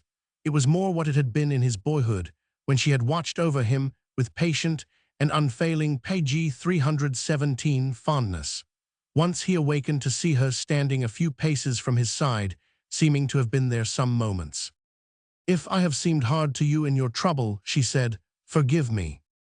She spoke without any prelude, and did not seem to expect any answer, turning away and going about her work at once. But he felt that he need feel restless and chilled in her presence no longer. He did not pursue his task at home, but took the model down to the works, and found a place for it in his little work cell. The day he did so, he was favored by a visit from Haworth. It was the first since the rupture between them. Since then, they had worked day after day with only the door between them. They had known each other's incomings and outgoings, but had been as far apart as if a world separated them. Haworth had known more of Murdoch than Murdoch had known of him. No change in him had escaped his eye. He had seen him struggle and reach his climax at last. He had jeered at him as a poor enough fellow with fine, white-livered fancies and a woman's way of bearing himself. He had raged at and cursed him, and now and then had been lost in wonder at him, but he had never fathomed him from first to last. But within the last few weeks his mood had changed, slowly, it is true, but it had changed. His bearing had changed too. Murdoch himself gradually awakened to a recognition of this fact, in no small wonder. He was less dogged and aggressive, and showed less ill will. That he should appear suddenly, almost in his old way, was a somewhat startling state of affairs, but he crossed the threshold coolly. He sat down and folded his arms on the table. Page 318. "You brought summat down with you this morning," he said. "What was it?" Murdoch pointed to the wooden case, which stood on a shelf a few feet from him. "It was that," he answered. "That," he repeated. "What, you're at work at it again, are you?" "Yes." "Well, look sharp after it, that's all. There's a grudge bore again it." "I know that," Murdoch answered, "to my cost. I brought it here because I thought it would be safer." It'll be safer. Take my advice and keep it close and work at it at nights when place is quiet. There's a key as'll let you in," and he flung a key down upon the table. Murdoch picked it up mechanically. He felt as if he could scarcely be awake. It seemed as if the man must have brought his purpose into the room with him, having thought it over beforehand. His manner by no means disarmed the suspicion. "It is the favor I should have asked if I had thought." Haworth left his chair. "There's key," he said abruptly. "Use it. No other chap would get it." He went back to his own room, and Murdoch was left to his surprise. He finished his work for the day and went home, remaining there until night came on. Then he went back to the works, having first told Christian of his purpose. "I am going to the works," he said. "I may be there all night. Don't wait for me or feel anxious." Page 319. When the great building loomed up before him in the dark, his mind recalled instantly the night he had entered it before, attracted by the light in the window. There was no light about it now, but that shut in the lantern he carried. The immensity and dead stillness would have been a trying thing for many a man to encounter, but as he relocked the door and made his way to his den, he thought of them only from one point of view. "It is the silence of the grave," he said. "A man can concentrate himself upon his work as if there was not a human breath stirring within a mile of him." Somehow even his room wore a look which seemed to belong to the silence of night, a look he felt he had not seen before. He marked it with a vague sense of mystery when he set his lantern down upon the table, turning the light upon the spot on which his work would stand. Then he took down the case and opened it and removed the model. "It will not be forgotten again," he thought aloud. "If it is to be finished, it will be finished here." Half the night passed before he returned home. When he did so, he went to his room and slept heavily until daylight. He had never slept as he slept in these nights, heavy dreamless sleep, from which, at first, he used to awaken with a start and a perfectly blank sense of loss and dread, but which became, at last, unbroken. Night after night found him at his labor. It grew upon him, he longed for it through the day, he could not have broken from it if he would. Once, as he sat at his table, he fancied that he heard a lock click, and afterward a stealthy footstep. It was a PG 320 sound so faint and indistinct that his disbelief in its reality was immediate, but he got up, taking his lantern with him, and went out to look at the entrance passage. It was empty and dark, and the door was shut and locked as he had left it. He went back to his work little disturbed. He had not really expected to find the traces of any presence in the place, but he had felt it best to make the matter safe. Perhaps the fact that once or twice on other nights the same light, indefinite sound fell upon his ear again made him feel rather more secure than otherwise. Having examined the place again, and with the same result, it troubled him no more. He set it down to some ordinary material cause. After his first visit, Haworth came into his room often. Why he came, Murdoch did not understand very clearly. He did not come to talk. Sometimes he scarcely spoke at all. He was moody and abstracted. He went about the place wearing a hard and reckless look, utterly unlike any roughness and hardness he had shown before. The hands who had cared the least for his not altogether ill-natured tempests in days gone by shrank or were restive before him now. He drove all before him or passed through the rooms sullenly. It was plain to see that he was not the man he had been, that he had even lost strength, and was suddenly worn and broken, though neither flesh nor color had failed him. Among those who had made a lion of him, he was more popular than ever. The fact that he had held out against ill luck when so many had gone down was constantly quoted. The strikes which had kept up an uneven but prolonged struggle had been the ruin of many a manufacturer who had thought he could battle any storm. PG 321, Haworth's, had held its own and weathered the worst. This was what the county potentates were fond of saying upon all occasions, particularly when they wanted Haworth to dine with them at their houses. He used to accept their invitations and then go and sit at their dinner tables with a sardonic face. His humor, it was remarked with some regret, was often of a sardonic kind. Occasionally he laughed at the wrong time, and his jokes were not always easy to smile under. It was also remarked that Mr. F. French scarcely seemed comfortable upon these festive occasions. Of late he had not been in the enjoyment of good health. He explained that he suffered from nervous headaches and depression. His refined, well-molded face had become rather thin and fatigued-looking. He had lost his effusive eloquence. He often sat silent and started nervously when spoken to, but he did not eschew society at all, always going out upon any state occasion when his partner was to be a feature of the feast. Once upon such an occasion, he had said privately and with some plaintiveness to Haworth, "I don't think I can go tonight, my dear fellow. I really don't feel quite equal to it." "Blast you," said Haworth, dispensing with social codes. "You'll go whether you're up to it or not. We'll keep it up to the end. It'll be over soon enough." He evinced interest in the model, in his visits to the workroom, which seemed a little singular to Murdoch. He asked questions about it, and more than once repeated his caution concerning its being kept close. "I've got it into my head that you'll finish it some of these days," he said once, "if naught happens to it or you." Page 322. Chapter 48. Finished. One night Murdoch, on leaving the house, said to Christian, "Don't expect me until morning. I may not be back until then. I think I shall work all night." She did not ask him why. For several days she had seen that a singular mood was upon him, that he was restless. Sometimes, when he met her eye unexpectedly, he started and colored and turned away, as if he was a little afraid. She stood upon the step and watched him until he disappeared in the darkness, and then shut the door and went in to his mother. A quarter of an hour afterward, he entered his workroom and shut himself in and brought out the model. He sat looking at it a moment and then stretched forth his hand to touch it. Suddenly he drew it back and let it fall heavily upon the table. "Good heavens," he cried, "did he ever feel so near as this and then fail? The shock was almost unbearable. "Are there to be two of us?" he said. Was not one enough? But he put forth his hand again a minute later, though his heart beat like a trip hammer. "It rests with me to prove it," he said, "with me." As he worked, the dead silence about him seemed to become more intense. His own breathing was a distinct PG 323 sound, light as it was.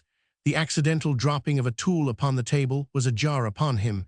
The tolling of the church bell at midnight was unbearable. He even took out his watch and stopped it. But at length he knew neither sound nor stillness. He forgot both. It had been a dark night, but the morning rose bright and clear. The sun, streaming in at the one window, fell upon the model, pushed far back upon the table, and on Murdoch himself, sitting with his forehead resting upon his hands. He had been sitting thus some time, he did not know how long. He had laid his last tool down before the first streak of pink had struck across the grey sky. He was tired and chill with the morning air, but he had not thought of going home yet, or even quite recognized that the night was past. His lantern still burned beside him. He was roused at last by a sound in the outer room. The gates had not been unlocked nor the bell rung, but someone had come in. The next moment Haworth opened the door and stood in the threshold, looking in on him. "You've been here all night," he said. "You've been here all night. You've been here all night." "Yes," answered Murdoch. He turned a little and pointed to the model, speaking slowly, as if he were but half awake. "I think," he said, "that it is complete." He said it with so little appearance of emotion or exultation that Haworth was dumbfounded. He laid a hand on his shoulder and shook him a little. "Wake up, man," he said. "You're dazed." "No," he answered, "not dazed. I've had time to think it over. It has been finished 2 or 3 hours. All at once he burst into a laugh. "I did not think," he said, "that it would be you I should tell the news to first." Page 324. Haworth sat down near him with a dogged face. "Nay," he replied, "nor me either." They sat and stared at each other for a moment in silence. Then Murdoch drew a long, wearied breath. "But it is done," he said, "nevertheless." After that he got up and began to make his preparations to go home, while Haworth sat and watched him. "I shall want to go away," he said. "When I come back, I shall know what the result is to be." "Start tomorrow morning," said Haworth, "and keep close by the time you come back." He stopped and left his chair, and the bell which called the hands to work began its hurried clanging. At the door he paused. "When shall you take it away?" he asked. "Tonight," Murdoch answered, "after dark." At home he only told them one thing, that in the morning he was going to London and did not know when he should return. He did not go to the works during the day, but remained at home trying to rest. But he could not sleep, and the day seemed to lag heavily. In the afternoon he left the sofa on which he had lain through the morning and went out. He walked slowly through the town, and at last turned down the lane which led to the Brierleys' cottage. He felt as if there would be a sort of relief to the tenseness of his mood in a brief interview with Janey. When he went into the house, Mr. Brierley was seated in Mrs. Dixon's chair, unscientifically balancing his latest-born upon his knee. His aspect was grave and absorbed. He was heated and disheveled with violent exertion. The knot of his blue cotton neckerchief had twisted itself under his right ear in a painfully suggestive manner. Under some stress of circumstances, PG 325, he had been suddenly pressed into service, and his mode of placating his offspring was at once unprofessional and productive of frantic excitement. But the moment he caught sight of Murdoch, an alarming change came upon him. His eyes opened to their fullest extent, his jaw fell, and the color died out of his face. He rose hurriedly, dropped the youngest Brierley into his chair, and darted out of the house, in such trepidation that his feet slipped under him when he reached the lower step, where he fell with a loud clatter of wooden clogs, scrambling up again with haste and difficulty, and disappearing at once. Attracted by the disturbance, Janey darted in from the inner room, barely in time to rescue the deserted young Brierley. "Where's he gone?" she demanded, signifying her father. "I told her he were enough fit to be trusted. Where's he gone?" "I don't know," Murdoch answered. "I think he ran away because he saw me. What is the trouble?" "Nay, dunnot ax me. We canna mak him out, neither mother nor me. He's been settin' ith house for 3 days, as if he were feared to stir out settin by fire and shacken his wide, and cryin' every now and then. And here's her back room to wait on. A nice time this is for him to pick to go off in. He mote ha waited till she were done why. As conversation naturally could not flourish under these circumstances, after a few minutes Murdoch took his leave. It seemed that he had not yet done with Mr. Brierly. Passing through the gate, he caught sight of a forlorn figure seated upon the roadside about 20 yards before PG 326 him, wearing a fustian jacket and a blue neckcloth knotted under the ear. As he approached, Mr. Brierly looked up, keeping his eyes fixed upon him in a despairing gaze. He did not remove his glance at all, in fact, until Murdoch was within 10 feet of him, when, for some entirely inexplicable reason, he rose hurriedly and passed to the other side of the road, and at a distance of some yards ahead sat down and stared wildly at him again. This singular course he pursued until they had reached the end of the lane, where he sat and watched Murdoch out of sight. "I thought," he said, breathing with extreme shortness, "as he ha done fur me, it were a wonder as he did na. If I'd come nigh him or he'd come nigh me, they'd ha swore it were me as did it and's gone accordin', if luck went agin 'em." Then a sudden panic seemed to seize him. He pulled off his cap, and holding it in both hands, stared into it as if in desperate protest against fate. A large tear fell into the crown, and then another and another. "I canna help it," he said, in a loud and sepulchral whisper. "Look out, look out." And then, probably feeling that even in this he might be committing himself fatally, he got up, glanced fearfully about him, and scuttled away. PG 327. Chapter 49. If aught's for me, remember it. Before he left the house at night, Murdoch had a brief interview with his mother. "I am going to London," as he went, he said, "on the same errand. The end may be what it was before. I have felt very sure, but he was sure too." "Yes," the woman answered, "he was very sure." "I don't ask you to trust it or me," he said. "He gave a life to it. I have not given a year, and he was the better man 1,000-fold. He said, with a shadow falling on his face, have not proved myself as he did. He never faltered from the first." "No," she said, "would to God he had."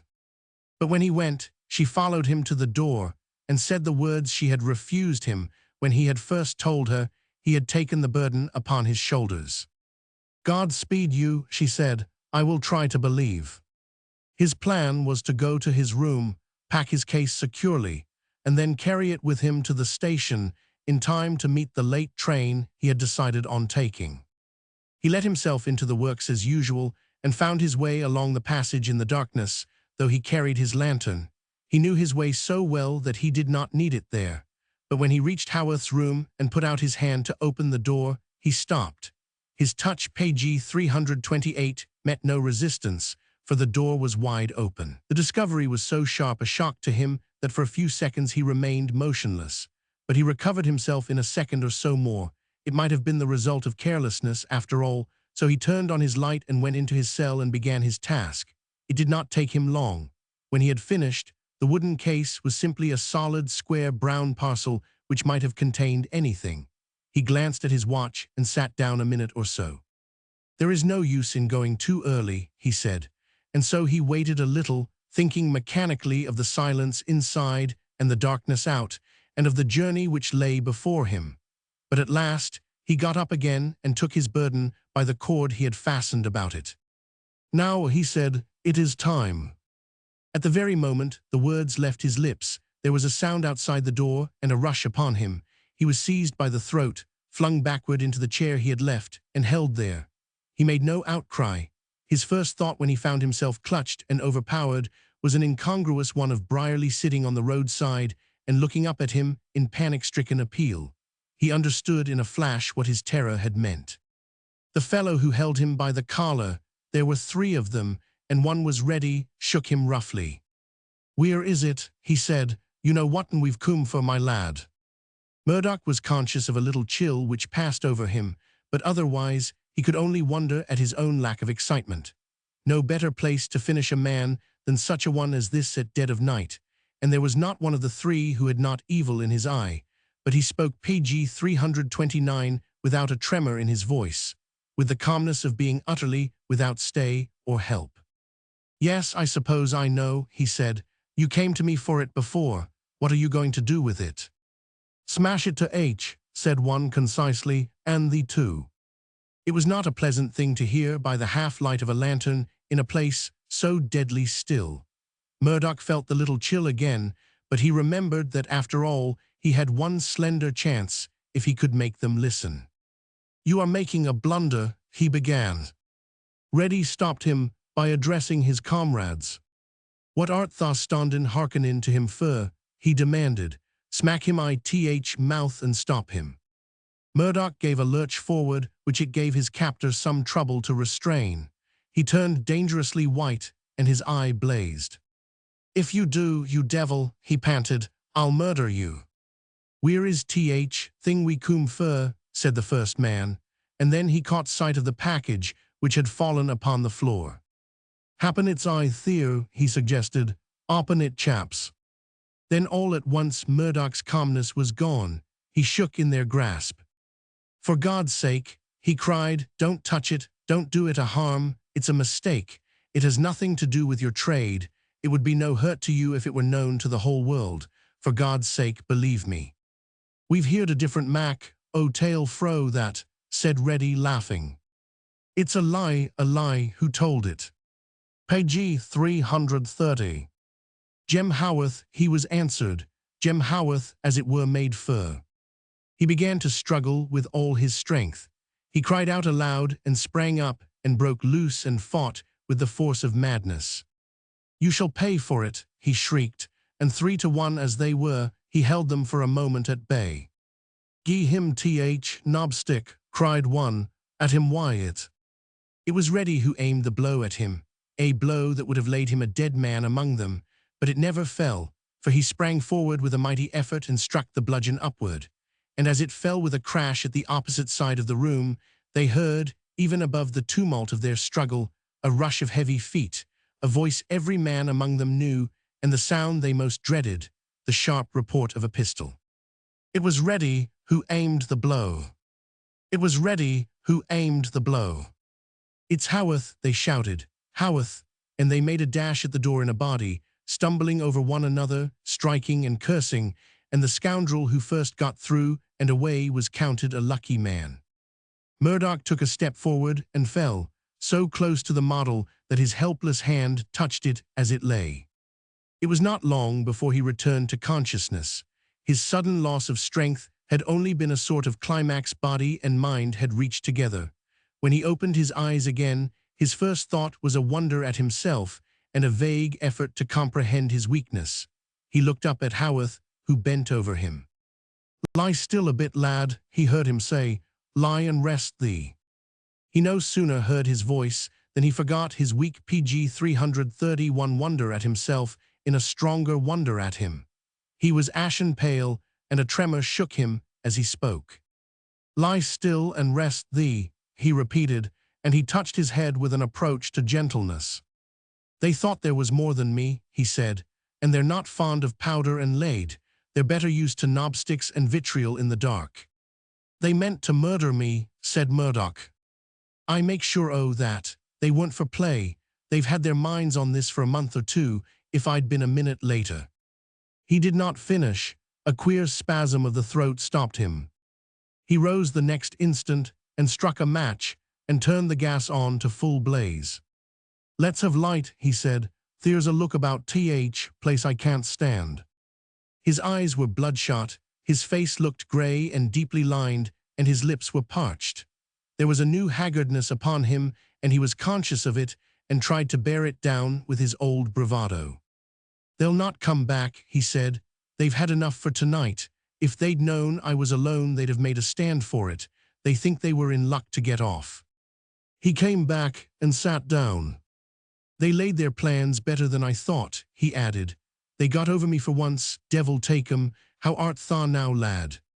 Murdoch made the effort to rise and succeeded, though he was not very strong upon his feet, and sank into a chair, feeling a little irritated at his own weakness. "Giddy," he answered, "and a trifle faint. It's a PG 332 queer business. I went down as if I'd been shot. I have an hour and a half to steady myself before the next train comes in. Let me make the best of it." "You'll go tonight," said Haworth. "There's a stronger reason than ever that I should go," he answered. "Let me get it out of the way and safe, for heaven's sake." Haworth squared his arms upon the table and leaned on them. "Then," he said, "I've got an hour and a half to make a clean breast of it." He said it almost with a swagger, and yet his voice was hoarse, and his coolness a miserable pretense. "Ask me," he said, "how I came here." And not waiting for a reply, even while Murdoch gazed at him bewildered, he answered the question himself. "I come," he said, "for a good reason, for the same reason that's brought me here every night you've been at work." Murdoch repeated his last words mechanically. He was not quite sure the man was himself. "Every night I've been at work. Everyone on 'em. There's not been a night I've not been nigh you and ready." A memory flashed across Murdoch's mind with startling force. "It was you I heard come in," he cried. "It was not fancy. It was me." There was a moment's silence between them, in which Murdoch thought with feverish rapidity. "It was you," he said with some bitterness at last, "you who set the plot on foot." Page 333. It was me. "I could have done the job I wanted to do in a quicker way," he went on, after a second's pause, "but that wasn't my humor. I'd a mind to keep out of it myself, and I knew how to set the chaps on as would do it in their own way." "What do you mean by it?" cried Murdoch. "Were you devil enough to mean to have my blood?" While I was in the humor, that and worse." Murdoch sprang up and began to pace the room. His strength had come back to him with the fierce sense of repulsion which seized him. "It's a blacker world than I thought," he said. "We were friends once, friends." "So we were," he said hoarsely. "You were the first chap I ever made friends with, and you'll be the last. It's brought no good to either of us." "It might," returned Murdoch, "if—" "Let me finish my tale," he said, even doggedly. "I said to myself before I came you should hear it. I swore I'd stop at naught, and I kept my word. I sowed a seed here and there, and soil was just right for it. They were in the mood to hearken to aught, and they hearkened. But there came a time when I found out that things were worse with you than with me, and had gone harder with you. If you'd won where I lost it would have been different, but you lost most of the two, you'd the most to lose, and I changed my mind." He stopped a second and looked at Murdoch, who had come back and thrown himself into his chair again. "I've said many a time that you were a queer chap," he went on, as if half dubious of himself. "You are a queer chap. At start you got a hold on me, and when IPC 334 changed my mind, you got a hold on me again. I swore I'd undo what I'd done, if I could. I knew if the thing was finished, and you got away with it, they'd soon find out it was not they need fret about, so I swore to see you safe through. I gave you the keys to come here to work, and every night I came and waited until you'd done and gone away. I brought my pistols with me and kept a sharp lookout. Tonight I was late, and they'd laid their plans and got here before me. There's beginning, and there's end." "You saved my life," said Murdoch. "Let me remember that. I changed my mind and swore to undo what I'd done. There's naught for me in that, my lad, and plenty to go agin me." After a little, he pushed his chair back. "The time's not up," he said. "I've made short work of it. Pick up thy traps and we'll go over place together and see that it's safe." He led the way, carrying the lantern, and Murdoch followed him. They went from one end of the place to the other and found all quiet. The bars of a small lower window had been filed and wrenched out of place, Mr. Reddy and his friends having made their entrance through it. "They've been on the lookout many a night before they made up their minds," said Haworth, "and they chose the right place to try." Afterward they went out together, locking the door and the iron gates behind them, and went down in company to the dark little station with its dim, twinkling lights. Naturally, they did not talk very freely. Now and PG 335 then, there was a blank silence of many minutes between them. But at last the train thundered its way in and stopped, and there was a feeble bustle to and fro among the sleepy officials, and an opening and shutting and locking of doors. When Murdoch got into his empty compartment, Haworth stood at its step.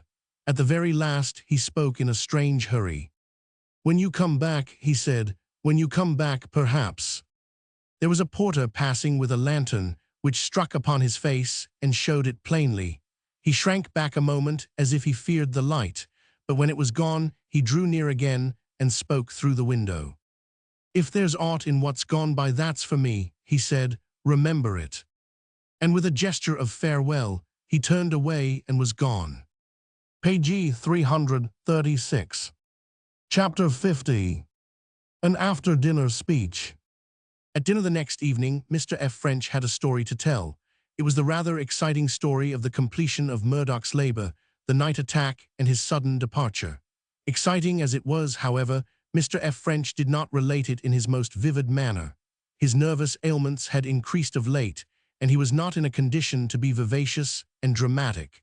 The incident came from him rather tamely, upon the whole. "If it is the success he thinks it is," he terminated, "he is a made man, and he is not the fellow to deceive himself." "Well," he said, rather drearily, "I have said it would be so." As Haworth had foreseen, St. Maron appeared upon the scene again. He was present when the story was told, and was much interested in it as a dramatic incident bringing the peculiarities of the manufacturing class of Broxton into strong play. "If they had murdered him," he remarked with critical niceness, "it would have been the most tragic of tragedies, on the very eve of his life's success. A tragedy indeed, and it is not bad either that it should have been his master who saved him." "Why do you say master?" said Miss F. French coldly. "Pardon me, I thought." Page 337. Mr. F. French interposed in some hurry. "Oh, he has always been such an uncommon young fellow that we have scarcely thought of him as a servant. He has not been exactly a servant, in fact." "Ah," replied St. Maron, "I ask pardon again." He had been not a little bewildered at the change he found in the household. Mr. F. French no longer expounded his views at length with refined vigor. He frequently excused himself from the family circle on plea of severe indisposition, and at other times he sat in singular and depressing silence. He was evidently ill. There were lines upon his forehead and circles about his eyes. He had a perturbed air and started without any apparent cause. A change showed itself in Miss F. French also, so subtle as not to be easily described. It was a change which was not pallor nor fragility. It was an alteration which baffled him and yet forced him to recognize its presence constantly and to endeavor to comprehend it. F. French himself had seen it and pondered over it in secret. When he sat in his private room at the bank, bewildered and terrified even by the mere effort to think and face the future, his burden was not a little increased by his remembrance of his hours at home. More than all the rest, he shrank from the day of reckoning with his daughter. He had confronted Haworth and borne the worst of his wrath. The account of himself, which he must render to her, would be the most scathing ordeal of his life. "Some women would pity me," he said to himself, "but she will not." Truth to tell, he looked forward pathetically to the possibility that hereafter their paths might lie apart. Fate had saved him one fearful responsibility, at least. Her PG 338 private fortune had been beyond his reach, and she would still be a rich woman even when the worst came. He could live on very little, he told himself, and there was always some hope for a man of resources. He still believed somewhat, though rather vaguely, in his resources. A few days after Murdoch's departure, there came to Broxton, on a visit of inspection, a dignitary of great magnitude, a political economist, a member of Parliament. Above all other things, he was absorbed in the fortunes of the manufacturing districts. He had done the trades, unions the honor of weighing their cause and reasoning with them. He had parleyed with the strikers and held meetings with the masters. He had heard of Haworth and his extraordinary stand against the outbreak and was curious to see him. He came as the guest of one of the county families who regarded Haworth and his success a subject worth enlarging upon. He was taken to the works and presented to their master. Haworth met him with little enthusiasm. He showed him over the place, but maintained his taciturnity. He was not even moved to any exhibition of gratitude on being told that he had done wonders. The finale of the visit was a stately dinner given by the county family. Haworth and the member were the features of the festivity, and speeches were made which took a congratulatory and even a laudatory turn. "I can't go," F. French cried piteously when Haworth came to his room at the bank with the news. He turned quite white and sank back into his chair. "It is too much to ask. I know I am not strong enough." He felt himself as good as a dead man when Haworth PG 339 turned about and strode up to him, livid, and opening and shutting his hands. "Blast you," he hissed through his teeth. "You did it, you, and you shall pay for it as long as I'm nigh to make you." St. Maron was among the guests, and Miss F. French, whose wonderful beauty attracted the dignitary's eye at once. Years after he remembered and spoke of her. He glanced toward her when he rose to make his after-dinner speech and caught her eye and was somewhat confused by it. But he was very eloquent. The master of Haworth's was his inspiration and text. His resources, his strength of will, his giant enterprises, his readiness and daring at the moment when all was at hazard, these were matters, indeed, for eloquence. Haworth sat leaning forward upon the table. He played with his wine-glass, turning it round and not spilling a drop of the ruby liquid.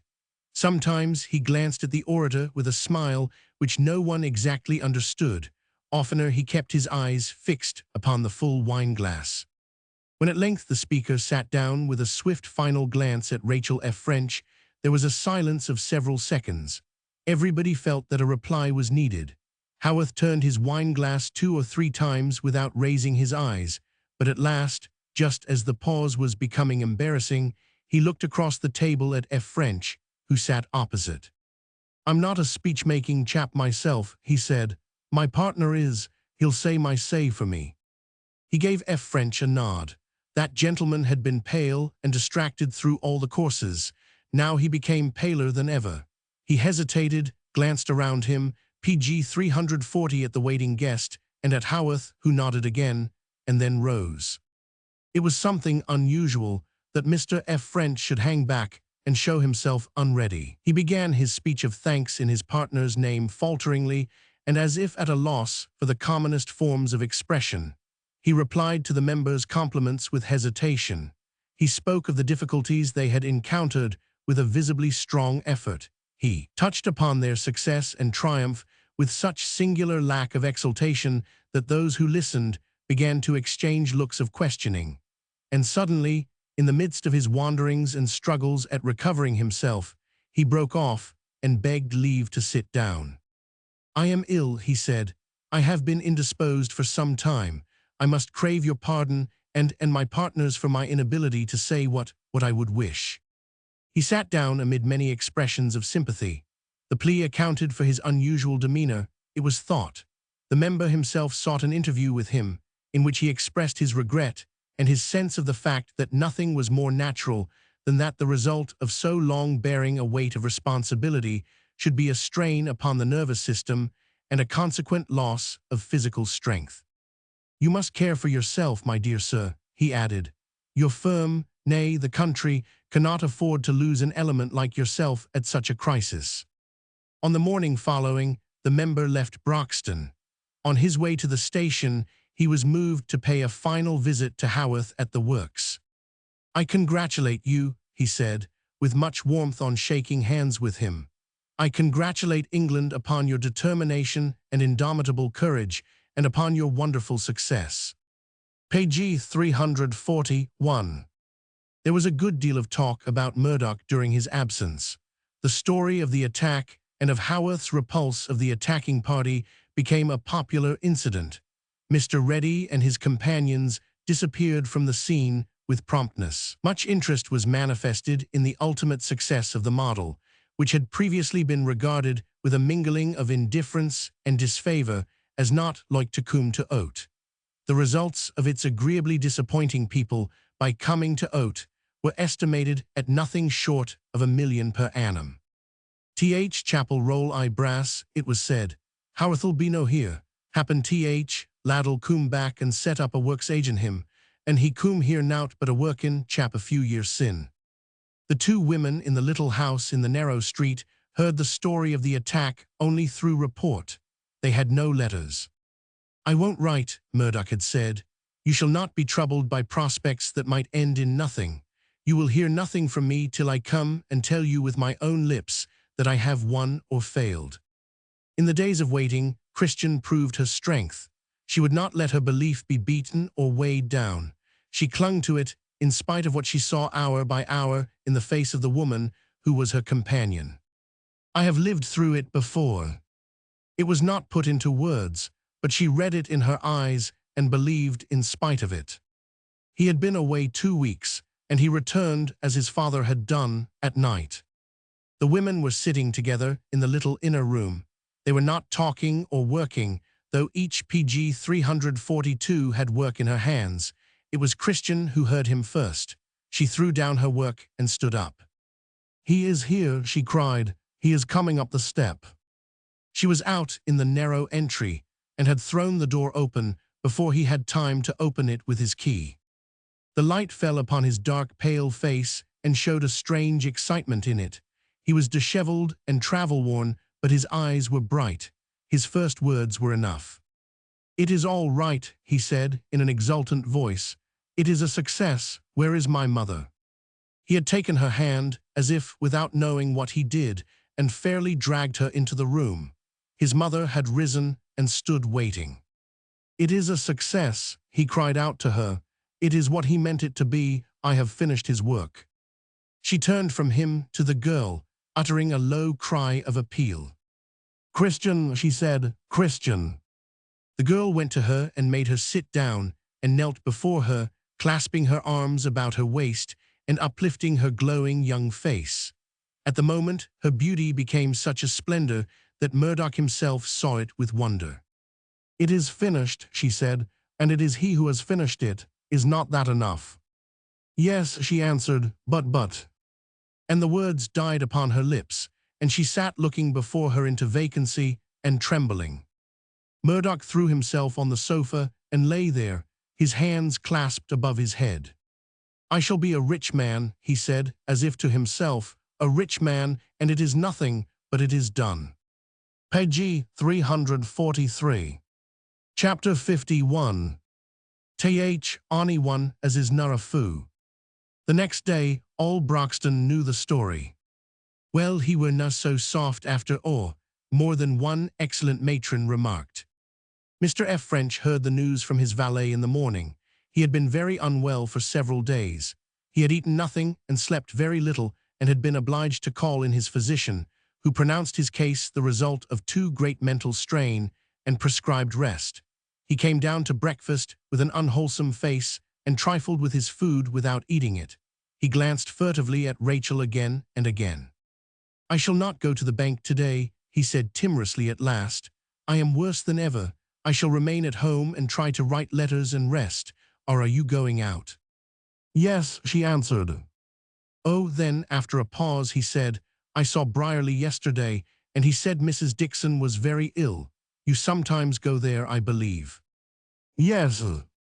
Suppose you call this morning to inquire. It looks well to show a sort of interest in them. You might take something nourishing with you." He flinched when she raised her eyes and let them rest PG 340 for a moment upon him. Her look was strongly suggestive of the fact that she could better rely upon the result of her own calculations concerning him than upon the truth of his replies, if she deigned to ask him questions. "I thought," he faltered, "that it would look well to evince some interest, as the man has been in our employ, and you have had the woman about the house." "Certainly," she replied, "it would be well enough. I will go." After breakfast, she ordered the carriage and went to her room and made her toilette with some care. Why she did so was best known to herself. Nothing is more certain than that she scarcely expected to produce a great effect upon Granny Dixon. The truth was, she would have made her visit to the Brierlys in any case, and was not in the least moved thereto by her father's unexpected anxiety.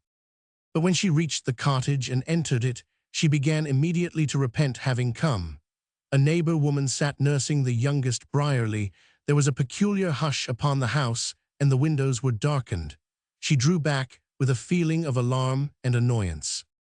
"What is the matter?" she demanded impatiently of the woman. "Why have you darkened the room?" Th owed lasses dean, was the businesslike answer, and there han some trouble why her, she canna even de like other folk. She drew back, her annoyance becoming violent repulsion. She turned pale, and her heart began to beat violently. She knew nothing of death, and was not fearless of it. Her inveterate calm failed her in thus being brought near it. Page 345. I will go away, she said. And she would have gone, but at that moment there arose a sound of voices in the inner room, Mrs. Brierly's and Janie's, and above theirs Granny Dixon's, brokenly, and yet with what seemed terrible loudness in the hush of the house. Bring her eye here, she was saying, bring her eye here and mak her do it. And then out came Mrs. Brierly, looking fagged and harassed. I ax thy pardon, miss, she said, but she says she wants thee. She says she wants thee to be a witness to summat. I will not go, she replied. I am going away. I never saw anyone before in that condition. But the terrible voice raised itself again, and despite her terror and anger, held and controlled her. I see her, it cried, mak her come in. I knowed her grandfather when I were a lass 70 year ago. She will na harm thee, said Mrs. Brierly, and partly because of a dread fascination, and partly because the two women regarded her with such amazement, she found herself forced to give way and enter. It was a small room, and dark and low.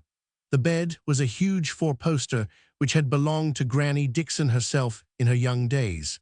The large flowered patterns of its chintz hangings were faded with many washings. Of the woman lying upon it, there was little left but skin and bone. She seemed all eyes and voice, eyes which stared and shone in the gloom, and voice which broke upon the silence with an awesome power. She's been speaking almost I a whisper till today, explained Mrs. Brierly under her breath. An or at pg 346 onk th change set in, and it come back as loud as ever. She lifted her hands, beckoning with crooked fingers. Come thaw here, she commanded. Rachel F. French went to her slowly. She had no color left, and all her hauteur could not steady her voice. What do you want? She asked, standing close beside the bed. For a few seconds there was silence, in which the large eyes wandered from the border of her rich dress to the crown of her hair. Then Granny Dixon spoke out. Weirst flower, she cried, thast gettin' it on thee again, I can't smell it. It was true that she wore it at her throat as she had done before. A panic of disgust took possession of her as she recollected it. It was as if they two were somehow bound together by it. She caught at it with tremulous fingers and would have flung it away, but it fell from her uncertain clasp upon the bed, and she would not have touched it for worlds. Gie it to me, commanded Granny Dixon.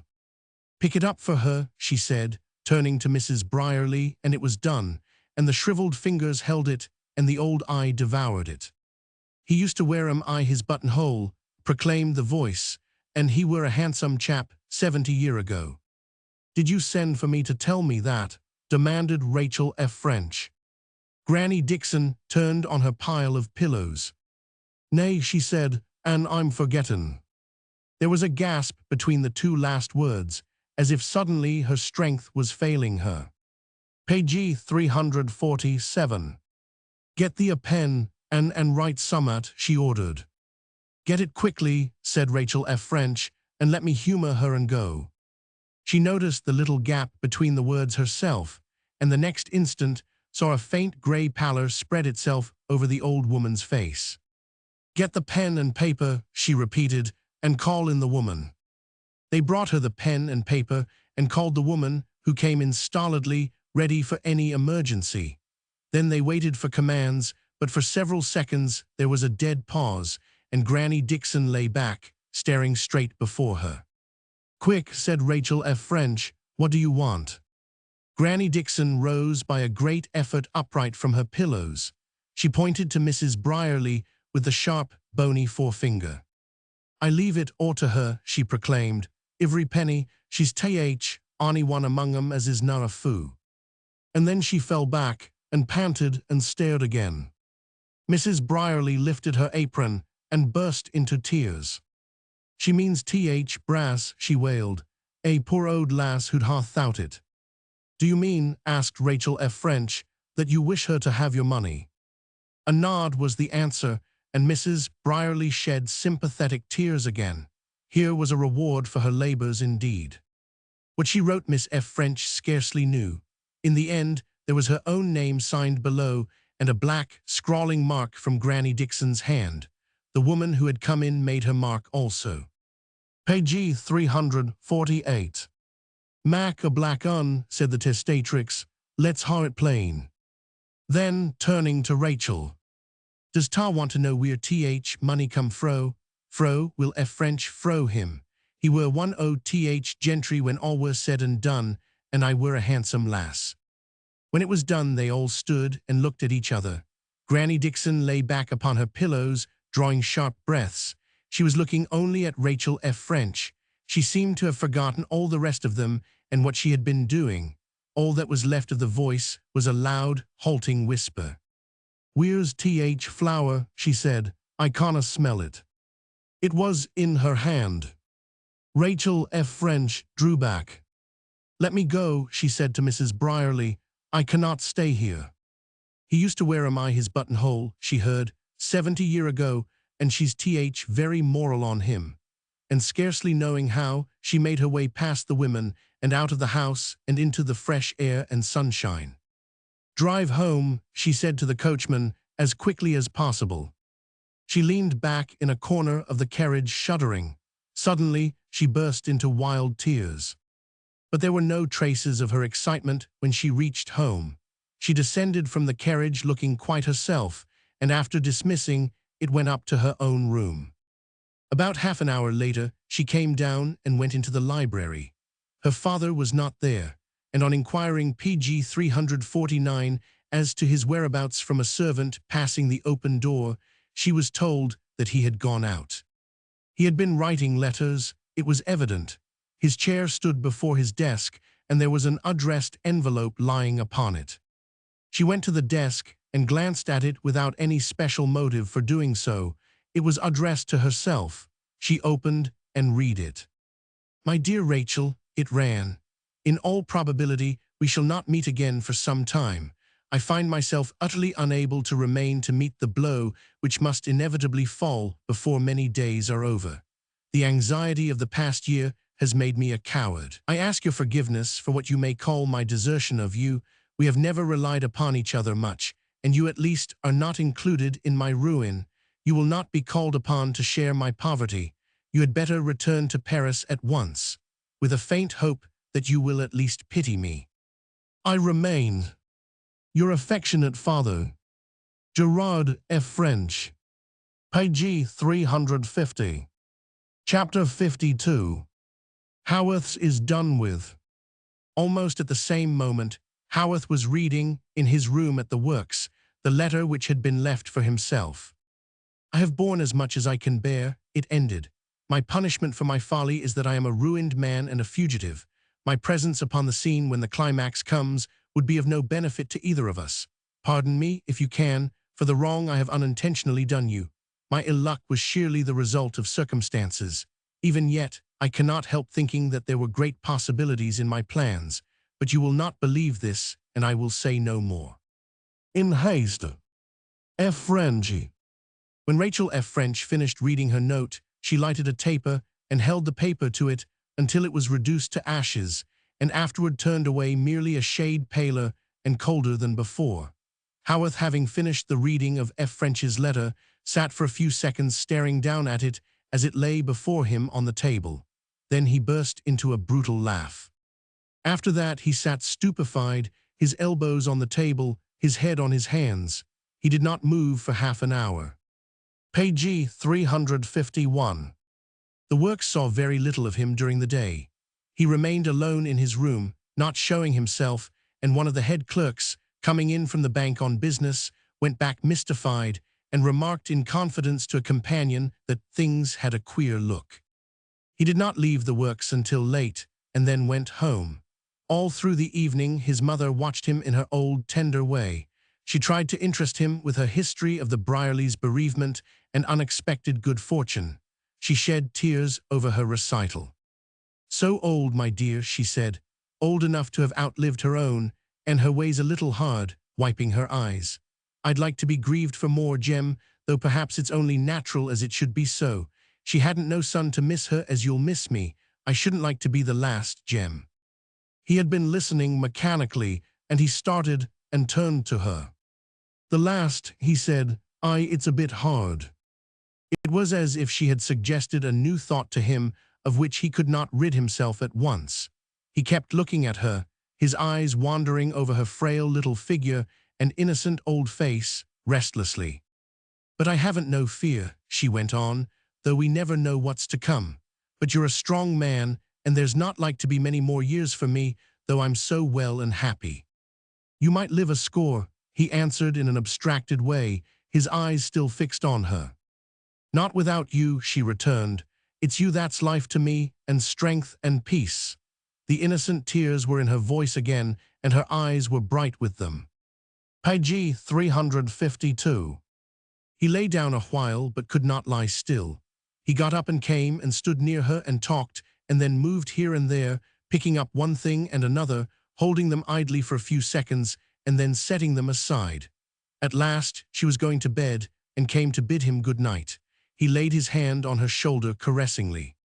There's never been aught like trouble between us two, he said. I've been a quiet enough chap, and different somehow, when I've been nigh you. What I've done for your sake and for the best. In the morning the works were closed, the doors of the bank remained unopened, and the news spread like wildfire from house to house, and from street to street, and beyond the limits of the town. Until before noon, it was known through the whole countryside that F. French had fled, and Jem Haworth was a ruined man.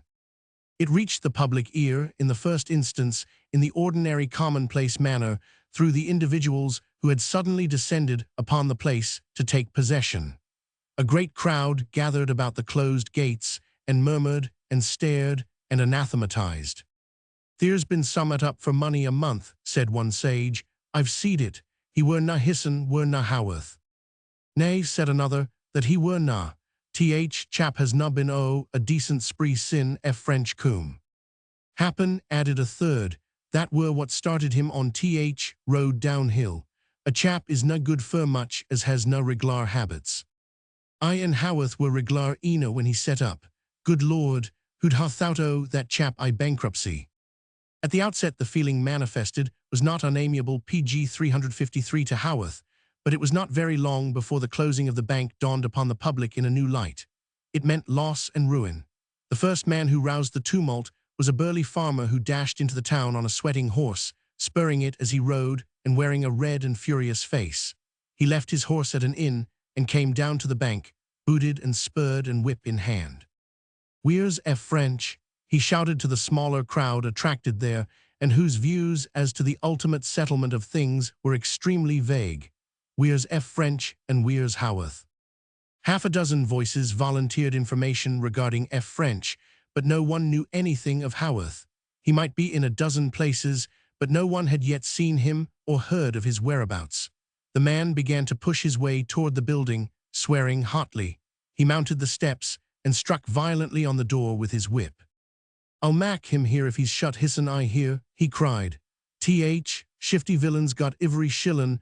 Oh, brass, I've been savin' for my little wench for last 10 year. I'll haw it back if it's to be gotten. "Thou'lt ne'er see it again," shouted a voice in the crowd. "Thad'st better ha stuck to ode stockin', lad." Then the uproar began. One luckless depositor after another was added to the crowd. They might easily be known among the rest by their pale faces. Some of them were stunned into silence, but the greater portion of them were loud and passionate in their outcry. A few women hung on the outskirts, wiping their eyes every now and then with their aprons, and sometimes bursting into audible fits of weeping. "I've been goin' out charin' for 4 year," said one, PG 354, "to buy silks and satins for gentry. Yo niver seed her eye oat else." And all knew whom she meant, and joined in shouts of rage. Sometimes it was F. French against whom their anger was most violent, F. French, who had been born among them a gentleman, and who should have been gentleman enough not to plunder and deceive them. And again it was Haworth, who had lived as hard as any of them, and knew what their poverty was, and should have done fairly by them if ever man should. In the course of the afternoon, Murdoch, gathering no news of Haworth elsewhere, went to his house. A panic-stricken servant let him in and led him into the great room where he had spent his first evening long ago.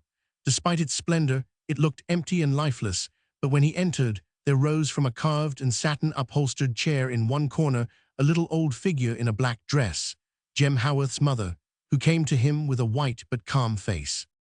"Sir," were her greeting words, "where is he?" "I came to see him," he answered. "I thought—" "No," she interrupted, "he is not here. He has not been here since morning." She began to tremble, but she shed no tears. "There's been a good many to ask for him," she went on. "Gentlemen, and them as was rough, and didn't mind me bane a woman and old. They were harder than you'd think, and troubled as I've been, I was glad he was not here to see him.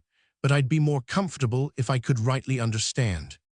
"I can only tell you what I know," he said. "It isn't much. I have only gathered it from people on the streets." Page 355. He led her back to her chair, and did not loosen his light grasp on her hand while he told her the story as he had heard it. His own mood was so subdued that it was easier than he had thought to use words which would lighten the first weight of the blow. She asked no questions after his explanation was over. "He's a poor man," she said at last, "a poor man, but we was poor before." Suddenly, her tears burst forth. "They've said hard things to me today," she cried. "I don't believe 'em, Jem, my dear, now less than ever." He comforted her as best he could. He could easily understand what they had told her, how much of the truth and how much of angry falsehood. "When he comes back," she said, "I shall be here to meet him. Wherever he is, and however much he's broke down with trouble, he knows that. He'll come here tonight, and I shall be here." Before he went away, he asked if he might send Christian or his mother to her, but though she thanked him, she refused. "I know how good they'd be," she said, "and what a comfort in the lonesomeness, but when he comes he'll want to be alone, and an unfamiliar face might trouble him." But he did not come back. The day went on, and the excitement increased and waned by turns. The crowd grew and surged about the bank and shouted itself hoarse, and would have broken a few windows if it had not been restrained by the police force, who appeared upon the field, and there were yells for Haworth and for F. French, but by this time Mr. F. French had reached Rotterdam, and Haworth was, no one knew where, since he PG 356 had not been seen at all. And when at length dusk fell upon the town, the crowd had dwindled away and gone home by ones and twos, and in Jem Haworth's house sat his mother, watching and waiting, and straining her ears to catch every passing sound. She had kept up her courage bravely through the first part of the day, but the strangers who came one after the other, and sometimes even two or three together, to demand her son with loud words and denunciations and even threats, were a sore trial to her. Some of them flung their evil stories at her without remorse, taking it for granted that they were nothing new to her ears, and even those who had some compunction muttered among themselves and hinted angrily at what the others spoke outright. Her strength began to give way, and she quailed and trembled before them, but she never let their words pass without a desperate effort to defend her boy. Then they stared or laughed at her, or went away in sullen silence, and she was left to struggle with her grief and terror alone until some new call was made upon her, and she must bear all again. When the twilight came, she was still alone, and sat in the darkened room battling against a dread which had crept slowly upon her. Of all those who had come, none had known where he was. They did not know in the town, and he had not come back. "He might go," she whispered, "but he'd not go without me. He's been true and fond of his mother, let them say what they will. He'd never leave me here alone." Her thoughts went back over the long years from his birth to the day of his highest success. She remembered how he had fought with fate and made his way and refused to be conquered. She thought of the wealth he PG 357 had won, the power, the popularity, and of his boast that he had never been beaten, and she began to sob in the shadow of her corner. "He's lost it all," she cried, "and he won it with his own hands and worked for it and bore up age in a world, and it's gone." It was when she came to this point that her terror seized on her as it had never done before. She got up, shaking in every limb. "I'll go to him myself," she said. Who should go to him but his mother? Who should find him and be a help to him if I can't? Jem, my dear, it's me that's common to you me. He had been sitting in a small back office in the bank all through the day when they had been calling and searching for him. He had got in early and locked the door and waited, knowing well enough all that was to come. It was no feeling of fear that made him keep hidden. He had done with fear, if indeed he had ever felt it in his life. He knew what he was going to do, and he laid his plans coolly. He was to stay here and do the work that lay before him and leave things as straight as he could, and then at night, when all was quiet, he would make his way out in the dark and go to the works. It was only a fancy, this, of going to the works, but he clung to it persistently. He had never been clearer-headed in his life. Only, sometimes, as he was making a calculation or writing a letter, he would dash down his work and fall to cursing. There's not another chap in England that had done it, he would say, and it's gone, it's gone, it's gone. Page 358. Then again he would break into a short laugh, remembering the MP and his speech and poor F. French's stumbling, overwhelmed reply to it.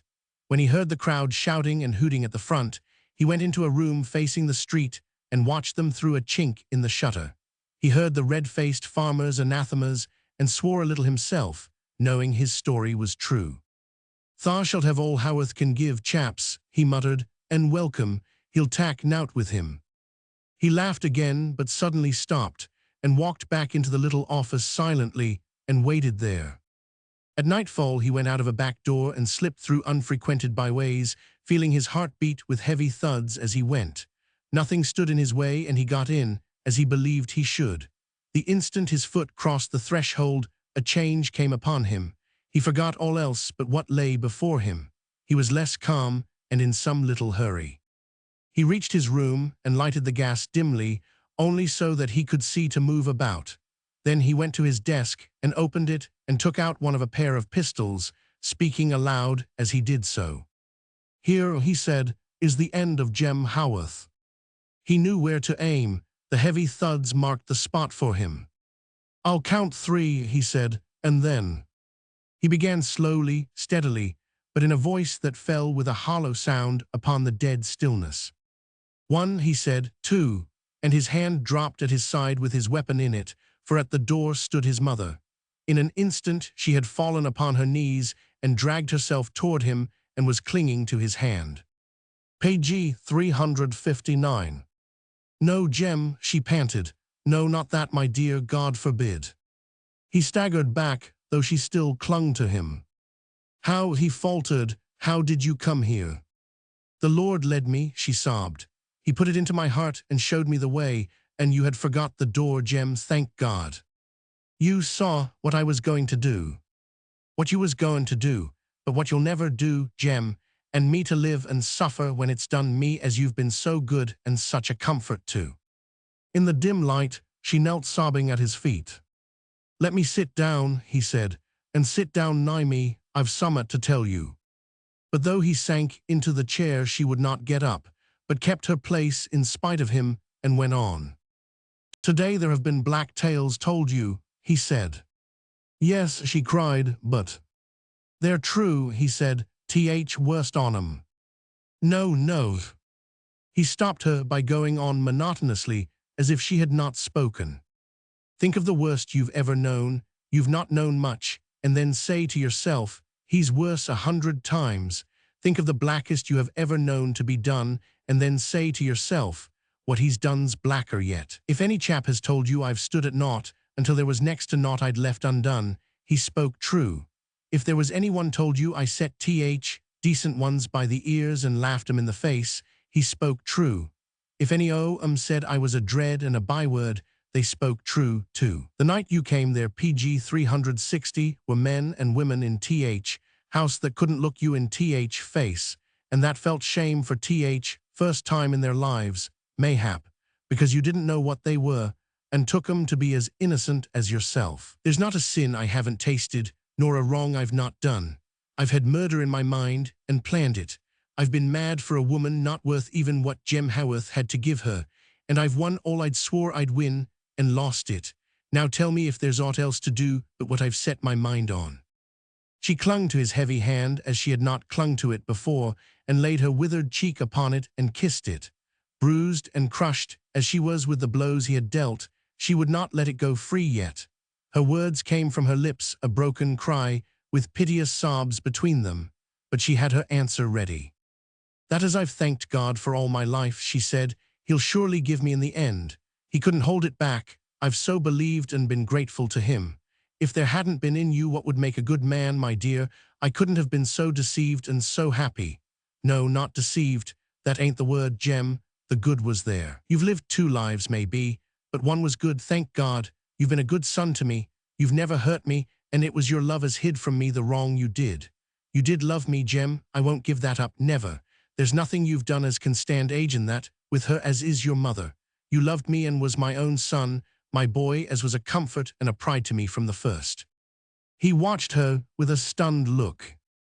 "You didn't believe them," he said hoarsely, "and you don't believe me." Page 361. She put her hand to her heart and almost smiled. "It hasn't come home to me yet," she said. "I don't think it ever will." He looked helplessly toward the pistol on the table. He knew it was all over, and he should not use it. "What must I do?" he said in the same hoarse voice. "Get up," she said, "and come with me. I'm an old woman, but my heart's strong, and we've been poor before. We'll go away together and leave it all behind, all the sorrow of it and the sin and the shame. The life I thought you lived, my dear, is to be lived yet. There's places where they won't know us and where we can begin again. Get up and come with me." He scarcely grasped what she meant. "With you," he repeated. "You want me to go now?" "Yes," she answered. "For Christ's sake, my dear, now." He began to see the meaning and possibility of her simple woman's plan and got up, ready to follow her. And then he found that the want of food and the long day had worn upon him so that he was weak. She put her arm beneath his and tried to support him. "Lean on me, my dear," she said. "I'm stronger than you think." They went out, leaving the empty room and the pistol on the table and the dim light burning. And then they had locked the gate and were outside with the few stars shining above and the great black works looming up before them. He stopped a moment to look back and up and remembered the key. Suddenly he raised it in his hand, and PG 362 flung it across the top of the locked gate. They heard it fall inside upon the pavement with a clang. "They'll wonder how it came there," he said. "They'll take down the name tomorrow. Haworth's is done with." He turned to her and said, "Come." His voice was a little stronger. They went down the lane together and were lost in the darkness. Page 363. Chapter 53. A bit of good black. Granny Dixon was interred with pomp and ceremony, or, at least, with what appeared pomp and ceremony in the eyes of the lower social stratum of Broxton. Mrs. Brierly's idea concerning the legacy left her had been of the vaguest. Her revered relative had shrewdly kept the amount of her possessions strictly to herself, if indeed she knew definitely what they were. She had spent but little, discreetly living upon the expectations of her kindred. She had never been known to give anybody anything, and had dealt out the money to be expended upon her own wants with a close hand. Consequently, the principal, which had been a mystery from the first, had accumulated in an agreeably steady manner. Between her periodic fits of weeping in her character of sole legatee, Mrs. Brierly speculated with matronly prudence upon the possibility of the interest even amounting to a matter of 10 or 15 shillin a week, and found the pangs of bereavement materially softened thereby. There was a great deal of consolation to be derived from 10 or 15 shillin a week. "I'll ha a bit o' good black," she said, "and we'll gie her a nice burying." Only a severe sense of duty to the deceased rescued her from tempering her mournfulness with an air of modest cheer. Page 364. The bit o' good black was the first investment. There was a gown remarkable for such stiffness of lining and a tendency to crackle upon every movement of the wearer, and there was a shawl of great weight and size, and a bonnet which was a marvel of unmitigated affliction as expressed by floral decorations of black crape and beads. "Have thee beads I thy bonnet and a pair o' black gloves, mother," said Janey, and thou'lt be dressed up for onct I thy loife. But I'd like to go I mornin' myson. I and so tha should, Jane Ann, if I could afford it, replied Mrs. Brierly. There's nowt like a bit of black fur mackin folk look dressed. There's summat cheerful about it, I a quiet way.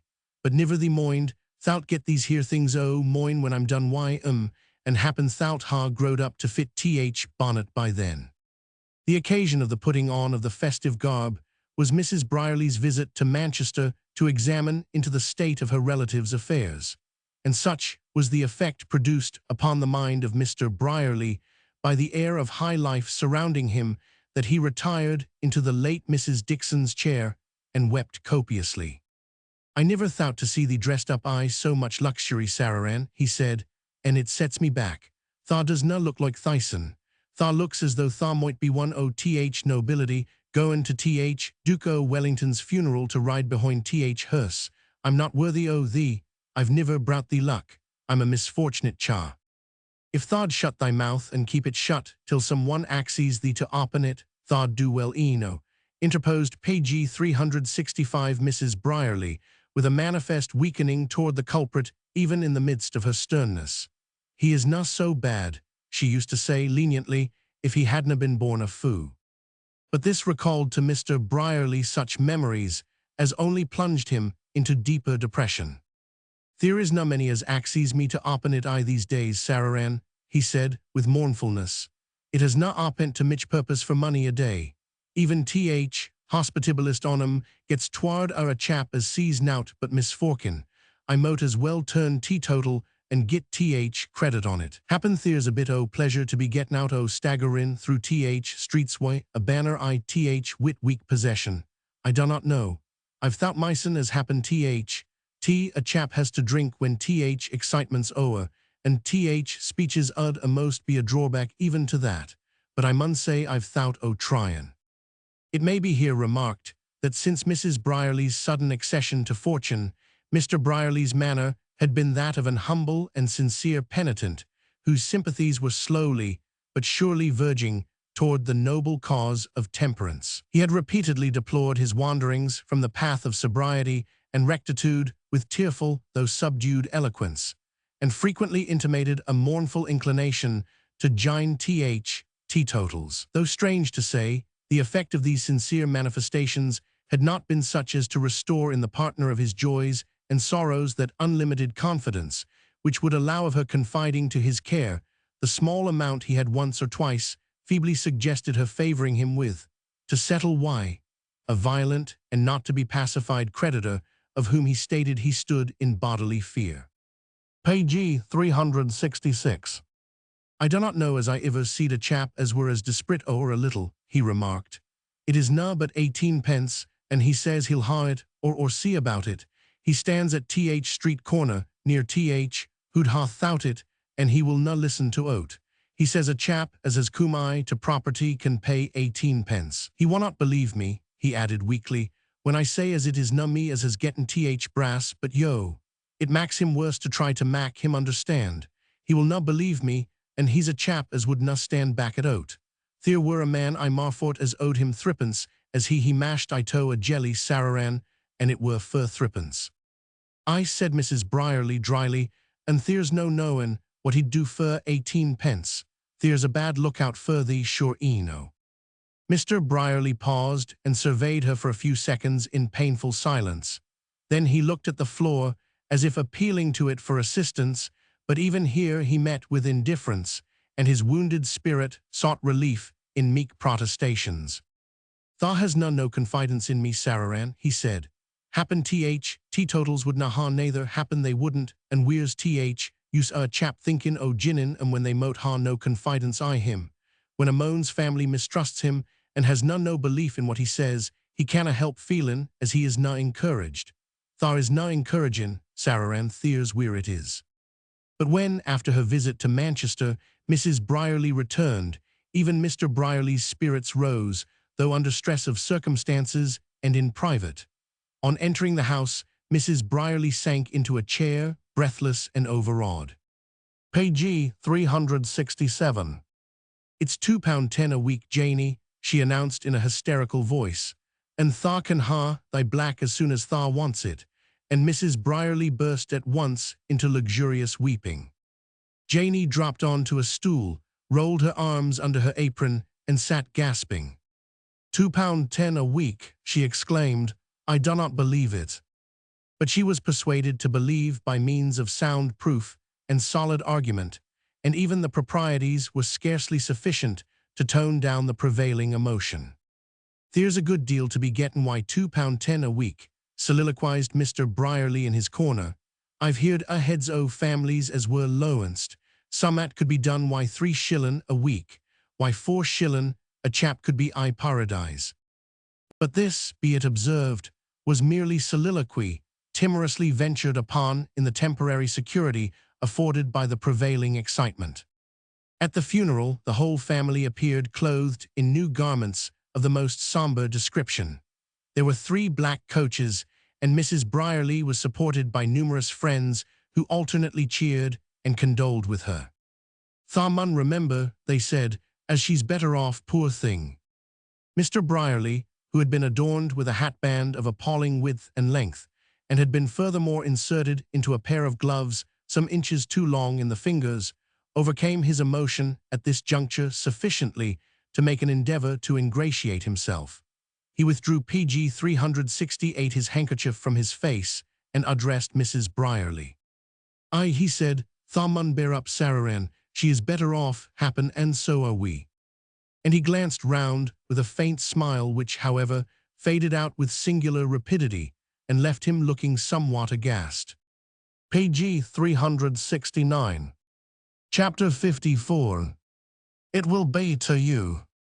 They found the key lying within the locked gate, and the dim light burning, and the pistol loaded upon the table. The great house stood empty with all its grandeur intact. The servants had been paid their wages a few days before the crash and had gone away. Nothing had been moved, nothing taken. The creditors, who found to their amazement that all was left in their hands to dispose of as they chose, agreed that this was not an orthodox case of absconding. Haworth was a more eccentric fellow than they had thought. One man alone understood. This was Murdoch, who, amid all the buzz of excited amazement, said nothing even to those in his own house. When he heard the story of the pistol and the key, his first thought was of the silence of the great place at night, the deadness of it, and the sense of desolation it brought. It was a terrible thing to remember this, and then picture a ruined man standing alone in the midst of it, a pistol in his hand and only the low light burning. "We did not understand each other very well," he said drearily, "but we were friends in our way." And the man's farewell as he stood at the carriage door in the shadow came back to him again and again like an echo repeating itself. "If PG 370 there's aught in what's gone by, that's for me, remember it." Even before his return home, Murdoch had made up his mind as to what his course for the next few years was to be. His future was assured, and he might follow his idlest fancy. But his fancies were not idle. They reached forward to freedom and new labors when the time came. He wanted to be alone for a while at least, and he was to return to America. His plan was to travel with a purpose in view and to fill his life with work which would leave him little leisure. Rachel F. French had not yet left her father's house. St. Maron had gone away with some suddenness immediately after the dinner party at which the political economist had reigned. Various comments had been made on his departure, but it was not easy to arrive at anything like a definite conclusion. Miss F. French was seen no more in the town. Only a few servants remained with her in the house, and these maintained that she was going to Paris to her father's sister, with whom she had lived before her return from abroad. They added that there was no change in her demeanor, that she had dismissed their companions without any explanation. One, it is true, thought she was rather thin and had gone off her looks, but this version was not popular and was considered out of accordance with the ideal of her character held in the public mind. "She does not care," it was said. "She is not hurt. Her brass is safe eno, and that's all as 'ud be like to trouble her.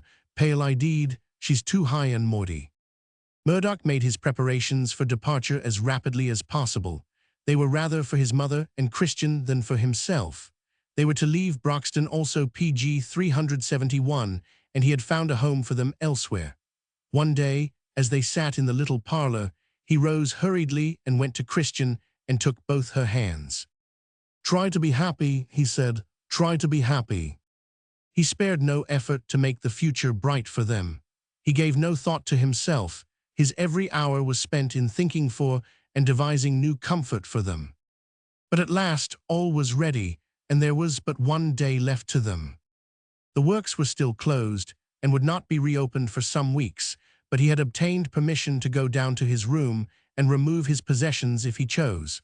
So on the morning of this last day, he let himself into his den and shut himself up in it. Once behind the closed doors, he began a strange labor. He emptied drawers and desk, and burnt every scrap of paper to ashes, drawings, letters, all. Then he destroyed the delicate models and every other remnant of his past labors. There was not so much as an envelope or blotting pad remaining. When he had done, he had made a clean sweep. The room was empty, cold, and bare.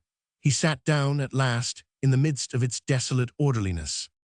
At that moment, a hand was laid upon the door handle, and the door opened. There was a rustle of a woman's dress, and Rachel F. French stood before him. "What are you doing here, in heaven's name?" he said, rising slowly to meet her. She cast one glance around the bare room. "It is true, you are going away." "Yes," he answered, "I am going. I have done my last work here today." She made a step forward and stood looking at him.